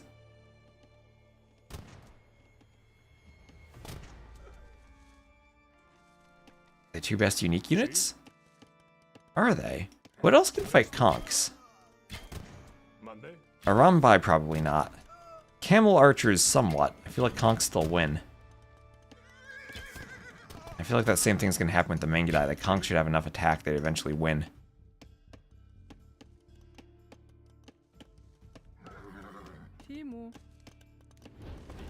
Conks, they can pick vills here and there if they want to. Mostly important to go for the Mangadai, I think, though. AntagonisT pulling ahead in vills. Lots of idle time for DuDuZhu again. Trying to spend food. But now we're going to have idle TC for AntagonisT. He's just on wood and gold. Antagonist just on food and gold. I guess food isn't too expensive if you're just taking berries, but that's going to go away very quickly, as it soon will be time to take the stragglers and build farms. KD 10-4 for DuDuZhu, having an amazing KD right now, but down by 6 vills, and no petards in sight for either player.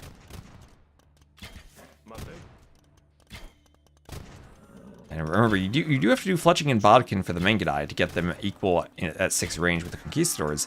Conks now on the gold. Really getting some hits on those vills. Now it's only a 2 vill difference. 4 conks from the back. Are they more accurate at range? I would think so. But it was just not nearly the attack that the conks have. Portuguese, the organ guns? I mean, Conquistadors are never going to fight the organ guns in a straight fight.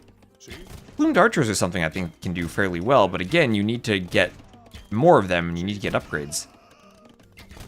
And they're wrecking the Mangudai. And there we are, DuDuZhu up 2-0. Yeah, just it's merely not a unique unit composition that will beat the Conquistadors, and a bit surprised that Antagonist didn't go for that YOLO fast castle drop with the Mongols.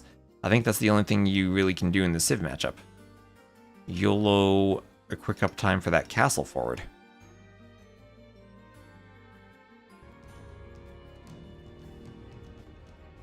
That was brutal.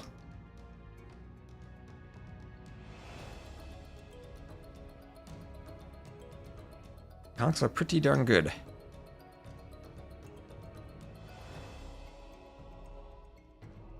Insta castle drop, the closest you can get to a douche, I guess. The loss of Acre, so I'll have to pick another map. That's Mongols. Ooh, those are 2 very high Civ picks after Portuguese were banned. Our antagonist is just lost. Maybe he did think he can out-micro them. But Conks just too strong. DuDuZhu very sure of his game, would seem.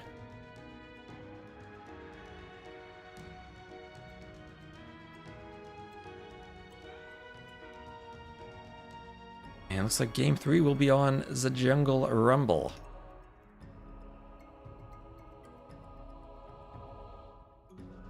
Antagonist picking his opponent's home map.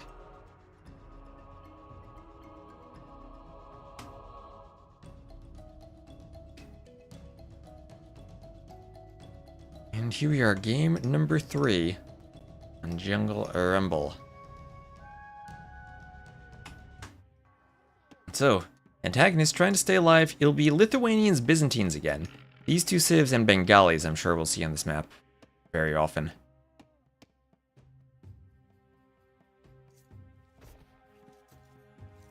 Spanish just don't lose on that map. I wonder what you would do to counter Spanish other than like a Sicilian or Mongol YOLO castle drop. I don't think there's a way you stop double castle conks with any unique unit. And my only thought would be the Maya with plumed archeries if you can keep your production up enough. Maybe the thought from Antagonist would be he could make enough Mangudai since they're only wood and gold, and not food and gold, but since the berries were there, there's enough food that farms were not needed for DuDuZhu.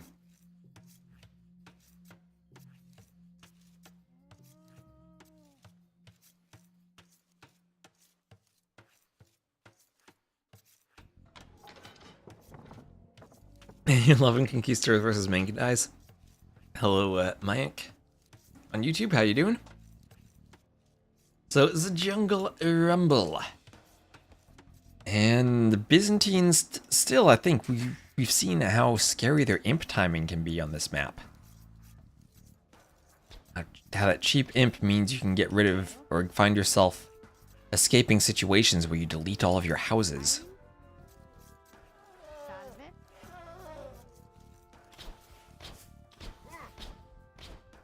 Oh, what is that elephant lore from DuDuZhu? Okay. That was crazy.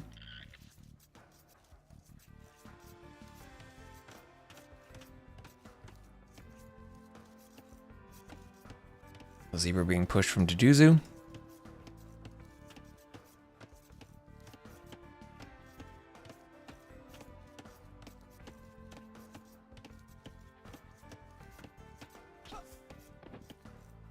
Okay, let's take the zebra.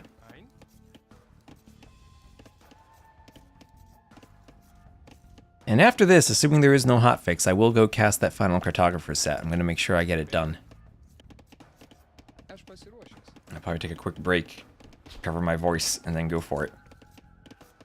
Better draft for DuDuZhu? What makes you think the draft is better? I mean, you know, now that you say that, Byzantines for this map and Spanish for Acre. That does sound like a darn good draft. I didn't even see what civ was banned, actually. Let me just check that. Civ was banned for him. That was not Spanish. Bohemians were banned over Spanish. Because Spanish, Bohemians, Byzantines. That feels like a great draft at the start, now that you mention it.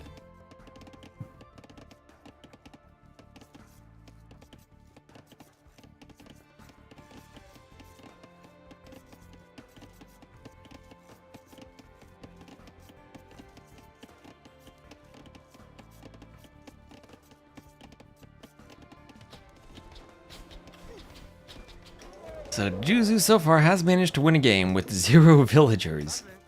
And now he's going to send 2 vills forward to wall. Now 2 vills, do they have loom? Yes they do. So 2 loomed vills makes me think this is going to be some type of sneak. Makes me think it's going to be a sneak. Ooh, walling conservatively in the back actually. Not going to go forward or engage in a vill fight, just wants to get the wall up. Maybe just confident he has the better civ then and wants to wall. Yeah, we'll do the walling on one side by the TC, on the other side in the passage strategy. We've seen quite a bit. Now, the one thing I don't like about this strategy is if the siege comes and you're, you know, fighting around your base a bit, trying to defend it, when Imp comes, this wall does nothing for Trebs or Bombard Cannons.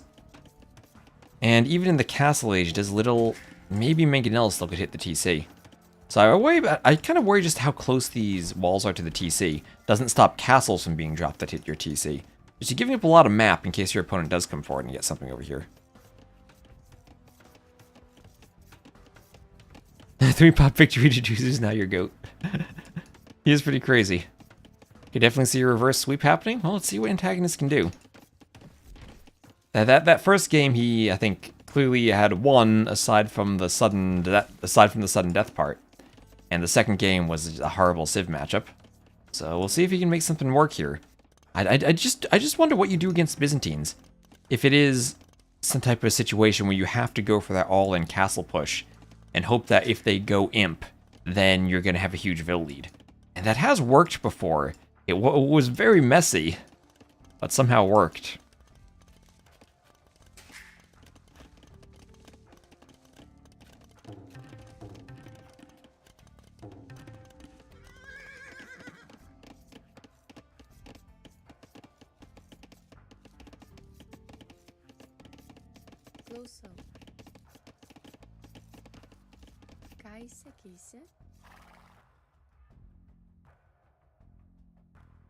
Yes.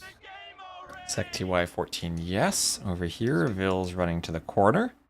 AntagonisT, where are those Vills going? I'm looking for the stone, maybe. And there'll be fast castles from him, no question. He's up a bit faster. So as the Lithuanians, you expect the build to be a bit tighter. So, a Vill over there, some Vills on the inside, and that'll be stone mined for AntagonisT.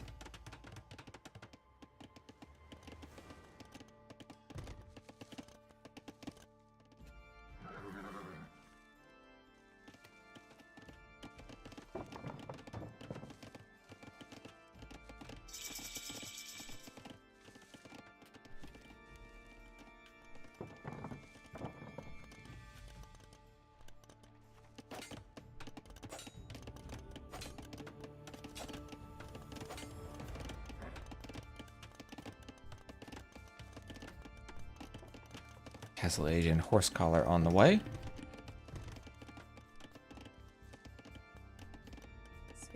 And Crocodile coming for the villager. Okay. Try to take some bites here, get some HP down. Vill's gonna turn and fight. She'll win that, but she'll lose some HP.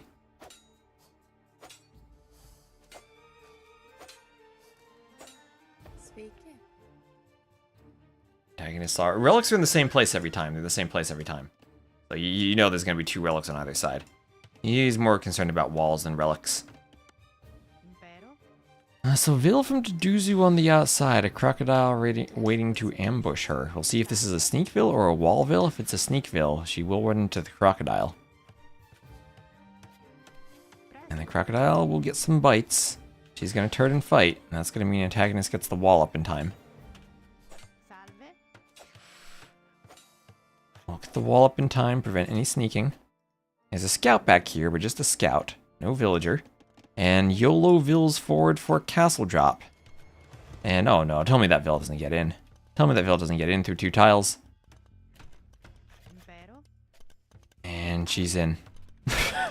She's in. She's gonna run into another crocodile though. Okay, Bazi might save Antagonist here.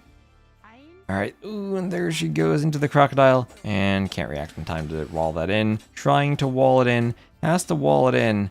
There's one wall, there's 1, 2, 3. Okay, the Vil is safe. Diagonal hit. Nope, okay. Okay, the Vil is safe for now. Can't do much though, but she is safe. Oh, but the scout will come over. The scout's on low HP. The scout will still kill the crocodile though, right? Scout will still kill this. Scout will kill this, right? Okay, yes. 8 HP left. Time to build a monastery, make a monk, and heal your forward Vil. 2 HP left. Don't run into another crocodile. We'll have a defensive castle from DuDuZhu in the middle. University and archery range on the way too. Nothing from Antagonist Castle yet. Antagonist up to Imp. Okay, so not doing the full stay castle mode. Should delete that palisade and delete all evidence of the Vil being here. So Antagonist is going to see that and now will be aware there's a Vil here. Okay, Antagonist sees that. Scout low on HP. And Antagonist will kill the scout. Yeah, so he's aware there's a Vil. Even diagonal hit the Vil if he wanted to. Imp on the way also for DuDuZhu. So Imp for both players. AoE stats? I have no idea. And I've probably looked at that website before, but it was years ago. I don't know where up-to-date stats are.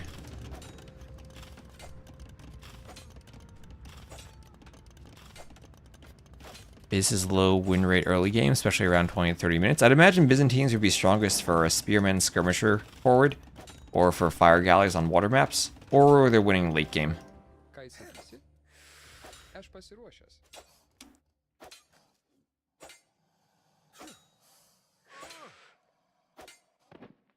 So Vil will kill the crocodile. And second castle for DuDuZhu as he's up to Am, so that's going to be double castle Treb production. Probably knocking back this castle from Antagonist.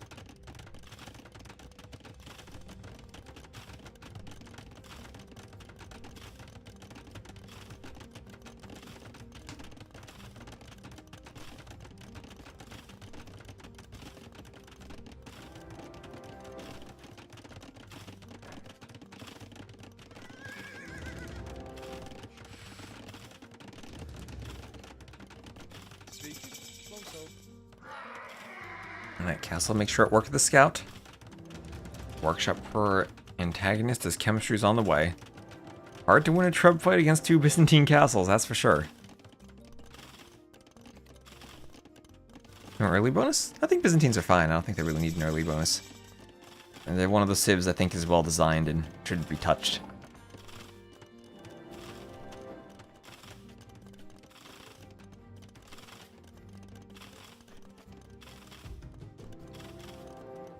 So chemistry on the way from both going to go for bombard cannons. There's the workshop there. Again, neither of these civs have siege engineers. So no extra range, no extra attack against buildings. Just normal siege.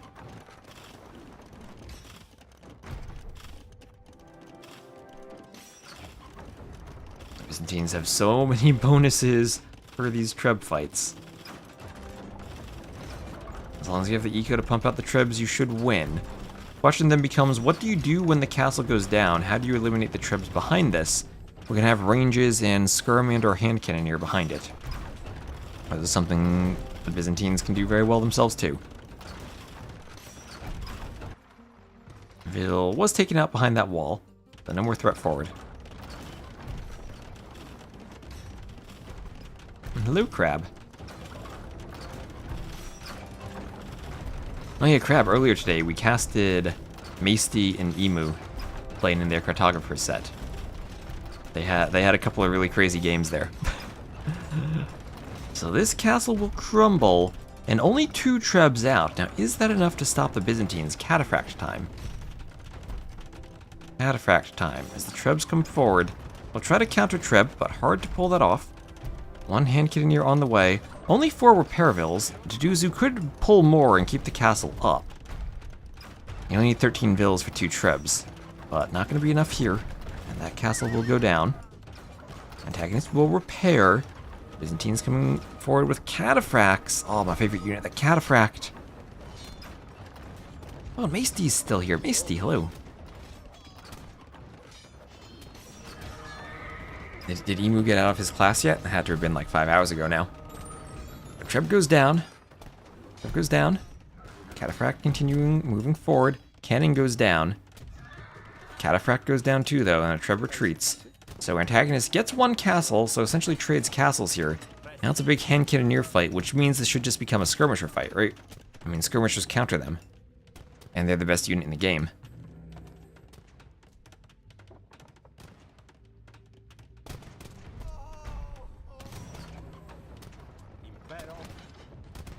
Hand cannoneers taking out the other hand cannoneers.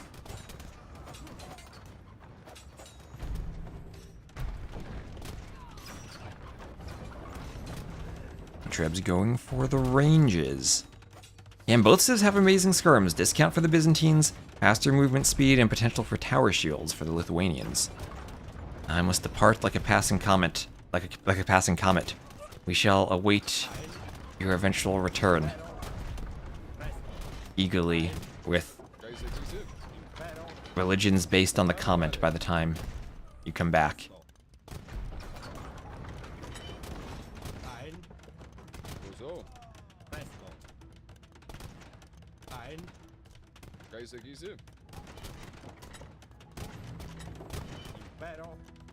So hand cannon's dancing around.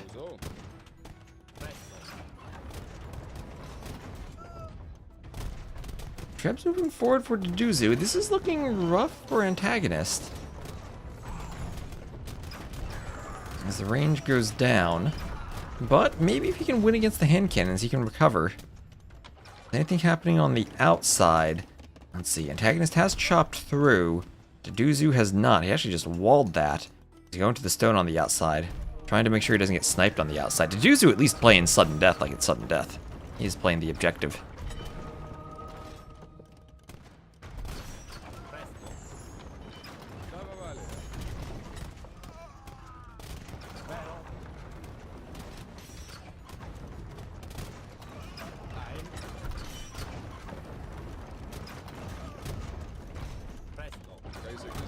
Hand cannons going back and forth, sniping these hand cannoneers. Trebs want to take out that Treb. And Treb's raining down upon the hand cannoneers. That 1 hero repair villager there, keeping the Treb alive. Elite skirm from DuDuZhu, as he's looking to close out this set. Okay, Antagonist being forced back. Adding in more ranges. In terms of vills, though, he is up 90 to 73. And maybe, just maybe, all that idle time on the TC for DuDuZhu might come back to haunt him if Antagonist suddenly can get some production going. I mean, he even could do ranges out here to make skirms and then come forward with the skirms. I'm curious why it's all hand cannoneers and no skirms. I guess they're looking for ways to spend gold. 18 vill lead. 18 vill lead. That's not nothing. DuDuZhu doesn't need vills. We've learned that. Hello, Mr. Sib. Oh, wait, there's a GG from Antagonist. Okay, there's a GG. What are we watching? We're watching DuDuZhu 3-0 Antagonist. Alright, I was trying to hype him up, say maybe he can make skirms in the back, but nope, Byzantines. OP. GG.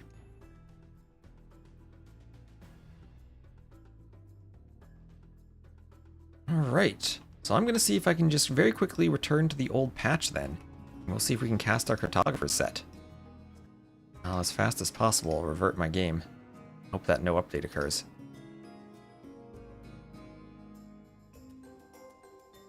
It's interesting. Why do we have a Wellsprings match in the things, though?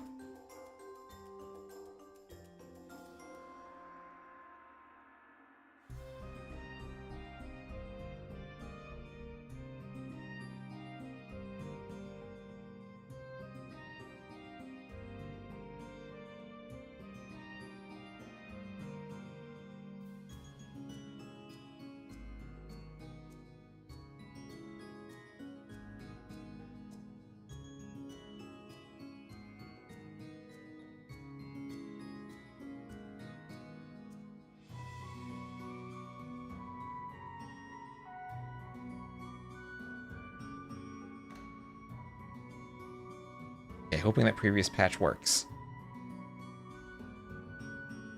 I'm kind of surprised that we had extra wrecks on different maps, but I guess that's just a good job of hiding the settings then. Or they were mislabeled.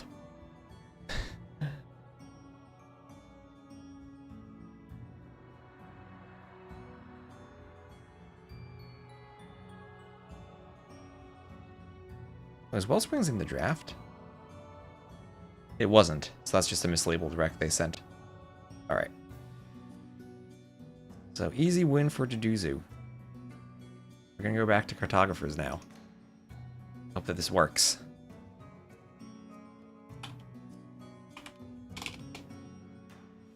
Community, Leagues, Finals, Pathfinder, League.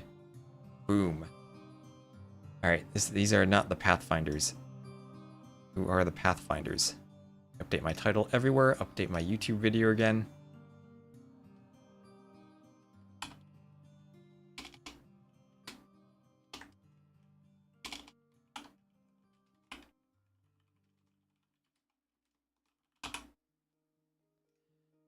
Update my thumbnail, maybe? I don't know where my other thumbnail is, though. It's in a folder somewhere.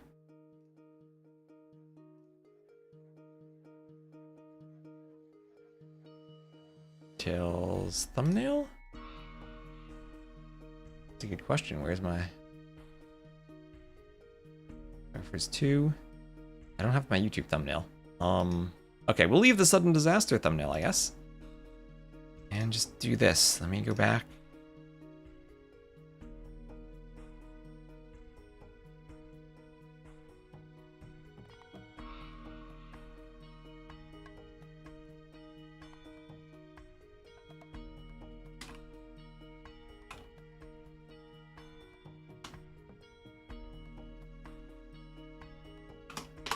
And I'm going to cast the Pathfinder.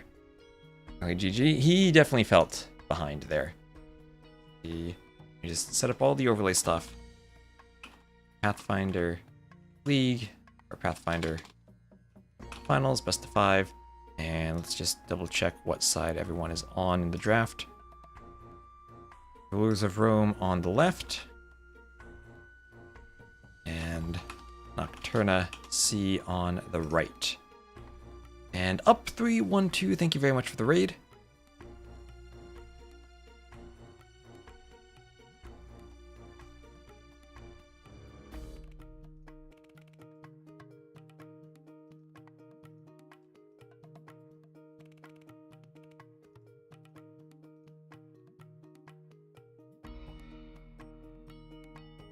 Oh, and John Slow, thank you very much for the raid. Hope you enjoyed the sudden disaster. I'm updating my overlay to do another set right now. We've been casting the Cartographers, and this will finally be our final set.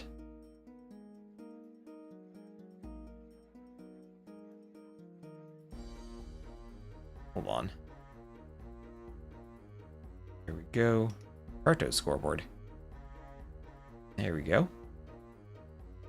And hello, Arandi. Thank you everyone for the raid.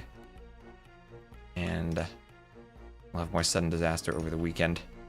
It's updating my overlay.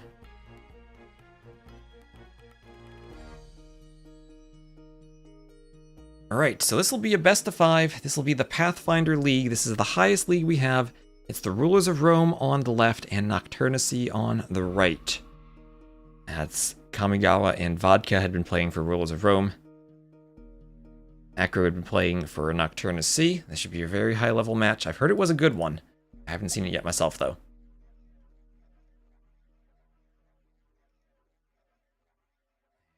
I just need to check one thing on YouTube. I'm going to make one more attempt to find where I have the thumbnail for this video.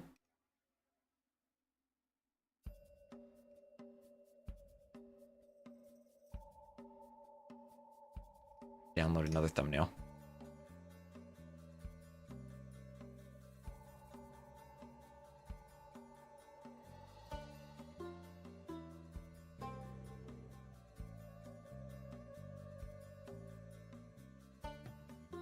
Second down the thumbnail. Perfect.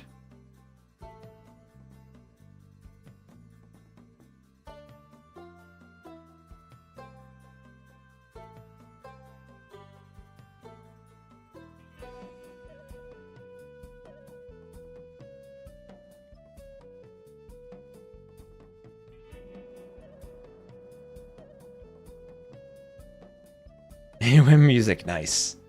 Alright, so thank you, John Slow, for the raid. And again, everyone go give John Slow a follow if you haven't already, for helping to organize and co-host Sudden Disaster. And I'm just going to take a very quick break and run to the bathroom, and then I'll be right back with this Pathfinder League set, so stay tuned.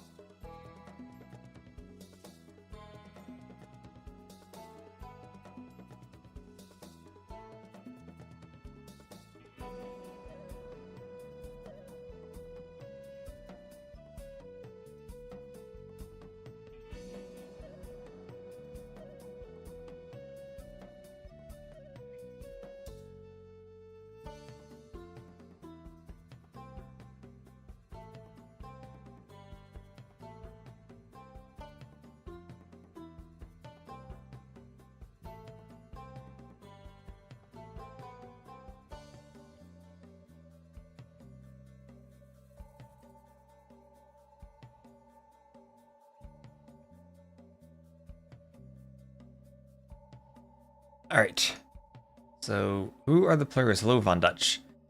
I'll see who's playing in just a moment. This is Rulers of Rome is Kamigawa and Vodka they've been playing before. And it's the NocturnaC with Acro, and I forget which of the Nocturnal players had played with him before. It will be him for... It'll be a matchup between those two teams. I think we casted a set between them before in the group stage. Now they're meeting in the finals.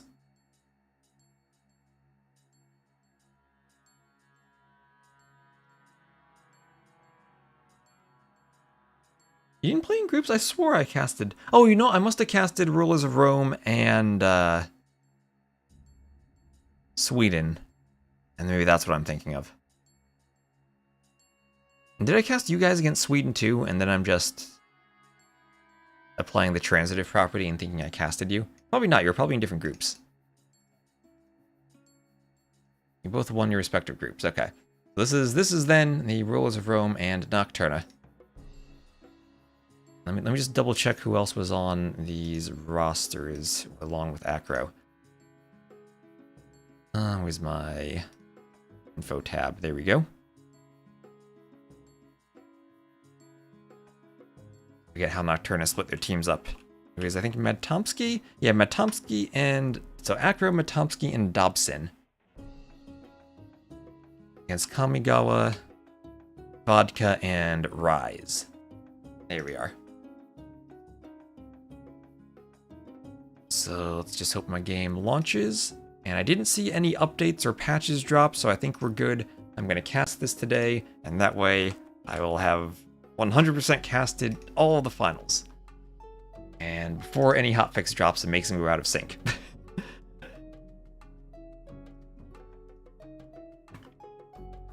Should have my titles updated everywhere. Yes. Lovely, lovely, lovely. And just waiting for Age to launch, and then we'll go. So thank you again, John Slow, for the raid. Welcome, all of you lovely clowns. And just need to download the Rex, and we're good.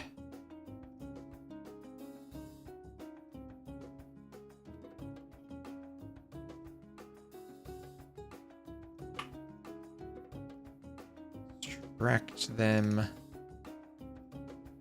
Copy and paste to my save game folder.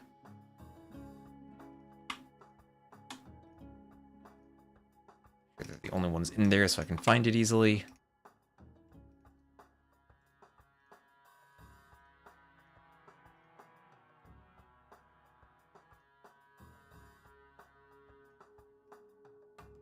And so what are the maps we'll have? It'll be Forest Pond for Game 1, Golden Lakes in Sumatra, home maps for Rulers of Rome, Outcrop and Arena, home maps for Nocturna, and Game 1 will indeed be on Forest Pond.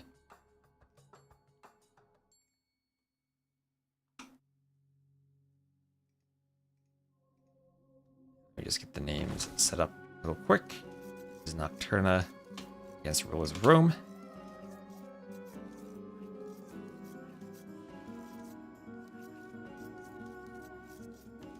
Pathfinder League Finals. Boom. Okay. We've been casting for 9 hours, but we are going to keep going. So we will have Nocturna to the south, Acro in the yellow, and Matomsky in the red. They'll be the Georgians and the Saracens. Then to the north, we will have Kamigawa as the green Bengalis and Vodka as the blue Malay for Rulers of Rome. And right away, they're pushing in their deer, doing their Dark Ages. Let's put on ×2 for the Dark Age. And this is the finals of the Pathfinder League. Both of these teams did play in the qualifier for the silver round, but then lost their sets and opted to play in the community leagues. Rulers of Rome almost made it. They were honestly very close to qualifying. One little hole in Kamigawa's woodline that he didn't notice on Black Forest may have made things much harder for them. I think they lost in 5 games. And then Nocturna, of course, if I recall, they lost to what was it, Samanim and Quangtree, who ended up winning the Silver League. So rough matchup for them. I honestly thought that they'd be favored going into that matchup, but Samanim and Quangtree just beasted throughout the tournament. So it'll be Forest Pond, where we have a pond in the middle, and I think the number of fish are quite deceptive when they're shared by 4 players. Tuna and salmon spread about here, and they very quickly run out of fish. You have 2 fish down by your dock. And other than that, have to journey into the middle. There's a 1-tile gap around the sides. It starts with a palisade wall, but you can delete that and go forward. You can do some forward docks. Sometimes the beach juts out like this, and you can actually keep moving the Ville after the dock. This is all done in connection generation in the map script. Then there's 7 relics around the outside. All these maps, in general, for the most part, have 7 relics. And, well, we've seen a few different things. We've seen pressure down the middle. We've seen tower rushes around the outside, maybe castle drops around the outside. I think lots of different ways to play the map. Players have kind of gotten wise to moving their villas forward and putting the docks more towards the opening, towards the middle. And there'll be triple docks from Acro as the Georgians, and triple docks from Matomsky as the Saracens. Saracens will have faster firing galleys. A really fast uptiming here from our Malay player Vodka. And then the Bengalis, their ships will heal. So 2 docks each from Rulers of Rome, 3 docks each from Nocturna. Red Cliffy. Oh, with the Carto emote. Lovely. Double backs on the way. Kamigawa, the first one. And grabbing that wood upgrade in the other lumber camp. Alright, so a bit of a slower build, but it will be galleys and fires versus double galleys. If you're going fires, I think I usually prefer seeing the very forward docks, so you can attack before the galleys are amassed. We'll see if that makes much of a difference, though. As Vodka will be coming forward, but already running into galleys. Galleys become much more threatening once Fletching comes out. But either way, once you get 2 rounds of production and get around 6 galleys, you're going to be feeling pretty good. And if you're going fires, you really are going to have to rely on your teammate. And sniped off the Ville. Acro snipes the Ville right at the start. Vodka loses the Ville. And I know that before these games were played, we had a bit of a delay because Vodka was traveling. He was being an observer for some AoE 4 events. Let's see what shape he's in for AoE 2. Losing the Ville already, but is pushing these galleys back. Acro going to micro and shoot. But it takes a while to kill the fires when you don't have fletching. Will be successful, though. As 1 or 2 fires also take a while to hit galleys, as if you keep moving the galleys around and using them as a shield to block each other. At the same time, though, Acro, no fletching yet. Still a bit tricky to push this back, but now he's got 7 galleys, or 6 galleys. So 6 galleys, and that should be good. For now. On the other side, some dances here between Kamigawa and Matomsky. And Matomsky's going to get to the fish. He'll get to the fish. That Viddle has loom at least. Oh, the fish are going to go down. And maybe that's also, though, giving Kamigawa a chance to make a beeline towards Matomsky's fish. He's not going to go for it, though. He'll be surrounded by Acro and by Matomsky. Xing here in the middle by Acro, and they will take out these galleys from Kamigawa. And yeah, very aggressive triple dock galleys from both of these players, but I think it has worked out for them very, very well. And I usually like galley play more than fire galley play. Unless maybe you're Byzantines. Especially in team games when the water tends to, even if it's the same percentage of the map, just be a larger number of tiles. That gives you more room to micro the galleys.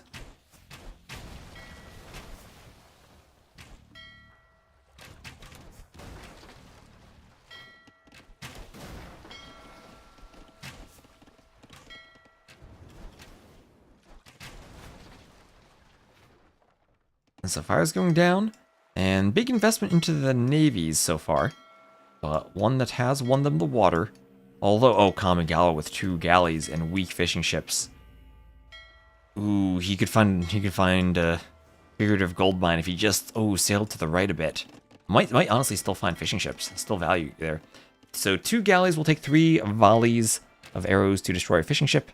And with 2 galleys, he's gotten to the back. Matomsky not noticing, not running the fish. He's forward attacking docks. And finally he notices, but he'll lose 2, maybe a 3rd fishing ship. Alright, 3 fishing ships down. Now they're going to run back, try to find maybe some of Acro's fish. So good job from Kamigawa. It's always tricky when you invest so much into the water, but 2 galleys still can do so much damage to your fishing ships. It's a big risk to go forward like they did. They thought they'd cleared everything, but missed a tiny sliver of their scouting. And now he's trying to hide on the coastline. They will go down. Threatening no more. But Castle Age, along with Double Bit Axe, on the way for vodka, and he's going around the outside, and as the Malay, this could be a monk rush. Georgians, on the one hand, they're good at stopping the monk rush due to fortified churches. On the other hand, they don't have atonement. So Bengalis for monks could actually be threatening here, because you can't defend with your own monks. Even though the churches are what you still want to build to stop the mangonel pushes. Acro with the scout will find this. His scout has more HP. And gets a wonderful hit on Vodka's scout. Vodka, do these vills have loom? They do not have loom. Ooh, but not enough HP on the scout to fight them. 5 HP left, and they're going to go for a monastery right away. Acro and Matomsky up. Kamigawa will be the final player up a bit later. Big investment into the water now, but water ships are not going to help you keep yourself safe on land.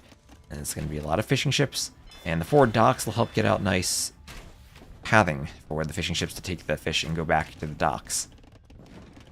Remember, this is the old patch before the pathing changes, so have to be extra careful with all the pathing.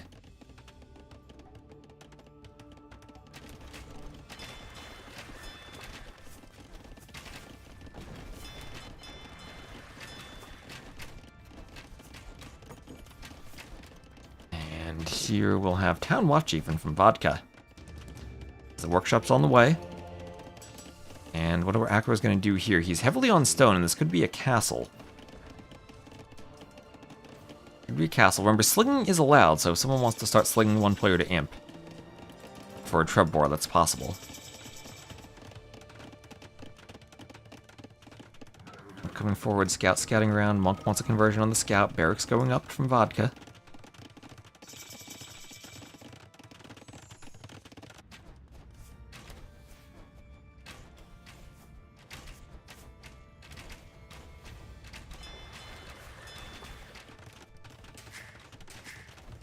TC's on the way from Kamigawa, so he's looking to boom 1, 2, 3, 4 town centers. Now that is a boom, as Matomsky will be walling up over here. Alright, walling on the side and defensive castle from Acro. Fortified church on the other side of the eco. Alright, and now monks are really slow, so you're not going to get monks and mangonels across to Matomsky's base. As I say that, Alka's walking in that direction, and do another house. And Monospas would just come and pick off monks then.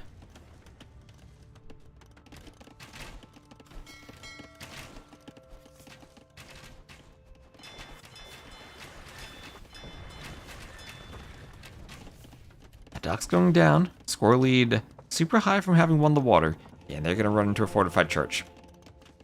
Fortified church is same HP as a town center, but they're less than 1/5 the wood cost to repair. And with the Georgian's repair bonus, even more of an effect there, so this can be repaired forever against mangonels. Manaspa's coming forward. Can that monk get a conversion? One monk goes down. Will he get a conversion? Yes, he will. Alright, is Acro devoted? Yes, he is devoted. That's why the conversion took so long. A double mangonel push. 6 range on the fortified church, 7 on the mangonel, so they do outrange it. And Acro probably wants to repair this. Look at those Vills in the back repairing. Heresy on the way. Okay, that was a very early Heresy. Not even 20 minutes into the game already clicked, but they'll do that to defend the Monk Rush. Okay, not going to give up any more Manaspas. I'll just do a Heresy right away. And there are those repairs. You can look at the wood count and see how slowly the wood count when he's actively repairing actually goes down. Oh, well, there's a conversion on the outside. All right, gets Matomsky's scout there. Ooh, transport ship. Transport ship. With Vills on stone, this could be a castle drop. Where it is, there he is. Transport ship from Matomsky. He's 10 Vills on stone, collecting more. Could transport them, pick up Acro, and have Acro doing the castle drop. Acro's heavily on stone still. Fortified church going down. Mangonel's hitting the repair Vills. Okay, Mangonel's daring to dive the church, but the Manaspas come from the back just in time. Just in time, they keep the church alive. And this Monk Rush has been cleaned up. Heresy will be huge. Even if 3 conversions come in here, yeah, 3 conversions did come in, but everything just died. And remember, dying from Heresy is better than delete, because dying from Heresy means you eat up all the monk juice. And Akko just saying, I don't need no walls anymore. I need walls even less than Sebastian needed houses. And here it comes. Here we go. 19 Vills. Oh, it's Saracens. You can fit 40 Vills in the transport. That is a bonus that makes no sense. You can go from 5 to 40 Vills. Alright, Vill's gonna drop off, and Castle here will hit all 3 TCs. Oh. Okay, he goes for 2 of them. Okay, fine. So defensive castle from Kamigawa, he's just gonna throw it. Can't put it on the coastline like he wanted, but there will be galleys, and he's gonna send his entire village to raise the castle. He's got 40 Vills headed over there. And he will get it up. And that castle will at least clean the galleys off from the coastline. Well, this will be at great cost. Vill counts aren't that different right now. But some Vills will die. Oh gosh, if the castle goes up and kills the transport. Oh my gosh, kill the transport, kill the transport, kill the transport. Oh no. No. But Chomsky, that was a risky garrison onto that transport. Oh, it could have been 19 dead Vills, but it's now Petard time. But there can be repairs inside the murder holes range from Kamigawa, so we should win this. And just like that, especially if he has more Vills shooting arrows. So we should win the castle fight. On the other side, Akro's going to go around the outside and try to drop a castle. And there he goes, has some Manaspa along with him. Still 2 monasteries there. TC'd this area. Not too much of a problem for him, though. Imp on the way from Matomsky. Petards keep coming in. This castle is under repair. Yeah, definitely better, more HP here. Petard's killing some Vills. That's a lot of idle time if you're spending all your Vills inside of your castle. And he probably wants to just garrison them in the TC and then send them back to work. But I guess there isn't much location to send them back to work with that gold being taken. I mean, still, it's only a 6 Vill difference. And water can matter much less if you go for castle drops and then throw with them. And as I said, I mean, they're a fish, but look how far that fish is away from the dock. Acro probably would have been better off with some fish traps there, but again, that's a wood investment and hard to do when you're getting pressured. And oh, what is this? The transport. The transport finds another castle spot. Okay, Vodka can just garrison both TCs. Vodka, you're an observer. You need to see what's happening in your own base. Okay, Vodka not reacting. Those same, what is that, 16 Vills now? On this castle, the TC could kill quite a few of them. And there's only a small sliver of daylight where the Vills can't actually fit. Or can't actually be hit. Naspa's around the outside, and that is now a double castle drop on Vodka. He has nowhere to run with Manaspas hoovering around the outside of his base. Okay, that's going to take out a lot of his farming space and be 2 TCs. At the same time, this castle cleared, so Kamigawa okay still. Even did a ram behind this, an elephant ram. It's up to the Imperial Age. Up to the Imperial Age, and where is Vodka going to go now? His own gold is being mined. He's going to try... Oh my gosh, this could be a doubt castle. Maybe not with 4 monks, but that's a lot of Manaspas. The transport becomes a real cruise ship. Let's see. Market usage from Vodka and Matomsky. Those Manaspas going to Slaughtervilles. So doubt castle from Vodka. And Nocturna looks like they're in a pretty good spot right here. And there are the GGs. RR agrees with that assessment. And that's 1-0. And I misspelled league on the scoreboard. I will fix that. So 50-5 KD for Acro. 5-49 KD for Vodka. He did get 16 conversions, though. But that heresy kicked in at a good time. GG. If only they had sniped off that transport. That would have been the icing on the cake for that game.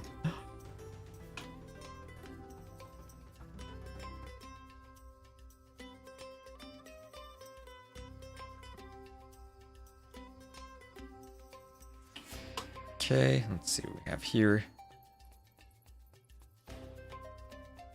That's 1 on the scoreboard for Nocturna.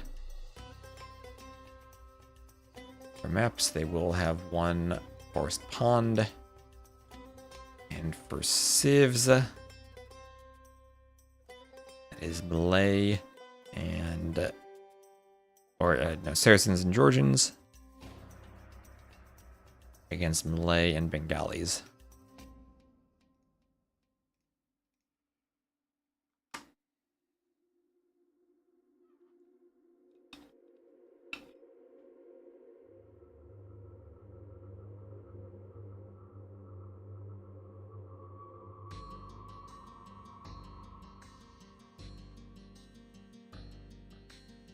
Alright, hoping my voice holds up. We're 9 hours and 15 minutes into the stream. We're going to keep going for game number 2, which based on these recs, looks like it's going to be Golden Lakes.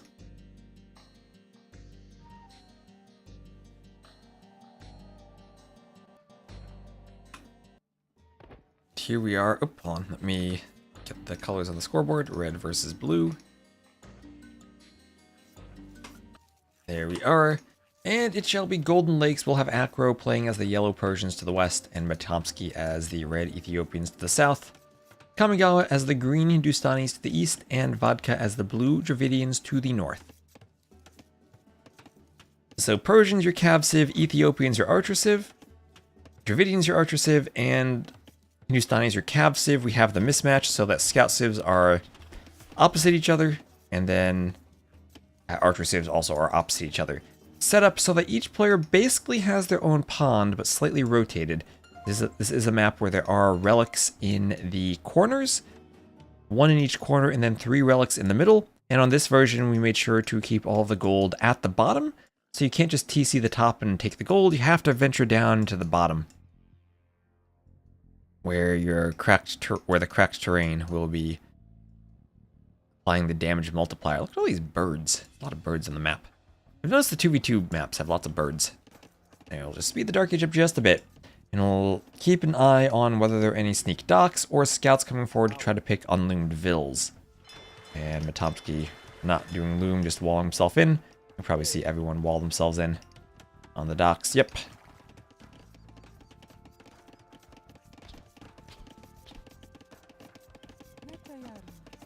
As the boar lure for Kamigawa will be successful.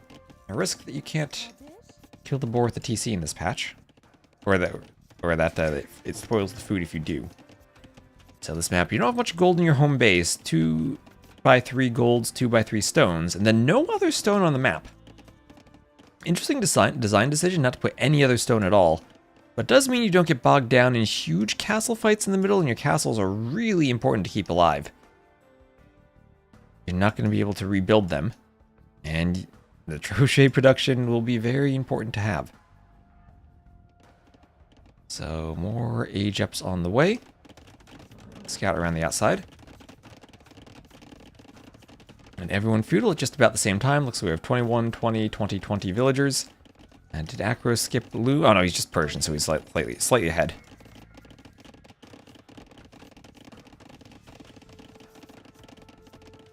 Hello, flying stakes. You often can see team walls on the map a bit trickier in a 2v2, I think, than in the 4v4 setting. Just gotta curve it around your forests the right way.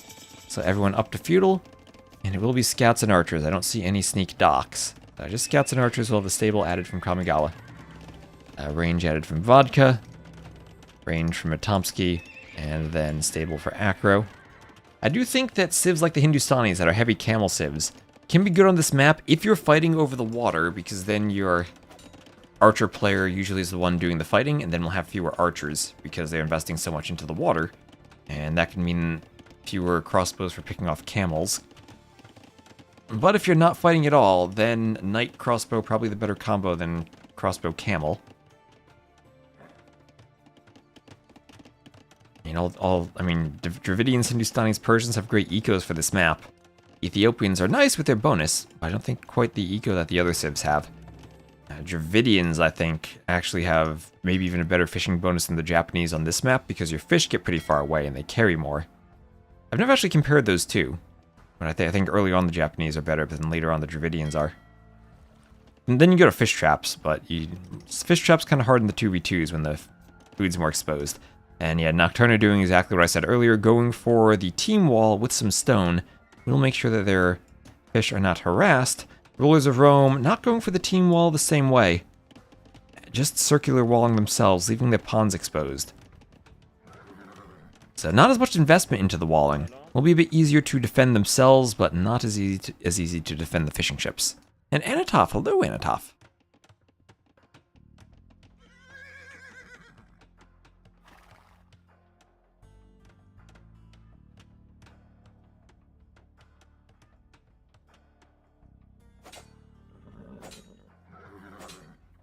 And on top of the hill, Vodka's winning that fight.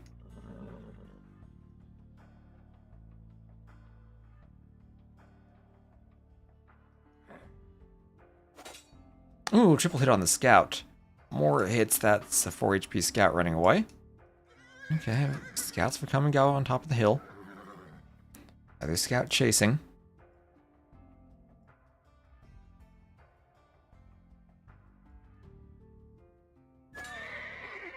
And the scout there goes down.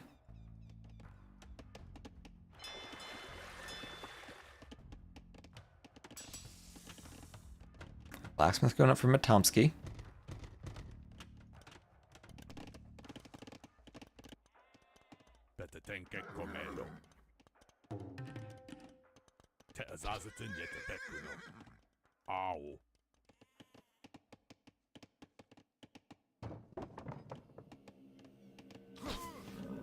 Archers, you're going for this. Oh, is there a hole?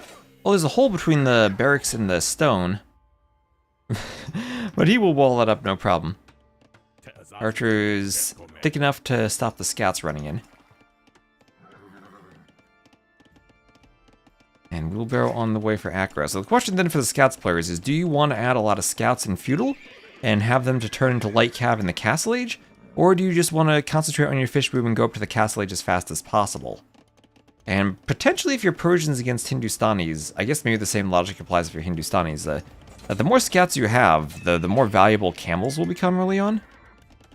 And since they're two good camel civs, maybe not worth the investment. Hindustanis, of course, have the attack bonus against buildings. Acro is going to be sure to keep them walled out. And Low Elo Legion, thank you very much for the raid. We've casted in the past 2 days 10 Cartographers sets, the finals of all the community leagues. And this will be the top. This is the top league here, the Pathfinder League.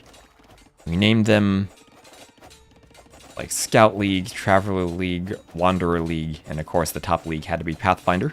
So El Hindustani Scouts getting through the stable rather quickly, but we have an uptiming for Acro, and he's prepared to lose the stable and just rebuild 2 more in the back, so a bit of a wood cost for him. We'll have to commit to the stone walls, but Nocturne are really committing to their stone walls so far. Just for Vodka coming forward.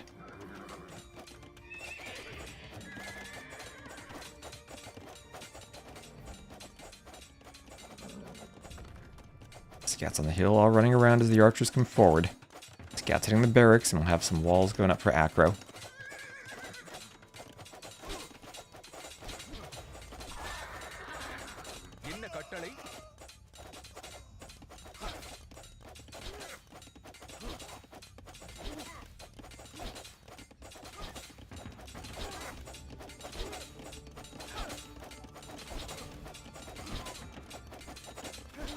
Archers are hitting the barracks. And that goes down. Vodka and crossbow on the way for Vodka. So Kamigawa's up 2. Everyone up to the castle age. Vodka's the first one to hit. And meanwhile at home, fish starting to get far from the docks, so... Oh, Vodka, you're the Dravidians. You're the last one who needs the fish traps. I was saying you had a great fishing bonus and you're not using it. That's okay, though. So it was a good dock bonus for the team. And probably better for the fish traps anyway. Your gold spots are copium. Your gold spots are forward. Your stones are nice, though. But yes, those golds are rough.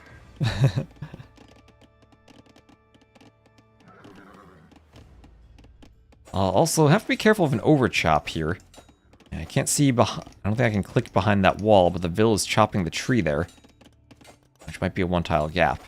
So yeah, those are some rough golds. I also walled one of them out. And now we're going to have Rulers of Rome coming forward. 2 town centers right in the middle. This returns cheers for running. Now, running wasn't on this Nocturna team.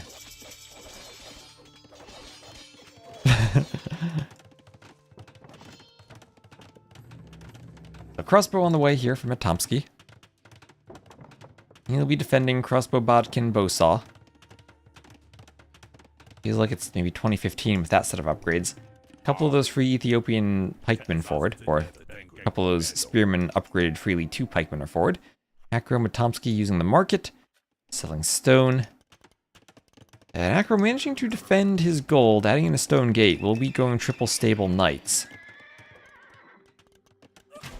Come over to try to help against Matomsky, whose gold also is forward. So the team tried to go for the stone walls to keep safe, but the forward golds maybe throwing a spanner in the works. Matomsky just trying to micro back and forth and dodge everything. Similar crossbow numbers. It looks like there are more for Vodka, but similar numbers here. Running versus Emu, and Emu with Shoe. Emu would have white feather guards then.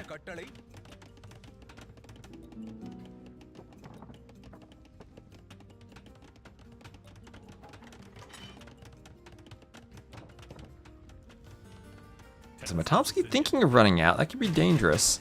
But here comes Acro with knights from all over the place. More camel reinforcements. And gonna have one big fight here. I mean, maybe one big fight decides the game. Crossbows want to focus the camels here. And definitely more HP in total for Rulers of Rome. But then again, that is camels against knights. But the crossbow numbers for Matomsky going down. At the very least, a lot of the army here for Rulers of Rome was cleaned. So it's not just going to be one fight that puts Nocturna completely far behind. Only 7 camels remain. But that was most of their army, and Rulers of Rome does have reinforcements. Reinforcements to pressure that gold. No tower going up. And now Rulers of Rome with the map control in the middle. I don't think anyone would win running versus an emu. How fast are they? Or how fast would they be were they not extinct? So range goes down. Camels and scouts coming in. And this is looking rough for Matomsky here. Acro trying to come over and help. Deleting the university, and they're going to call the GG. That was a delete. We've seen so many weird deletes today. It's not like they were going to take a fight. He was thinking of deleting it for the knights, but the knights weren't in. So that ties it 1-1. And GG there. 35 kills for Vodka. Perform the crossbow dance a bit better. 50 kilometers per hour. Oh, that's fast.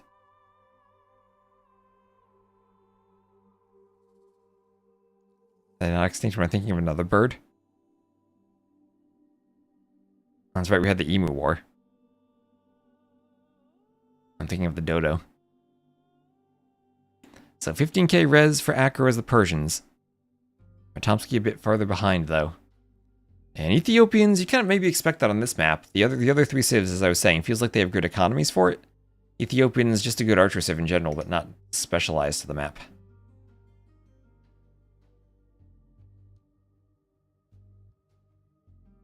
Oh, no, I'm not thinking of extinct birds. I'm thinking of flightless birds. That's what I'm thinking of. I've been casting for 9.5 hours.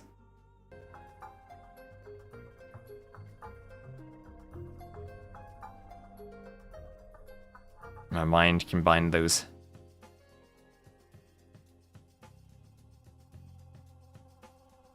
Alright. Let's see, what do we have here? I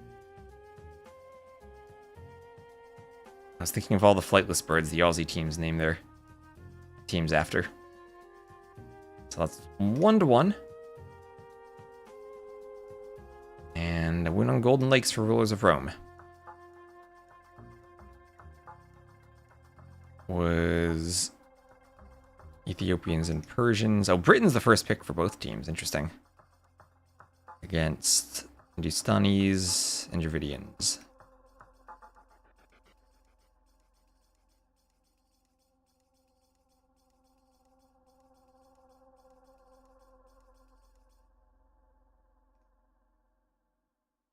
Alright, so game number 3 will be on Outcrop.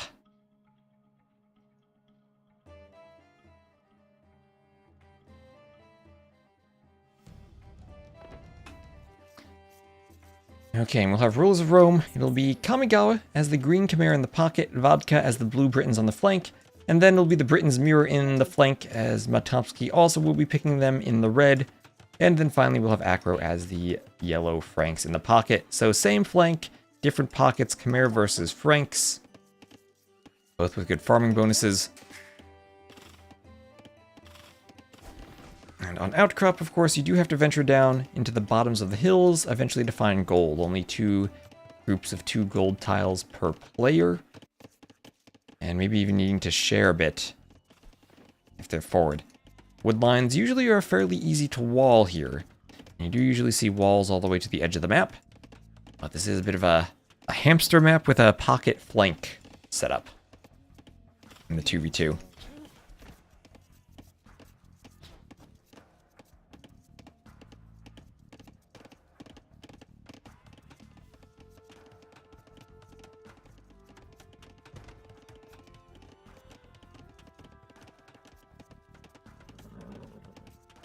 Yay. So here we have Loom on the way for Matomsky and for Acro. Mining camp going up for the Villese. Okay.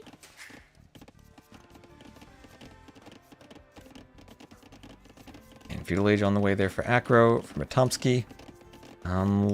Late Feudal for Vodka, going up on 20 Vills compared to the 17 of Matomsky. So 21 pop Feudal. What is this these days? 21 pop Feudal. No mill either. Okay, hello, not a duck. Hope your day is filled with not quacking.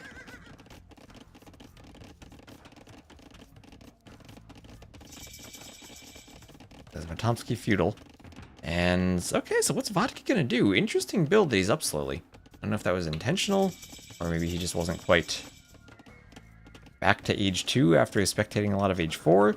And this is where the slowness of the build comes into play, when the Feudal scouts from your opponents can come and harass your vills, doing your outlying buildings. Kamigawa are going to be doing a stable over here. You get a pause there.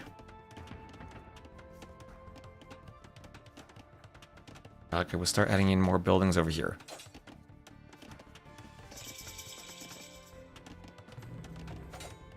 As a range. 2 ranges going up.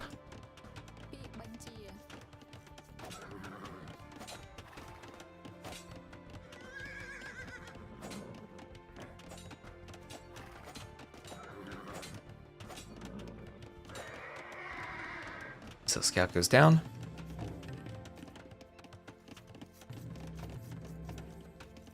double range production there from Matomsky.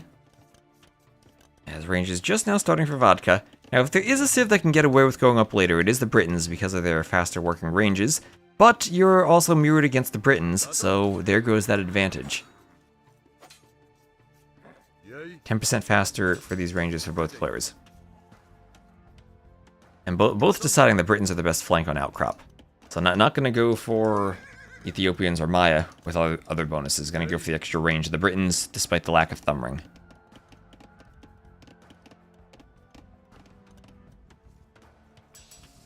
So Blacksmith going up for Matomsky.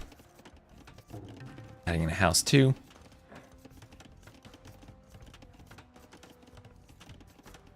Ready.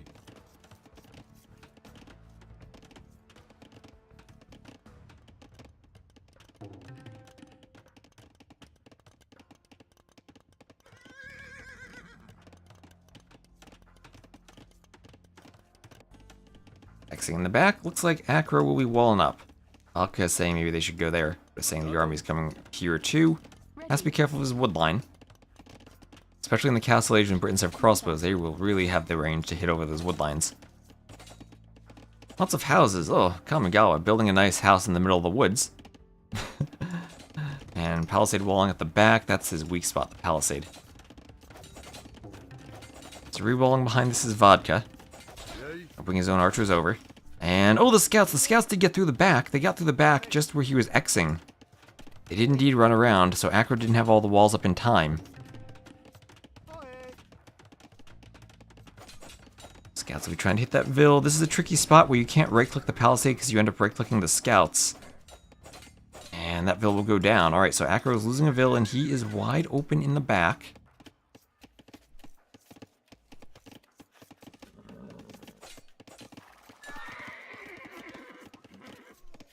Hello, running. Okay. And lots of walling here from Vodka, even going for the market. The market and the stone gate to keep the archers out. They are closing, they're closing.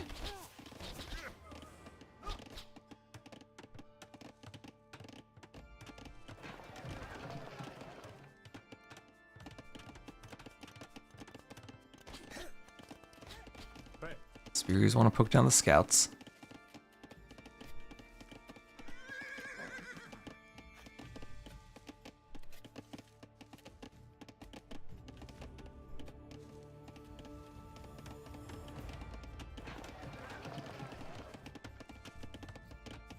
Yay.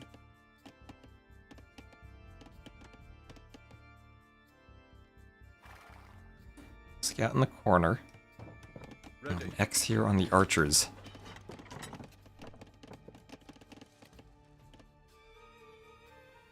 Let's see, this Kamigawa is saying that's where the scouts are from Acro. Now, you've seen how dangerous it is on this map earlier to move out with your archers and not have your scouts nearby. You do not want to get doubled, and scouts can be very far away with how split up it is. There's bloodlines now for Kamigawa. Mixing over here for Vodka. Still saying that's where his archers are. It's almost like they're playing in the days before cartography was given instant for allied vision.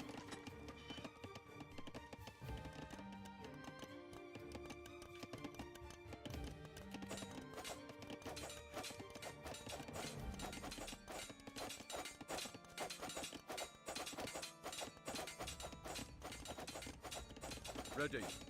Archers from Matomsky coming over.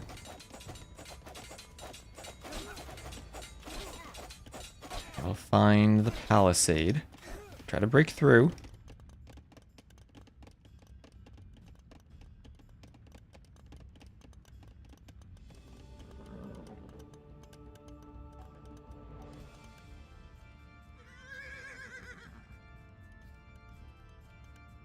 And we'll have the flank here for Matomsky. He's up, while the pocket Kamigawa is up.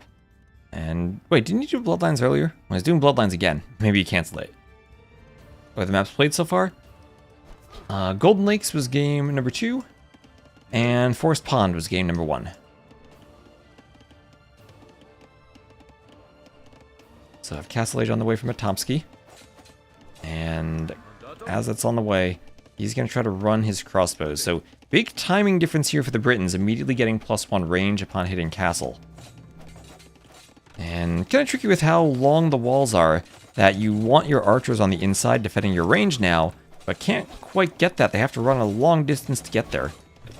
That range will take a lot of damage. Ultimately, I think he will get there in time, though. But it will now affect the castle age timing, if he has to delete a house, maybe, to come forward, rather than being in position immediately to take advantage of the power spike. There is Acro up. Vodka clicking up now. He'll be the last one up. The archer player is not going to have that power spike here, and immediately you have to retreat. It's not like you can take that fight against another Civ and push them back a bit. The Britons immediately they get their extra range, and immediately they'll start taking the better engagement. Crossbow in the damaged range, but that won't matter. And you lead Bodkin.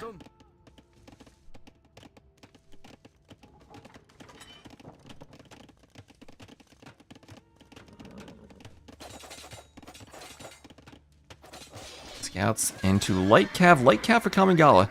He will be taking a good fight against, especially against the Frank scouts that do not have bloodlines. Only 54 HP compared now to 80. This will be a good fight for Kamigawa if he can force the engagement. He's just going to run around, find that this is fully walled though, and Acro does not have to take the fight, especially with the faster scouts. He can just shadow this army, hoover around and wait for himself to be up too, doing scale barding armor, especially since these are fully upgraded scouts with +2 armor. Acro, even if he gets light cav, will still be at the HP disadvantage. And tricky fight for him as he's just going to make sure he's walled. Kamigawa would love to engage. Goldville's down here from Atomsky, trying to sneak to the clandestine economy.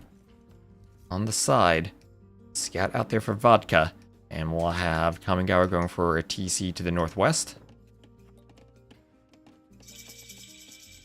Again, gold's going to start running out early to mid castle age, so you do want to secure your golds on the side. We'll have Xing there from Vodka, saying that's where he's sending his vills.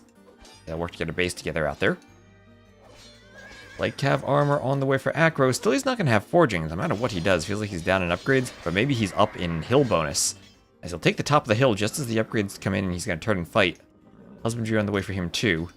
No husbandry. Yeah, husbandry on the way for both. Have a TC down here from Atomsky.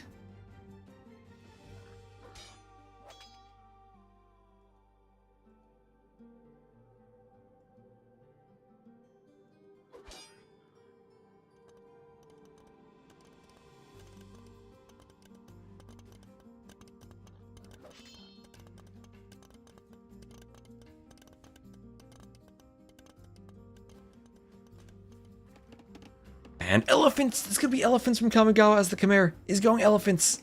Elephants from the pocket. Oh, let's go. Elephant time. It was like how we're chasing around and then it's elephants. Oh, it's not gonna be knights, it'll be elephants straight down the middle. Mobility is very restricted on this map because despite it being so open, because you can just push right down the middle. There's no need to run around. You just go straight for a push, and that's what the elephants are gonna do. Oh, speedy Khmer elephants. He's doing it. Let's go. Let's go, elephants. And compared to a knight, that's 270 hit points to 120. They're going to tank a lot of crossbow fire. They have the same 4 pierce armor, and they have more attack. Okay, this is a good push from Kamigawa. I've seen players try to go Malay elephants on this map before. Chimera elephant's probably the actual most useful castle age elephant, if not, although not the cheapest. And the elephants, growing elephants. Chimera are the ones who will do it because they're also 1.09 speed. With husbandry means they're faster than the crossbows. They chase the crossbows down really well. And there's Horse Collar from Vodka. He's the archer player, he doesn't need it as urgently. And Xing down there from Vodka. Things looking pretty good for Rulers of Rome here. Push through the ranges. Also, that's gonna hurt the production. Yeah, 114 vills to 91.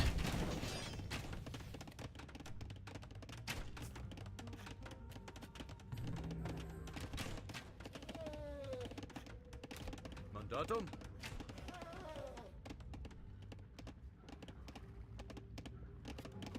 Yay.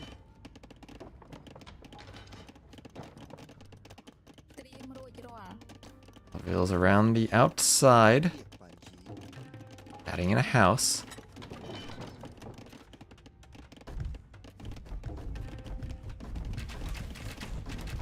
Elephant's going for the house over here. Britain's going monks. You like where this is going? Britain's going monks! Double monastery monks from Matomsky. Double monastery monks. The elephant's running around. Crossbow's coming forward. Ready. And Okay. Macro doing a TC to the north. Scout goes down. Knights keep running around.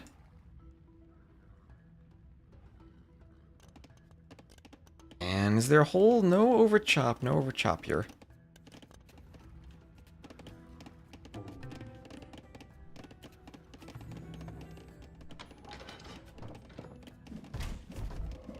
Elephant's going for the range. Elephant glitching through the other ones. They're just going to take the range out. One conversion, they want to run from the monk. They're much faster than the monk. Those houses need to be deleted so the rest of the elephants can go through.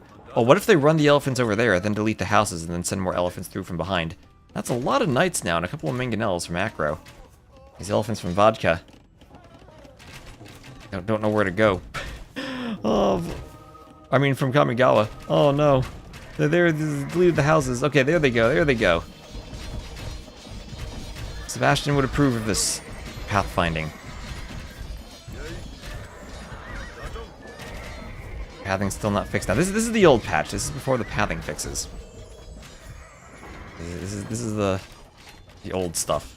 This is before monks were broken, though, so monks will work properly here.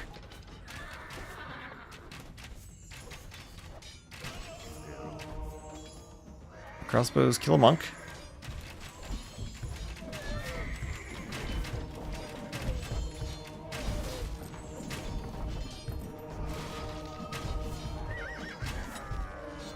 And elephant's going to chase through the gates and try to knock down the monk. And they destroy that range and go through easily too. They're gonna get in. They're gonna get in and keep pressuring. The elephants are everywhere. The elephants are into these wood lines. Which do I like the most? I don't know which one I like the most yet. I think I still need to think about that a bit. Inca and the Malay are my least favorite, I know that.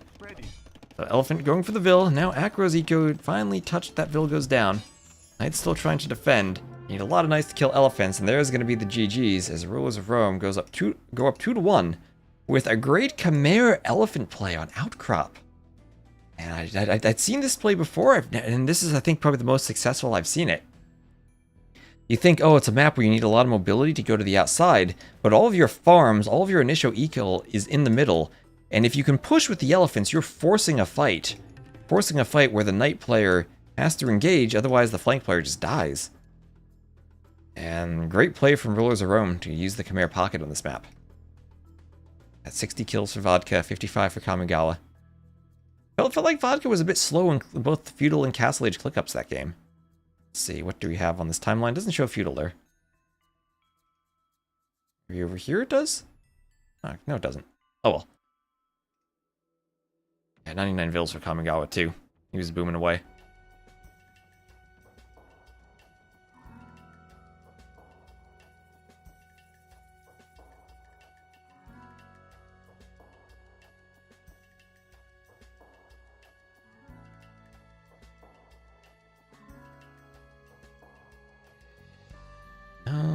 Where are we at? Let's do a quick ad.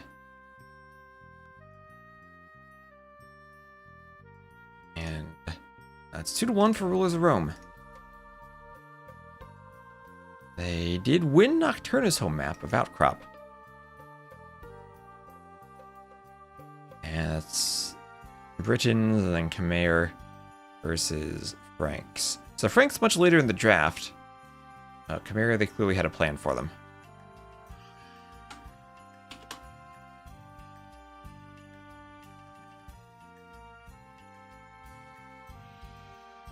The next game looks like it'll be Arena, and I'll be back in just a minute.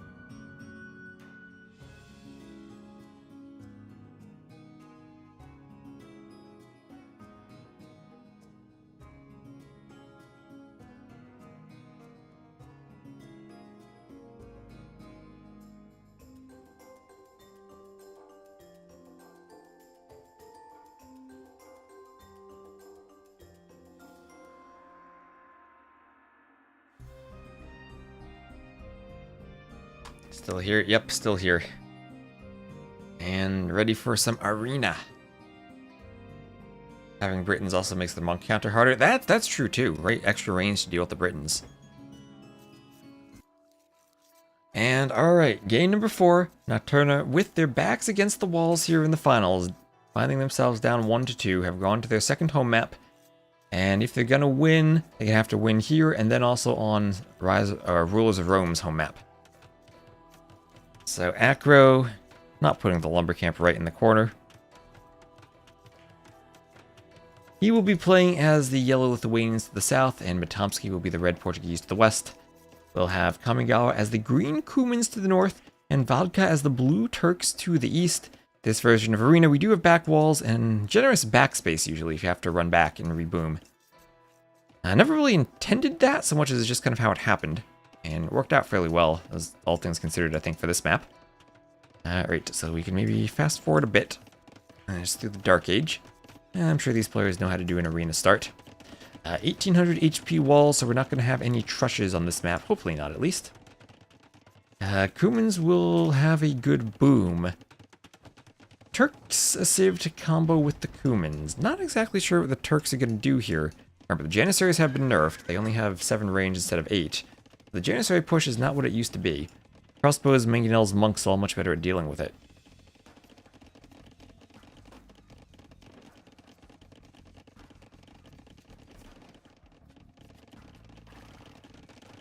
So Scout for Kamigawa still running around. Feudal Age on the way from Matomsky. It's Kamigawa up to Feudal. And another TC in the back for Kamigawa, so 2 TC, Kuman, boom. I'll probably delete that wall soon. Let's see, will he delete it? Will he make sure he deletes the wall and not his houses? But, yeah, 2 TC booming. And I'll have a stable for Vodka. And, ooh, okay, stable here could be interesting. This could be light cab for the Turks into a Kuman boom into a forward castle with light cab to secure the forward castle. And so Kamigawa running his scout around. He's the Kuman, so he's faster. He'll never be caught. And he'll just run into Vodka there. What is... I tried to reset the deer by shooting it once. Can you actually push deer from across walls? I think you actually can't. The weird thing with deers. Anyway, the deer out there. Vodka. Oh, poor deer. Make another scout and do it. Alright, there we go. So light cav are out. It's a castle drop on the Cumans, but because light cav or scouts are open from both players, that castle will go up. Kamigawa not going to decide to fight it. He's just going to wall behind it. And he probably needs to make sure he does loom. Doing loom right now. There he goes. Loom on the way from the TC. That deer's still out there. So Acro up to the castle age. Acro up to castle. Vodka will be right there, and then we'll get the free light cav. So we'll be able to take a better fight. Portuguese for organ guns. This is a nice castle too. Portuguese castle's nice. And castle age on the way for Kamigawa. What does he do once he's up to the castle age? This might be a do a workshop on your way up situation to pump the mangonels immediately. Remember, Cumans do not have stone walls. So punching through the houses right away will be the option for Matomsky.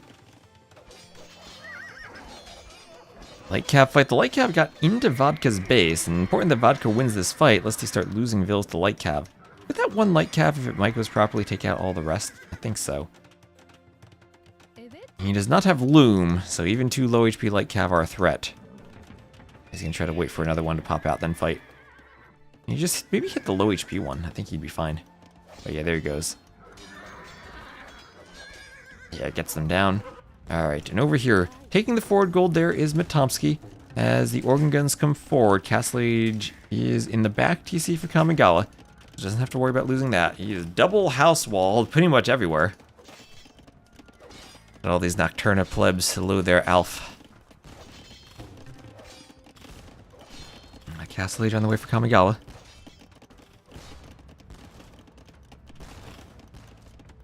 X in the middle as a light cav runs around. Workshop there, going up. And Acro's scouts will come around, find this light cav, and go to fight it. Ooh, one scout goes down. And big fight here from the light cav, trying to block a bit. Trying to block, and as this one runs away.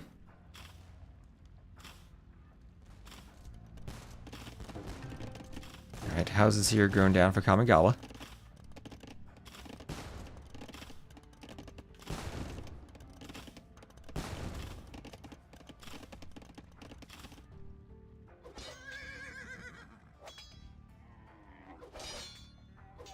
Camel fighting the light cav. Camel will go down. And there, down it goes. Another light cav running around. Oh, service sport. And double bit axe on the way for Vodka. Hasn't gotten double bit axe yet. Second TC before double bit axe, but he's on stone. He'll be thinking of a castle. So Organ Guns decided they're not going to get into Kamigawa. They're just going to turn, and with petards, we'll go for Vodka's base. And behind this, there's a knight from Acro as the Lithuanians. How many relics does he have? He has 3 relics already. And if he's able to pump knights into this base, that could be scary. Vodka only 2 TCs, very exposed wood in the back. And he deleted his back walls. Oh, Vodka deleting the back walls. Could have safe lumber camps behind the back walls, but no, deleted them all.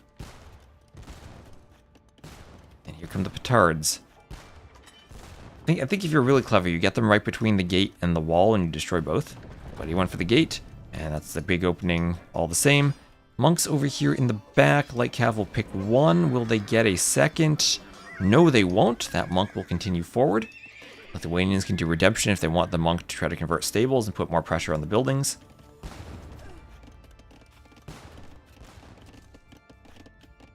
Okay, and they're into Vodka. They're into Vodka. I'm going to delete a mining camp. And what's his stone count? He has the stone for a castle. Can he actually create the castle, though, with all the organ guns hoovering around? Hello, Magnet Mood.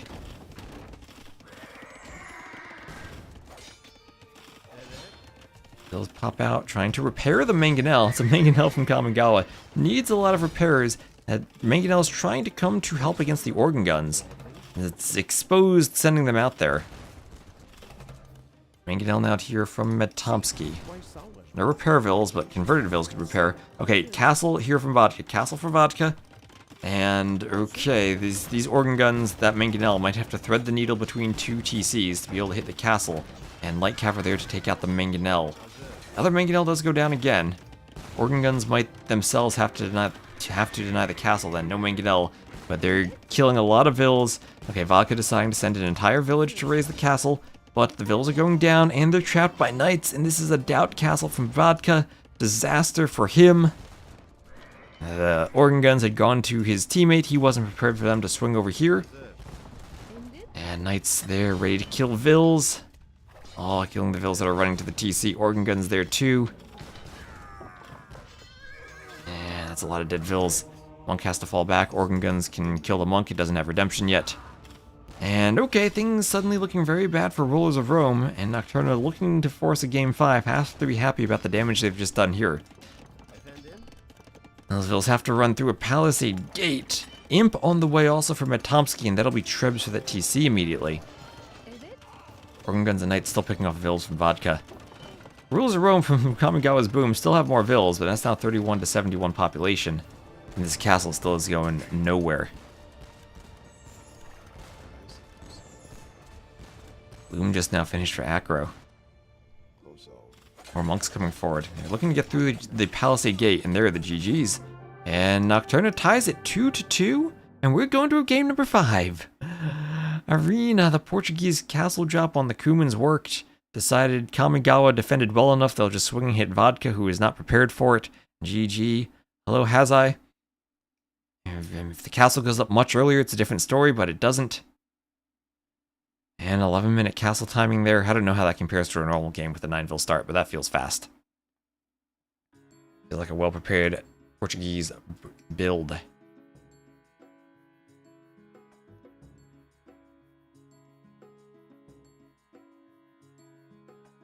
And over here, that'll be 2-2. And they win Arena. The last map will be Sumatra. What were those saves? That was Portuguese and Lithuanians against Kumans and Turks. So Armenians, Wu, Malians, Huns remain for Rulers of Rome. Japanese, Byzantines, Koreans, and Romans remain for Nocturna. Feels like you go Koreans on the island, and then either Japanese or Byzantines on land if you're Nocturna. Armenians on the island and Wu on the mainland feel like the options for rulers of Rome. Okay, one last gulp of water to cast this last game as we're now 10 hours into the stream today. Let's go.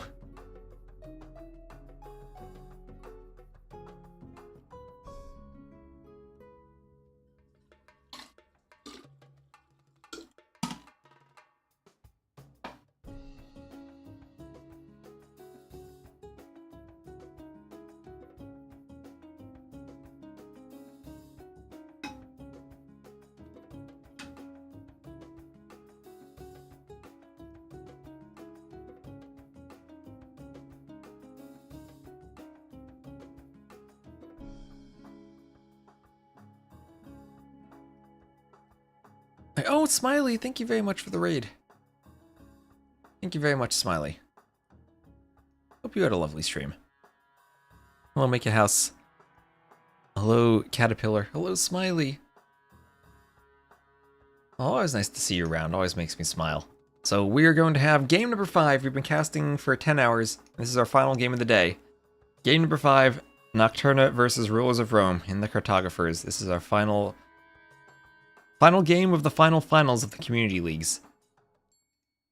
You made it into a good match. Let me just get the colors set up. There we go. So we will have Rulers of Rome with Kamigawa in the green on the island and Vodka playing as the blue player on the mainland. It'll be Armenians on the island and then Wu on the mainland, as I said. But ooh, different than I thought the civs would be. They're completely two different civs than I anticipated. Medkomsky will be the yellow Romans on the island and Acro the red Japanese on the mainland. Just be aware Medkomsky and Acro swapped colors because you need your color to pick your position. So 2-2, we're all tied up. This is the home map of Rulers of Rome. The Rhinos on the mainland, you get off to a good start. And hello, Simply KLS. You happy? Well, I hope you're happy.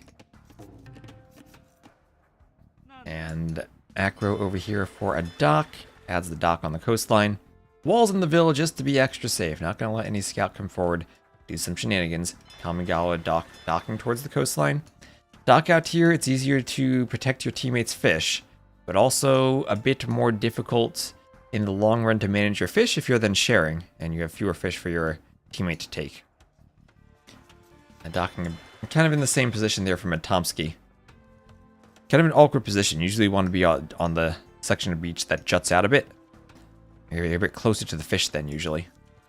As fish have a minimum distance, usually they have to stay away from the beach. So if you put your dock inside of this area, then the min distance is counting from out here, where it's farther from the dock. So don't know exactly what his scouting is, but you can probably get good scouting when you're just on this island.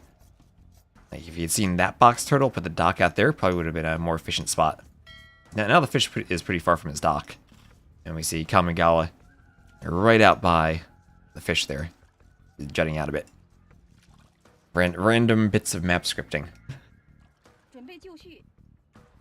So as the Wu against the Japanese, I've seen players go Japanese cav archers and lose to GN swordsmen so many times. But I've also seen long swordsmen against the GN swordsmen, and while they win hard in a straight up fight, they can kind of lose if the GN swordsmen are more mobile and run around. So I'm not sure exactly what to do. Knights lead to the Wu going monks. They have good monks. Well, Japanese have good monks themselves too, but they lack heresy. And yeah, no heresy for the Japanese. They do have atonement if they want to go monks against other monks. More deer being pushed in. The deer right outside. And taken by the villagers.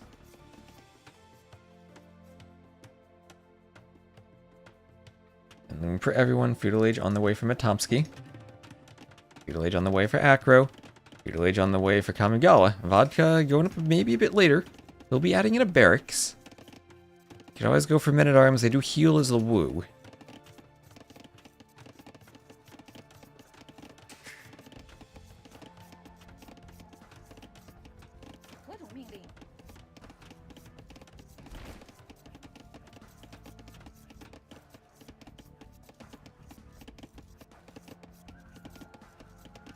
Scout will push the deer in.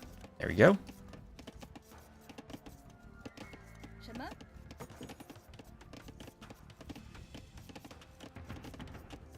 Militia in the barracks there for vodka.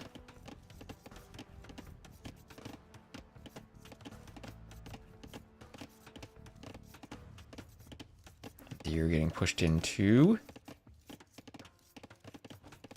Okay, so vodka's going to be the last one up. Lucky for him, though, it's not going to be men-at-arms from Acro on the land as the Japanese. So he will have time to do his own men-at-arms. 4 of them, he needs to do a house. Yeah, vodka, maybe his builds have seemed maybe slightly off compared to everyone else's these games. 准备就绪， He's just a bit slower, like by not by much, by like a Villese. 什么？ You have more eco if you do it, though, so there are trade-offs to it.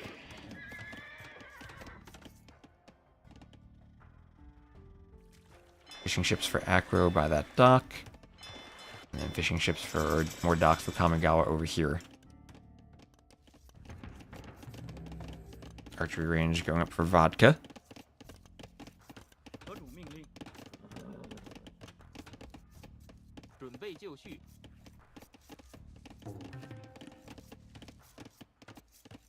Zachary will be looking to wall this side off as he tries to add in houses, and looks like vodka will come around. Has Acro actually scouted the barracks? He did. He sees the barracks and he saw the range foundation. So he'll know this is coming and will have it walled off in time. Now, vodka was there trying to keep this open with the scout, but with a defensive scout and 2 vills walling, hard to keep that open for long. Man-at-arms on the way in, and Acro is just going to keep walling up. 何主命令？ And hello, Gigrati. How you doing? 什么？ As these men-at-arms will keep hoovering around. Meanwhile, on the water, some galleys from Matomsky trying to dive the fish of vodka, but they will maybe be diving a bit too far. I think they found the Dockville, but at the cost of probably all 3 galleys, as Kamigawa with numbers is chasing them.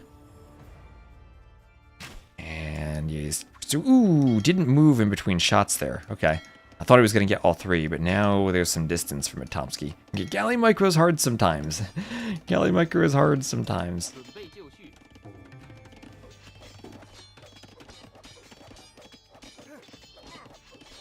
什么？ So double bit axe on the way for vodka. 何主命令？ As men-at-arms and the spear turn around. And forging on the way, fletching on the way for Matomsky.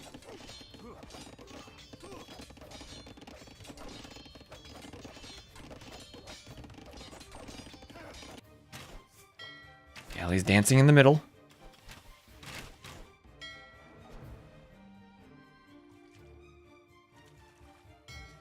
Oh, fletching. That's a very late fletching for Kamigawa on the water. Wait, what Armenians he's fletching this late? His triple docks. Usually the blacksmiths right away. Okay, house. Panic house from him. Somewhat blocking the gold. Trying to keep the vills working. Yeah, Akro eventually got the dock on the on a good spot out there. Or Matomsky eventually got a dock on the good spot out there. Maybe I should have swapped their colors right at the start. So spears will be poking down the scout there, coming forward. I'll have an archery range going up for Acro. There it goes. 准备就绪， 一呀， Tower on the way up for Acro too. 什么？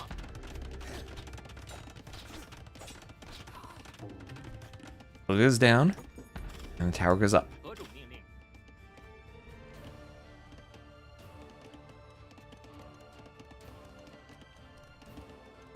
准备就绪， Order, Kamigawa trying to push forward again, but I don't think he has the numbers there. Ooh, it's 11 to 11, but the reinforcements will be here from Matomsky.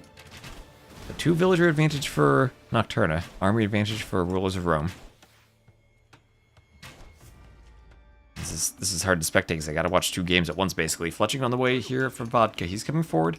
Could maybe try to harass from outside the gold. That tower will be very defensive here, as Akro has fully walled himself up.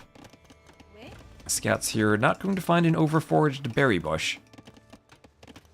Vodka very compactly walled himself. Looks like a cute little campaign starting base with all these walls. Scouts will go over to the house. Tower will keep the archer and the spears at bay. And Vodka gonna try to hit the outside. Both of the island players are up. Slightly faster up timing there from Kamigawa.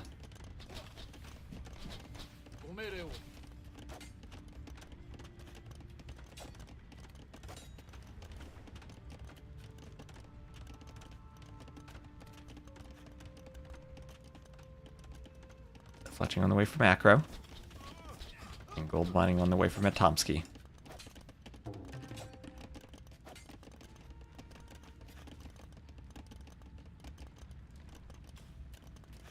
Here we have Castle Age for Vodka, and that could be worrying for Acro, who's not up yet. Just going skirms though, and full skirm, doesn't really have any minute arm. Skirms and scouts against potential Jin swordsmen. I guess the good thing about the scouts, as we see in the barracks, is that they're keeping the barracks at home for Vodka, and it's not going to be forward barracks Jin swordsmen. That's where I think they get really scary. Archers and spears still chasing after the scouts, trying to force them back. Skirms could deal with this, though. Skirms could deal with this. An Acro with a good force of scouts and archers chasing back the spears, or of scouts and skirmishers chasing back the spears and the archers.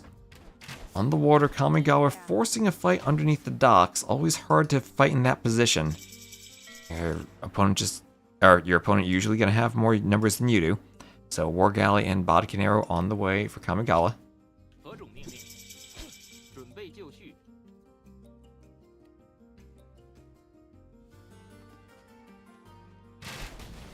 Here we go. Galley is trading arrows.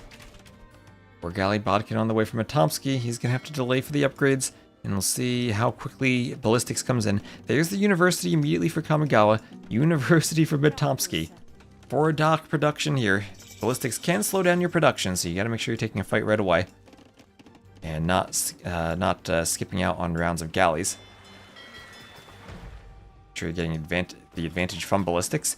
It'll be in slightly faster from Kamigawa, as now the very large and clunky War Galleys will move around. Acro up, he's doing man-at-arms, he's doing scale mail armor, and he will indeed be going long swords against the Jin swordsman. So double barracks Jin swordsman here for Vodka.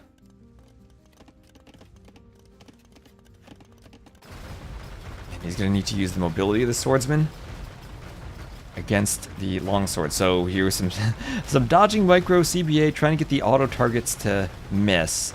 And it looks like Matomsky, with an advantage, will be winning this fight. Kamigawa had been fighting very far forward under Matomsky's docks, and the reinforcements here will help Matomsky take the fight.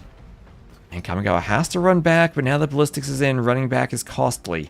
At the same time, here are the crossbows, here are the Jin swordsmen. Workshop on the way for Acro. 什么？准备就绪。 Swordsman coming forward. 什么？何种命令？ 你赢。 准备就绪。 Bill goes down. What are the elos of these fine lads? 2K, I want to say 2K4-ish? 什么？何种命令？准备就绪。什么？何种命令？什么？ ご命令を。 Probably at their highest, around 2K4-ish. よいに。 And so Matomsky keeping ground. And Kamigawa trying to push. But also, I think most of these are more team game players than 1v1 players. 准备就绪。 Monk wants a conversion here as the Jin swordsman run away. And forging on the way also from Vodka. 什么？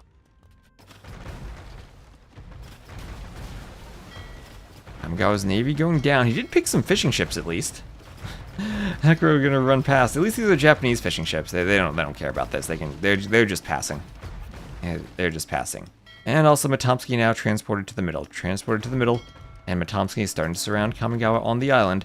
Kamigawa did, however, manage to transport himself. One Vil went down. I think he might have lost the transport, but he did get to the middle with some mule carts. And here are the Jin swordsmen, though. Jin swordsmen still pushing in against Acro on land. So it feels like maybe this is Matomsky winning the water, but Vodka winning the land. And remember, Matomsky's score will be inflated from having won the water. And now, how will this fight against the Jin swordsman go? ご命令を。Longswords and mangonels on the way. Some crossbows in the back to deal with the longswords. They do have +6 against shock infantry, of which the Jin swordsmen do have the armor class.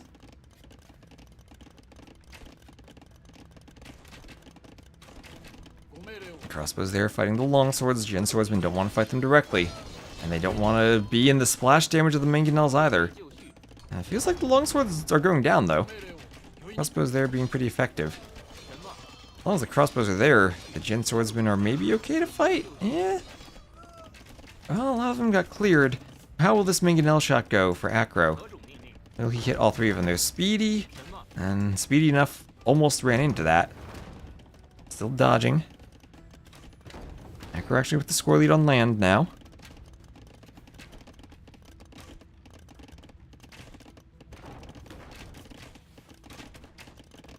Once a conversion, we're going to have coinage for Kamigawa, so it's going to turn into a sling from Kamigawa. Out of desperation, just to try to keep the Jin swordsmen pushing. But Acro going for the long swords to counter them. The long swords are working. This is how you make long swords viable. You make a unit that they, and they alone, counter.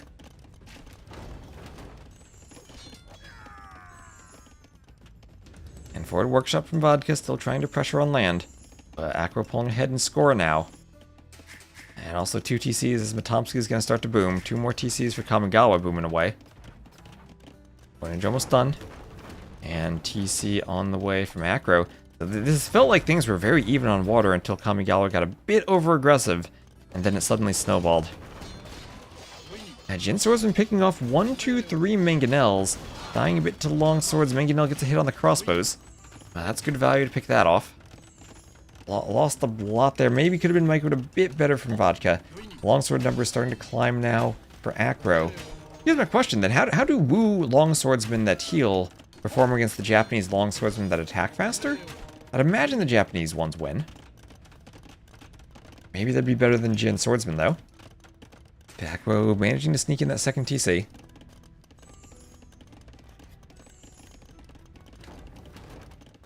And, ooh, the mangonel goes down, but it trades. It trades. Over here, final dock for Vodka going down as he'll lose his fish. And we do have 8 fishing ships for Acro still working. He might need another dock somewhere out here, or even fish traps now. But those are Japanese fishing ships that are still alive.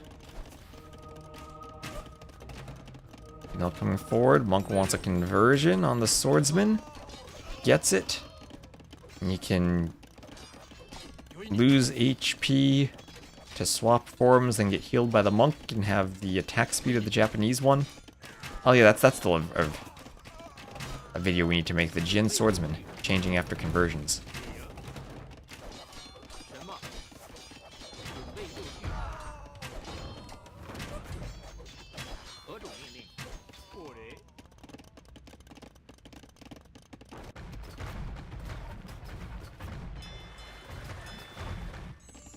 So sling, full sling to vodka now.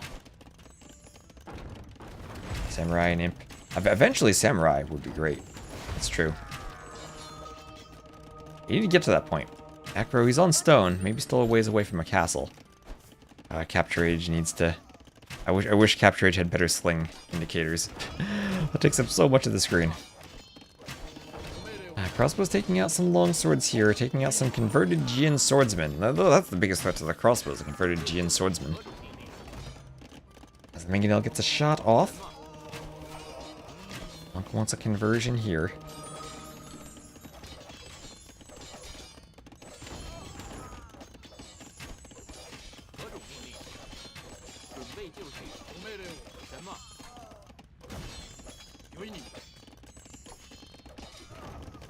Mangonel goes for the villagers, takes them out. It's another hit, but goes down. The Mangonel survives for Acro. And even with the sling, Vodka not able to push Acro. At 53 military in total, let's see, that's mostly on the water though, right? 26 war galleys. So around half of that for Acro. But Acro definitely with the numbers here. And Vodka and Kamigawa realizing they're not going to push, they call it. They call it, and Nocturna wins 3-2 in a very back and forth set. They won, then they fell down, they came back. And well done. That felt like a pair of evenly matched teams there. But Acro and Matomsky They will be the best Pathfinders. GG, congrats Nocturna. And what is that? Matomsky, Acro winning that game. Felt like the turning point was when Kamigawa overcommitted a bit too far on the water. And then things snowballed from there. Ooh, GG. That'll be about 10 hours and 30 minutes of streaming almost today. Yeah, Kamigawa had the better castle time. Maybe felt like he was ahead and tried to push. But didn't quite have the lead he felt. He was fighting forward against the docks. You can maybe see in the military population. Like, they were very close, and then small differences snowball. Oh no, with the galleys. Oof. GG's. Nocturna players were the underdog. They both won their respective groups, so I don't think they were... Maybe the ELOs were different, but again, these are players who I think are more team game players than 1v1s. I can check what the ELOs were on the seeding list one more time. So the seeding ELOs we use, which might not be what they are exactly right now, is yeah, Rulers of Rome, Kamigawa, he was 2k2 for 1v1s and around 1900 for team game. Team games, Vodka was 2k5 for 1v1s, around 1950 for team games. And Rise, who didn't play also on their team, was 2k4. Meanwhile, we have Acro, who's too high, was like 2k2, 2267, and Matomsky, who's also 2k2. Yeah, so everyone there was around 2k2 to 2k5-ish there. And so slight underdogs. But again, I feel like the team game experience of these players, they're all mostly team game players more than 1v1, so the 1v1 might not be that accurate for these settings. Oof. Anyway, let me get the final scoreboard updated. Oh, wrong team.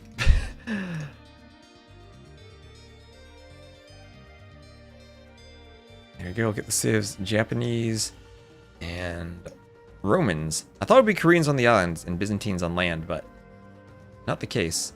Against Armenians and Wu.